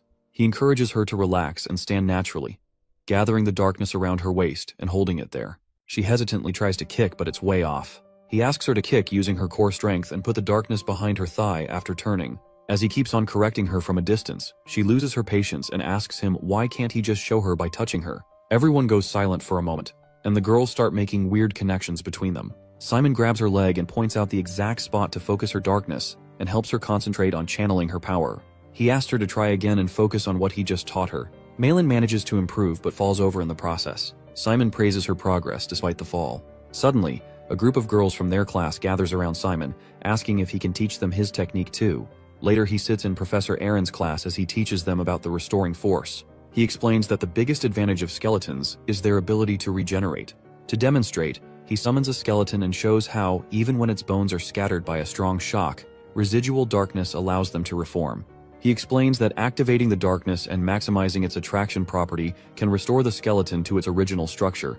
While the students practice with the rat skeletons, Simon is busy reading a book. Malin notices and asks if he thinks it's fine to slack off. In response, Simon effortlessly restores his skeleton, leaving her stunned by his skill. Still, she warns him not to get overconfident and reminds him of his promise. He reassures her that he will get a better score than her no matter what it takes. She tells him that she could have gotten 90 on the summonology test, but she couldn't solve the last question. Hearing this, Simon tells her that the question was easy. She doesn't believe that he solved it when he didn't even take any prep classes and asks him for his answer. Her entire expression changes as he reveals his answer. As the two of them are talking, Professor Aaron shows up and asks Simon what he is doing. He tells him that he was able to restore the skeleton, so he was just looking at the materials of the upcoming lecture. The professor stares at him for a second and asks him to stay after class. Malin thinks that he is in trouble for talking during the class, so she apologizes to him. After all the other students leave, Professor Aaron asks him to follow him outside. He tells him that he can't stand students who don't learn in his class even though they are willing.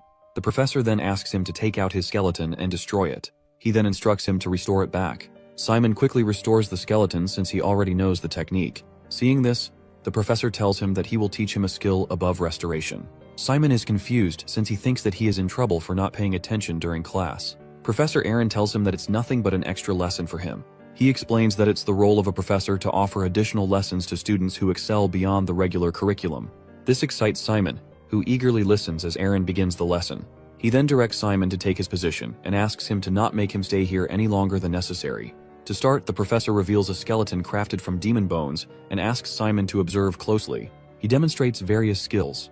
Bone piercing, which is an offensive technique using restoration. He also shows him a binding skill that traps a squirrel in a bone prison, and a defensive technique that forms bone armor around the user. He tells him that depending on the skill of the necromancer, the skeleton can become their weapon, jail, or armor. Simon finds these skills fascinating. All of these are advanced applications of restoration.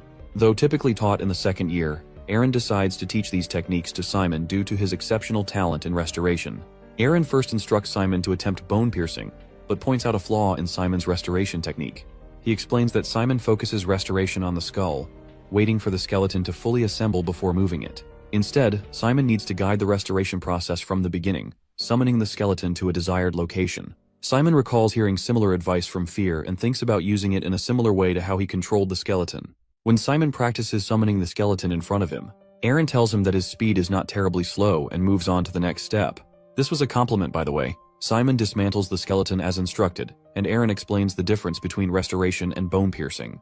While Restoration reassembles the skeleton, Bone Piercing uses Restoration energy to attack. Aaron advises Simon to practice tilting the bones during Restoration, which sharpens their edges for offensive use. Aaron demonstrates this by focusing darkness along a bone to create a blade-like edge, and even binds Simon's hands with bones to show how they can immobilize enemies. He tells him to think of bones as weapons or tools for binding, even if they lack sharp edges. Simon begins practicing and destroys a bamboo shoot by squeezing it with bones. Aaron explains that he is still simply choking his enemy with the bones, but since he can repurpose the destroyed skeleton as an attack, it gives him more options. He tells him to continue practicing so he can use it in an actual battle. As the lesson concludes, Aaron mentions hearing that Professor Jane chose Cyclops hunting as the performance assessment. He asks Simon if he is going to be the attacker, but he tells him that his teammate Malin will be the one fighting. Aaron agrees that supporting teammates is just as important and encourages Simon to learn from observing. Before leaving, he reminds him that this is nothing more than an additional lesson for him. After the session, Simon returns to his friends, who are curious about what happened. They ask if Aaron punished him.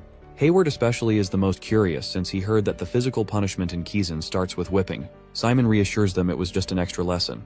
They are still not convinced and think that Simon must have mistaken punishment for a lesson. Since he is not hurt, Malin asks him to take a look at the potion. The potion is a pure yellow color and Simon can tell that it is going well.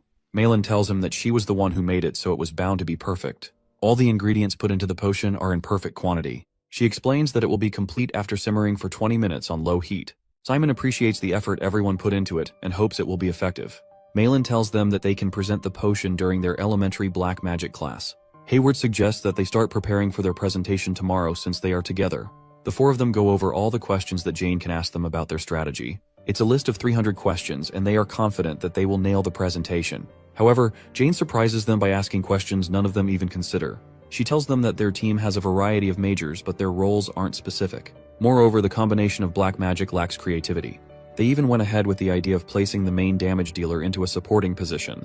Jane wants them to explain the reasoning behind their choices. She starts by asking why they divided the roles like this. Malin explains that their goal was to defeat the Cyclopes quickly and effectively. Jane asks her if this team formation is the best one for that purpose, and they all agree. She then asks Simon for his opinion on all this. He thinks to himself that the professor must be looking for a different answer, but it's still the protection period, and the presentation is for getting feedback on their strategy. He tries to focus on showing how good their teamwork is. Simon explains that even though their group lacks creativity in terms of black magic, they are focused more on safety. He claims that they can hunt the Cyclops in a more stable manner than any other group. The professor nods and moves on to the next question. She turns to Kami and asks her why she has given the attacking position to a catarrhology student when she herself is a hematology student and should be in the position to fight. All the group members start to panic since they know that this is a hard question. They all try to whisper the answer to her and she finally speaks up.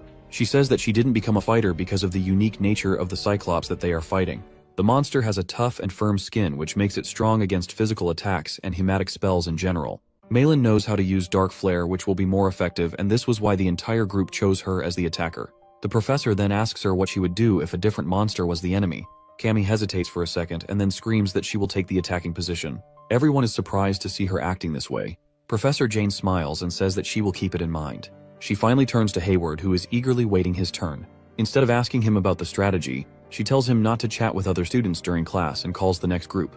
While all the students their classes, Simon sits at the table while waiting for someone. Suddenly, Lorraine shows up and everyone starts staring at her. She coldly glances at Simon and asks him if he has something to say. Simon starts to feel a bit nervous since she seems like a completely different person in school, and it's a bit intimidating. When he met her before school, she was really friendly and cheerful, but now, she seemed so cold. However, it all goes away and she starts smiling when Simon talks to her. She asks her how he has been and says that the girl who delivered his letter made a fuss about it. Our boy tries to show his riz and tells her that she looks much better in that uniform than he imagined. She gets serious again and asks him if he thinks that she looks old. He starts stuttering while trying to explain himself, and she laughs, telling him that she was just joking. Lorraine then asks him why he wants to see her. Simon reveals that there is a traitor inside Kizan. He explains that he went to the Forbidden Forest because he wanted to collect some mushrooms for a class. After explaining, he tells her that it might be a bit hard for her to believe, but she cuts him off and says that she believes him. She asks him about the cross, and he explains that the largest cross was in the middle and a woman was sculpted on it. Hearing this, she realizes that the sculpture was of the goddess Diva. She is the only goddess that the priest of Efnel believes in. Simon asks her about Efnel, to which she explains that it is the college operated directly under the Pope. Just like how Kizan trains necromancers, Efnel educates priests. The Saintesses are considered the strongest in the Holy Federation, and there are only a select number of their members from girls who hold all the power in the Federation. Lorraine gets furious and breaks her glass as she realizes that a priest managed to step foot in Kizan. She asks Simon who else knows about this, and he tells her that it's just him and Kami. She thanks him for telling her about it. If whatever he just said is true, that priest must be a high-level priest almost as strong as a professor in the academy. This means that any of the professors can be a suspect. If he consulted one of them, they might have destroyed the evidence or obstructed the investigation. She tells him that her mom needs to know about this so that the investigation can be thorough. Lorraine then points forward and suggests going into the Forbidden Forest. She says that there might still be some evidence left at the scene. However, when the two of them finally get there, they don't find anything. When they arrive at the spot, Simon and Lorraine are shocked to find nothing there. Simon is especially surprised since this is where the sculpture and cross should have been, yet there's no trace of fear or the priest's battle. He wonders how this is possible. Lorraine tells him that the complete lack of evidence makes the situation even more suspicious. She guesses the priest must be very powerful. Even though she didn't witness the fight, she could tell they managed to clean up the area thoroughly. She finds it unbelievable that the priests, who serve God, would plant a core in Kazan, especially since priests view the core as something that opposes God. Simon asks Lorraine if opening a core means a priest can no longer use holiness. She tells him that it is true, though she doesn't fully understand how it works. It's simply what the priests claim. She explains that holiness comes from faith in God, while darkness comes from the power of a fallen devil. These two forces naturally clash. Lorraine then thanks Simon for cooperating with Kizan. She also warns him that the priests are a serious threat, and his life is in great danger. She doesn't know when they might come after him, so she advises him to take a break and rest. But Simon insists he's fine and prefers to continue his normal routine. He tells her that he doesn't even know if the priests saw his face. If they did come after him, it would leave evidence behind. Lorraine becomes angry and tells Simon not to be reckless. She argues that evidence is useless if it costs him his life. Simon tries to calm her down, explaining that taking a break from classes or acting differently would only make him more suspicious. If the guards start following him, it could draw even more attention. He worries it would become obvious that he reported everything to Kazan's higher-ups and is now being protected. Simon reminds Lorraine that the priests infiltrated Kazan and even opened a core, something their faith considers a sin. He says that fanatics like these can act unpredictably. Lorraine reluctantly agrees but warns him that if she notices any suspicious activity, she will make sure he's protected, even if it means restricting his freedom. Before leaving, she tells Simon not to sacrifice himself for others. Simon promises to remember that. As they return to school, he thinks to himself how he can't afford to take a break from his studies since there's still too much to learn at Kazan. The next day, Jane takes the students to the virtual battle simulation system of Kazan, called Avalon. This system is unique to Kazan and doesn't exist anywhere else on the continent. The students are amazed when they see it. Jane explains that Avalon can create magical creatures for virtual battles. She tells them Avalon was made by moving Hallucina, an ancient fortress of illusion, to Kazan and upgrading it over time. Jane briefs the students about the evaluation. She explains that the rules are the same as the real performance assessment. Each group will have up to 3 virtual battles before the actual match. She introduces the virtual Cyclops, which sees only the group's fighter as its enemy. Fighters will wear a vest with a protection spell, and when the vest's barrier gauge drops to 0, the training ends. They can then wait for their next turn in the waiting room. Jane encourages them to use these battles to test their strategies and prepare for the real fight. The students move to their waiting rooms. An announcement names Group 5, which includes Cindy and members skilled in categories like catarology, darkness dynamics, toxicology, and spiritology. Their group has a good balance, with spiritology members as the fighters. Group 5's simulation begins as they fight the Cyclops, but they fail after just 1 minute and 16 seconds. Hayward realizes that a single Cyclops attack removes 50% of the barrier, meaning they need to cast their curses faster. The group seems nervous, even though it's only a virtual battle. Hayward asks Malin if she's okay, and she tells him that she is fine. Next, Groups 3 and 7 are called into the simulation. Hector assumes Simon must be the fighter for his group, but Simon reveals that he isn't. When Hector accuses him of stepping aside to protect Malin's pride, Simon firmly replies that Malin is simply the best fighter in their group. An announcement calls Group 7's supporters to their positions. Jane explains that the Cyclops won't be able to see the supporters, so they can focus on their roles without worry. As the simulation begins, Malin tells everyone to stay ready and stick to their strategy. Simon notices that Malin seems confident, so he decides to focus completely on his own role. However, as the battle begins, Malin is taken down by a single Cyclops attack, and the simulation fails. All those strategies just to get sniped in one shot. Jane commends their effort, saying parts of their initial plan were well executed. She highlights how the summoner effectively distracted the Cyclops with skeletons. She also points out the team's shortcomings. Their plan to slow the Cyclops with an exhaust curse and finish it with a dark flare seemed good in theory, but didn't hold up in reality. The biggest problem, she says, is their lack of proficiency and frequent mistakes when casting spells. Meanwhile, Hector's group defeats the Cyclops on their first try with a 98% success rate, avoiding even a single hit. Simon feels envious and wonders how it's possible to perform so well. Malin, however, reminds them to focus on the actual battle since that's what matters the most. In the second trial, Simon notices that the Cyclops doesn't slow down even with 2 exhaust curses. He tells Malin to dodge the attack, while Hayward suggests to Cammy that they remove the persistency formula and focus on stacking the curse instead. As they make adjustments, Malin falls and the Cyclops hits her, causing the simulation to fail. As a result, Group 7 receive an E grade. Cammy is a bit worried because their next attempt is the final one, but Simon reassures them that he has a winning strategy. He explains that the basic plan remains the same: 2 curse casts followed by Malin's dark flare. However, since the double exhaust wasn't effective, Cammy and Hayward will cast a 4-layered exhaust using multiple incantations. Though neither has performed incantations before, Cammy thinks it's possible and asks if they'll have enough time. Simon confidently replies that he'll create the time they need. When the simulation begins, Simon uses his skeletons to distract the Cyclops. As Cammy and Hayward finish their first exhaust layer and move to the next, the Cyclops destroys the skeletons. Simon quickly summons more, keeping the Cyclops occupied. Malin prepares her dark flare while Cammy and Hayward complete their layered exhausts. Simon tells Malin that with the 4-layered exhaust, she should be able to dodge the Cyclops' attacks. Malin hesitates, asking if Simon expects her to avoid the Cyclops on her own, but Simon assures her to follow his lead. He instructs her to run ahead and dodge while Cammy uses a hematic spell to block the Cyclops' view. Simon's skeletons tie the Cyclops with chains, and he tells Hayward to enchant the chains to prevent them from breaking. With everything in place, Malin attacks the Cyclops with her dark flare, burning it completely and defeating it. The group celebrates their victory as the Cyclops falls. Jane congratulates them for defeating the Cyclops and praises their ability to turn a theoretical strategy into a practical one. She advises them to work on reducing the battle time and to address their over-reliance on the summoner's skills. Jane acknowledges their smart decision to stack curses with multiple incantations. She also points out their mistakes and instructs them to practice and improve their black magic. After leaving the simulation room, some students compliment their performance. Cindy congratulates Simon on his team's success, but Hector looks upset about their win. Later, Malin asks the group if they'll be practicing over the weekend. Cammy agrees since the simulation revealed her weaknesses. Hearing this, Hayward asks her if she was asked out on a date. She tells them that she declined because she wants to practice with the group. Hayward says he won't join them as he has a business meeting in Rochester. When Malin asks Simon about his plans, he tells her that he'll join the day after because he has personal training to do. She gets frustrated and asks him why he can't practice with them. He tells her he's just catching up on lessons he missed.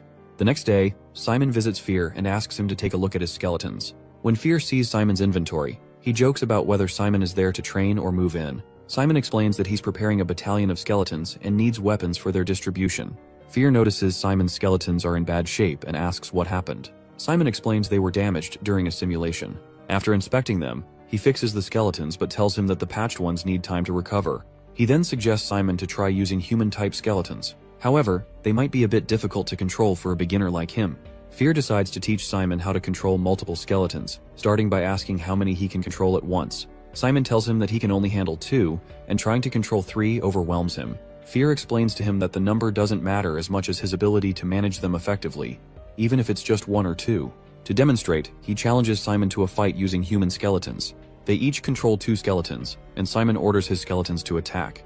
However, Fear's skeletons quickly defeat Simon's. Simon complains it's unfair since Fear is supposed to use only 2 skeletons at a time. Fear clarifies that he did follow the rules but used a strategy called cross-operation.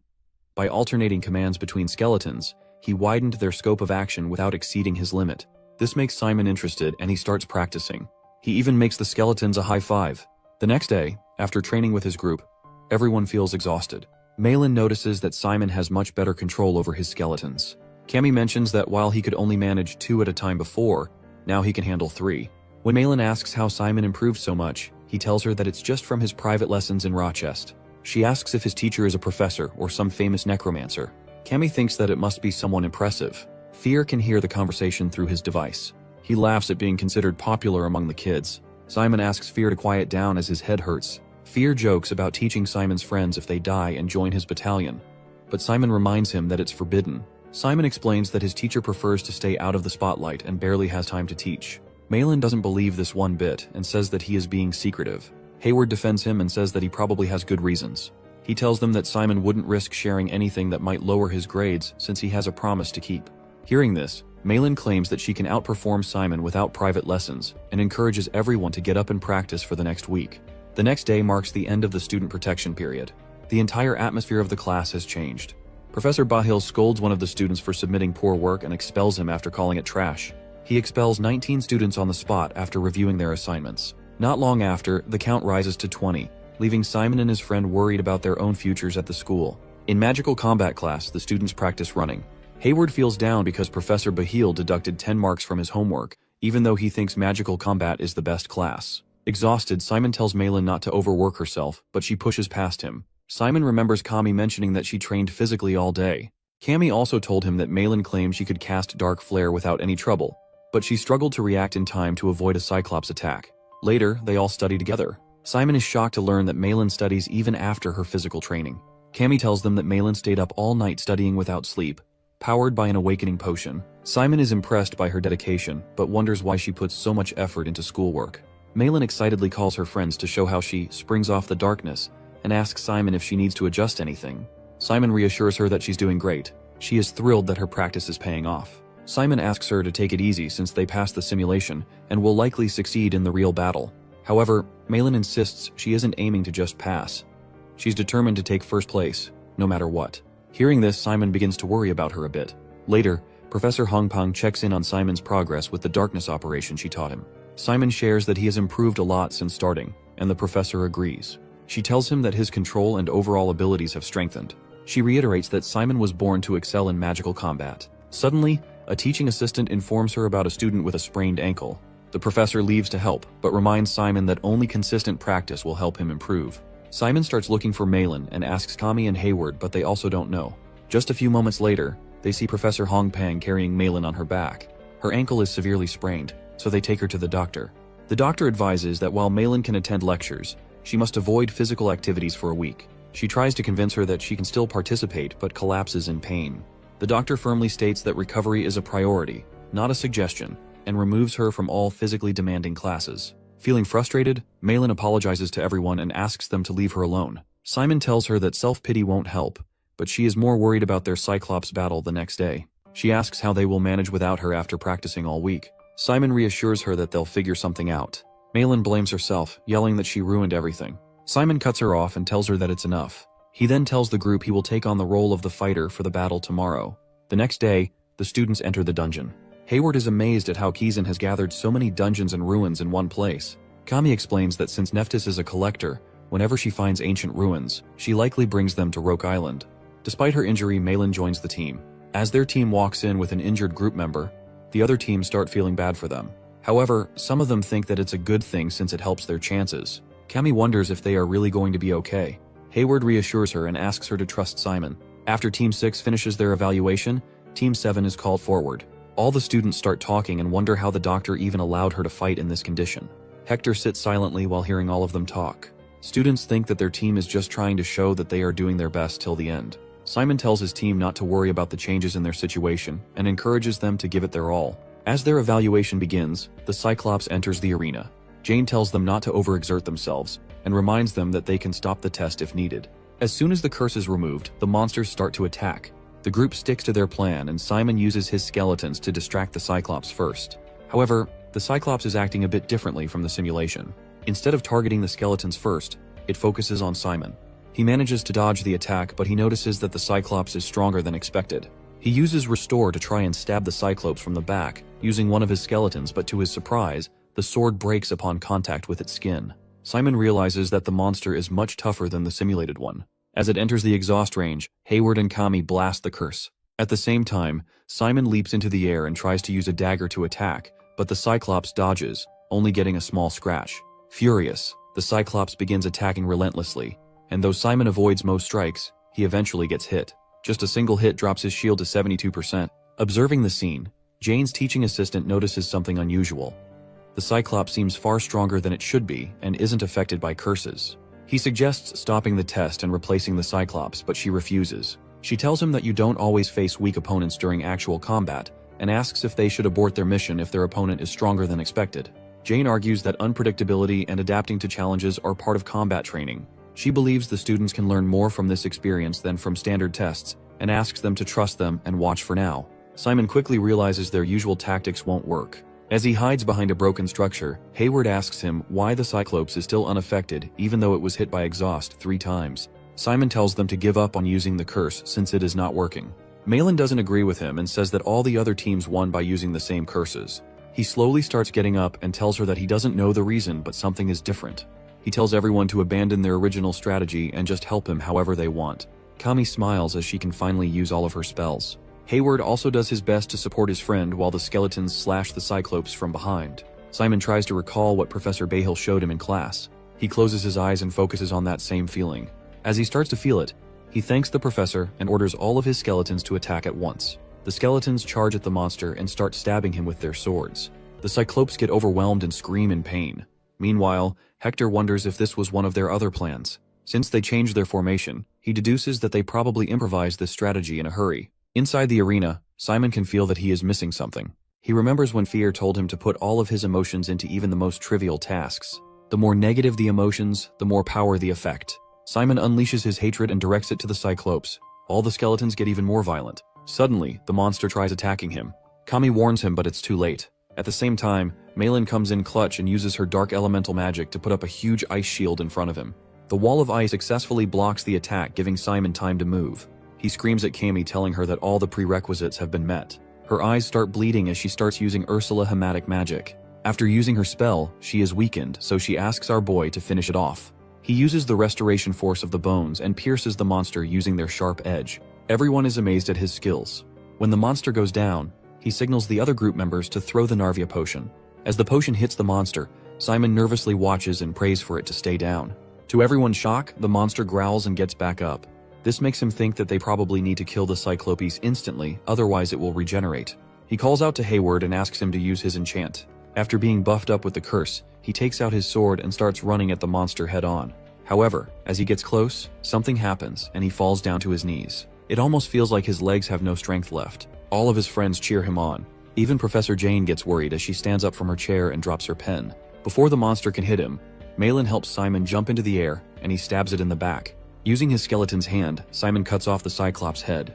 Jane announces they have succeeded in hunting the Cyclops. Hayward hugs Simon, emotionally saying he is the best. Kami is happy Simon made it, and Malin says she owes him. But Simon tells her she did well too. Kami hugs Malin, saying she is amazing, and Hayward praises Malin's ice magic, calling it too cool. After a while, Jane tells the students they did great, and as a professor, she's happy that no one was seriously injured during the practical assessment.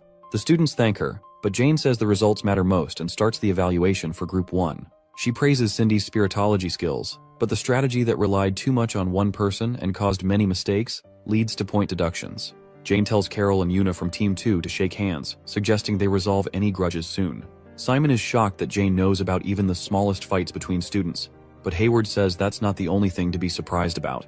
Malin mentions that many groups succeeded in hunting the Cyclops, noting that only about 8 succeeded in the simulation. But now there are 13. Jane gave an A+ grade to Hector's group because they had clear roles for each member, excellent teamwork, and completed the hunt in less than 4 minutes. Jane says the group did a great job, and Hector gets excited. But for Group 7, Jane says their performance was a mess. They took 13 minutes and 58 seconds, and their fighter's barrier gauge was only 7%. Their behavior was reckless and didn't follow the plan. Jane says their grade will reflect this, but there's more to consider. She shows them the autopsy result of the Cyclops Group 7 hunted, and explains that the curse and potions used to capture it caused unusual side effects. The Cyclops they fought became extremely aggressive and lost control once the curse was lifted. Its physical strength also increased temporarily. Jane says this made Group 7's assessment more difficult compared to the other groups. The administration concluded that the Cyclops they defeated was as strong as a red Cyclops. Group 7 is shocked, and Jane says they should apply the new evaluation standard to be fair. Jane then discusses each team member's performance. She says Malin used darkness elemental magic above the usual first grader level, playing a key role in protecting the fighter. Jane acknowledges that Malin got injured from overtraining and poor self-care, but her spirit was impressive, so she gives her 80 points. Jane then talks about Hayward, who used a high-performance darkness enchantment at the right moment to help defeat the Cyclops. He gets 80 points as well. For Kami, Jane says she did a great job as the key damage dealer, using hematology and rare necromancer techniques, so she gets 85 points. Finally, Jane praises Simon, saying he handled the fighter role well, managed unexpected challenges, and showed leadership in taking care of his teammates. He demonstrated physical and dark magic skills, avoided attacks, and used restoration skills effectively. Jane says Simon didn't give up until the Cyclops was defeated, and awards him 100 points, calling it perfect. She adds that it's a pity there's no grade above an A+. Simon celebrates with his teammates while Hector is jealous. That night, the entire group celebrates with drinks. They are a bit surprised to find real beer in their mugs, but Professor Hongpeng tells them not to worry, as she's their guardian for the night. She says she got special permission from Kizan to congratulate them on their great performance. She reminds them that the student protection period is over, and encourages them to keep up the good work. Suddenly, Hayward asks the professor if she cares more for Simon than the other students. Malin is surprised by the question, but the professor jokingly replies that professors are human too, and have students they like more than others. She then laughs and tells them that she loves and cares for all students. Professor Hongpeng apologizes for teasing them and gives them good news. She reveals that next week they'll finally go on a mission. The next day, Hayward explains to Simon that missions are a key part of Kizan's system. Once the student protection period ends, they enter the mission period, which usually lasts about 5 days. During this time, they can take on various requests from outside of Kizan. These requests range from simple tasks and part-time jobs to monster extermination, personal security, assassinations, and proxy battles. Simon thinks there must be dangerous requests among them, and wonders if they come with a good reward. Hayward explains that depending on the difficulty and completion of the requests, Keegan gives an evaluation score. Missions are also a good way to cover material fees at Kizan. Since Simon is majoring in summoning, Hayward says this is a great opportunity to make some money. However, Hayward reminds Simon that there are some important things to keep in mind. They must complete at least one request during the mission period. If they fail all of them, they fail the mission and have to write a letter of explanation.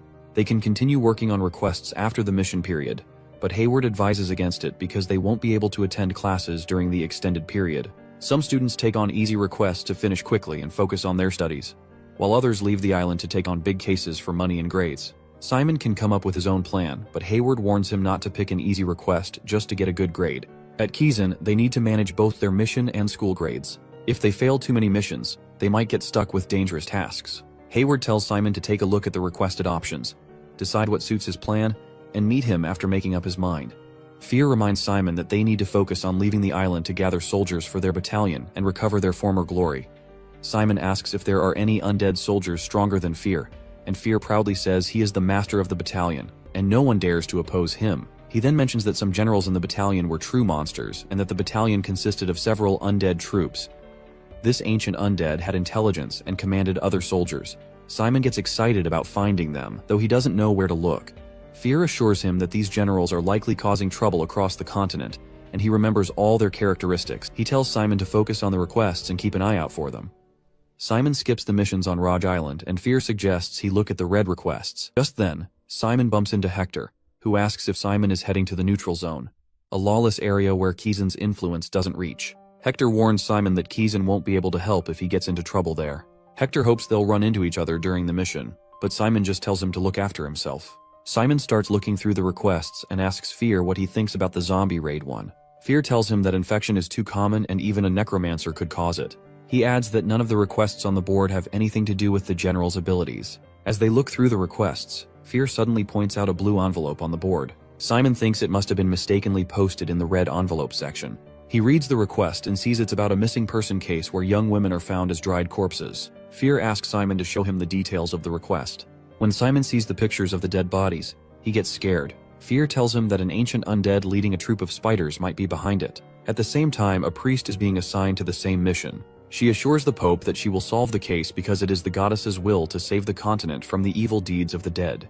The priest, Ellen Zyle, a second-year student from the Holy College of EFNL, assures her that she will solve the case no matter what. Simon is standing outside the Vice-Chancellor's office. Inside, Jane is busy with paperwork. She invites him in while still writing and asks if Simon is there for a mission. He tells her yes, and Jane suggests they take a look at the mission he picked. After reading the request, Jane tells him to choose a different request because this one is too difficult for a first-year student. Simon insists that he can handle it. He tells her that he is confident he can solve the case. Seeing his confidence, she decides to trust him and signs the paper. She tells him to take responsibility for the results, hoping he's not misleading her. Simon is happy to hear that and thanks her for trusting him.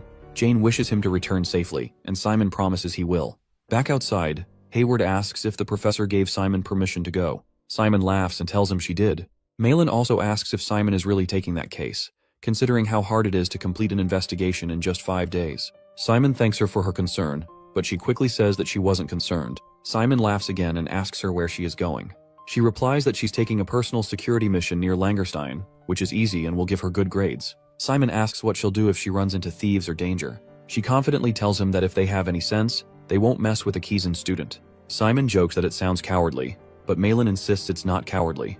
It's why everyone sends their request to Kiezen. After she leaves, Simon notices Cern sitting on a bench. She greets him with a smile and mentions that they haven't seen each other since the matriculation ceremony. She introduces herself as the official successor of the Ivory Tower and Special Admission Number 2. Simon introduces himself as well, saying he's from Leschil. There's an awkward silence between them. After a moment, Cern speaks up and says that she's heard Simon is looking after Malin. She tells him that while she might snap at him sometimes, she's kind and tender-hearted inside, so he should continue looking out for her. This annoys Simon a bit, and he asks why Cern would say that. He tells her that Malin is also a student at Kiezen, just like her, and doesn't need anyone to protect or consider her junior. She is doing just fine without Cerna's concern. An announcement then plays, saying the teleportation device will be activated soon, and not to reach out to it during operation. Cern tells him that they'll see each other again before disappearing to be teleported. Simon feels drained just from talking to Serna, since she carries herself like a queen or a high-ranking noble. He knows Malin is from the Ivory Tower too, and understands Cern's concern, but he doesn't like how she treats Malin as her subordinate. He never thought a simple conversation could tire him out. Meanwhile, Fear is hiding inside an armor, grumbling about how small and cramped it is. Simon explains that it's the only one left, and he couldn't just bring him around without a proper disguise, because people would get scared.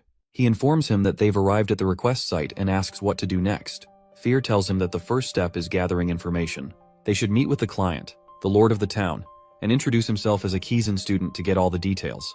However, Fear also suggests that since the client hasn't solved the case yet, there must be a reason. As they approach the town, Fear, still in disguise, says the next method is legwork, something he did often while on missions with Richard. Simon agrees it sounds good, but worries they only have 5 days to solve it and might run out of time. Fear reassures him that there's always the option of buying information from the Thieves Guild, or an information guild. Simon agrees, but they first need to find out if such a guild exists. Fear suggests asking the owner of an inn or pub, and Simon happily agrees, saying they should go and do that since time is running out. After a while, they reach a pub, and the bartender greets them. Simon tosses a gold coin at the bartender and asks for a clean, spacious room and breakfast tomorrow morning, along with some wheat bread. The bartender thanks Simon and asks if he wants the change. Simon declines and instead asks him for the information regarding the Thieves Guild. Seeing this, Fear starts laughing and thinks to himself that Simon already knows how to play with grown-ups. He takes out his sword and points it at the bartender to scare him off. After getting the information they need, Simon reads the case report and notices that most of the missing people are young men. However, the victims who have been found as mummified corpses are mainly women. Fear tells him that she had fun with young men, and since she wasn't interested in the women, she just sucked their blood out. This makes him even more convinced that it is Erzabet. The two of them walk into another bar. Simon goes to the man at the counter and asks for the special menu. The man leads him to a secret door, which goes to the basement. After walking down the stairs, the two enter a room and come across a woman who smiles and asks them what they need from her guild. Simon tells her that they need some information. The girl asks him what he wants to know, and he says that he is looking for information regarding the missing people and the mummified corpses. Hearing this, the girl tells him that it will cost him a lot, and asks if a first-year Kiezen student like him can even afford it. She reveals that the lord of this town was desperate to solve the case, so he sent out requests to many organizations, and Kiezen was just one of them. Since it is not a big fiefdom, the lord didn't have enough money to hire an actual necromancer from the headquarters, so he simply chose to reach out to students. She comes closer to him and smiles, saying that the student who came to help is just a freshman. Simon reaches out and grabs her hand. He tells her that she made some interesting deductions, so he is also going to give it a try. A serious case has shaken up their entire fiefdom, and the lord must have asked a lot of people to try and solve the case. Those who accepted the request came to the fiefdom, but none of them was able to solve the case. As a result, the case found its way to him. Even the residents don't know much about the case. Even though the incident has continued for a few years, no one has questioned anyone or tried looking for culprits. He looks directly into her eyes and asks her if it's a bit odd that so little information is available about the case. Simon reveals that it must be because someone is clearly manipulating the people. Otherwise, the Information Guild must be really incompetent. He says that she doesn't look too incompetent to him. Simon then gets serious and threatens to turn the place upside down if she doesn't tell him the truth. The girl apologizes and asks him if he can let go of her hand first. After he releases her hand, she tells him that the risk from the information will be on him. As Simon agrees to it, the girl smiles and asks them to wait while she enters another room.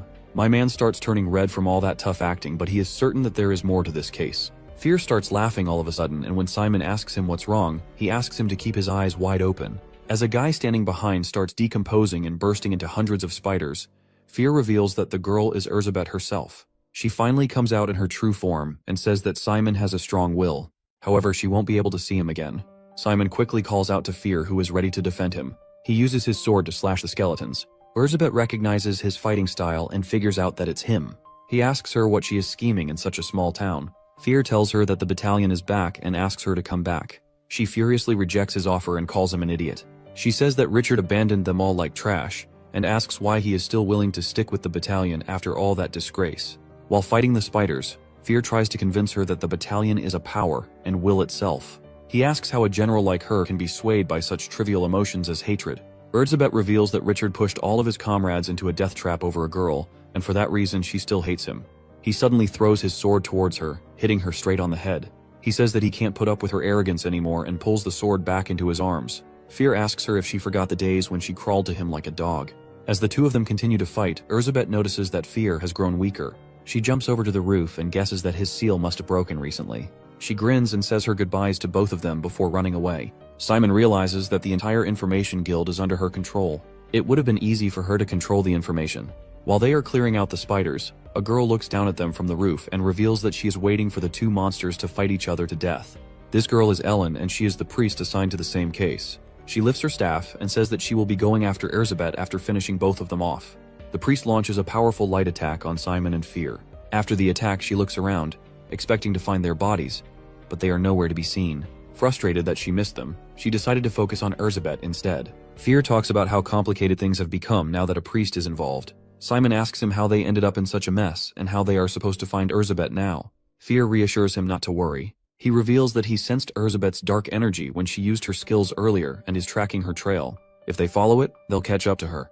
Simon is relieved but says that the priest seemed very strong. Fear tells him that judging by her white uniform under the robe, she is likely from Fnel and must be on a mission as challenging as a black request from Kazan. Simon realizes that means the priest is likely a second-year or higher student, as black requests are the toughest missions. Annoyed, he considers filing a complaint with the Lord for issuing a duplicate request. He also wonders if solving this case within 5 days is even possible. Seeing him like that, Fear tells him not to be alarmed and reveals that Erzsébet loved Richard. Simon is shocked, but Fear explains that undead battalions often develop deep loyalty for their commanders. Erzsébet, being particularly emotional, seemed to harbor lingering feelings for Richard, which likely fueled her hatred. Simon finally realizes why she is acting so violently.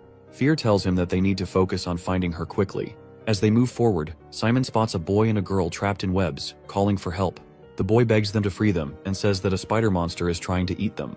Simon promises to rescue them and starts untying the boy. Fear, however, is unimpressed and calls Simon too soft for a necromancer. Simon asks what a necromancer is supposed to do, and Fear bluntly replies that a true necromancer kills everyone they meet and revives them as skeletons for their army. Ignoring his remarks, Simon hands the boy a sword and tells him to use it to free the others.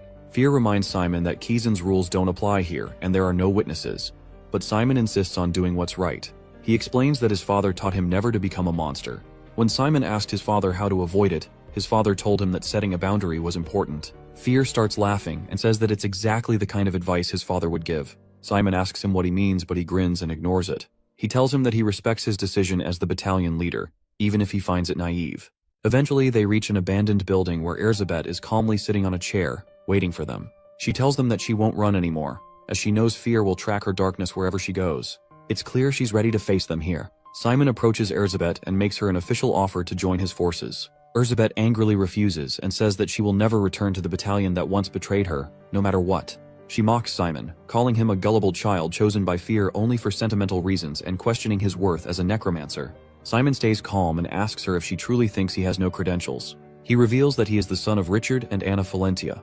This shocks Erzsébet, as she once served under Richard. Simon explains that, as Richard's son and the battalion's current commander, it is his duty to take her in.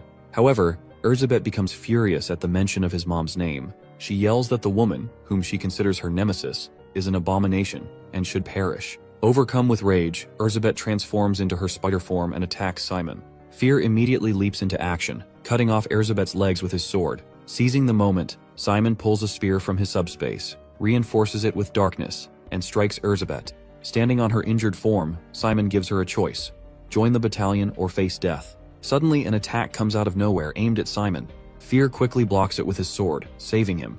Simon realizes how close the attack was. The priest reappears and says that all the evil spirits and spiders will be exterminated. She pulls a glowing stone from her robe, throws it into the air, and begins her assault with her staff. Simon turns to Fear and asks him what they should do. Fear calmly suggests taking down the priest first. He asks if they can even win against the priest. Meanwhile, Erzsébet hides behind a wall trying to recover. Fear reminds him that dealing with a holiness may be difficult, but the priest herself is pretty weak. He can take her down with a single strike.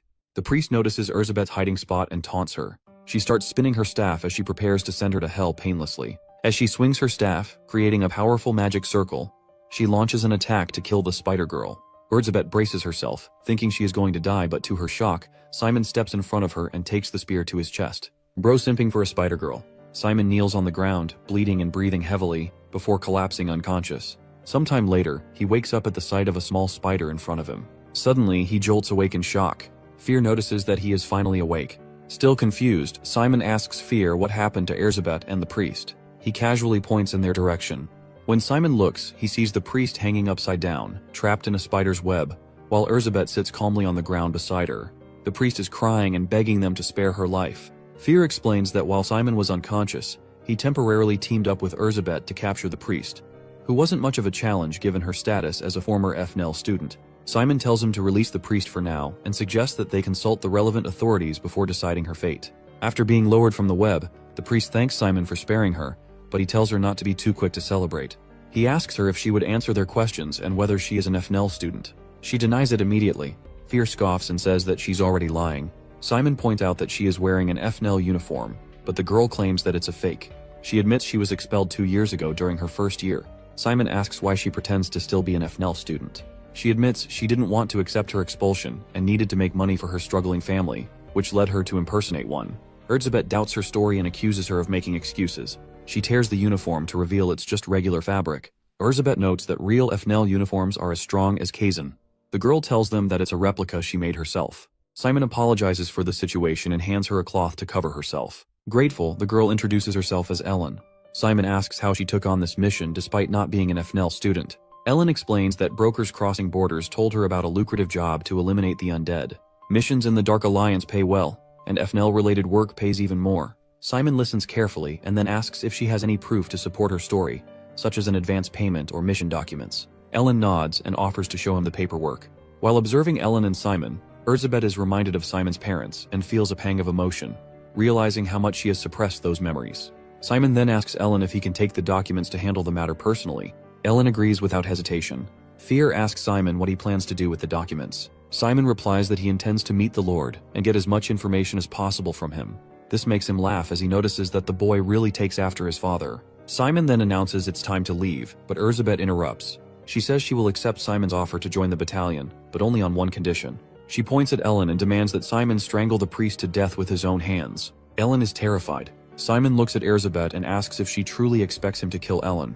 Erzsébet says yes and tells him that it's her only condition. Simon glares at her and asks why she wants him to kill Ellen. Erzsébet explains it's to prove himself as a leader worthy of her loyalty. This makes him more angry and he questions why he needs to prove himself to her. While it's true she once served in his father's battalion, but he is not his father. He will lead his battalion based on his own judgments and values. From what he's seen, Erzsébet is unfit to serve. She's consumed by dark thoughts, ruled by her emotions, and blinds herself to what truly matters. Simon accuses her of using Ellen as an excuse to manipulate him for her own selfish and impulsive desires. He tells her plainly that he doesn't trust her and has no place in his battalion for someone as insecure and unreliable as she is. He turns to Fear and the priest and tells them it's time to leave. He says that he regrets wasting their valuable time here. As they leave, Erzsébet remains behind, sitting alone on the ground in the ruins. As they walk, Fear asks Simon if he's truly giving up on Erzsébet. He tells him that he isn't, and explains that this is his way of asserting control in their relationship. She is stubborn and insists on doing things her way, so he has to establish boundaries if he's going to manage her in the future. Fear then jokingly asks if getting stabbed by the Holy Spear is also part of Simon's plan. Simon smiles and says that he would rather not answer it. Ellen apologizes for the attack, but Simon reassures her that it's fine since she wasn't aiming for him. She asks if he's sure the Holy Spear didn't damage his necromancer core, which is located near the chest. Simon assures her that he's completely fine and doesn't believe the spear hit his core. Fear silently thinks otherwise. From what he observed, the spear seemed to pierce right through the core. Yet the boy remains unaffected, not only physically unharmed but also with no disruption to their necromancer contract. Fear finds this impossible and deeply mysterious. Lost in thought, he snaps out of it when Simon turns back to ask what's wrong. He quickly responds and tells him that he's fine. After some time, they reach the Lord's estate. The Lord introduces himself as Count Raymond of Arnish and warmly welcomes Simon. He says that they must be tired from the journey and urges Simon to rest. Simon tells him that he used a magic teleportation circle, so he's not really tired. Raymond praises Kizan's advanced magic and invites Simon to enjoy dinner first. Simon declines politely and says that they should discuss the request immediately. Raymond laughs and says that the matter can wait until morning. He suggests that Simon should rest while he can.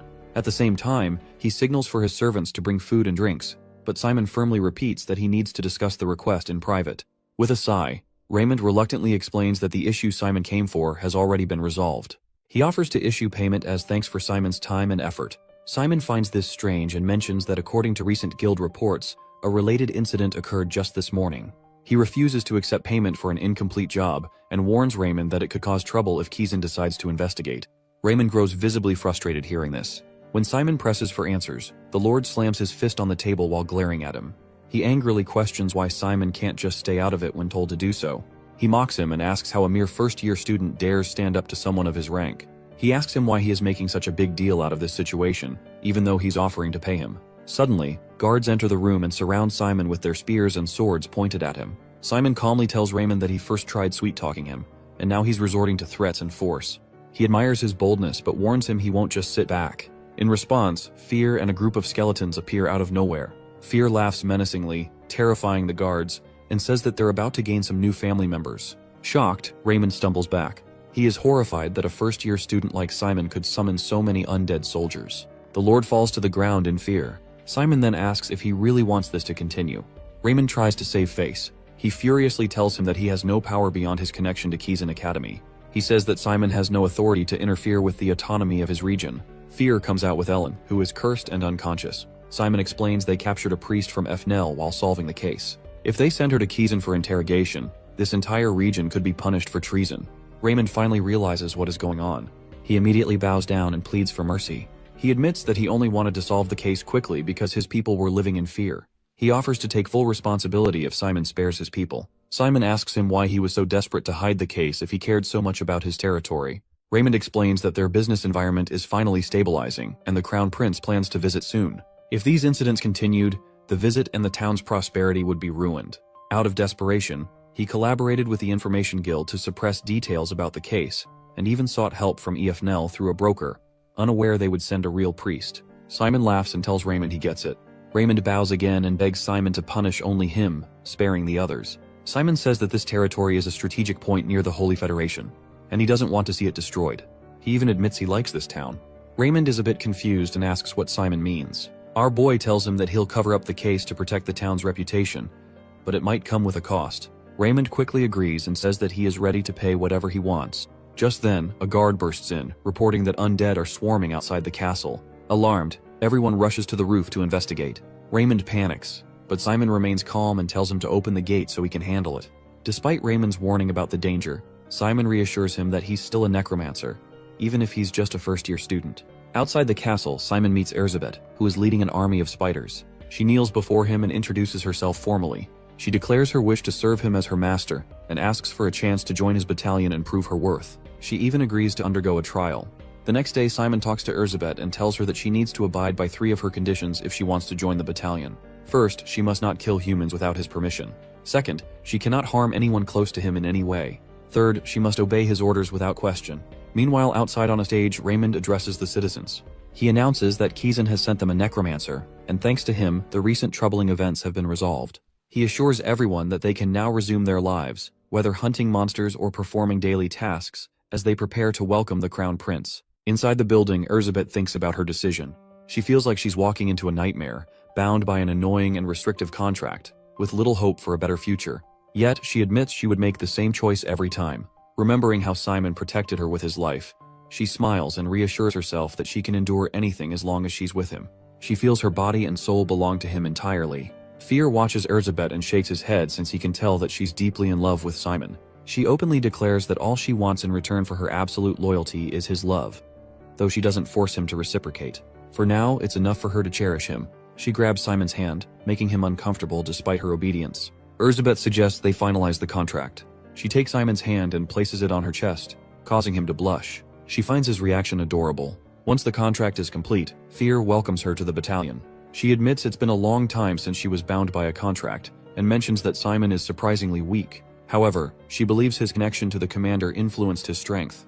Despite this, the darkness within Simon brings her comfort and soothes her mind. Simon tells her that it's time to go as Ellen is waiting. On their way, she asks Simon if he'll allow her to console him if she ever hurts his feelings. Simon brushes off the offer, saying it's unnecessary. When they reach Ellen, she asks if they've finished their discussion. Simon replies with a simple yes and thanks her for her efforts. Ellen laughs and asks her if she played her role convincingly. Simon assures her she did well. He then opens a box filled with gold. She is surprised at how much Simon managed to get from the Lord. Fear says that it's still less than he expected. Ellen tells them that 500 gold is 10 times the original amount. Simon takes a portion of the gold and hands it to Ellen. He asks her to use it to support her family and take care of them. Ellen starts tearing up and thanks Simon. She promises never to forget his kindness. Simon tells her it's his pleasure and asks if she's returning to the Holy Federation. Ellen explains that she's heading to a place called Loharon. She even invites him to visit her if he's ever in the Holy Federation and offers to be his guide. Simon smiles and hopes their next meeting won't be on a battlefield. Ellen teases him for being too cold and waves goodbye as she departs. As she leaves, Fear tells Simon that he did not let a priest go, but he also gave her money. Simon explains that once he becomes more senior at Kizan, he plans to take on black requests. He thinks that building a connection with the priest now would be useful later, and giving her money ensures she becomes a perfect accomplice. Fear is surprised as he realizes that Simon essentially bought her trust with that money. Simon nods and says that he understands perfectly. Fear says that he can't tell whether he's a good guy or a bad one. Simon replies that it doesn't matter. Half of his blood comes from a priest, and he sees no reason to hate someone just for being one. He believes there's no point in taking extreme actions when all he needs is to get what he wants. Fear thinks to himself that it will take time to fully understand Simon's personality. He asks if Simon plans to return to Kazan now that the mission is complete. Simon says no. He has time to spare and intends to train before heading back, as using the battalion's force will be much harder once he's back. Fear agrees this is a smart move. At this moment, Erzsébet asks Fear if he's referring to her children. She then tells Simon, as her new master and commander, that he should learn how to handle the corpse spiders, and she'll teach him the basics. Simon becomes excited to learn a new skill. Erzsébet explains that the spider's core ability lies in their web, which can be used to restrain enemies or as a movement skill. She then orders the spiders to demonstrate by shooting their web onto a tree. Simon closes his eyes, commands the spiders, and successfully gets them to shoot the web. Erzsébet continues, explaining that corpse spiders can restrain enemies, block their movements, or use their poison to attack. She encourages Simon to practice on some orcs nearby. Simon sees 2 orcs walking in the forest and commands the spiders to shoot webs at them. The orcs dodge the first attack, but Simon quickly orders the spiders to jump and shoot again. This time, one of the webs hits its target. A spider lands on an orc and bites it with its poisonous fangs, taking it down. Erzsébet is impressed, and tells him that his control is already excellent, even though it's his first attempt. Suddenly, she hears a noise and says that it sounds like an orc settlement is nearby. She tells them this could be a great opportunity to showcase the power of the Spider Battalion. Simon thinks for a moment and agrees. He tells them that they might as well make their efforts worth the 500 gold they earned.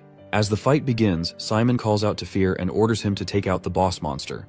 At the same time, he tells Erzsébet to block any escape routes with her spiders. As his battalion easily overpowers the orcs, Simon gets a sense of how it feels to be a commander. He smiles and thinks to himself that this is what being a necromancer feels like. Erzsébet praises him and says that they won because of his efforts. Simon calls her Erzi for short and says that it was just her and Fear doing all the work. Her expressions completely change, and she asks him what he just called her. Simon nervously tells her that he called her Erzi. This makes her light up since he just gave her a nickname. Meanwhile, our boy is confused since he just shortened her name because it was too long. Since she is happy, he doesn't say anything. Fear tells him that it is his turn now and asks him to turn all of the orc monsters into skeletons. As Fear is laughing, Simon tells him that he forgot one fact. He reveals that he doesn't know how to resurrect corpses yet. Fear gets a bit disappointed and says that it's understandable since he is in first grade. Erzsébet tells them that they can sell the corpses for money and suggests selling them all to the Lord. Simon thinks about it and says that the orcs must have harmed the thief quite a lot. The Lord may switch this to an official request and grant him an additional reward. As he makes his way back, Fear feels cramped in the darkness since he has to share the space with Erzsébet and her spiders. Cammy notices Simon and gets excited. She tells him that she was worried about him since she heard that he took on a difficult mission. Simon tells her that he got lucky and asks if she is going somewhere. As the two of them talk, Elizabeth feels a bit jealous. After Simon says goodbye to her, she comes out and furiously asks him who she is. This scares him a bit, and he tells her that she was just a classmate. She tries controlling her rage and says that for a classmate, the girl was looking at him weirdly. However, since she remembers her oath, she won't harm her. Simon says that he is glad that she remembers her promise. She then asks her to get back into the subspace since people may see her as they pass. She says that she has another solution and transforms into a beautiful girl with Kizun's uniform. Simon is confused since she was just wearing spiderwebs before, and now she is wearing a uniform. She asks him to summon her if he has anything for her inside the academy. Simon gets even more confused and asks how she's going to do that with the surveillance spells around the school. She smiles and assures him that she has stealth skills that allow her to avoid surveillance spells. Since her spider army also specializes in combat, he can just use them instead of her. Simon is glad that he recruited her into the battalion since she appears helpful. She tells him that she can also change her body if he doesn't like it, and transforms into Kami. She starts acting just like her and changes her voice. This creeps him out a bit and he tells her to stop since he has seen enough. Fear pokes his head out and shouts at them to continue moving since the spiders are squeaking the living hell out of him. The three of them finally make their way to the ruins. Simon asks Urzi that they have about 30 corpse spiders in the battalion and she confirms it. Fear points at him and says that there are two ways to replenish the force right away. The first one is to increase the number of spiders, or he can just learn the spell to resurrect corpses. Simon turns to Erza and asks her how she makes more spiders. She reveals that she just needs to lay more eggs since she is the spider queen.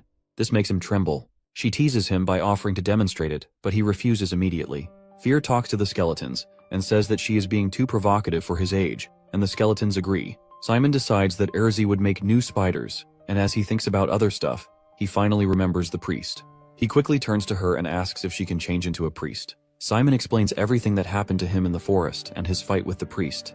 He says that's why he wants her to disguise herself as a priest. She agrees but thinks it's better to deal with the corpse spiders first. She explains that no matter how perfect the disguise is, it won't work if the opponent is a real priest. Simon asks why, and she replies that people who use holiness have a special ability to sense and quickly detect the undead. Even if she could hide the fact that she can't use holiness, they would still sense her. Simon tells her not to worry because the priest has a core in their body. Urzi is surprised and tells him that she doesn't know the priest's goal, but they seem determined. Fear mentions that they could manipulate darkness like a professor. Urz adds that with the core, the priest can no longer use holiness and would also lose the ability to detect the undead. If that's the case, she can try it. She'll send the spiders to watch the forest while studying the appearance and behavior of high-class priests. She assures Simon to leave it to her, and he tells her he's counting on her. The next day, Simon arrives in class and notices everyone seems more cheerful, and it's probably because of the mission. It's been a week since they last saw each other. Suddenly he sees Malin and says it's been a long time. Instead of greeting him, she calls him shameless. Simon asks if something's wrong, and she hands him a gift. He excitedly asks if it's for him. She sits down and tells him it's just because they're in the same group, so as not to get any ideas. Simon asks her if she's giving him a cake since it's not even his birthday. Malin explains that it is cake day when girls are supposed to give boys cakes. Simon thanks her and says that it was thoughtful of her. She tells him that she wasn't really being thoughtful and only gave it out of pity because he or Hayward wouldn't get any cakes otherwise. At the same time, two girls approach Simon with cakes. One gives him a lemon cake, and the other gives him a black tea cake. One of the girls thanks him for his help in magical combat class. Simon thanks them and says he's glad to have been helpful. He tells them that the cakes look delicious, and he plans to eat them later. Malin tries to tease him and says that she thought he was popular, but it was just students thanking him. Just then, Komi brings a huge cake for Simon. She thanks him for taking care of her and hopes they can be good friends for the rest of the semester. Malin is amazed by the size of the cake and asks if it's handmade. Komi tells her that it's not handmade.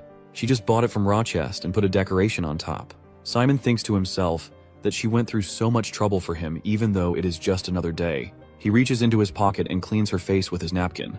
She starts blushing and aggressively thanks him before running out of the class. Hayward enters the class at the same time and Simon wonders what happened to her all of a sudden.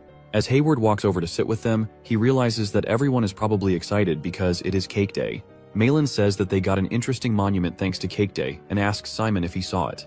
He looks over to Hector, who is wearing a birthday hat and surrounded by dozens of cakes. Bro still doesn't look happy. Malin suddenly asks him if he really didn't know that today was Cake Day. She tells him that he shouldn't forget he is in school. Even though he is from the country, he should study the events and trends a bit. Since they are teammates, she can understand him, but other kids won't, and they will get any chance to pull him down. Simon thanks her for the advice and asks her if there is a day when boys give presents to the girls. She tells him that it's called an accessory gift. He gets a bit scared as he hears this, and she explains that he doesn't really have to give real jewels. However, to tease him, she says that she won't stop him from giving her jewels and winks at him. Jane starts the class and says that she got a report that all the students returned safely to the academy, and she is quite satisfied as their advising professor. She starts with an announcement that they will be having a battle evaluation this week. It will be held throughout the first semester. The students will fight other students from first grade, which means that all 14 classes in Kizan will be their opponent. The winner will simply move to the upper squad, while the loser will go down. The squad positions get refreshed every week, and each position has different points that a student can earn or lose from the battles. The points lost in the upper squad are greater than the points gained in the lowest squad. The professor advises them to strive for the upper squad, since all the students in the lower squads by the end of the semester will get expelled. She tells them that she did her best as the vice-chancellor of Kizan, and the advising professor of Class A. Only their class went through the real battle with the Cyclopes. She says that she trusts them not to let her down. Hayward raises his fist and gets on his desk as he shouts that they will do their best so she can hold her head high. She starts cheering for Class A, but no one joins him. Professor Jane sighs and tells him that he is the one she's worried about the most. Jane gathers all the students and asks them if they can tell her the difference between the monster battle and the interpersonal battle they are going to have. One girl raises her hand and explains that they previously devised a strategy to kill the monster, but now their opponent will devise a strategy to attack them. The professor tells her that she is correct and asks if someone else has any idea. Hector speaks out and says that, unlike the monster battle, they will have limitations on the type of black magic they can use in the interpersonal battles. Jane asks him to explain it in more detail. He tells her that skills that have a long cast time or skills that are slow to shoot won't really be effective in these battles. Similarly, trap-type magic circles installed on the floors also won't work. He then looks at Simon and says that summoning skills from summonology also won't be effective in these battles, since humans can simply ignore the summoned creatures, unlike the monster. Jane tells them that he is right, and that certain fields of study may have a hard time getting good results. However, some of the skills may not be good in interpersonal battles, but can still be used as powerful weapons. She gives an example of Hayward's enchantment spell, and says that if you take a simpler approach using that spell, it would be easiest to fight against a magical combat student, as they would need to get closer to fight. Making the enchanted weapon touch them would be easy. However, if he goes against a hematology student who can attack from a long distance, he will lose before he even knows it. She tells them that they will get a good result if they reflect on their strengths and weaknesses. The professor says that they will now train individually to check out their specialties, and when they actually fight, they will be wearing a protective vest. As everyone else is discussing their strategies, Simon sits alone while wondering how he can get good scores using summonology. He can win easily if he uses the battalion, but he can't do it during class. He also thinks about using the skeletons, but those are too slow compared to human speed, so it won't do much good. As he feels lost, the TA walks over to him and asks him if he has any problems. She tells him that she has spent nearly 2 years in this academy. Simon explains that he is a summonology major, so he was wondering how he was going to fight in the interpersonal battles. The TA suggests trying it out instead of just thinking about it and hands him a training vest. She tells him that she will act as his opponent and asks if he knows about the barrier gauge. Simon tells her that their professor talked about it during their first battle. The TA assures him that she will only use first-grade black magic and asks him if he is ready. As Simon takes out his skeletons, she smiles and creates multiple magic circles. He orders the skeletons to charge at her. He notices that she is using the Darkness Arrows spell.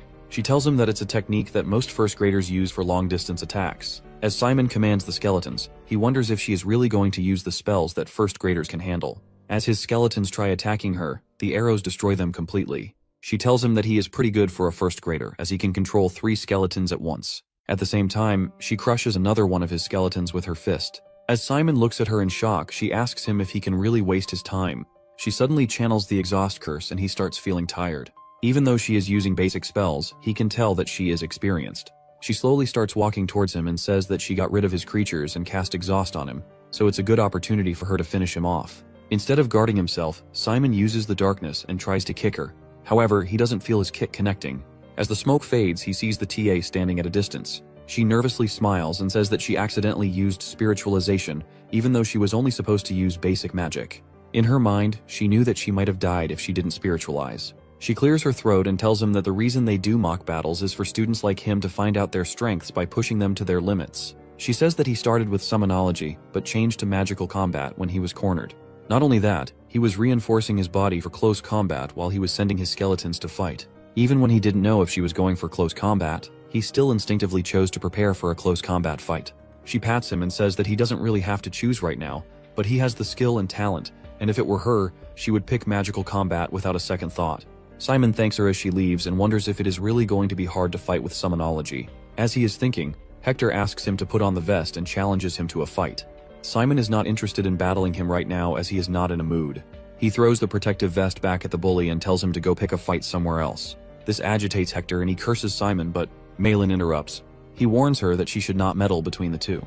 She calls him a child and a bully. In reply, Hector calls her Cern's stooge. This infuriates Malin, and she sends her powerful magic circle towards Hector. Simon acts promptly and destroys the circle in time. Just then the TA comes and Hector apologizes for the situation. Hayward gets angry as Hector always pretends to be nice in front of the professors. The TA warns both of them as Professor Jane hates such behavior the most. Both students apologize for their behavior, and the TA asks them to carry on their practice. Hayward thinks Hector is so annoying he should know what not to say. Cammy asks Malin if she's okay. Turns out she is not hurt, she just lost her composure a bit. Simon wants to talk to Malin about her behavior, but she cuts him and reminds the main character that he is still holding her hand. Simon apologizes as he is in a hurry. She calls him a fool for holding her magic circle with bare hands. Simon's hand has received several burns while he stopped Malin's magic circle. She takes him to the infirmary. Later in the infirmary, while putting on a bandage, she asks Simon why he held her hand. He explains that Malin's actions would have resulted in great trouble for her. Even though Hector was wearing the protective vest, he was not wearing it properly, which means he could have been seriously injured. He also mentions that the bully should not have called her the stooge. Simon is thankful to her for stopping Hector and believes they are even as he also saved her later. Malin stands up irritated. She angrily tells Simon that he is really kind to the point where it is annoying. The main character looks confused when Malin says his tactics will not work this time. She finally grabs him from his shoulder, looks into his eyes, and thanks him. She rushes towards the door, leaving Simon behind. Fear comments that their relationship puts him at a loss for words. He also thinks that Simon is the same as his father. Simon tells him to stay quiet. The scene changes to Kami and Simon discussing spiritology. The main character asks what spiritology is, and Kami replies that she is not sure. Hayward joins them and asks Simon if he is okay as he looks tired. He inquires about their reserve squad in the spiritology class. Simon looks pale and he reveals that the lecture was too painful in an unimaginable way. He explains that the spiritology professor teaches only when they can feel the spirits. They have to be part of the reserve team until they feel the spirit. He elaborates that the professor in the spiritology class only emphasizes feeling the spirit first. If the students are not able to feel it, the professor gets angry and scolds them until they do it. Even the process of feeling the spirit makes Simon never want to experience it again. Cammy starts crying when she recalls all that happened in spiritology class. Simon consoles him, saying it's good that she made it out alive. He then asks Hayward and Malin what they have learned in the training team. The girl answers that they are learning attacking spells. All the professors are mainly teaching how to attack because the battle evaluation is happening soon. Hematology does not require prerequisites like spirits in the spiritology class. They believe that Simon and Cammy will learn something useful in spiritology class. Both of them beg Malin to stop due to their traumatic experience in class. Meanwhile, Professor Sillage arrives instructing everyone to gather up for the class. He starts the class by apologizing for conducting his first class so late in the semester due to some private matters. Since they are behind schedule, the professor hurries. He starts by explaining hematology is the kind of black magic that uses blood as a medium. He goes on to explain that many people consider it as the study that reenacts the secret skills of vampires or werewolves. Contrary to popular belief, hematology boasts a long history as blood is the substance that has the best compatibility with the darkness. According to the professor, the beginners will have a hard time extracting blood, so before the hands-on practice part of the class, they will use assistive tools to draw blood. He continues the class once everyone puts on the wearing device to draw blood. The professor explains that the darkness and the caster's blood are compatible. The necromancer can artificially mix the darkness with blood to create various magical reactions. In other words, it's a waste of power for a necromancer to not use the blood. It can consume one stamina, but the blood can be the fastest and strongest weapon. Amidst the professor's explanation, Simon realizes that Kami is also a vampire. The professor adds that they are going to identify the properties and corresponding characteristics of the blood. They will have to use hematic bullets in real battle. All the classes have to take part in this hands-on practice. After the first line, the professor calls Kami's line. Simon wishes her luck and she goes ahead confidently for her real battle. The professor goes on to call every student based on their line. He determines their blood type and directs them to the TA. The TA will give them a name tag. The students have to wear that tag every time they enter the class. Now it's Kami's turn to shoot. The professor wonders if she is a vampire because of her surname Ursula. He signals her to open fire. Once she opens fire, there are huge explosions. Hayward and Malin are astonished to see that her blood type is KP1, and there is no point in estimating the penetration diameter. She destroys 4 targets in the explosion. Her powerful strike leaves everyone, including Simon, in awe. They all admire her being a vampire and striking such a powerful bullet. The professor announces her blood type has the property of explosion when it is combined with darkness. In terms of attacking power, her blood type is the strongest among all. Such blood type is the specialty of the vampires only. Kami is overwhelmed by the praise she is getting from her classmates. The professor also wishes to see her often in the future, which makes her even more excited. Malin and Hayward also appreciate her, saying she did a great job. She thanks them shyly. Next, the professor calls line 6, which is Simon. When Simon opens fire, his bullet disappears, making everyone shocked. As soon as the bullet hits the target, it reappears and explodes. The Ta announces the blood type is unknown as it's a new kind.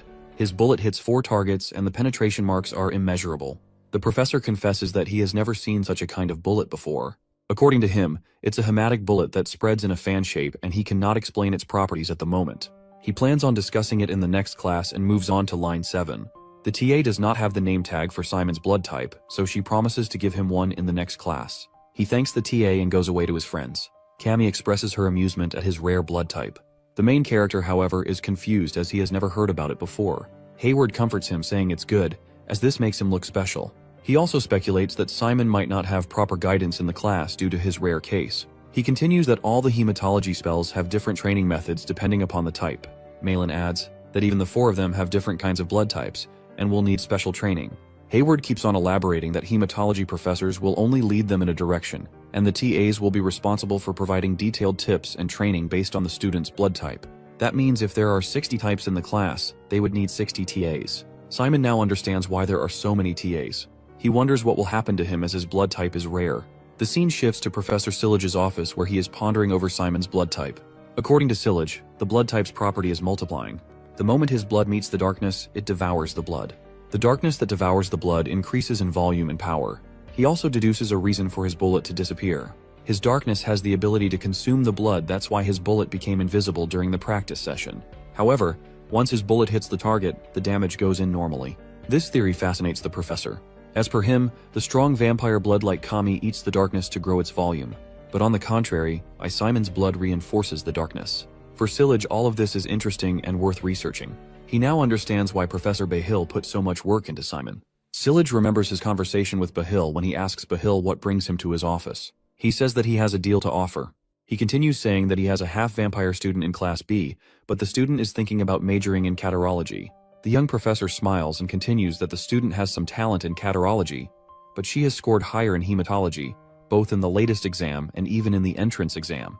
She also has the advantage of being born into a vampire family. Professor Sillage urges him to come to the actual point while sipping his tea. He replies that he will persuade the student to major in hematology. Professor Bahil is sure that she will become a powerful ally to Sillage in the future.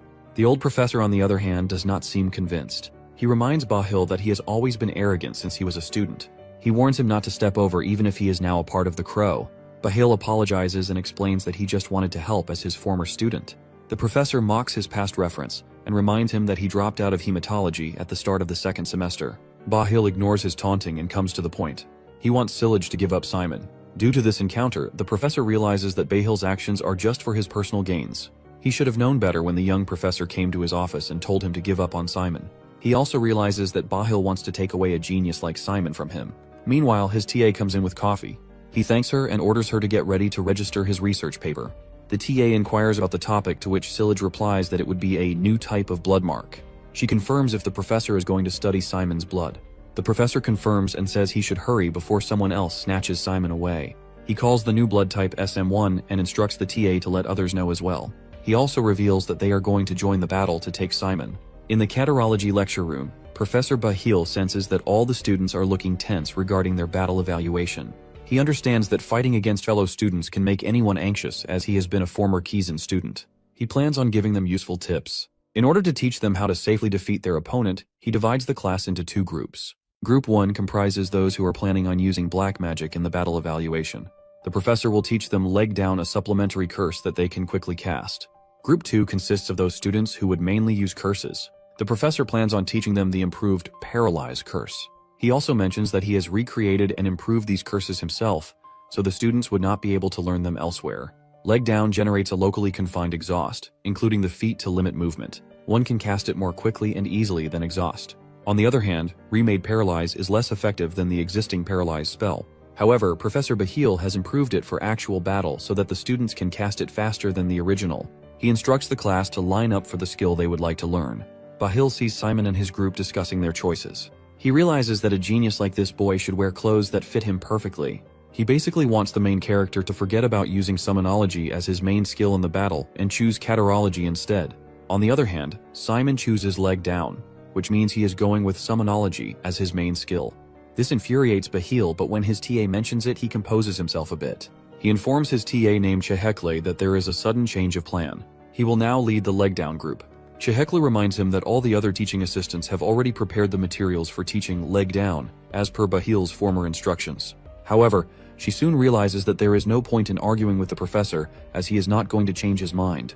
Therefore, she informs the other TAs that they should put away the leg down materials and get ready to teach paralyze. TAs are not really surprised by Bahil's behavior, as they know he is not the type to listen to anyone once he makes up his mind. Chehekle takes their lead and asks them to support her in the class. Deep inside, the TA knows that the professor has changed his mind due to Simon. She releases a sigh as things are going to get complicated from now on. Professor Bahil starts his training session with the leg down group. He starts the class by letting the students know that since they have chosen catarology as their supplementary skill, they have to be perfect at it. As per the professor, there is no better black magic than a curse to buy more time to cast the main spell. A girl raises her hand and asks a question regarding the type of magic that takes the most time to cast.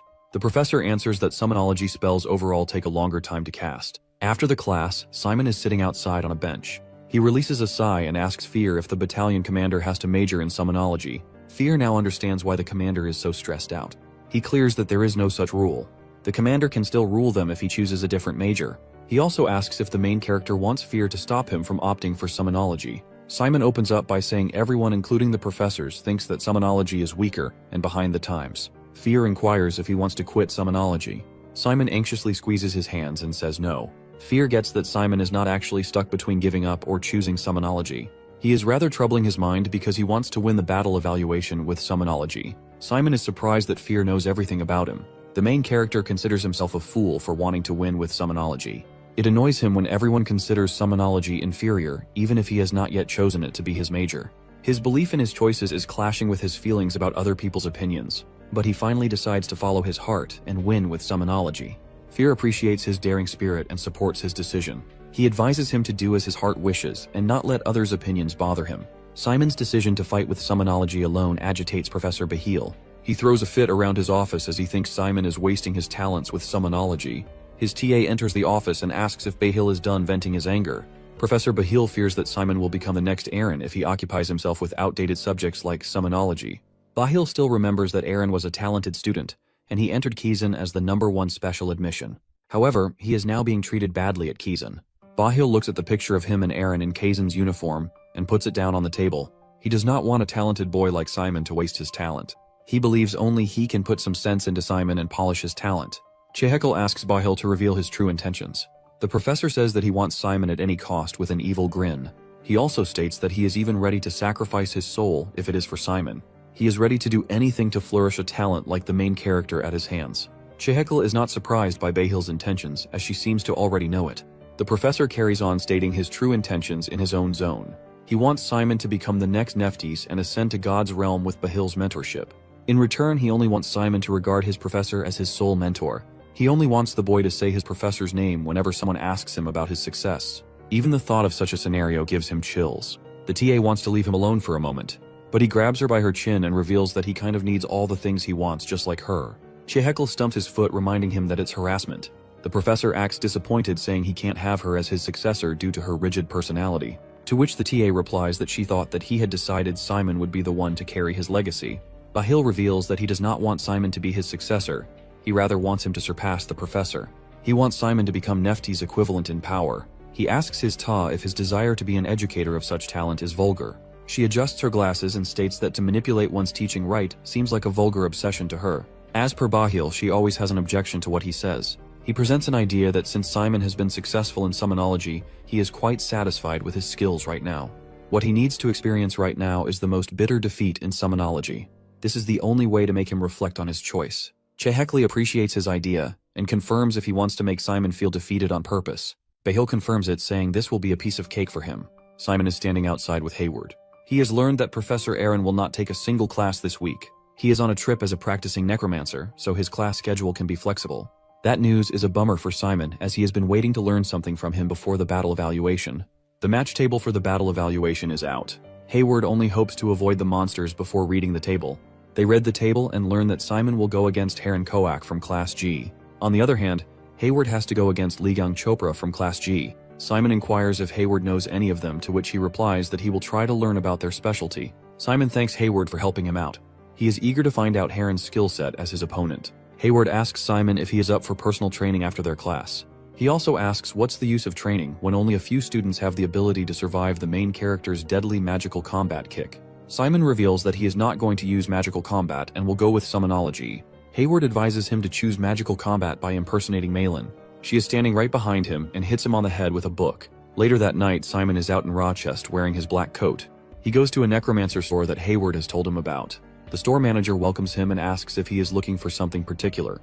Turns out Simon is looking for skeleton archers. The manager tells him that since he is a first grader, it would be difficult for him to assemble the archers. The main character still wants to try them, and the manager appreciates his challenging spirit.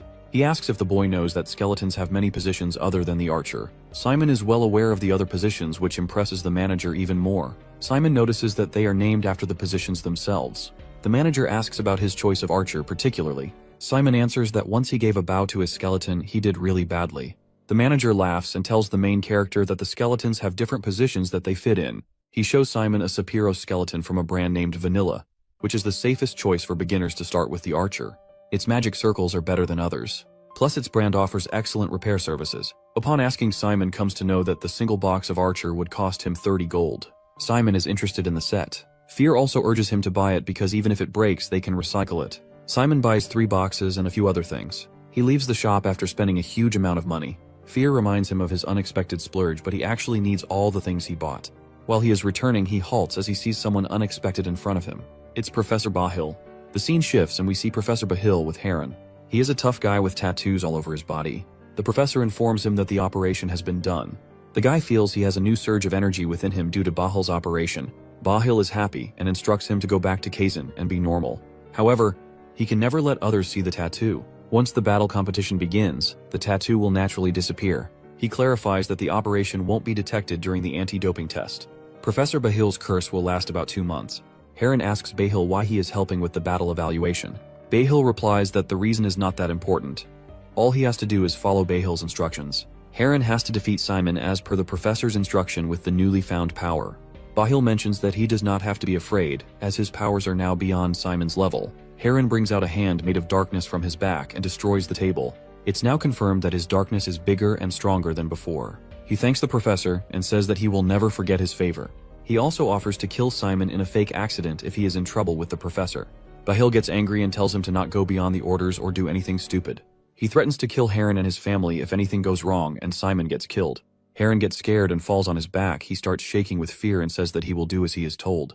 Bahil now kind of regrets using Heron in his plan as he is not worth it. However, he plans on apologizing about all this to Simon someday, but he is sure that Simon will be thankful to him if he ever learns about Bahil's decision. Hayward arrives in the Academy's hall and sees Simon with a box. The main character has come back safely without getting caught. Hayward asks him why he is here instead of coming back to the room. Simon tells him that he is here to make the skeleton archers he bought. Hayward is thrilled to hear it and asks about its brand. When he learns that the brand is Vanilla, he looks inside the box and says that it is so cool. He realizes that it's Sapiro's skeleton. Simon gets ready to wake the skeleton up. After reading the manual, Hayward tells the main character to wait, as it says that one needs to do a circling on the magic circle. Simon does not know anything about circling. It is a technique to create magic circles in darkness dynamics, but they have not learned it yet.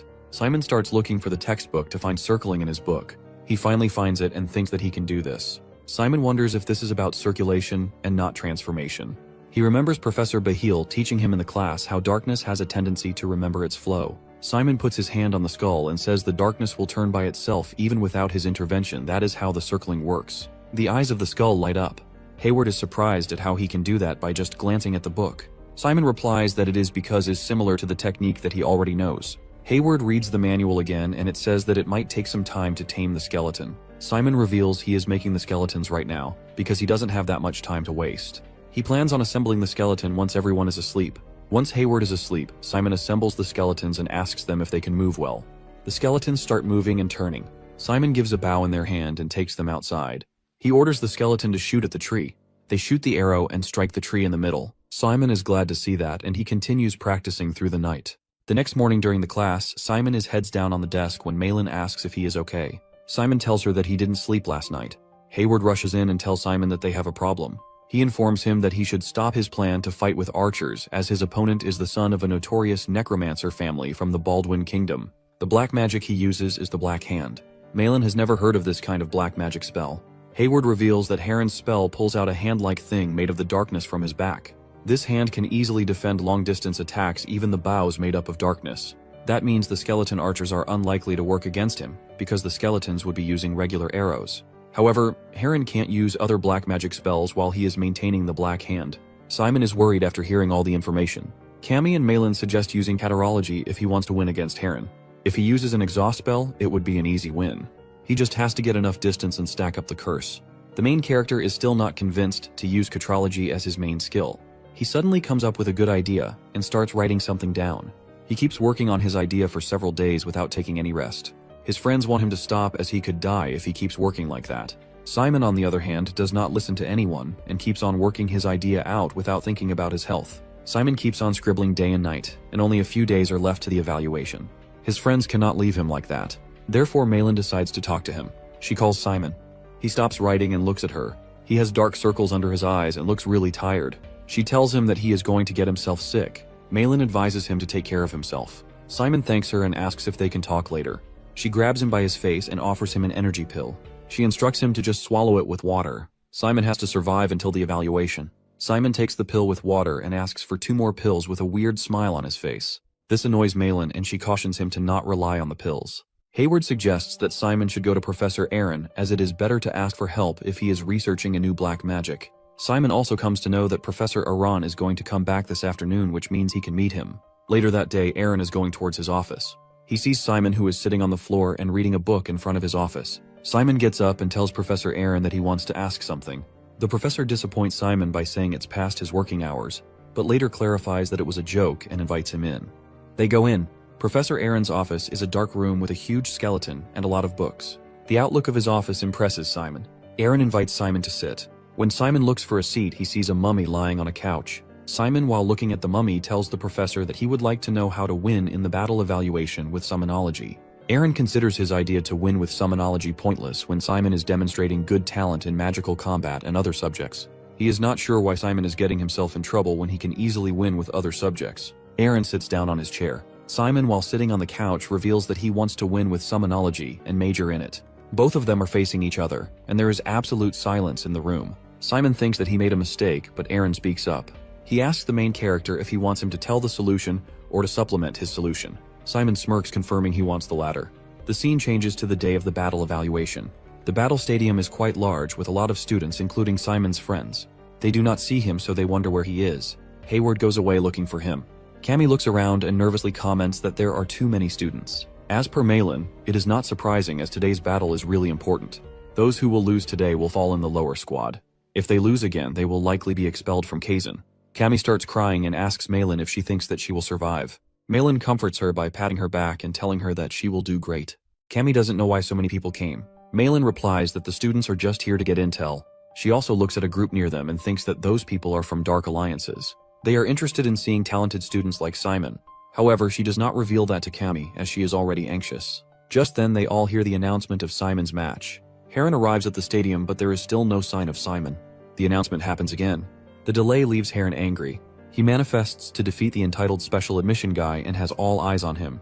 He also plans on breaking Simon's legs or arms, as Bahil has only instructed against killing him. The referee announces that if Simon doesn't show up within 5 minutes, they are going to disqualify him. Suddenly, Hayward appears with Simon. The main character apologizes for being late. The referee accepts it and tells both the contestants to wear the bracelets. The bracelets are enchanted with barrier spells that absorb damage. Simon seems to be in pretty bad shape, which makes Heron think he could easily win the battle. As per the rules, if one person passes out or if their bracelet gauge becomes 0, the battle will end. The battle starts and Heron brings out the darkness from his back. He forms a magic circle in his hand. He wonders even if Simon wants to major in summonology. Magical combat is the one that makes him more dangerous. He plans on staying at a distance. On the other hand, Simon brings out his skeletons. Instead of attacking Heron, he starts moving away from him. Heron does not get why Simon is backing himself into the wall. The main character and his 3 skeletons are ready to defend with their shields. Heron shoots an arrow first, which the skeleton defends effortlessly. He then uses a sickness curse on Simon and destroys his skeleton in a blink of an eye.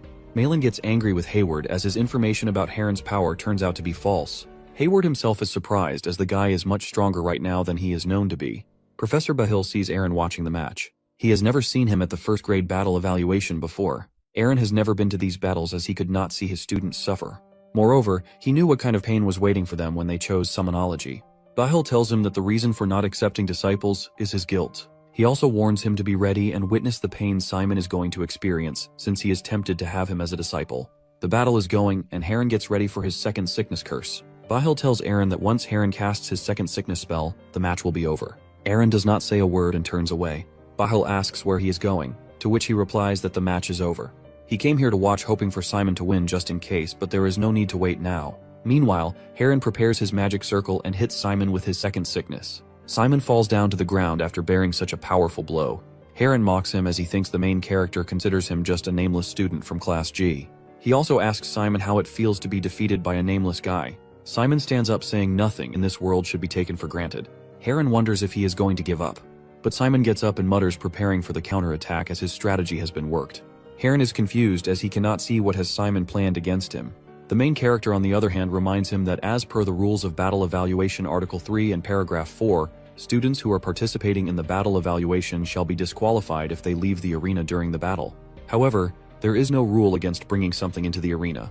As soon as he states the ruling, the arena starts shaking. A giant one-eyed ball-like creature emerges and stands behind Simon. Its appearance leaves Heron shocked. It turns out Simon has summoned a golem, that too in first grade evaluation. Nobody expected to see a mud golem summoned in a first grader battle. Along with everyone else, Simon's friends are also excited to see this creature. Malin tells Cammy that it is a spell that applies summoning magic to operate the golem's core. It is the symbolic spell of summoners. A summoned mud golem is created from a golem's core. The core is made by clumping sand, mud, and soil. Different types of golems can be made depending on the materials. It is usually very difficult for a first grader to create a golem, that too in their first grader evaluation. Hayward reveals that when he went outside to bring Simon, he was burying the golem's core. They now realize that Simon's plan from the very start was to bring the golem. To execute his plan, he moved towards the side where golem's core was buried. Since the cure was buried outside, Heron could not even destroy it. Simon's friends admire that he is really good at summonology. Heron is now on the verge of losing.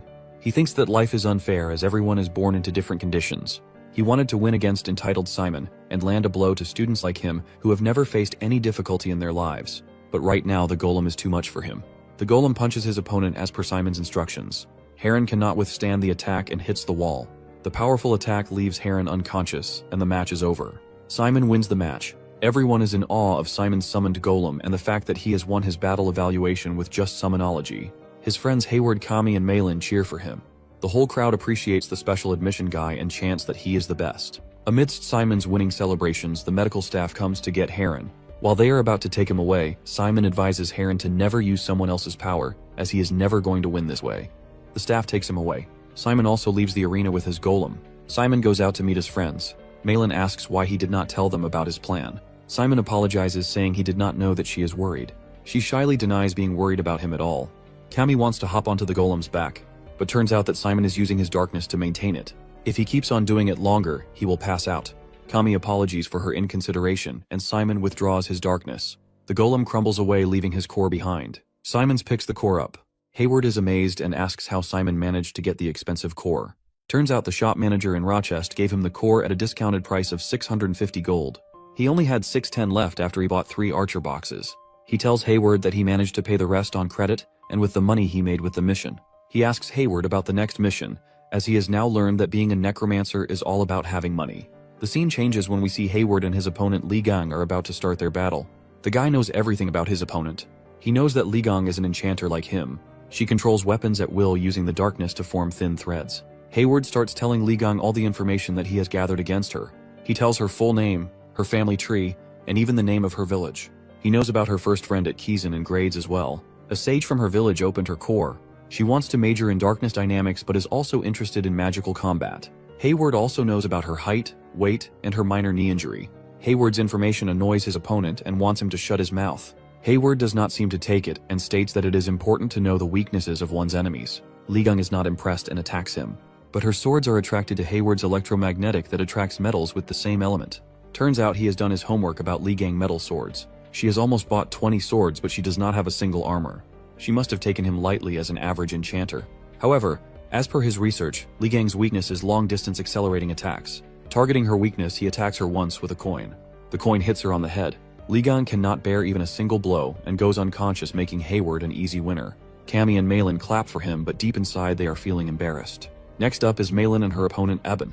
Simon and Cammy wish her luck while she is walking towards the arena. She crosses Hayward and goes away, ignoring him. He asks Cammy if anything has happened, but she denies it. She rather asks him if Malin's opponent wants to major in magical combat. He confirms it and states that the whole battle would be based on whether she will get close to Malin or she will push her away. Eben mentions that she did not know she would go against Malin in her first evaluation. Malin answers that it should be an honor for her family and calls her a commoner. Eben gets ready to attack Malin, saying it would be a great experience for Malin if she is defeated by a commoner. She runs towards Malin. Before she could hit her, Malin uses a flare and does not allow her to even come near her. Simon appreciates how quickly she has made the dark flare. Hayward corrects him that it's darkness elemental flame that is quicker to cast. The spell uses the darkness to express the elemental magic of pure wizards reinterpreted in a modern way. It has a black shade to it that is the flame's characteristic. It's more powerful and easier to control its variable. Simon finds this upgrade amazing. Eben appreciates Malin's strategy to avoid the attacks. But she thinks she still has the upper hand. All she has to do is dodge her and keep her from using dark flare. She is just searching for a single chance to hit her opponent. Malin, on the other hand, calls her naive. But Eben thinks there is no use of a powerful spell if it does not hit the target. She keeps on dodging her attacks and suddenly comes from Malin's back. Malin quickly detects her and turns away before she can hit her. She dodges her punch and hits her with her powerful flare. The battle ends with Malin as a winner.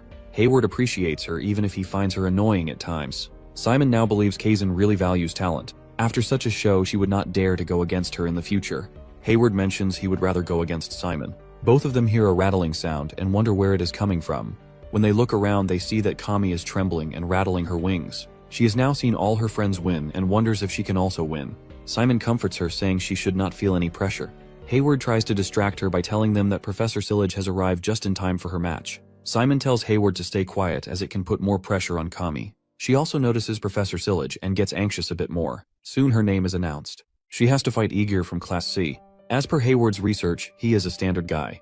He isn't particularly good in a single area, but has strong basic skills. He guesses that Igor will fight by combining his basic skills. Cammy has to break through his basic skills as she is an extremely offense-oriented hematologist. Malin is sure that Cammy will do great. Hayward adds that as long as she does not panic, she will be good. The match is about to start. Cammy and Igar greet each other.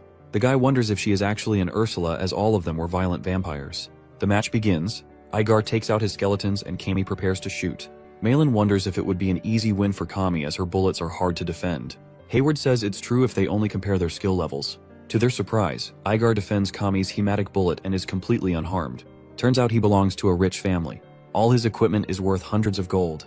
Everything he owns is so expensive that it can easily fend off her hematic bullets. Cammy also knows this fact, and she must have prepared some plan of action against his strong defense. Igar sends dark arrows towards her, but she easily dodges them.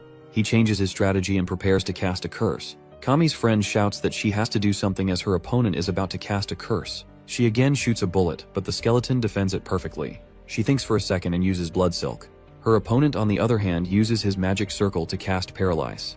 They both bear the attacks at the same time. Igar realizes that Cammy's attack was actually a paralyze potion, but he is sure his paralyze spell will last longer than the potion. Plus he has his skeletons that he can use to attack. Cammy, on the other hand, can still move and is planning on attacking. She starts running towards Igar. He is caught off guard and wonders if she is going to engage in close combat. He sends in another paralyze curse, but she bears it. Despite his paralyzing attacks, she comes closer. Before her opponent can attack, she opens her mouth and bites him with her vampire teeth. His barrier starts to go down, and despite his appeals, Cammy does not leave him. Soon the barrier reaches 0 and Cammy wins. After the winning announcement, she leaves him and he lies down on the ground. She apologizes, but Igar appreciates her decision as it's his fault that he let his guard down. Cammy only wanted to win and is now worried if he is hurt. He assures her that he is alright due to the barrier, and even if he is hurt, she should not be worried as it was a battle evaluation after all. He mentions that he almost dodged becoming a vampire by a bite thanks to the barrier. Cammy again apologizes and he brushes her apology, saying that getting bitten by her is not actually that bad. Before she can say something else, she hears that her friends are cheering for her. She waves at them excitedly, saying she won, but she soon realizes that Igar is still there. She feels sorry for ignoring his presence. He does not bother and thinks she should celebrate her win. Even if he could not defend himself longer, he actually loved Kami. Malin congratulates her friends, especially mentioning Kami on winning their first battle evaluation. She hugs her tightly and is so proud of her. She also mentions their midterm exams are approaching, and they have to study for it.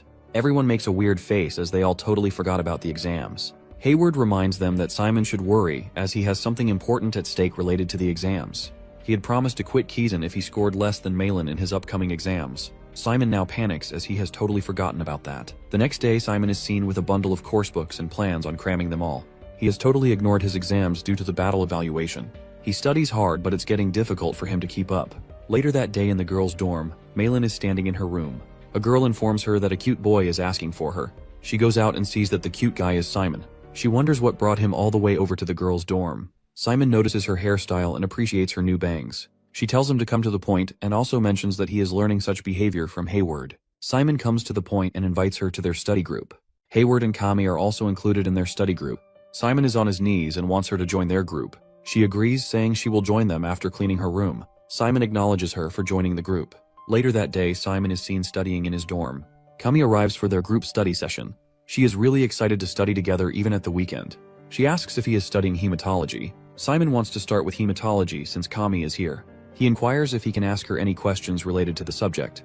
Kami excitedly tells him that he can surely ask questions. She mentions that she is studying summonology and has questions related to it. She also feels apologetic for asking a question as soon as she arrives. Simon takes a look at the question that is related to zombies. He explains that she has to use a decomposition formula for this question.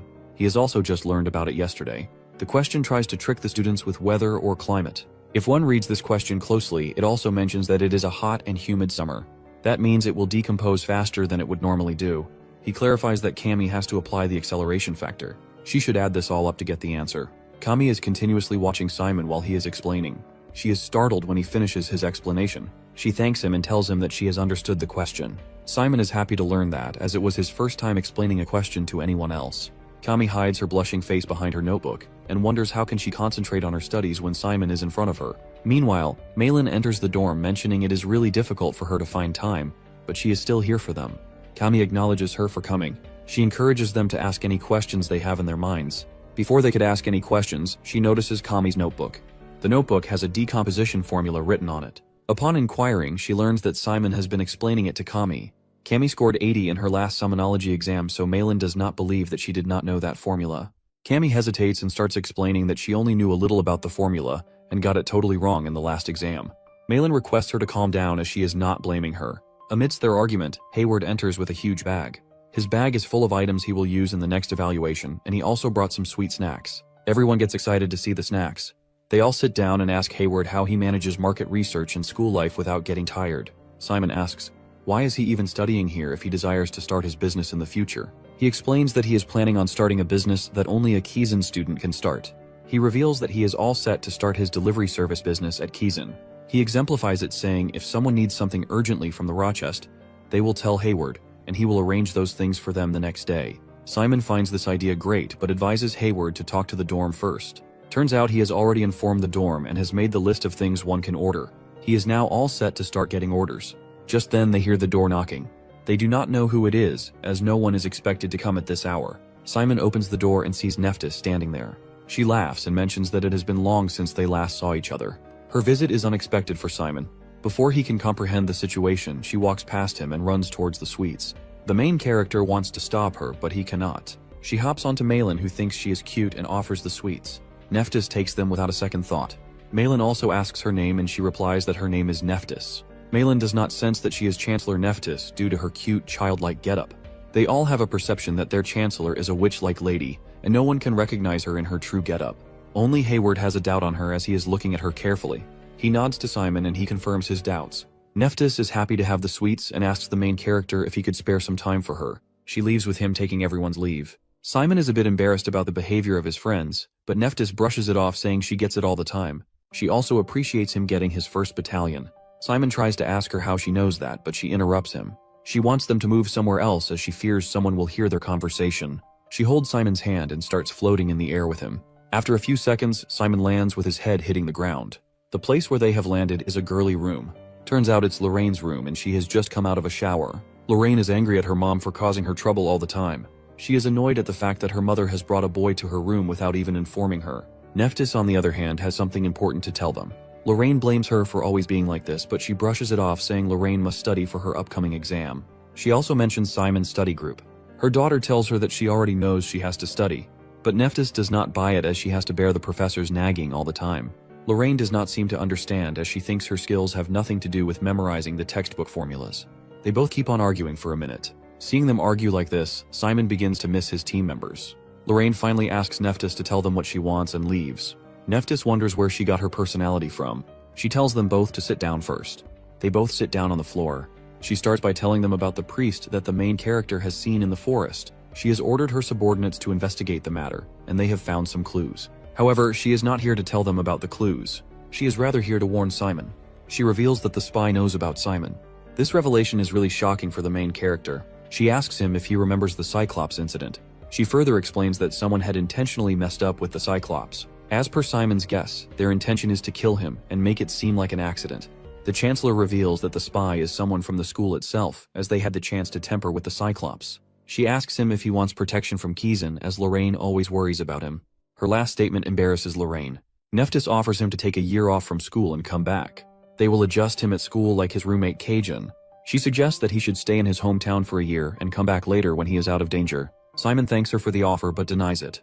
He requests her to let him stay at school, as he is also trying to investigate the matter on his own. Nephthys and her daughter get a little worried, but the Chancellor has expected this already, as Simon is Richard's son after all. The Chancellor gives up and tells Simon that she will have to devise a way to protect him at school. She gives him a necklace that is not just an ordinary necklace but an artifact. She informs them that many unsettling incidents have happened recently, not just in Kizan, but all over the continent. Therefore, she can't pay attention only to him and wants him to wear that necklace all the time. She reveals that the necklace has the power to protect him when he is in danger. As per the Chancellor's instruction, he has to leave everything once the necklace indicates danger. She also instructs Lorianne to take care of him in the school. Lorraine replies that she already knows that and goes back to sleep. Her mother wakes her up and tells her to go study with Simon. Lorraine does not want to go as she thinks it will annoy his friends. But Nephthys is adamant about sending her to group study. She throws a tantrum like a little baby, which makes Lorianne give up eventually. Nephthys happily leaves, instructing her daughter to get ready. Lorraine is embarrassed and she tells Simon that she will not bother their group study. She plans on just sitting with them for an hour and leaving. Simon, however, is happy to have more members. He takes her with him and introduces her to the group. He tells them that he ran into her outside and wondered if she could study with them. Lorraine is also apologetic for the way she is crashing their group study. She tells them to pretend she is not here and continue their group study. They all wonder how can they ignore her when she has such an amazing personality. Later, they all kind of gel together and start studying. While studying, Lorraine has some difficulty with a catarology question. Malin helps her with that question. She tells Lorraine that she can use a formula to solve that question. Lorraine gets the formula quickly, and Kami seems impressed by her quick learning. While they are studying, Kami offers her snacks. Hayward jumps in, telling that he has brought them from a store in Rochester. Lorraine gets to know them all and seems to have a good time. Simon also senses that she is getting along well with the group. He thinks she is amazing, although she is not really interested in studying, as she is a lazy, talented type of girl. The day is about to end, and they all decide to go back to their rooms and study on their own. Lorraine leaves with Simon while everyone says goodbye to her. On her way back, Lorraine asks Simon about his school life so far at Kizan. He replies that it's best to the point where he would risk his life. When they arrive at the gate, Lorraine takes her leave after thanking him for the group study session. Before leaving, she mentions one thing Simon should never forget: to doubt everything and trust no one. Jane finally begins the evaluation and says that it is a great opportunity for the students to test out their skills before the midterm. She informs them that the assessment will run for 60 minutes, and they will have to solve questions from all 8 subjects, except for elementary black magic. As she begins distributing the sheets, Malin turns to the group and starts to distribute different subjects among them. They all get the subjects they are good at. She tells them that if they can't solve a question, they should just put a star by it and pass. If they solve the question but are unsure about the answer, they should simply put a triangle. She tells them that she will check out everything from question number 1. Once they are done with the questions they are assigned, they should move on to other subjects. Since summonology has the most questions, she tells Simon that they will be counting on him. Simon confidently assures her to leave it to him. The assessment begins and all the students start writing immediately. Malin glances over at Simon and thinks to herself that he must have studied hard. However, she still isn't going to back away from the bet. She thinks about winning and canceling the bet since it would make her look much cooler. She will keep it a secret from him, and it will pressure him to study hard. As she is thinking all this, Hayward screams and asks for help with one of his questions. She slams the desk and asks him to skip the question and move on. The The guy doesn't listen and continues screaming that he won't be able to solve other questions if he skips that one. It is now 5 minutes till the assessment is over. Malin tells everyone to just leave the questions they didn't get to and finish solving what they were previously working on. They only have one short question left. The group frantically tries to solve the last question as the clock ticks. After 5 minutes, Jane announces that the assessment is over and instructs everyone to put their hands above their heads. She tells them that the results of this test will be announced after the midterm and asks them to grade their own answers for the remainder of the class. Simon looks at Malin and asks her if they should grade and review their scores together. Our boy managed to get an 84 on his test, which is better than his previous score. Everyone cheers him on for his performance, but Malin is a bit upset because she can't go on with her plan now. Kemi gets 89 in hematology, which is also better than her previous grade. Now they all stare at Hayward, who flinches since he got a lot of the questions wrong. Malin loses it and grabs him by the collar. She smiles and tells the group that they can aim for the upper rank if they keep trying. They also feel thankful to Professor Jane since the questions in the mock test were spot on, and they can get decent scores if they just review these questions. After discussing the grades, Malin reminds the group that they have another battle evaluation coming up tomorrow. She mentions Simon and says that he should be careful since everyone saw him using the golem. Simon simply smiles back and tells her that he already knows it. She asks him if he is really that confident. He says that he will try his best, and if he can win tomorrow, he will make it to the upper ranks. The entire group is determined to win their evaluation so they can all stay in the upper squad. It is finally time for the evaluation. The match is between Simon and a girl named Jessica from Class H. Jessica seems confused as she steps into the arena. She sees Simon standing in front of her with a book to his face and some skeletons guarding him. This makes her mad, since she thinks that he is not taking it seriously by reading in front of her. She starts by using the poison fog spell. Simon immediately gets alert. He realizes that she is a toxicology major and that the spell she uses will take away his stamina bit by bit. This makes him even more excited since he is able to experience this in person. As he continues talking to himself, the girl gets furious and tells him that she is not her midterm tutor. She makes a poison whip and takes out one of his skeletons. Simon goes into his nerd mode and starts explaining key points about the poison whip. He says that the poison whip uses a fixed coordinate for the magic circle so it can be easily countered by shooting the magic circle with a darkness arrow.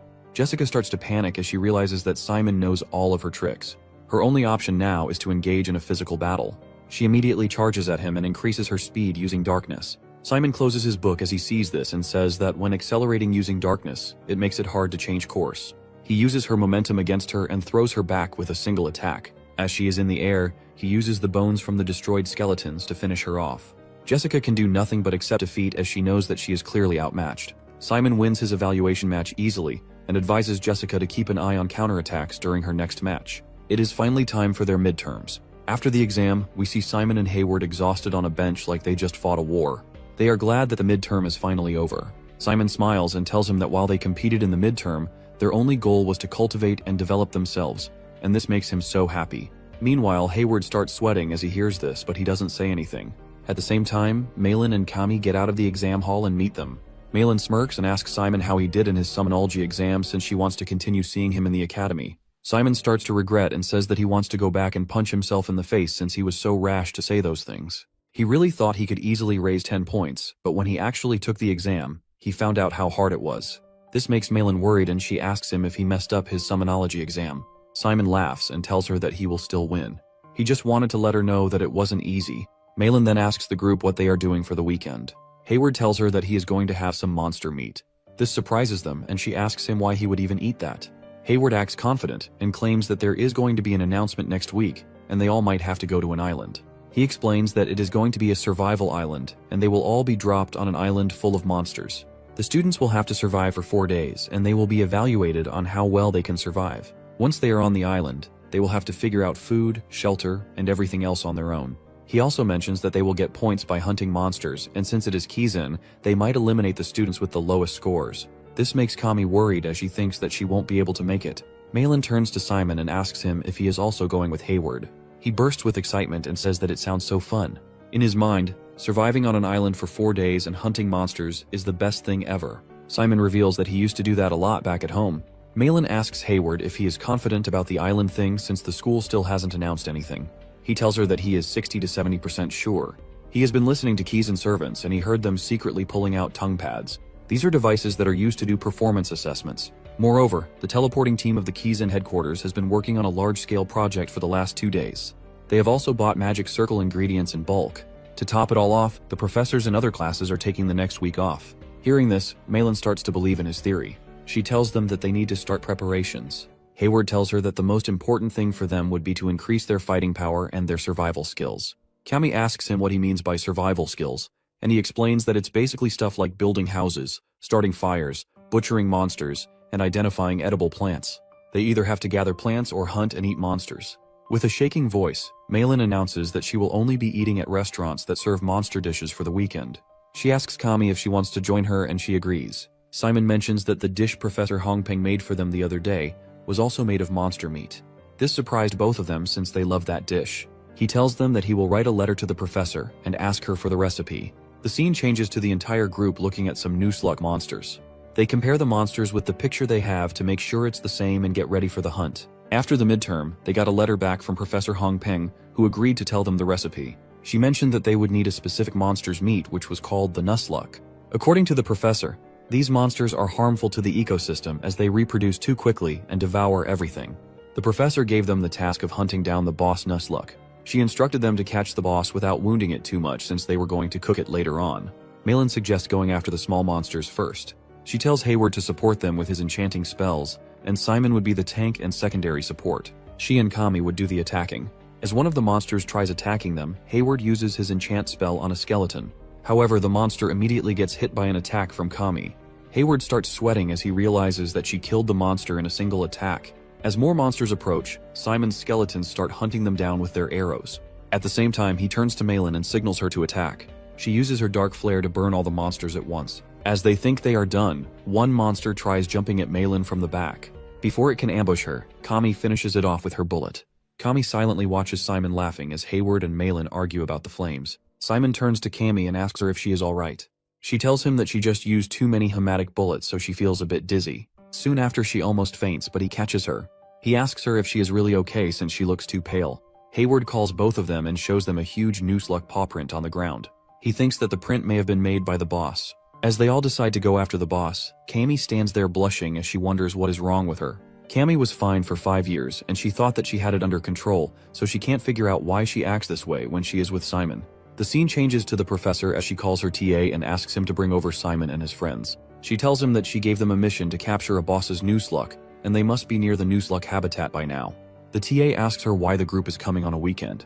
She explains that they want to prepare for the island's survival even though it hasn't been announced yet. She thanks him for his help and leaves. The TA doesn't seem to like any of this, and he clenches his fist in silence. Meanwhile, the group starts to approach the boss Noosluk. Simon takes out the eye and says that he will get the golem ready. Soon after, the boss shows up and starts charging at the group. The rest of them ask Simon to focus on making the golem while they hold off the boss. Kami tries hitting it with the hematic bullet, but the boss dodges it. The group realizes that it has far better reflexes than the rest of the Noosluks. Malin attacks next and hits it with the flare, but Hayward reminds her not to burn the boss since they have to cook it later. She tells him that they have to roast it later anyway, so it won't matter. As the two of them continue arguing, the boss tries pouncing on Hayward. He quickly reacts and traps it in an enchanted net. The boss screams and tries to free himself. It isn't long before the Noosluk boss rips the net and escapes. However, just as it is about to run away, it gets punched by the golem. The boss gets slammed into a nearby tree. Simon apologizes to the group for making them wait.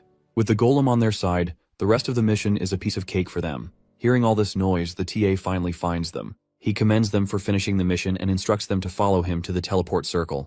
As the group gets teleported back, the TA stops Simon from entering the circle. He says that he wants to talk to him. Simon is a bit confused and asks him why they can't just talk after they teleport. The guy gets mad and orders him to just do what he says. He tells him that he just wants to have a man-to-man conversation. Simon asks him if he did anything wrong. The TA asks him why he is trying to boss the professor around. He says that the professor is not his personal tutor, so it was wrong of him to send her the letter. Simon tries apologizing, but the guy isn't ready to listen.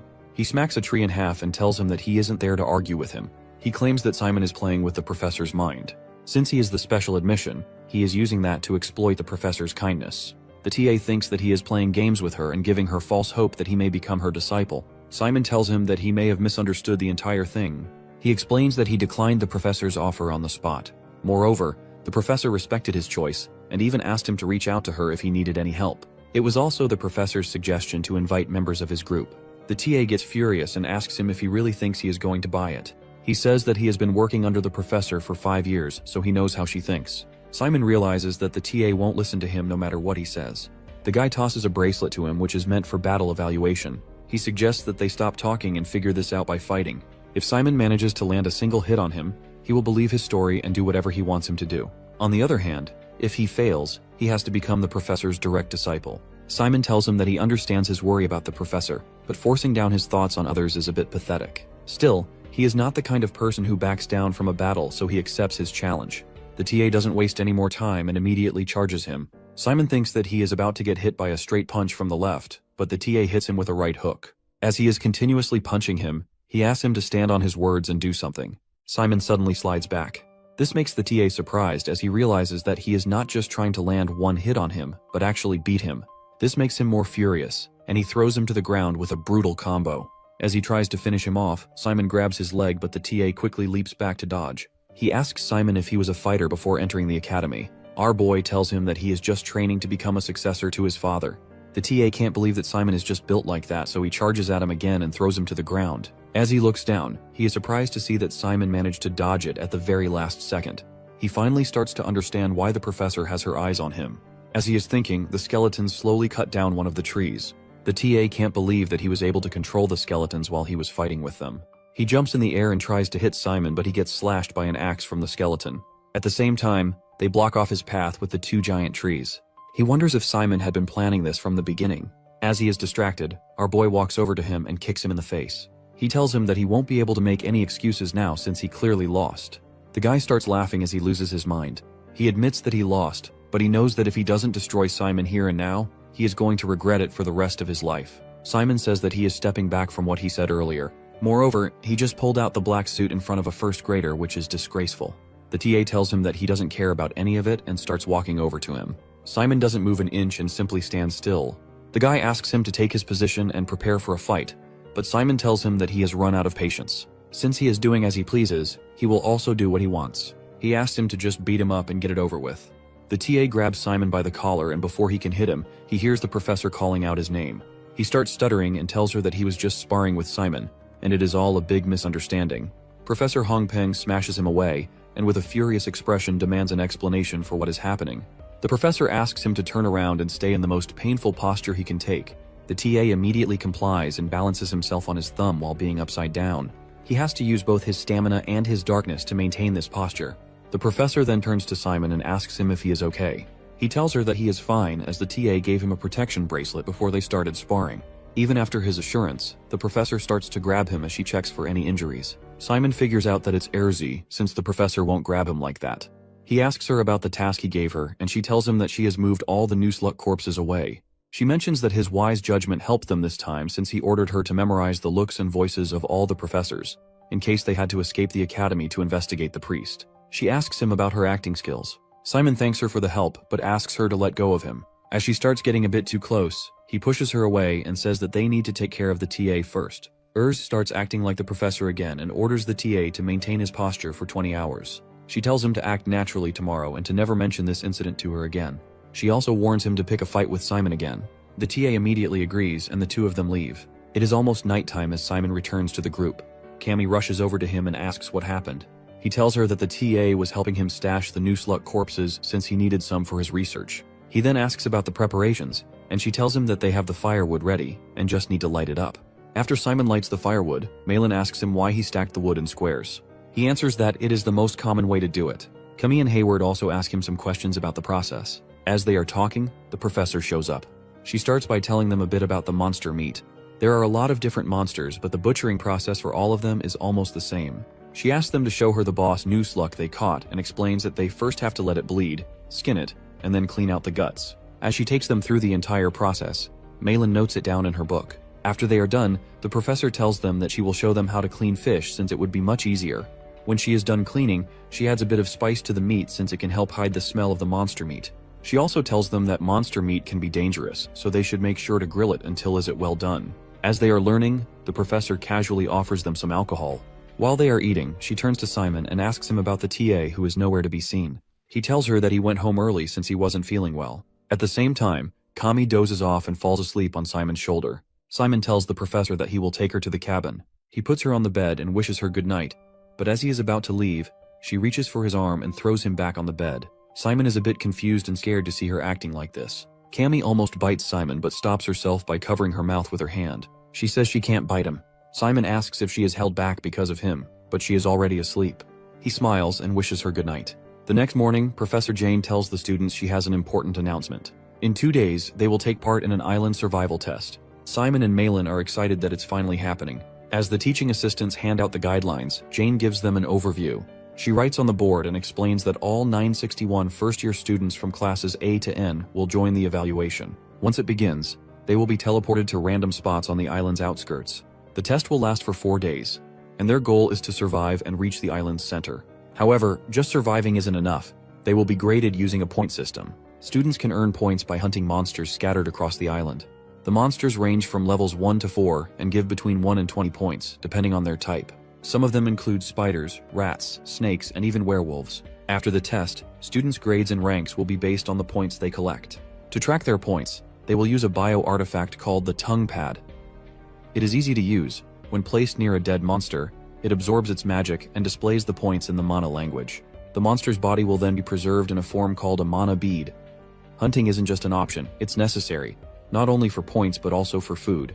The students start whispering, wondering if they really have to eat the monsters. Jane continues, explaining that another way to earn points is by fighting other students. If a student's barrier gauge drops to 0, they will be sent to the safety zone, and their tongue pad will release all the mana they had collected. This means winning a fight lets them take all their opponent's points. Lastly, Jane tells them that Kizan built a mansion in the center of the island. It is the only place where combat is not allowed. The mansion cancels all attacks, and any student who steps inside even once will instantly earn 200 points. The students are shocked, realizing that entering the mansion is worth as much as hunting multiple monsters. Jane says the rules are simple, but there are tricky details, so they should review the guidebook carefully. After that, a guest lecturer will teach them about the island's ecology. A silver-haired man steps forward and introduces himself as Edward Buckby. Hayward starts freaking out and says Professor Jane must have powerful connections. Simon asks if Edward is famous. Hayward is shocked and asks how Simon doesn't know him. Edward is a legendary treasure hunter who has discovered over 10 ancient ruins. He is the best of the best. Edward stands before the students and says he never expected to give a lecture in Kizan. He must have done something right to reach this point. He credits his success to his father and shares that he was born into a poor family. He takes pride in having traveled across the entire Dark Alliance and even sneaking into the Holy Federation. In simple terms, he is an expert at survival. He may not have strong black magic like the students, but he has stayed alive by being well prepared. He pins a map onto the board and introduces the island where the test will take place. Kira Island. The island is surrounded by several smaller islands of different sizes. Edward has visited them all to study their vegetation and the types of monsters that might be on Kira Island. He hands out a book filled with detailed information, calling it a useful reference, but insists that real experience matters more. Now he will share everything he knows about Kira Island, including important warnings about its environment. He asks the students if they have any questions.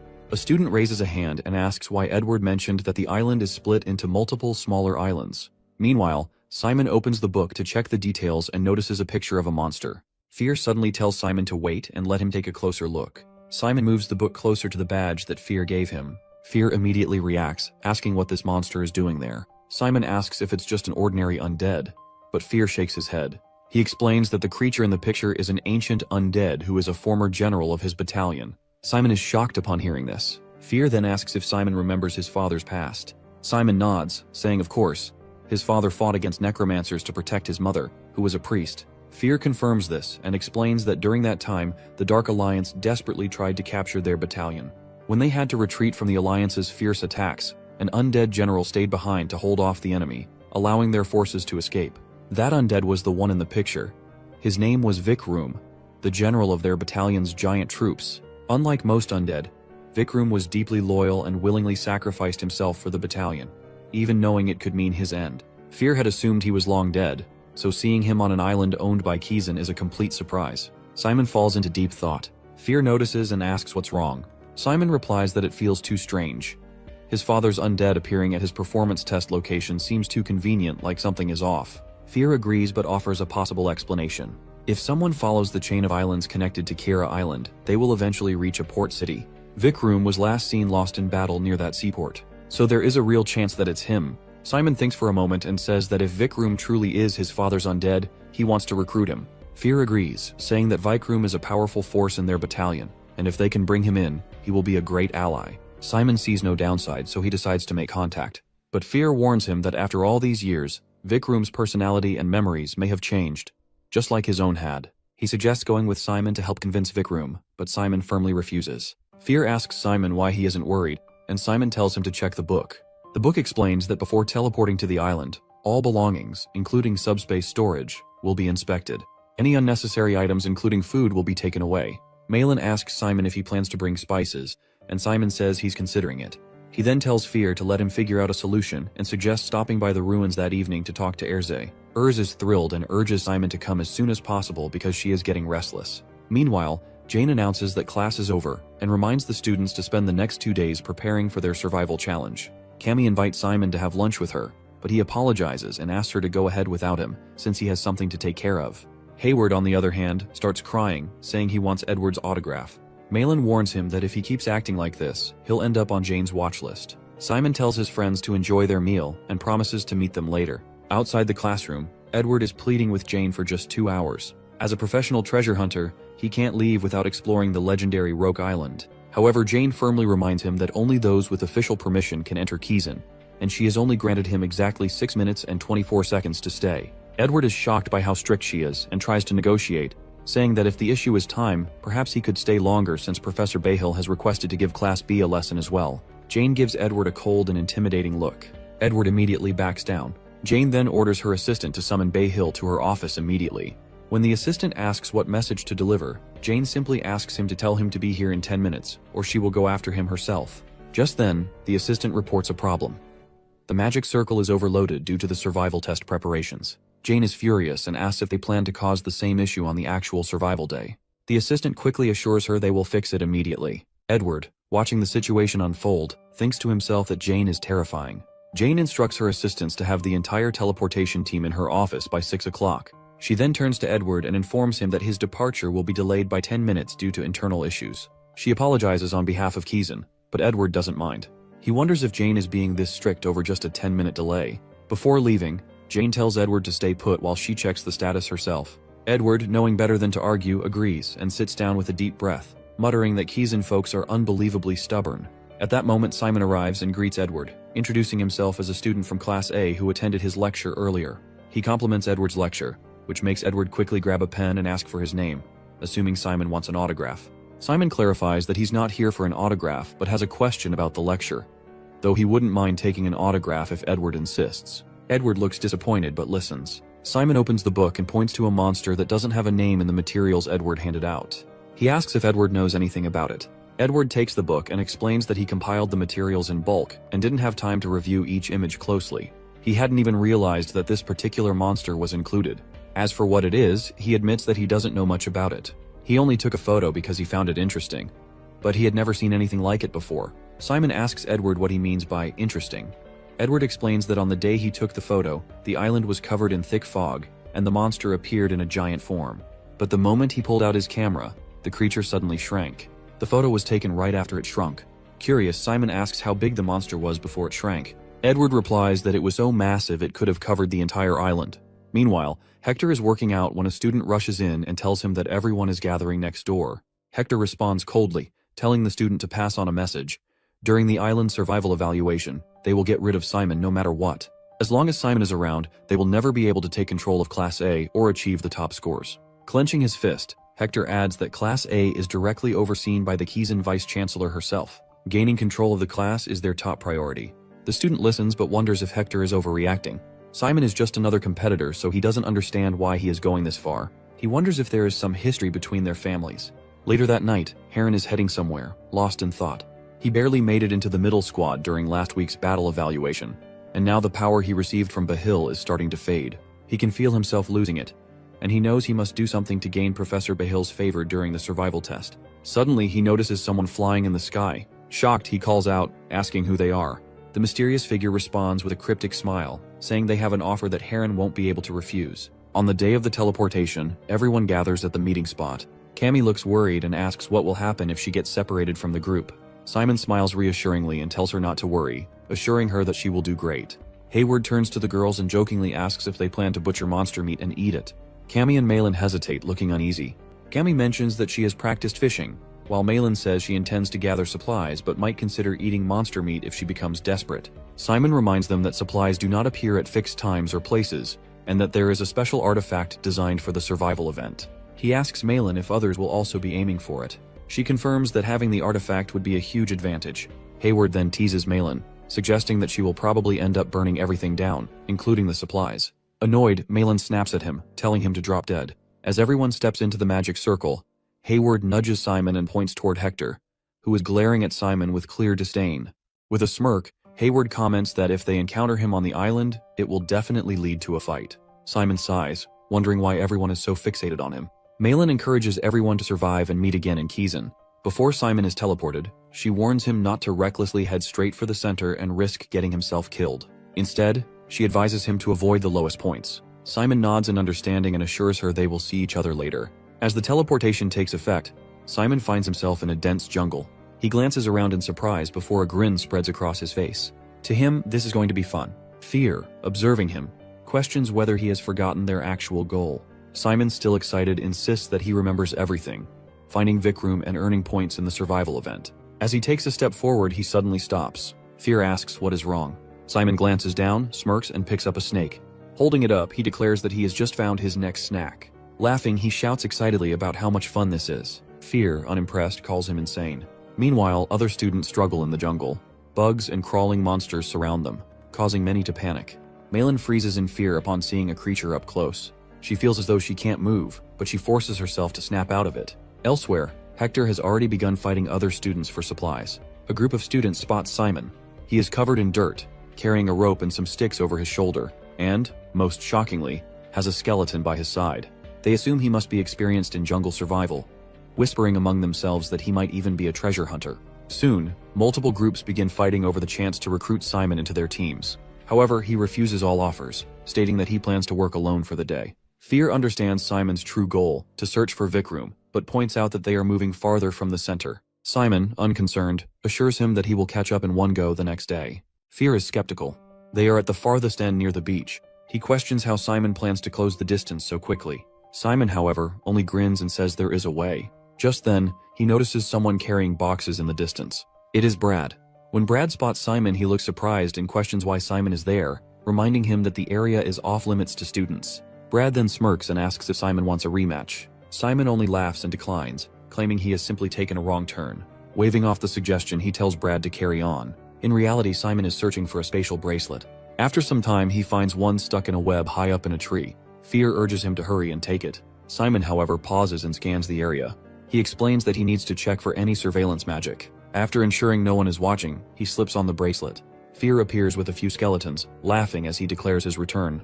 However, Simon quickly instructs him to get inside the spatial bracelet. Fear hesitates, confused about why he has to go back in just after coming out. Simon, keeping his focus, insists that they need to move quickly before an observer arrives. At that moment, Brad arrives. Crossing his arms, he remarks that Simon has managed to dodge the eyes of instructors and professors while smuggling another spatial bracelet, an offense serious enough for expulsion. Suddenly, Brad's expression shifts into a smirk. He then adds that, under normal circumstances, such actions would be punishable.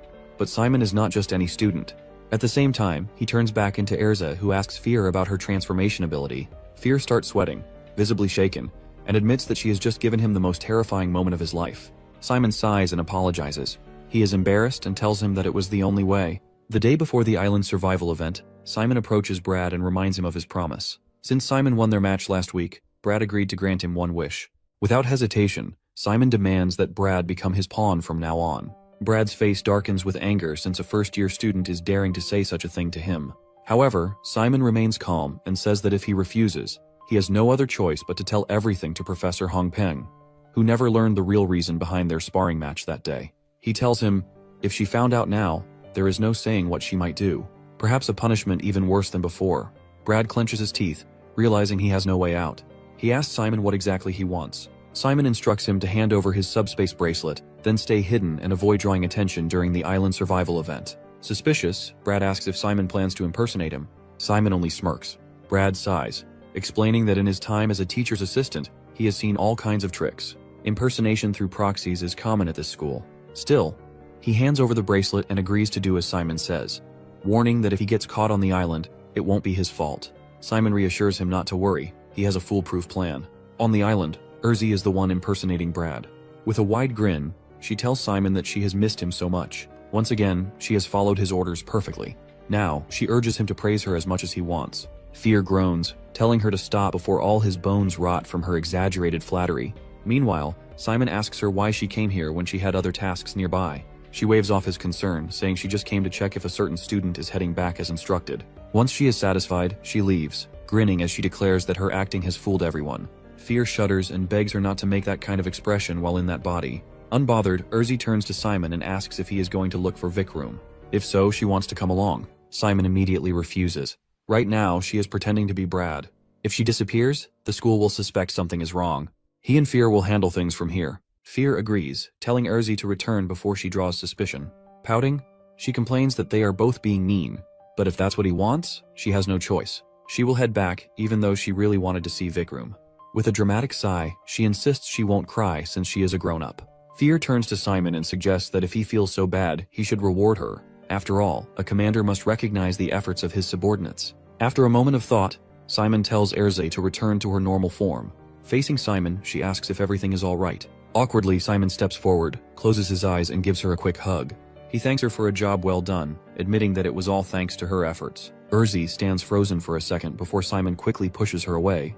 He orders her to transform back into Brad and return to her position. It's best not to attract unnecessary suspicion. He promises to tell her everything once they return. Still blushing, Urzi stares at him before sighing dramatically. She thinks to herself how he could be this adorable.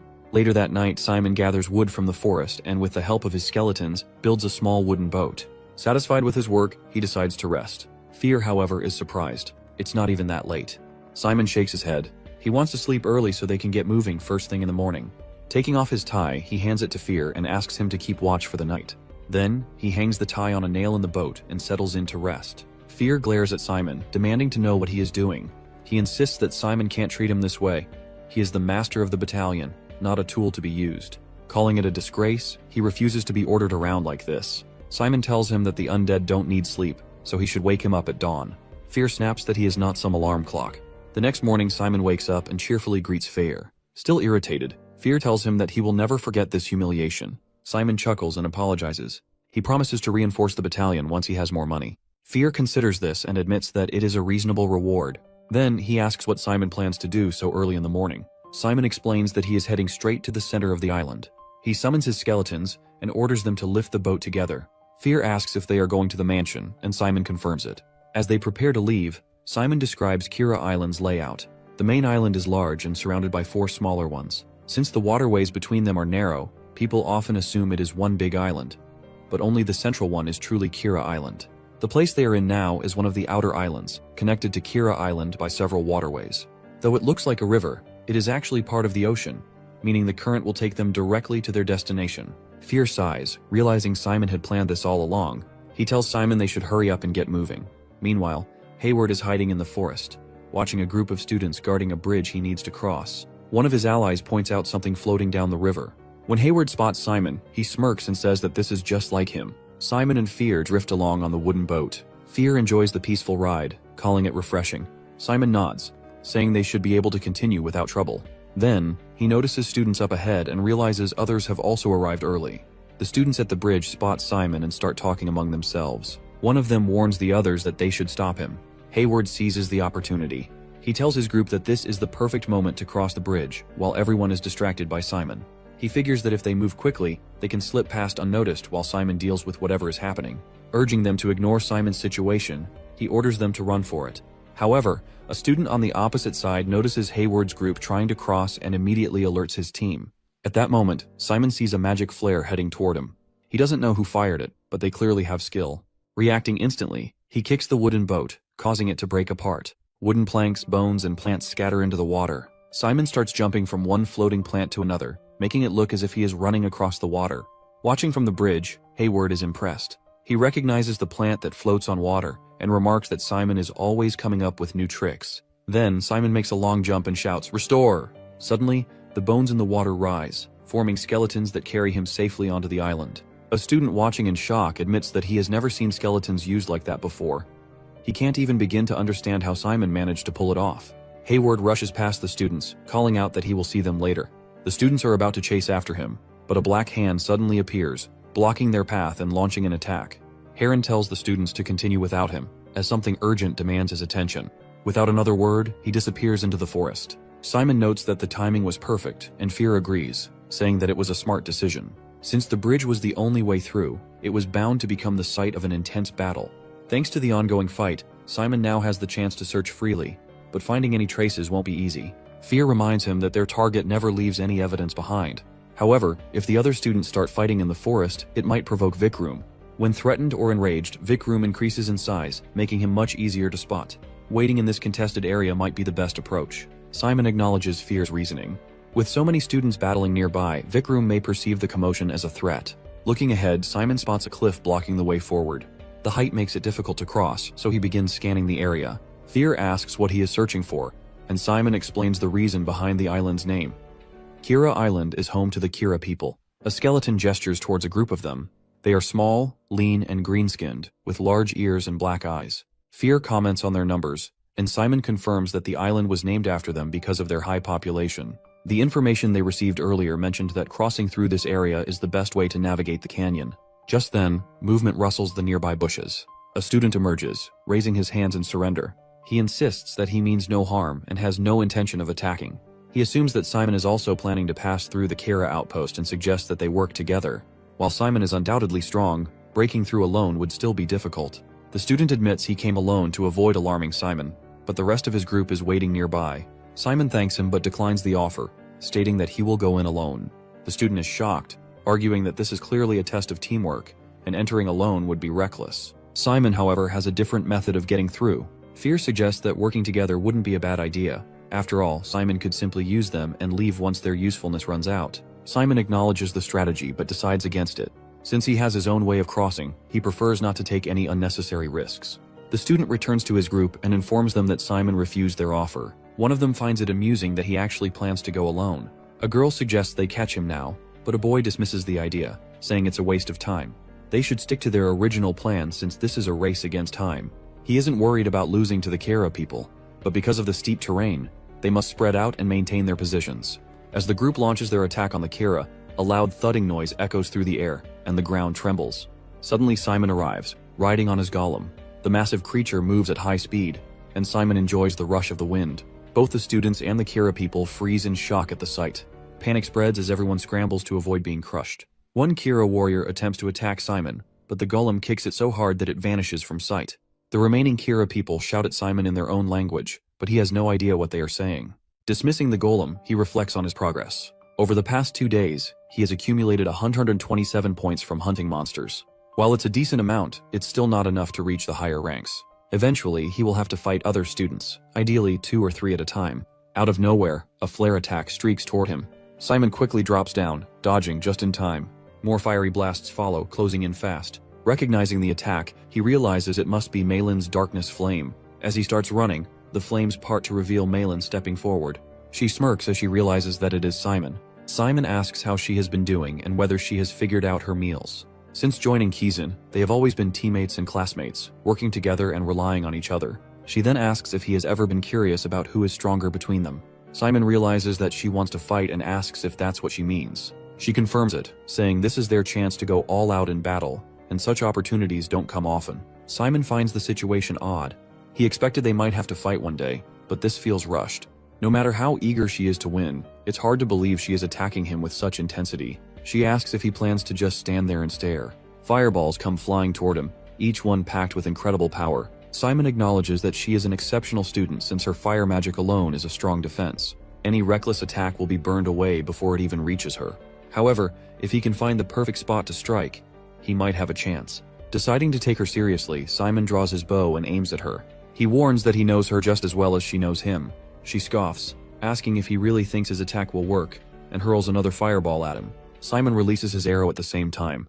The arrow pierces through the fireball and strikes her. She is shocked to see that it is coated in darkness. She tells him not to underestimate her and leaps into the air, increasing her firepower. Simon starts running, realizing that she is even using magical combat.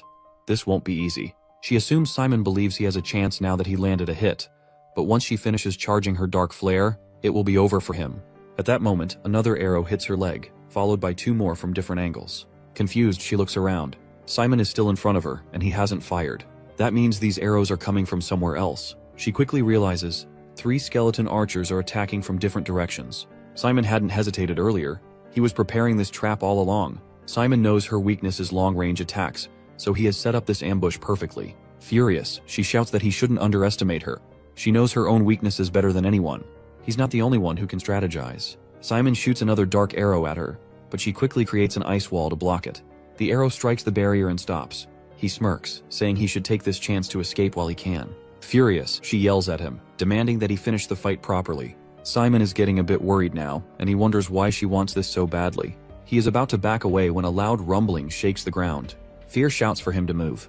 The earth suddenly cracks apart, and Vikram bursts out from underground near her. Simon yells her name and tries to warn her. He rushes towards her, trying to save her from the monster. Malin, on the other hand, is confused about why Simon is running in now. Knowing that her dark flames could hit him directly, she wonders if he is really willing to throw everything away so recklessly. She considers casting a spell at him but hesitates, realizing it would seriously injure him. At that moment, she questions why they are even fighting each other. Before she can figure it out, a sudden explosion shakes the ground. Malin loses consciousness, and Simon quickly picks her up and runs. Looking back, he sees Vikram emerging from the ground. He immediately strikes Simon, sending both him and Malin falling. Fear warns Simon that Vikram is retreating, but he barely pays attention as he sees Malin slipping. Reacting quickly, he grabs her hand just as they reach the edge of a cliff. Hanging on tightly, he pulls her up to safety and asks Fear about Vikram. Fear explains that things have calmed down for now. As Simon holds Malin, he notices a small feather on the back of her neck. Curious, he reaches out to grab it, but it flutters away before he can touch it. Just then, rain starts pouring, and he realizes they need to find shelter. Meanwhile, in her unconscious state, Malin recalls a painful memory. In the ivory tower, someone told her that her abilities were severely lacking, and he could no longer expect much from her. She had tried to convince him otherwise, but he coldly declared that she was no longer the successor.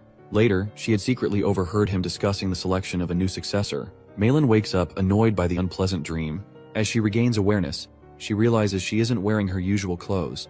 Looking around, she spots Simon sitting by a fire inside a cave. She immediately asks where they are. Simon glances back and asks if she's finally awake. All of a sudden, she realizes that she isn't wearing her own clothes. She gets mad and asks Simon what happened. He explained that her clothes were wet, and he changed them so she wouldn't get sick. Furious and embarrassed, she grabs him by the neck, calling him a sick pervert. Simon panics and quickly tells her to lower her voice since there could be monsters nearby. He kneels in front of her, pleading for her to calm down and assuring her that nothing inappropriate happened. Our boy tries to assure her that he has kept his eyes shut the entire time. Malin clenches her fist, making Simon even more nervous, but instead of hitting him, she puts her hand on her face and sighs. Once she's calmed down, she asks him to explain what happened. Simon tells her everything that occurred. After hearing him, she stands up and asks him to turn around. He is a bit confused and asks her why. Annoyed, she snaps at him and says that she wants to change. Hearing this, he quickly turns around. He regrets not telling her earlier that he had waited outside while she changed. A little while later, Malin sits beside him, startling Simon. He finds himself blushing, confused by why he is feeling more nervous than her. Simon says that she must be hungry and asks if she wants some food. She nods and thanks him for the food. She also thanks him for saving her, but doesn't understand why he did it. After all, she attacked him first. She tells him that she never planned to hurt him. Simon looks up with a smile and tells her that he noticed that she hesitated when she used the dark flare. Malin feels too bad and says that she wants him to take all her points except for one as a way to thank him for not kicking her out. Simon is surprised. He asks her if she is not aiming for first place this time. She grabs his hand, letting his artifact absorb the points, and tells him that he is right. She smiles and says that there are still 2 days left, so she has enough time to earn more points. Simon now has 260 points. He gets a bit serious and tells her that he wants to ask her something. She looks at him and says he can ask anything, as long as it isn't something weird. Simon feels embarrassed and assures her it isn't. After thinking for a moment, he asks why she is so determined to be in the first place. At the same time, we see a group of students searching the forest. Heron is also with them, and he orders Malcolm not to slack off and to keep looking. Malcolm immediately complies with his order. The others find it odd that Malcolm follows orders from someone so mean. He is special admission number 10, and he is obeying the orders of someone like Heron. One of the students named Emily tells Heron that they should head to the mansion since it is their 3rd day. Heron gets annoyed and asks her to stop complaining. He says that if anyone doesn't like his way of doing things, they can leave. Emily is confused since this isn't his decision to make, and Malcolm is their team leader. Heron smirks and asks Malcolm what he thinks. Malcolm looks back and says that Heron is the real leader because he is the only one worthy of it. Heron turns to Emily with a smug look and asks if she heard that. Emily feels frustrated and can't understand what Heron has done to Malcolm. She asks him for an explanation. He simply smiles and tells her that Malcolm is following him by choice. He says that there is no black magic that can force people like this. Even if there was, a first-year student like him wouldn't be able to use such strong psychic spells. However, if she is still doubtful, he offers to tell her a secret. Emily hesitates, but she wants to know the truth, so she steps forward. As she gets closer to Malcolm, Heron suddenly grabs her arm. This alarms her friend. Heron leans in and whispers something in Emily's ear. Whatever he says leaves her speechless. He then asks if they are good now and questions who is the leader of their team. With a smile on her face, she says that he is their leader. Her friend is shocked because this is completely unexpected. Heron sighs and says that things would have been much easier if she admitted this earlier. He says that he is still mad at her, so she should get down on her knees and apologize. Emily immediately apologizes to him and admits that she didn't know what she was talking about. She says that she was a fool to not recognize his leadership. Since this is clearly some sort of trick, her friend gets mad and asks Heron what he did to her. He sighs again as he mentions how annoying it is. He doesn't want to waste any more feathers, but he is left with no choice since they won't listen to him. He turns back to Malcolm and orders him to clean things up. Moments later, we see the entire group lying on the ground unconscious. The scene changes back to the cave where Simon asks Malin why she is so obsessed with first place. She remains quiet for a moment and says that there is someone she wants to defeat. Simon asks her if she is talking about Serna. She tells him that he is correct and says that her reaction must have been pretty obvious since even he was able to figure it out. He mentions that he already had a hunch. He saw how she reacted when he mentioned Serna before. He still remembers her scary smile. Malin mentions that she used to be the official successor of the Ivory Tower. It was decided when she was still young, so everyone in the tower adored her. At that time, she didn't realize how heavy of a burden it was to become a successor. She really just enjoyed the attention and importance she got as a child. However, one day, the master of the Ivory Tower adopted a daughter. The girl was Seren, and the master deliberately brought her in as her direct rival. Since it was so obvious, her adoption was met with negative responses. Everyone thought that it was just a shameless attempt to snatch the successor after all this time. Since Seren wasn't part of the bloodline, Malin thought that she was still going to be the successor.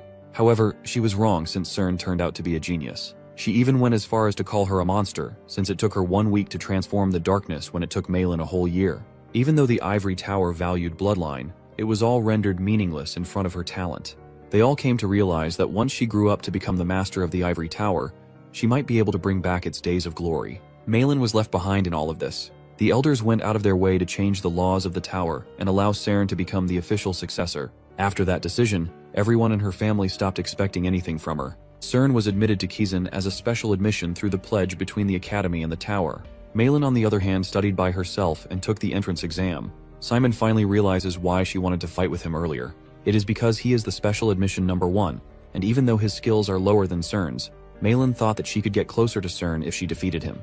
Malin clenches her fist and tells him that he is right. She says that he is not going to give up even though everyone is telling her that it's impossible. She is going to get back what was taken away from her. She then asks him to avoid Serna if he ever comes across her on the island. Malin explains that she has been with her for several years, and from what she saw, she doesn't seem like a human. The next morning, she wakes up with a note from Simon. He left the cave early due to personal reasons and wished her good luck. Malin reads the note and says that she wasn't planning on teaming up with him anyway. She smiles as she stares at the note. Simon wonders why Vikram appeared during his fight with Malin yesterday. He isn't sure if it was drawn by the noise or if it reacts to fire, so he asks Fear for his thoughts. Fear stays silent for a moment, which makes him wonder if something is wrong. Finally, Fear says it's nothing but suggests that Vikram might have grown huge because of its anger. Simon thinks this means Vikram holds a grudge against him. Fear agrees, but points out that the Vikram they saw yesterday seems different from the one he once knew. This gives him a bad feeling. While investigating the area, Simon notices a girl watching him from a distance. Startled, he moves closer and is shocked to recognize Ellen. The moment she realizes he has seen her, she turns and runs. Simon quickly chases after her and asks her to stop. He is confused since he thought that she had already returned to the Holy Federation. Suddenly, a bright light blinds him. He shields his eyes, trying to understand what is happening. When his vision clears, Ellen is gone. Before he can react, he hears a scream behind him. Turning around, Simon sees a student crying for help. Before he can do anything, someone stabs the student with a knife. Horrified, Simon scans the area and realizes that there are corpses everywhere. Nearby, another student leans against a tree, wounded. Scared, the student asks why she is attacking them and what they did to her. Before he can move, chains suddenly wrap around his neck, yanking him backward. He struggles to break free, but the chains tie him to a cross. Another student begs for mercy, but moments later, several spears pierce through his body. He collapses lifeless. The attacker scoffs, calling them all crybabies. Sitting on a tree branch, Cern watches everything unfold. She explains that these students aren't really dying. Their painful memories will simply be erased. Simon looks up at her, stunned. He questions why she is doing all this. When he realizes she is doing it just for fun, his shock turns to anger. He wonders if this could be why she brought him here. Cern jumps down from the tree and approaches him. Amused, she points out that this is the third time they have met like this. Some might even call it destiny. Simon, furious, demands that she get to the point. But Cern doesn't see the rush. She has always wanted to talk to him. Simon barely holds back his anger. Then, to his surprise, Cern calls him the 7th Battalion commander. She asks how Fear is doing and assumes that Erza isn't with him.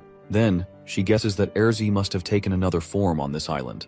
Her words only make Simon angrier. Cern, however, tells him not to worry. She explains that they are inside a barrier, one that blocks the observer from seeing or hearing anything that happens here. As the surveillance drone flies over the barrier, Simon asks her how she knows about the battalion. Instead of giving him an answer, she asks him where they met for the second time. Simon remembers meeting her before the mission. They were the only first graders who used that magic circle. He knows that this is when she started watching him. Cern reveals that she has been watching him even before that. The tower was keeping an eye on the ruins that Nephthys had sealed, so they put alarm spells in place to be triggered when the ruin opened. Not long after, they heard the alarm. They rushed over to find that he had become the battalion commander. Simon asks her how she knows about Erze. She smiles and asks him if it isn't obvious. When he headed to the fiefdom for his mission, she was following him. After he left, she read the memories of the people. Moreover, she also knows about Ellen and how he let her go. She tells him that it is a serious crime to let a priest live. Simon clenches his fist and tells her that Ellen has no affiliation with anything. Since they were under a ceasefire with the Holy Federation, he decided to keep the peace instead of causing trouble by killing one of the priests. Cern admits that he is a smooth talker and knows that it might not cause him a lot of trouble. However, she mentions that he committed treason when he made a contract with Fear and became the commander of the battalion. Simon catches her bluff and asks her to simply report him to Kizan or to take him to the court. He wants to know why she even brought him here to tell him all this. Cern reveals that she wants to talk business with him. As Simon stares at her with a confused expression, she proposes that he join them at the Ivory Tower. Simon finds it interesting and decides to get more information from her instead of just rejecting it. He tells her that she should make an official offer to him when he finishes school. With the amount of power and money the tower has, they would have no problem trying to convince him. Cern tells him that she doesn't want a Kizan follower and a Kizan graduate. She asks him if he knows how a mere school is ruling half of the continent. Even in the nearby kingdoms, 4 of the 5 generals are from Kizan. 17 out of the 20 royal knights are also from Kizan. Even the prime minister and the second in command of the kingdom is from Kazan. It is only natural that they would side with the academy during times of crisis. Simon asks her if she wants someone who will only obey the Ivory Tower. Cern laughs and praises his thinking ability. She tells him that he only has 2 options. He can either get executed for treason or join the Ivory Tower. The tower is as qualified as the academy, and he will get to be with Malin, who is also from the tower. They can offer him everything he wants. After hearing this, Simon asks her if she is truly after him or his battalion. She tells him that it's both. This makes him mad, and he says that he can't trust the tower. He asks her if there is a guarantee that the tower won't take over his battalion. Cern tells him that he won't have to worry about it once he shows his abilities. As a successor of the Ivory Tower, she promises that they won't take over his battalion. After answering all of his concerns, she asks him once more if he is willing to take her offer. Simon knows that he has been allowed to lead the conversation for too long. It is now his turn to drive it. He smirks and tells her that she is really bad at politics. This makes her confused, and she asks him what he means. He says that it is not a good strategy to threaten your opponent by revealing all of your tricks. Since she is powerful, she figures that she doesn't have to think too hard about this. Everyone she ever talked to never disagreed with her since they weren't free to say anything else. He tells her that she can never tell Kizan about his battalion since the tower is split into pro-Kizan and anti-Kizan fractions. She is leading the anti-Kizan fraction with her current master. Cern knows that Malin couldn't have given him this information, so she admits that his source is solid.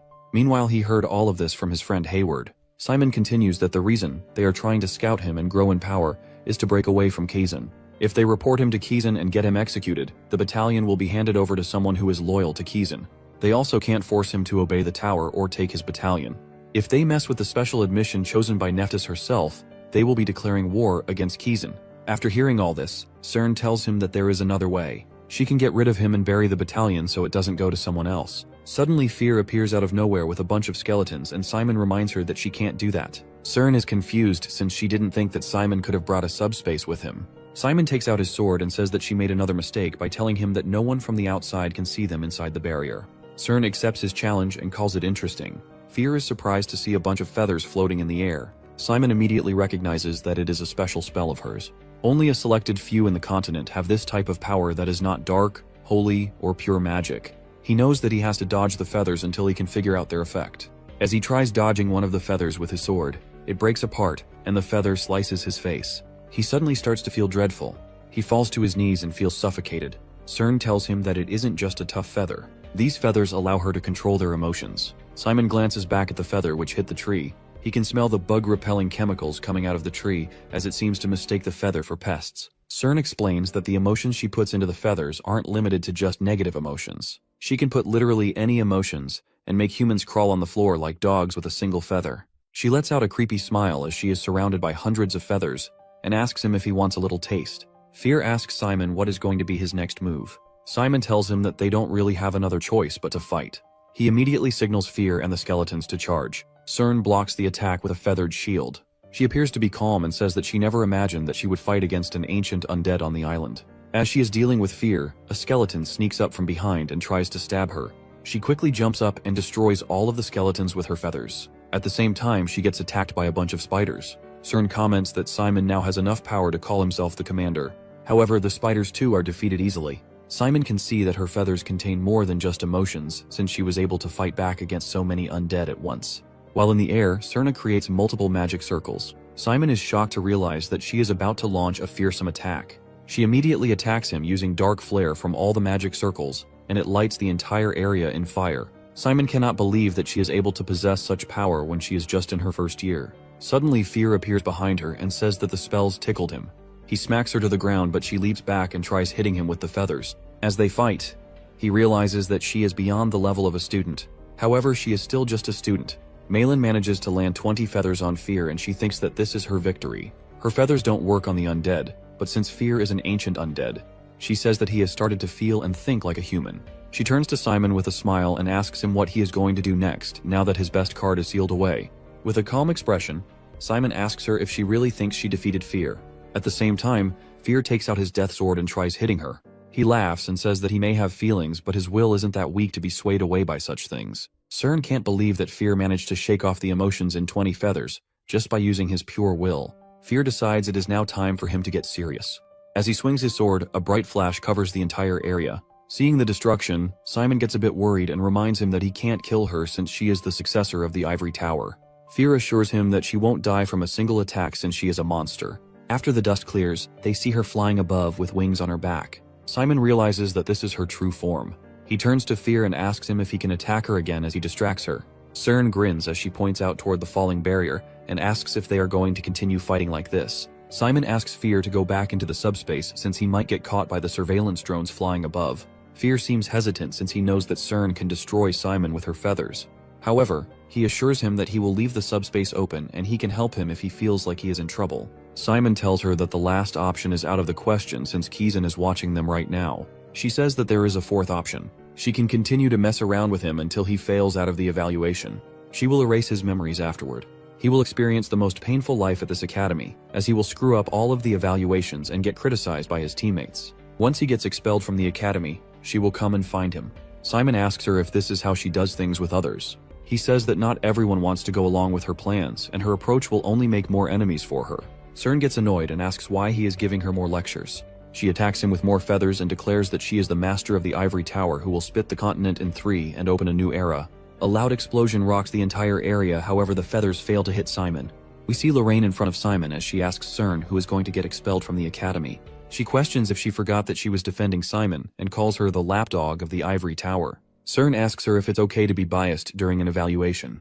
Lorraine calls her out for blocking the observer's view using her barrier. Cern smiles as she hears this and asks her why she is interrogating her when she is also one of the students. Lorraine asks her to stop wasting time and tell her what she was doing here.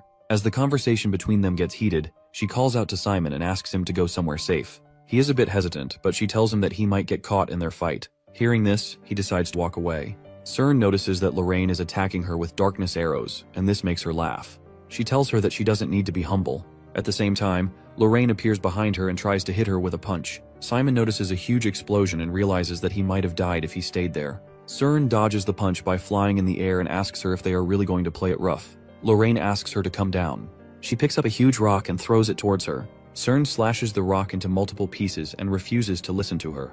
Lorraine asks her to stop messing around since she wants to finish things off with her today. CERN says that she doesn't understand why she sent Simon away since he might have enjoyed her performance. She asks if she doesn't want to show her disgraceful behavior to a boy she cares about. Before she can even finish her sentence, Lorraine opens up the devildom and gets serious. CERN smiles and says that she can't think of the chaos the world would fall into if they learned about the crazy conspiracy that she and her mother are up to. She quickly dodges the attacks and says that it doesn't look that great from the outside to see them fighting like this. Lorraine tells her that they have to face each other eventually since they are going to be the rulers of the Ivory Tower and Kizan one day. If they fight then, there will be millions of innocent people dying, so they should settle it while they are still students. Simon can only watch this battle from a distance. Fear tells him that there is no need for him to admire their powers since he is also a battalion commander and sooner, he may be able to surpass them both. Simon cannot possibly believe how he will get stronger than those two. Fear laughs and assures him that he will be able to catch up soon if he gets things done one by one. Simon understands him and decides to let them handle their business. He has something else he needs to do. He knows that Vikram would show some kind of reaction since there is so much noise. Suddenly, the ground starts shaking, and he sees a giant hand coming out. Vikram jumps out of the ground screaming. Simon takes off his badge and orders Fear to handle the rest. He calls out to Vikram and reminds him of his name. Simon looks up and notices some drones. He tells Fear that he only has 2 minutes. He asks Vikram what he is doing here and mentions that the battalion has been reborn. Vikram starts to panic after hearing about the battalion. At the same time, his body starts to grow in size. It almost feels like the word is causing a weird reaction within him. Simon asks Fear what is going on, and he tells him that the monster in front of them is not Vikram. As the monster continues growing bigger, he says that it is an elaborate fake. Without a warning, the fake Vikram attacks them both. Simon orders Fear to return inside the subspace since he is worried that he may get spotted. Fear agrees and disappears into the subspace. As soon as Fear is gone, Vikram suddenly attacks Simon. Confused, Simon wonders why Vikram is acting this way. Fear also has no idea. He says that Vikram is going into overdrive and will keep growing uncontrollably. Simon quickly moves away and sees Vikram heading in the opposite direction. He starts chasing after him. Fear asks him where he is going. Simon tells him that they need to stop Vikram. On the way, he runs into Lorraine and tells her there is a problem.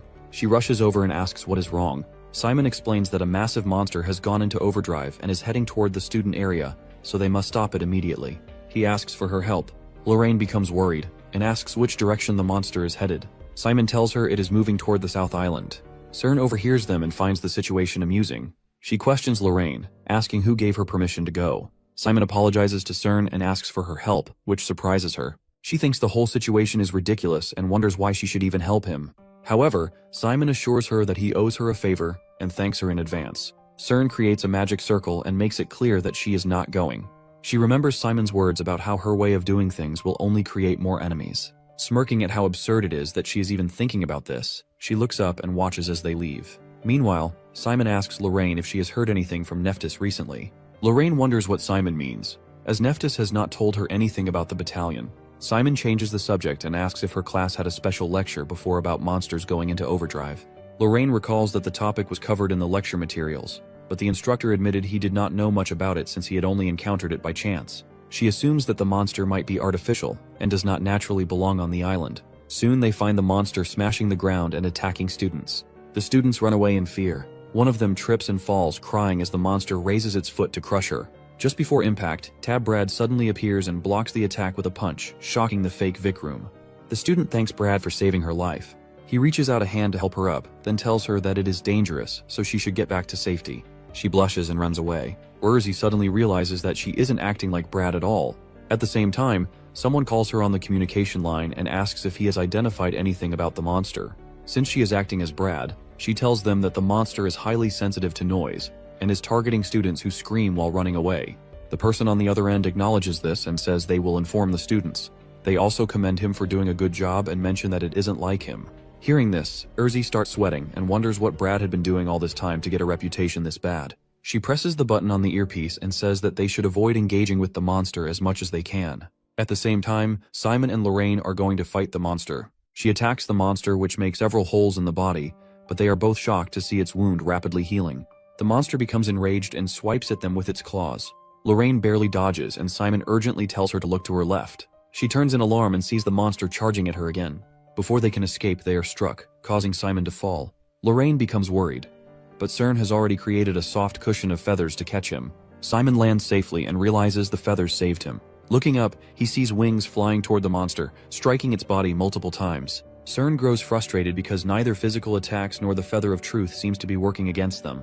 Meanwhile, Lorraine rushes to Simon and asks if he is okay. He confirms that he is. Just then, an announcement from the Action Committee is broadcast, stating that an unidentified monster is attacking students on the southern part of Kara Island.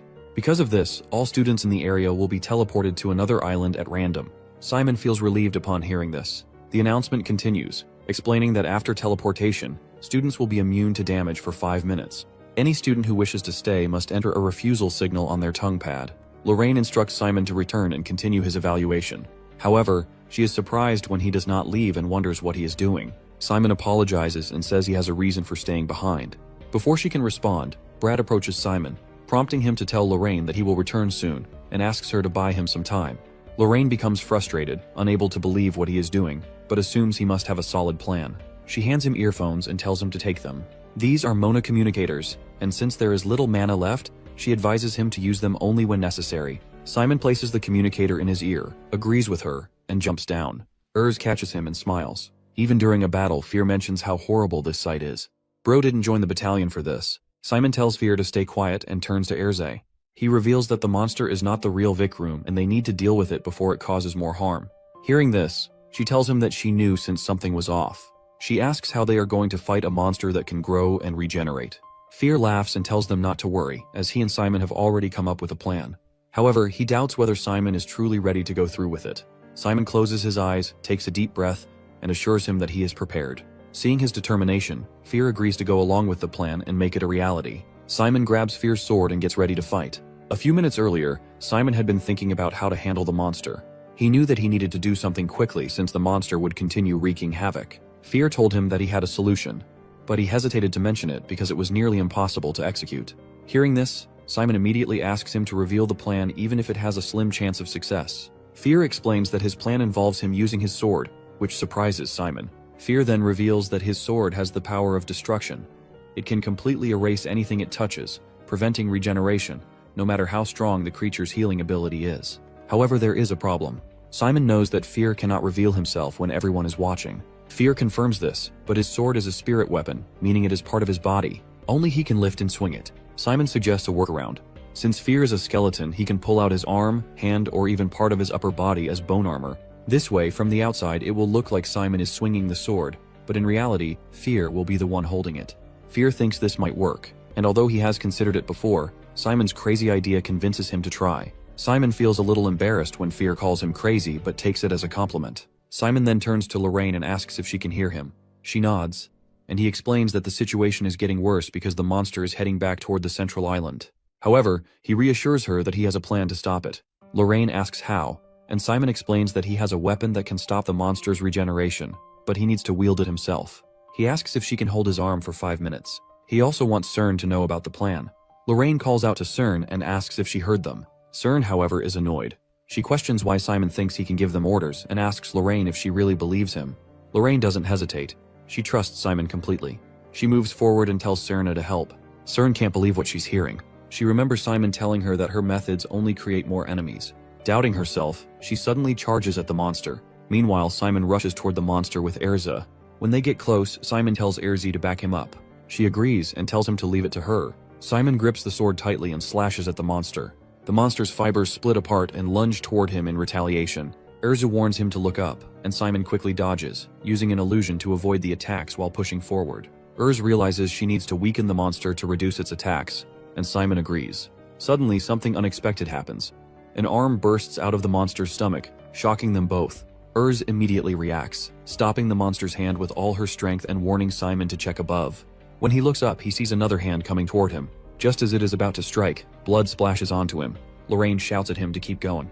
At the same time, Cern uses her skill, Chain of 1,000 Feathers, launching dark feathers that strike different parts of the monster's body. Simon feels the pressure. Everyone is helping him, and he must succeed. Cern watches in disbelief as Simon, despite his exhaustion and fear of falling, pushes forward with sheer willpower. His determination is unshakable. She wonders if even the necromancers from the ivory tower could match his resolve. Simon is barely holding on. His legs are shaking, and he is about to collapse. Suddenly, more feathers appear before him. Cern tells him he can't give up, reminding him that he promised to succeed. Her words push him forward. His body glows with energy, and he keeps moving. Finally, he reaches the monster's head. The monster collapses. Simon calls out to Fear, who assures him he is ready.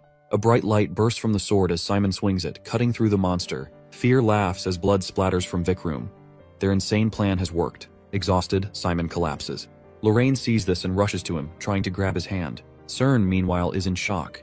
She watches as Simon defeats Vikram, something no necromancer from the Ivory Tower could ever do. She realizes Simon is truly unique, irreplaceable. As Lorraine reaches for Simon, Vikram suddenly attacks. She hesitates, noticing his body is disintegrating. But right now, her only concern is Simon. She rushes to help him. Cern tells her not to worry. She has cast a slowing spell with her remaining feathers to protect Simon from harm. Lorraine nods and thanks her. However, this annoys Cern, who insists she only helped Simon because she wanted to, not because she owed anyone anything. She doesn't understand why Lorraine is thanking her and finds it irritating. She then tells Lorraine to block the remaining fragments, but Lorraine is confused by Cern's strange attitude. Meanwhile, Simon lies unconscious on the ground. Heron finds him. He never believes in luck after a crisis. He always assumes everything is over when the worst happens. As Malcolm's hypnosis fades, Heron takes out a feather from his jacket, thinking that if he handles the situation well, he might be able to join Cern's faction. The idea excites him, but his thoughts are interrupted when he suddenly sees Hector standing nearby. Heron is surprised and wonders why Hector is here. He laughs, assuming Hector must have business with Simon, and suggests they form an alliance. Heron wants to finish Simon off. He tells Hector that if he lets him do this, he will give him all the points and spread rumors that Hector defeated Special Case 1. He asks Hector what he thinks of the offer. It's not a bad deal. Suddenly, Hector's hands transform into dark, scaly claws. Heron is startled and wonders why Hector is doing this. After all, Hector isn't on good terms with Simon either. Without warning, Hector attacks him, punching him in the face and calling him trash. He mocks Heron, asking if he really thought he could bargain like this. Then, Hector sees Lorraine and tells her to take Simon away. Lorraine quickly rushes to Simon's side, cradling his head and asking if he is okay. Hector watches for a moment, then decides to leave. Meanwhile, Heron stumbles into the forest, cursing his luck. Simon was right in his grasp, but he failed. He refuses to give up. He must finish Simon and earn Professor Bill's favor. As he runs, his foot suddenly hits something, making him fall. Frustrated, he turns to see what it is, and his blood runs cold. Lying there is the corpse of a high-ranked monster, a bear. Heron freezes in fear. Who could have done this? Looking around, he spots a student sitting on the bear's corpse. He smirks, thinking this is his chance. He doesn't know why he's still here in the middle of this chaos, but if someone takes down the high-level monster, he might prove useful. He pulls out a feather and throws it at a student. As it strikes the student's neck, he thinks this is perfect and tells him to get ready. The student turns around, confused, and asks what he wants. Heron is surprised. This student seems quiet yet fierce. First, Heron asks for his name. The student tells him that his name is Cajun. Heron is startled because he has never heard of any student named Cajun before, but he quickly gives him instructions and says that he needs to catch Simon. Simon is unconscious, but finishing him off isn't easy due to a certain interference. If Cajun can distract from that interference, Heron can take care of the rest. He asks if Cajun understands. Cajun stands up and asks if Heron is after Simon. Heron confirms. Simon is a special case and he has been saying this for a while. Annoyed, Heron tells Cajun to stop asking questions and just follow orders. If he understands, he should move now.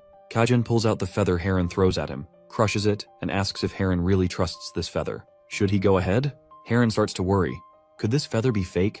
He tells Cajun to wait so he can explain everything. Apologizing for being forceful, he offers Cajun a deal. If he hands over Simon, he'll give Cajun all his points. Cajun refuses, saying the deal isn't necessary. If Heron is after Simon, he can't just stand by and do nothing. Heron can't believe Cajun is also siding with Simon. What is it about Simon that draws everyone to him? Cajun doesn't know either, but he explains that he's Simon's roommate. And now that he's finally found a roommate he likes, he won't let Simon get expelled. He grabs Heron's shirt, making Heron nervous. Heron wants to explain, but Cajun isn't interested in listening. He says that if Simon gets expelled, some annoying person will move in instead. Heron has no idea what Cajun means, but before he can respond, he gets hit. Meanwhile, students gather and gossip at Kira Island Mansion, which is a conflict-free zone. Kami holds her hands together as she looks worriedly out of the window for Simon. Malin arrives and asks her if she is worried. She assures her and says that he will make it in time. Malin explains that if Simon enters the mansion, he will earn 200 points, so he'll definitely come. But many students are blocking the entrance, so she wonders if everything will be okay. Malin assumes that Simon will find a way in, just like during the dual evaluation. Kami agrees, saying Simon is unpredictable. Just then, they hear a voice instructing everyone to stay alert. The voice belongs to the special admission number 7 named Elisa. Elisa speaks confidently, reminding everyone that only 1 hour remains for the survival evaluation. She urges them to defend the mansion. So far, students have gained points by staying outside, but if too many enter now, they will fall behind in rankings. For the sake of their scores, she hopes they will cooperate. Malin is impressed. As expected from the daughter of the Prime Minister of Dresden, Elisa's political skills are no joke. She has even controlled the bridge in the early stages, earning many points. Elisa approaches and suggests that Malin join the defense team since she is the top-ranked student in Class A. However, Malin refuses, saying she isn't interested. Elisa is surprised. She thought they were alike. She asks why Malin doesn't want to help. Elisa recalls the last time she begged Malin to show her Professor Jane's exam paper, but Malin had scolded her, saying it would break the rules. Malin can't believe Elisa is still upset about that. She thinks Elisa is too narrow-minded.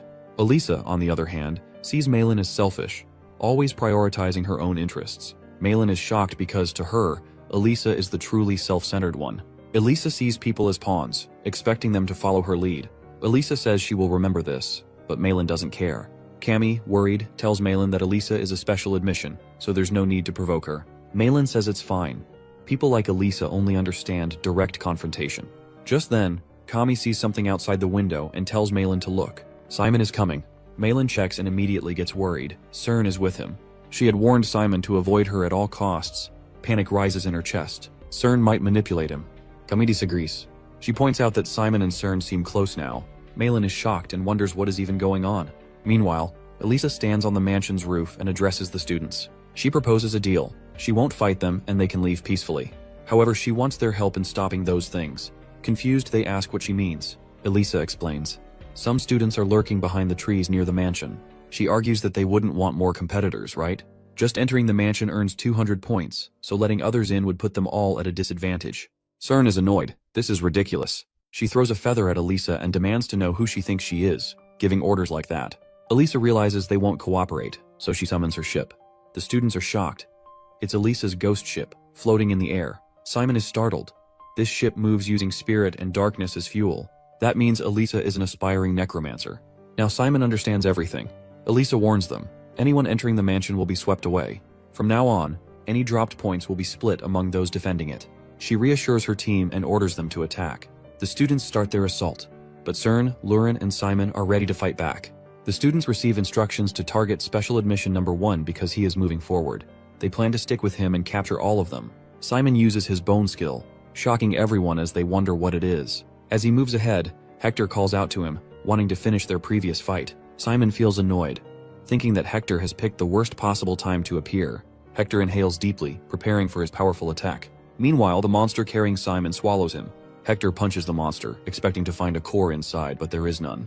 He then sees Simon rushing deeper inside and curses, refusing to let him escape so easily. Hector begins generating flames again, but before he can attack, Kami blocks his mouth and assures Simon that she will cover him so he can run. Elisa gets frustrated because Kami interferes with her plans. She orders her comrades to stop Simon at all costs. Suddenly, she notices flames consuming her ships and demands to know who dares to do this. Malin confronts her, questioning why she is interfering. Elisa insists that Malin has no reason to get involved and should leave, but Malin reminds her of what she said earlier. People are not her pawns. She makes it clear that if Elisa tries to stop her friend, she will stop Elisa in return. This angers Elisa, but Malin instructs Simon to keep running. Simon finally enters the mansion and his arrival is confirmed. He feels relieved to have made it. Lorraine approaches him, asking why he is late. Simon explains that he ran into some trouble. Shortly after, Serna also enters the mansion. She assumes she is the last one to arrive but credits her slaves for making her entrance easier. Lorraine questions why Cern harms other students when she has enough strength to enter on her own. A hypnotized student, confused by the situation, wonders why they are even here. Cern dismisses the concern, claiming it is just fair use of her abilities. She then tells Lorraine to complain to her mother if it bothers her so much. Lorraine becomes furious, asking if Cern really believes she can do whatever she pleases. Cern smirks, wondering if Lorraine is saying she wants to stay in Kizan at any cost. She asks if Lorraine plans to expel her over this. Lorraine refuses to fall for Cern's tricks and tells her to stop talking nonsense. Simon feels frustrated, caught between their argument. Kami rushes to him, relieved to see him. She checks if he is hurt. Simon smiles, saying he is healing thanks to her and appreciates what she did earlier. Suddenly, Cern interrupts, reminding Simon of the huge debt he owes her. He assures her that he hasn't forgotten, but warns that it doesn't mean he will grant her a wish. Cern already knows this, but believes granting wishes should not be difficult with his current abilities. Before Simon can respond, Malin rushes toward him, calling his name. She shoves Serna aside and reminds him that she warned him to stay away from her. Cern finds this reaction unfair. Malin, still furious, insists that Simon must avoid Cern if he ever sees her again. But she demands to know why they are together now. Simon, confused by her words, apologizes, explaining that he had no choice due to certain circumstances. Cern suddenly hugs Malin and asks why she is here. This enrages Malin, who shouts at her to let go. Cern looks heartbroken, saying that this is too much. She just wants to be friends. However, Malin wants nothing to do with her and threatens to freeze her to death. She warns Cern to stop giving her chills and leave. Furious, Malin grabs her, accusing her of secretly casting a spell on her. Cern denies it, asking why she would do such a thing to Simon. Malin refuses to believe her, convinced that even if someone else is responsible, Cern must be involved. Cammy then suggests sparring, but Simon refuses, saying it's just training. Malin wonders if Cern even understands that. Cern clarifies that her ability doesn't create emotions from anything. It only amplifies what already exists. Everyone watches the fight unfold. Cern assumes that Malin is angry at Simon because of her hidden skill. Malin, confused, tells Cern to leave, but when she doesn't, she starts attacking her. Cern feels hurt by Malin's hostility. She thinks that Malin's ice magic must have made her cold-hearted, but Malin doesn't listen and keeps hitting her, demanding that she shut up, disappear, or vanish entirely. Suddenly, Malcolm enters the mansion and confronts Cern, accusing her of manipulating him. He blames her for forcing him to deal with annoying brats who don't even know his rank. Cern, confused, insists she has no idea what he is talking about. Malcolm doesn't believe her and says that if she fought them, they must have been at her level. Angry, Malcolm slaps Cern hard, making her lip bleed. He tells her to stop messing with people and claims that no one else would manipulate others like she does. Cern's face turns red as she clenches her fists. Malcolm warns her that no matter where she goes, whether it's the ivory tower or anywhere else, she will be put in her place. Before he can continue, Simon steps in, placing a hand on Malcolm's shoulder and telling him to stop. He reminds him that this is a non-combat zone. Malcolm, still furious, declares that he doesn't care and is willing to make an exception just this once. But when he looks at Lorraine, she coldly tells him to keep going instead of looking at her. This annoys him, so he storms out of the mansion. Simon turns to Cern and asks if she is okay. She thanks him, saying that because of him, she is fine. Simon feels relieved, but Cerna doesn't want him to think that they are even now. She assumes he won't say that, knowing that Simon is always calculating. She hopes she is right and asks him directly. However, Simon remains silent, giving no clear answer. Cern says that if she wanted compensation, she would ask for special admission number 10 from earlier. However, since Simon has extended her lifespan, she lets it go. As she leaves, she sees Mill making a heart shape for her and hopes they meet again. Malin feels annoyed and Lorraine also wants to leave. She hopes to see them at school. Simon thanks Cern for helping him, and Kami expects to see her again too. After they leave, Simon wonders if they are even now. He also remembers Hayward and starts worrying about his arrival. Kami explains that Hayward hasn't arrived yet and that they are still waiting for him. Now only 1 minute remains. Suddenly, Elisa storms into the mansion, furious that Malin dared to challenge her ghost ship. Malin doesn't care and confidently tells Elisa that she will challenge her whenever she wants. Angry, Elisa leaves. Meanwhile, Kami is shocked to learn that Malin won against special admission number 7, which even surprises Simon. Malin explains that she only had the upper hand in that match. An announcement declares that only 10 seconds remain until the end of Survival Island. This worries everyone because Hayward still hasn't returned. They assume he must be an idiot. As the countdown begins, both of them grow anxious. Then, at the last moment, Hayward steps inside the mansion. His arrival is confirmed, and he feels relieved that he made it just in time. The Survival Island event officially ends, and all students are told to stop sparring and wait in a safe location. Malin angrily asks Hayward where he has been all this time. Hayward, unfazed, wonders why they are rushing when the shells are still flying outside. Another announcement states that the teleportation process will begin in order, and everyone is advised to stay inside. Hayward casually explains that he hid outside, waiting for the right moment to return. No one believes him. Simon feels relieved that they are finally going home, but someone corrects him. They are only returning to the dormitory. Hector soon appears, asking Simon if he defeated the monster from the southern island. Simon tells him to think whatever he wants, which annoys Hector, but he leaves quietly. Meanwhile, someone asks Cern about Simon's persuasion. She admits that she failed because threats and coercion don't work on him. The person listening isn't surprised. Simon is a special case for a reason. They decided to move on to Plan B next week. Cern realizes her uncle is in a hurry and assumes he is interested in the commander position. However, her uncle denies it, saying he only cares about the Ivory Tower's future. She laughs and says she was just joking. As the successor of the Ivory Tower, she has some instructions for him. She takes full responsibility and asks him to cancel his next plan. Her uncle insists that he must move forward because the future of the Ivory Tower is at stake. He firmly believes Simon can never be their ally, which means he will be their enemy. That's why they must get rid of him now before he becomes stronger. Cern sits on the sofa, thinking that eliminating such a rare talent is ridiculous. She is curious to see how Simon's future unfolds. A few days after the survival evaluation ends, life returns to normal. The intense day on the island now feels like a distant dream. From the performance evaluation to the duel battles and survival test, it seems that the harder the exams, the more determined students become to grow stronger. Simon also wants to improve, but he feels like something is missing. He trains with his teacher, feeling frustrated that things aren't going as expected. However, his teacher reassures him, saying he did well and shouldn't worry. Simon finds it hard to believe and asks if it's really true. The teacher confirms and tells him to get ready because they will start training from the basics. Simon obeys and begins practicing again. He gathers scattered bones, trying to form bone armor. His first attempt fails, but he doesn't give up. He tries again, and some bones cover his arm. Bone armor is a technique where necromancers create protective armor from skeleton bones. It specializes in defense but can also be useful in other ways, depending on its form.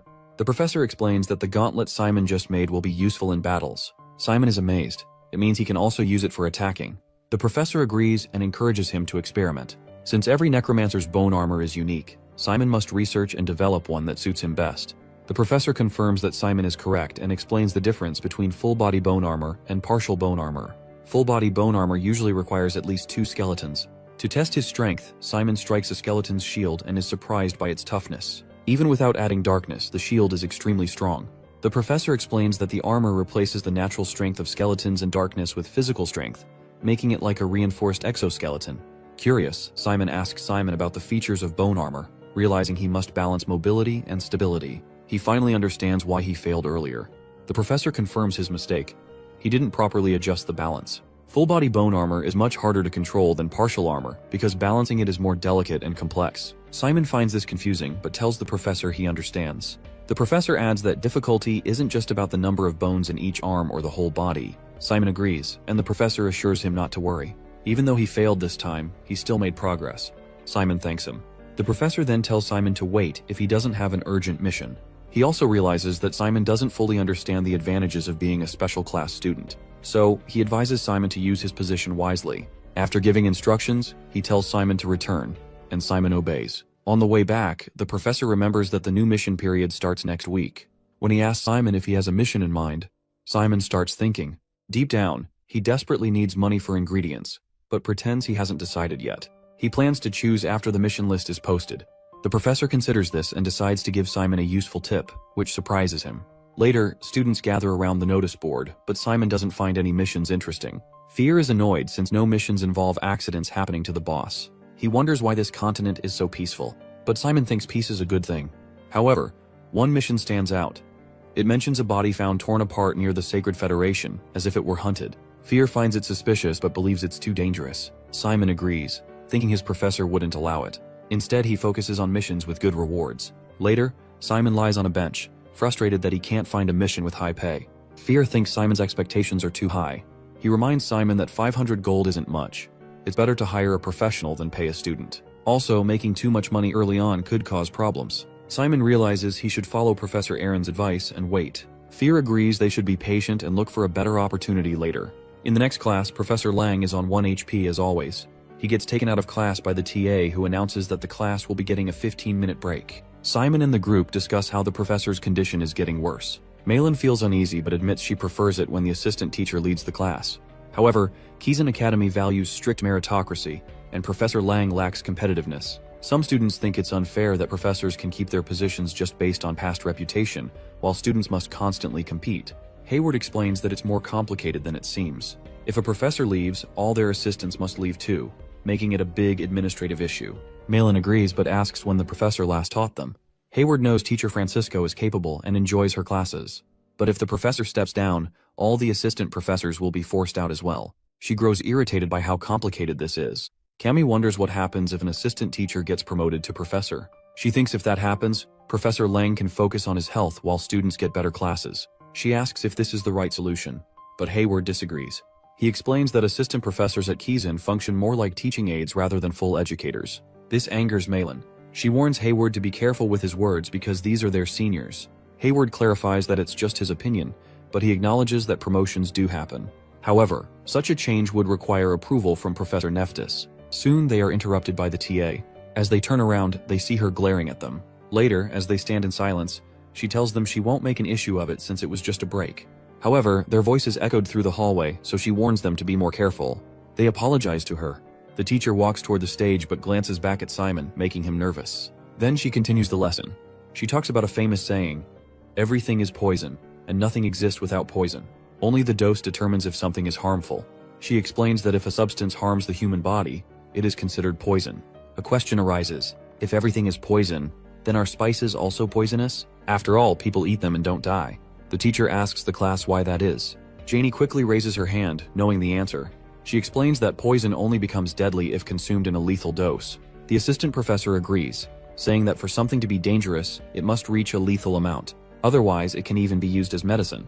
The teacher then asks Janie why medicinal herbs don't become poisonous. Janie hesitates but answers that it's because they contain only small amounts of harmful substances. The assistant professor clarifies further, saying that the lethal dose is the amount needed to cause death. She gives an example.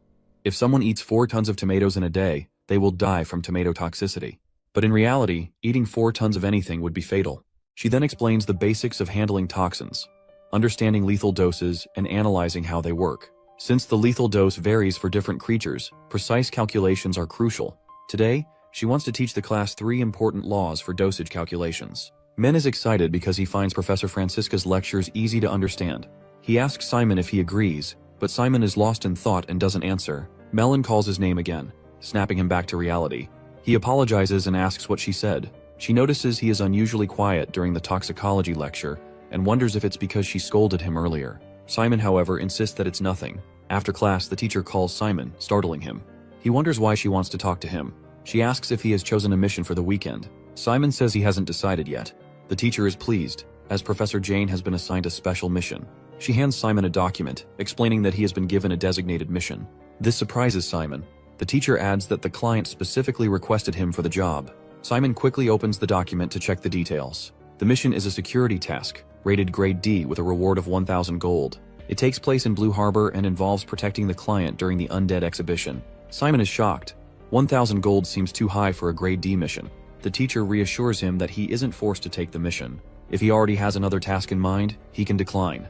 But Simon is eager to accept. He tells the teacher that he will take the mission. He is happy because the reward is exactly what he needs for his materials. The teacher is also relieved, as they were considering sending others to the exhibition. Now that Simon is going, she feels reassured. She explains that observing and analyzing trends is crucial for modern necromancers. Since Simon is accepting the mission, she instructs him to pay close attention. She also requests that he write a report afterward. Simon is surprised. He wasn't expecting to submit a report. The teacher reminds him that keen students are professionals, not amateurs. Outside the room, a girl laughs after overhearing their conversation. She guesses that Simon must have been caught in something again. Inside, the teacher tells Simon that he is the only keen student attending the exhibition, so he must act as a proper representative. She warns him not to cause any trouble. Simon nods, promising to keep that in mind. Later, Urzi is excited as they arrive at Blue Harbor. The place is new, and they have new subordinates. Simon doesn't want them to cause trouble, so he tells Urzi to enjoy the short vacation. She happily agrees. However, Simon worries. Since she is undead, can she even swim? And does salt water harm the undead? Urz laughs and admits that salt water stings a little, but she doesn't care. She insists that she must swim at least once before leaving such a beautiful beach. Simon understands and tells her to have fun. He promises to stop by if he has time. He gives similar instructions to Fear before heading to the mission site. As Simon walks, he is amazed by the beauty of the surroundings. The more he looks, the more breathtaking the place seems. Eventually, he arrives at his destination. He calls out, asking if anyone is there. A boy hears him, opens the gate, and asks if he is from Keene. When Simon confirms, the boy welcomes him and compliments his outfit. Simon bows, greets him, and asks if he lives in this house. The boy nods and introduces himself as Shun. Simon is surprised, but pleased to know his name. He explains that he is here to meet the Count. Shun then casually reveals that he is the Count. Simon is stunned since he didn't expect a child to hold such a title. Realizing his mistake, he quickly apologizes for the lack of formalities. Shun isn't bothered, and tells Simon to call him by his name in private, as he prefers it. As they walk inside, Simon still finds it hard to believe. He never imagined such a young boy could inherit a noble title and rule Blue Harbor. He also wonders how a child like him could afford to pay 1,000 gold for a mission. Perhaps his parents passed away early, leaving him with great responsibility. Shun runs toward the exhibition hall, eager to show it to Simon. But Simon can tell from his speed that he is about to trip. He warns Shun to be careful, and just as he is about to fall, Simon rushes over and catches him. Shun is surprised that Simon isn't in a hurry. He thinks Simon should continue what he is doing. Simon agrees but points out that handling a kid along the way makes things more difficult. As they walk, Shun explains that the exhibition is originally set to open in 2 days, but he is giving an early preview for security reasons. He opens the exhibition hall door and warns Simon not to mess up. Simon reassures him and thanks him, but as soon as he steps inside, he freezes in shock. This is the next generation undead exhibition of Blue Harbor. Simon isn't sure where to begin. Then he spots a dinosaur-shaped skeleton and assumes it is the main attraction. Looking closely, he notices they haven't solved the balance issue. They have tied the torso with black silk. If such a skeleton appears in battle, it would completely crush a person's spirit. He is amazed. Meanwhile, Shun sits on one of the skeletons, telling it to let go. But since it is undead, it stares back angrily. This worries Simon because summoning magic has been used. Shun is startled when the skeleton suddenly tries to attack him. Just as Simon jumps in to protect him, a green fluid surrounds Shun. Before Simon can grab him, the fluid lifts Shun and carries him away. At that moment, a voice speaks. It is Shun's uncle Finch. He teases Simon, saying that a so-called bodyguard shouldn't be so distracted. Shun is happy to see his uncle, who soon puts him down. Finch warns him to be careful since the undead are being moved around. But Shun doesn't mind.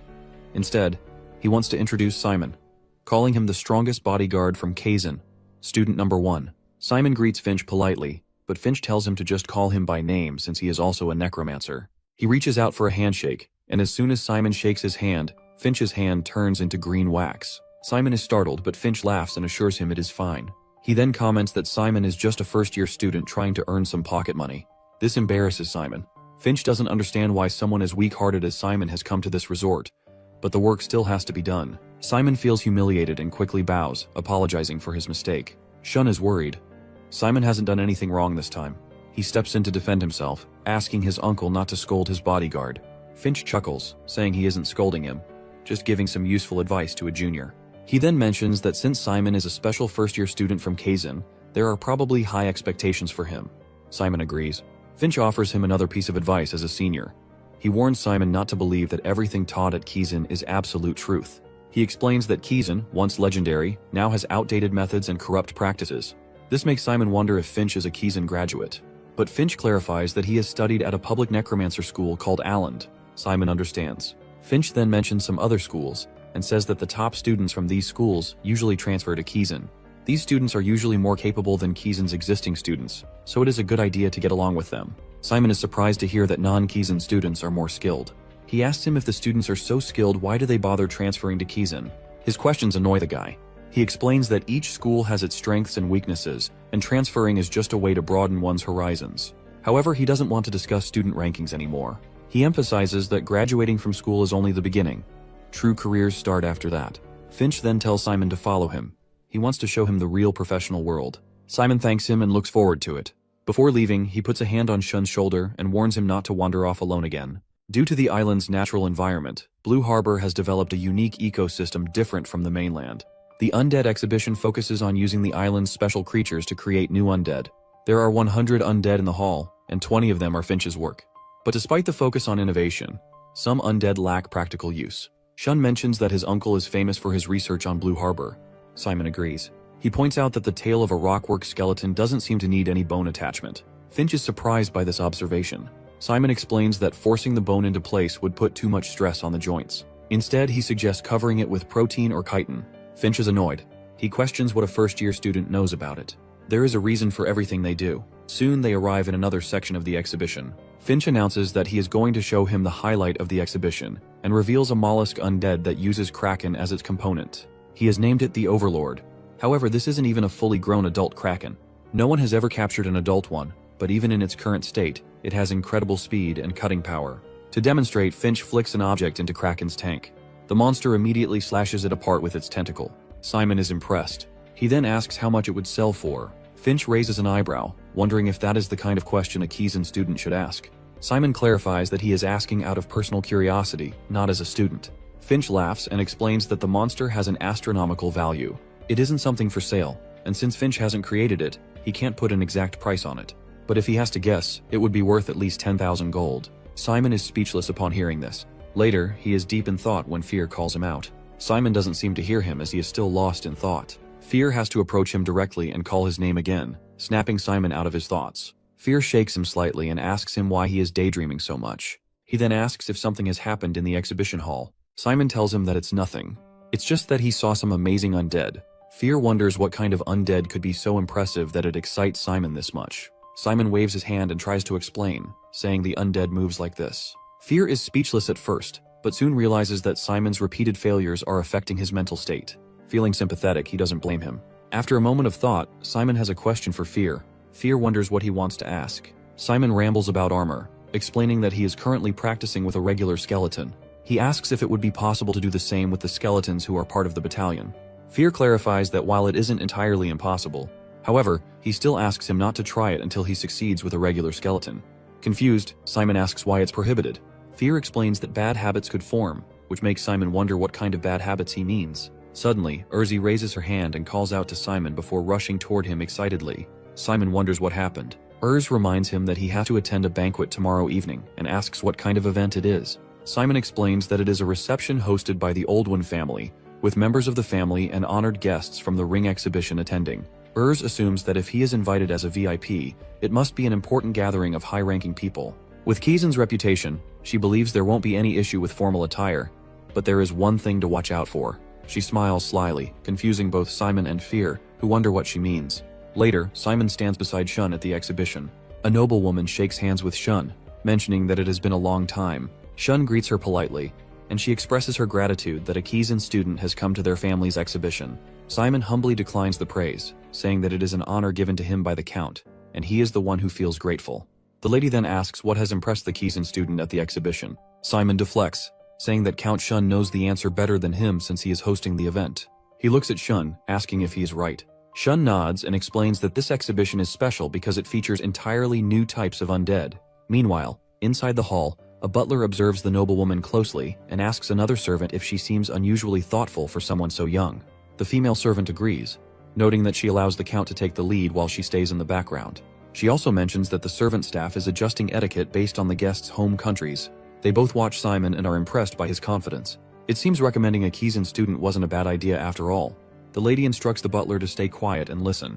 The butler thinks for a while, feeling relieved that the Count has chosen such a capable escort. After the noblewoman leaves, Simon exhales in relief. Shun praises him, saying he handled the situation well, then asks where he learned such refined etiquette. Simon smiles and explains that he trained diligently under his father when he was young. It was difficult, but he is grateful for the lessons. Shun agrees, telling Simon that he performed well today. Now that the guest reception is over, he encourages Simon to enjoy the banquet. Simon assures him that he will and thanks him for his generosity. As Simon walks into the banquet hall, he is taken aback to see all the members of the Old One family gathered there. However, he wonders where Mr. Finch is. Meanwhile, Finch stands outside the hall, holding a communication globe. He asks the person on the other side if he can hear him. The man confirms and assures Finch that everything is going according to plan. They will reach Blue Harbor the day after tomorrow. Finch acknowledges this and reports that everything on his side is progressing smoothly, since all key members of the family are gathered in the banquet hall without exception. The man has no concerns about this. However, he has heard rumors through his information network that a Kazan student has arrived at Blue Harbor. Finch tells him not to worry, even if the student is from Kazan. Being a first year means he isn't a real threat. If any problems arise, Finch promises to handle them personally. But the man interrupts, saying that it doesn't matter who their opponent is. They will eliminate everyone. He smirks, twirls his mustache, and states that as long as the deposit is confirmed, everything will proceed as planned. Finch reassures him that he will provide full support and reminds him that everything on this island already belongs to him. Meanwhile, Simon gazes out the window, feeling frustrated. His body armor training has failed again. Although the professor and Fear tell him not to worry, he can't help but feel anxious about his lack of progress. The opening ceremony concludes, but Shun notices Simon's troubled expression and asks what's wrong. Shun has been observing him for a while and can tell something is bothering him. Simon lowers his head slightly, assuring Shun that it's nothing serious. He is just worried about schoolwork. Shun asks if it is normal for Kazan students to study so hard. Simon nods and explains that he has to work hard to keep up with the others. Shun understands his dedication but suddenly stops and looks out the window, startled. It's raining. Meanwhile, Urzi shivers from the cold. The rain started after the thick fog rolled in. A boy approaches her from a distance, warning her that it's dangerous to stay outside. He tells her to come inside since swimming is prohibited today due to the heavy sea fog. Urzi acknowledges him but, on her way back, overhears a group of people discussing something. They are wondering about a shape they see in the distance. Some think it's a rock, but others disagree because it appears to be moving. Curious, Urzi looks ahead and freezes in shock. It's a ship. A pirate ship is approaching the island. The pirate captain grins, excited about their target. Blue Harbor is a beautiful island, and his crew is confident that if they succeed in their mission, the entire island will belong to them. He orders them to capture every member of the Old One family alive and eliminate everyone else. Back at the exhibition hall, Simon, Shun, and the others sense that something is wrong. Panic spreads as they realize that an attack is underway. The Blue Harbor Maritime Guard post is being overrun. They can't believe it. Pirates have reached the coastline. Everyone turns to the commander, desperate for him to take action. Shun is worried and grabs Simon's coat, calling out to him anxiously. Meanwhile, the commander urgently requests a response from the guard post, but there is no reply. This makes him uneasy, and he wonders if the communication system is down. Simon thinks the guards might not be receiving any messages, which makes Shun question what he means. After thinking for a moment, Simon sadly suggests that the guards may have already been attacked by the intruders. Just then, the butler rushes toward the commander, informing him that communication with Finch's team has been cut off. They assume that Finch's team might be in a battle with the pirates or something bad has happened to them. This alarms the commander, and he asks if even the top necromancer of Blue Harbor has been taken down. Since the situation seems critical, he decides to form a defensive plan using the remaining forces on the island. The guests and the Count will be escorted away by boat. However, Simon disagrees with this idea. He argues that escaping by boat is even more dangerous because the pirates are skilled in naval combat and have likely blocked all waterways. The commander acknowledges that Simon is right, but he is deeply concerned that all communication posts and barracks have gone silent. Even the naval forces out at sea are unresponsive, meaning Blue Harbor's entire defense has collapsed. Simon wonders how the pirates are executing their attack so precisely. It is not just an ordinary raid. Every strategic point, from the naval defenses to the top necromancer, has been neutralized. This suggests that the attack was carefully planned. Simon begins to suspect that someone is betraying them, whether from the Navy or among the guests on the island. This idea shocks Shun, but Simon insists that betrayal is highly likely. The maritime forces' positions change constantly, so for them to be ambushed all at once, someone must have leaked the information. Everyone starts to feel hopeless, fearing that it might be the end. They don't want to die, but the commander quickly regroups the troops and orders them to prepare for departure in 3 minutes. The guards obey without hesitation. The commander then turns to Simon, asking if he can help because every combatant is crucial in this situation. Simon wants to help, but his main duty is to protect the Count. However, Shun assures him that the Count will be fine. As the manager of Blue Harbor, Shun makes a personal request. He asks Simon not to worry about his safety and instead focus on rescuing the people of Blue Harbor. Simon hesitates, arguing that those who are being targeted might be among the residents. Shun acknowledges this, but insists that saving the civilians is the priority. He even offers to pay Simon extra if necessary and humbly bows, pleading for his help. Seeing no other choice, Simon agrees and follows the instructions. Later, they split their forces into 3 groups. The Navy is assigned to gather scattered personnel and rescue civilians. Meanwhile, the butler decides to take the Count and the distinguished guests to the mansion. The commander worries about the safety of the mansion, especially since Finch is missing. But the butler reassures him that the mansion has its own defense systems, former knights, and well-trained servants who can handle any threats. This relieves the commander, and he now focuses on positioning the Kizan students. Simon declares that he will head to the beach, believing that capturing the enemy captain will be the key to victory. Once they have the leader, dealing with the rest of the pirates will be easier. On his way to the beach, he tries to contact Fear but gets no response. Concerned, Simon fears that Fear might have already been taken out. As he continues, he overhears a group of hooligans mocking the Navy, saying that fighting them was easy because they were weak. They insult the captured soldiers, calling them idiots. Simon mutters that they are the real fools, unable to distinguish between war and mere local conflicts. He believes that indulging in a peaceful life for too long has weakened their minds. Just then, Fear's voice comes through, asking Simon if he can hear him. Simon realizes that the situation is serious, but these hooligans are not difficult opponents. Fear quickly deals with them, killing those who were mercilessly attacking civilians. He is confident that Simon would have done the same. Fear then suggests that Simon use core armor on the civilians, a technique taught to him by Professor Turtle. Simon hesitates, wondering if it will work, but Fear insists. It will be 10 times harder than what he practiced. But if his determination is strong, he will succeed. Understanding the urgency, Simon summons his undead and focuses on saving the civilians. Just as a hooligan prepares to kill a woman and her child, Simon directs all his attention to forming skeletal armor. He successfully covers the woman's arm with bone, allowing her to block the attacker's strike. She is shocked by the unexpected protection, but Simon knows he must keep going. The attacker stands in shock, confused about what is happening. The woman is also startled, but she quickly punches him in the face. She doesn't fully understand the situation, but the punch gives her confidence. She grabs his collar and demands to know how he dares to touch her child. The attacker, not understanding what is going on, raises his weapon to strike back. She feels worried while Simon tries to hand her something, but before he can, another man steps in. Although nervous, he moves forward to protect her. She fears he might get hurt, but Simon equips him with an exoskeleton just in time.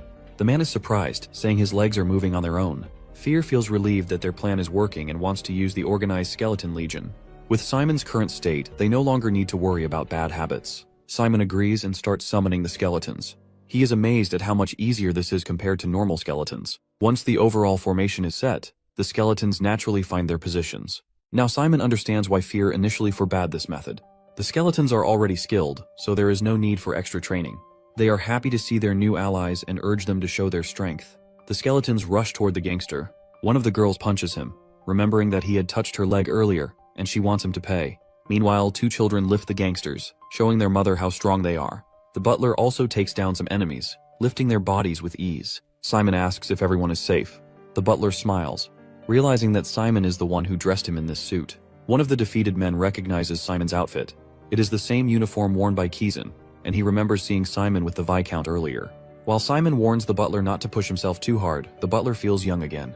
The civilians cheer, grateful that Kizan has been protecting them all this time. They start believing that as long as they wear this armor, they won't suffer serious injuries. This confidence fuels their fighting spirit, and now the pirates are the ones running. Meanwhile, the pirate leader grins as he admires gold coins and treasures. He admits that the wealth on this land feels different from any he has seen before. Among the riches, he spots an emerald unlike any he has ever encountered. Suddenly, one of his men rushes in, begging for reinforcements.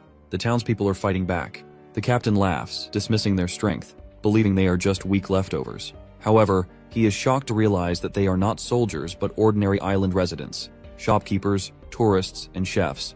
The captain is stunned. These people should be begging for mercy, not fighting back.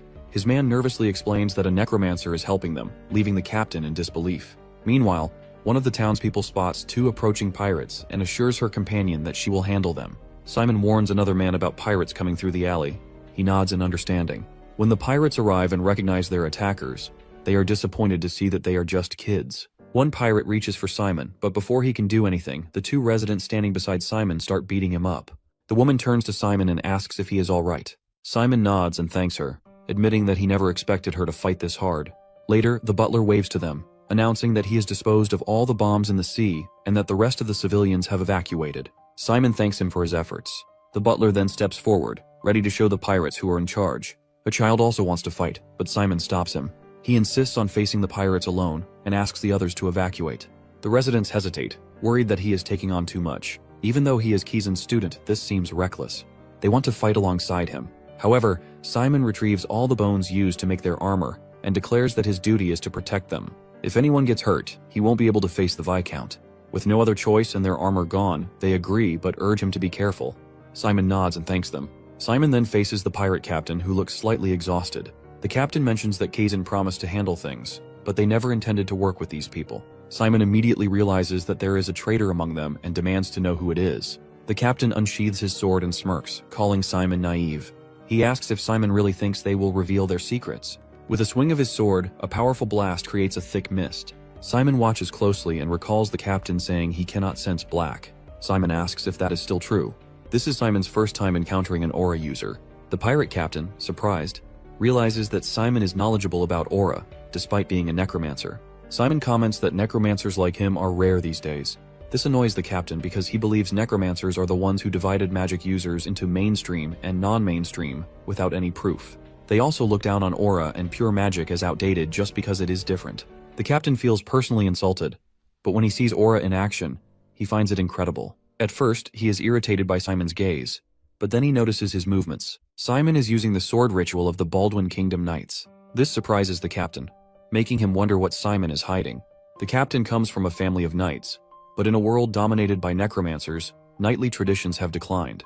Everyone says this is the way of the future, but the captain refuses to give up. He trains hard, mastering his swordsmanship, strengthening his body, and refining his aura. He eventually passes the test and becomes a knight. However, out of 200 people, 198 are necromancers who have unlocked their core. The captain asks Simon if he understands how it feels to be called outdated just for following tradition. He wonders if Simon has ever heard people say they only care about practical results and ignore the deeper meaning of magic. Feeling frustrated, the captain abandons everything and sets out to sea. Simon understands that joblessness can lead to crime, and he agrees that the captain's story is sad. However, he also believes that sadness does not erase wrongdoing. Just then, a giant undead rises from the ground. The captain moves to block it, but Simon takes advantage of the distraction.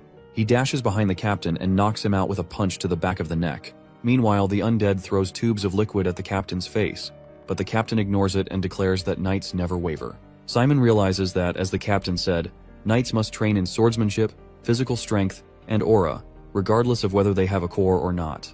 He sees these as fundamental skills and has never thought of them as outdated. However, what truly feels old-fashioned is the way the captain thinks. Later, all the pirates, including their captain, are captured and tied up. Simon questions one of them, knowing they have no hope of escape now. He tells the man that piracy is a serious crime, but if he cooperates, Simon might be able to ask for leniency. He asks who the Blue Harbor official they worked with is, but the man refuses to answer. The man remarks that if he had known he would be forced to answer every question, he would never have become a pirate in the first place. Simon signals to his skeletons and tells them to make the man drink something. He reminds him that he may be a student, but he is also a necromancer. After drinking the liquid, the man starts coughing and demands to know what it is. Simon smiles and asks if he thinks it's poison. He explains that in 15 seconds, the poison will spread through his body, and in 5 seconds, the pain will begin. The man panics, but Simon shows him an antidote and promises to give it to him if he tells the truth. At first, the man remains silent, but Simon warns that it's his choice. The man finally snitches and says Finch's name. Simon is shocked and asks if this is really true, which irritates the man. He snaps back, saying he has no reason to lie when his life is at stake and demands the antidote. Simon thinks for a moment and agrees with him. Since Finch is an important figure in Blue Harbor, finding him should reveal the location of the naval outpost and its forces. However, Simon wonders why Finch would betray Blue Harbor and his own territory. Suddenly, he remembers the undead from earlier and suspects it might be connected. Lost in thought, Simon accidentally drops the antidote. The man panics, cursing Simon for betraying him after he told the truth. However, Simon calmly reveals that the potion was never poison. It was just a seasickness remedy. The man will be fine in 2 hours. Simon tells him to relax and enjoy his time in jail. Meanwhile, inside a mansion, 2 servants are protecting Count Shun. The pirates tell them that resisting is useless and they should surrender peacefully. Suddenly, one of the servants is shocked as bones attach to her body, forming skeletal armor. Confused, she wonders what is happening. At the other end of the hallway, Simon orders her to fight back. She is surprised to see Simon and immediately starts attacking the pirates. One pirate sneaks up behind Simon, but the servant warns him just in time. Simon turns around and kicks the pirate in the face. The servant gently puts down Count Shun and asks if Simon is injured. Simon reassures him that he is fine, and then asks if the Count is safe. The Count confirms that he is unharmed. Simon urges them to evacuate quickly, feeling that his suspicions are correct. As they escape the mansion, Simon ensures that the pirates can't follow. Count Shun hesitates, but Simon tells him to go immediately. Just then, a pirate rushes toward the Count, finally having found him. The pirates order the Count to come with them, but Simon quickly uses his undead to twist the pirate's arm, making him collapse. The pirate is too confused to understand what just happened. Simon tells Shun to come to him, and Shun obeys. Simon reaches out to grab Shun's hand, but before he can, molten wax suddenly engulfs Shun, pulling him away. Finch uses a powerful dragon formation, launching burning wax that melts a pirate and even the floor itself. Simon is stunned. This wax is strong enough to melt through solid ground. Finch glares at Simon and scolds him, reminding him that a bodyguard should never let his guard down. Outside, the people cheer when they see Mr. Finch, believing they are saved. Finch confidently tells them not to worry because he is here now. This frustrates Simon. Finch is the real culprit, yet he is acting like a hero. Simon demands that he release the Count immediately. Finch simply smiles and refuses. He says he cannot trust Simon and insists that, as the Count's bodyguard, Simon should never have left his side. He declares that he cannot compromise on the Count's safety and will officially report this matter to Kizan. Simon furiously asks Finch why he has betrayed them, shocking Count Shun. Finch is also startled as he realizes the truth, but he quickly smiles cunningly. Everyone finds it hard to believe that Finch has betrayed them, assuming Kizan might have misunderstood something. Simon insists that the pirates have confessed, and both the Navy soldiers and the residents of Blue Harbor have heard it. Finch questions if there is any proof, while Shun, with teary eyes, begs his uncle to let him go. Finch apologizes, saying it is not possible, then throws green balls at Simon. A strange gas fills the air, blocking Simon's vision, and Finch escapes. Simon looks down at the butler and tells him he will go after Finch. He orders the butler to spread the news of Finch's betrayal to the Navy and officials. The butler, though slightly confused, wants Simon to save the Count from Finch.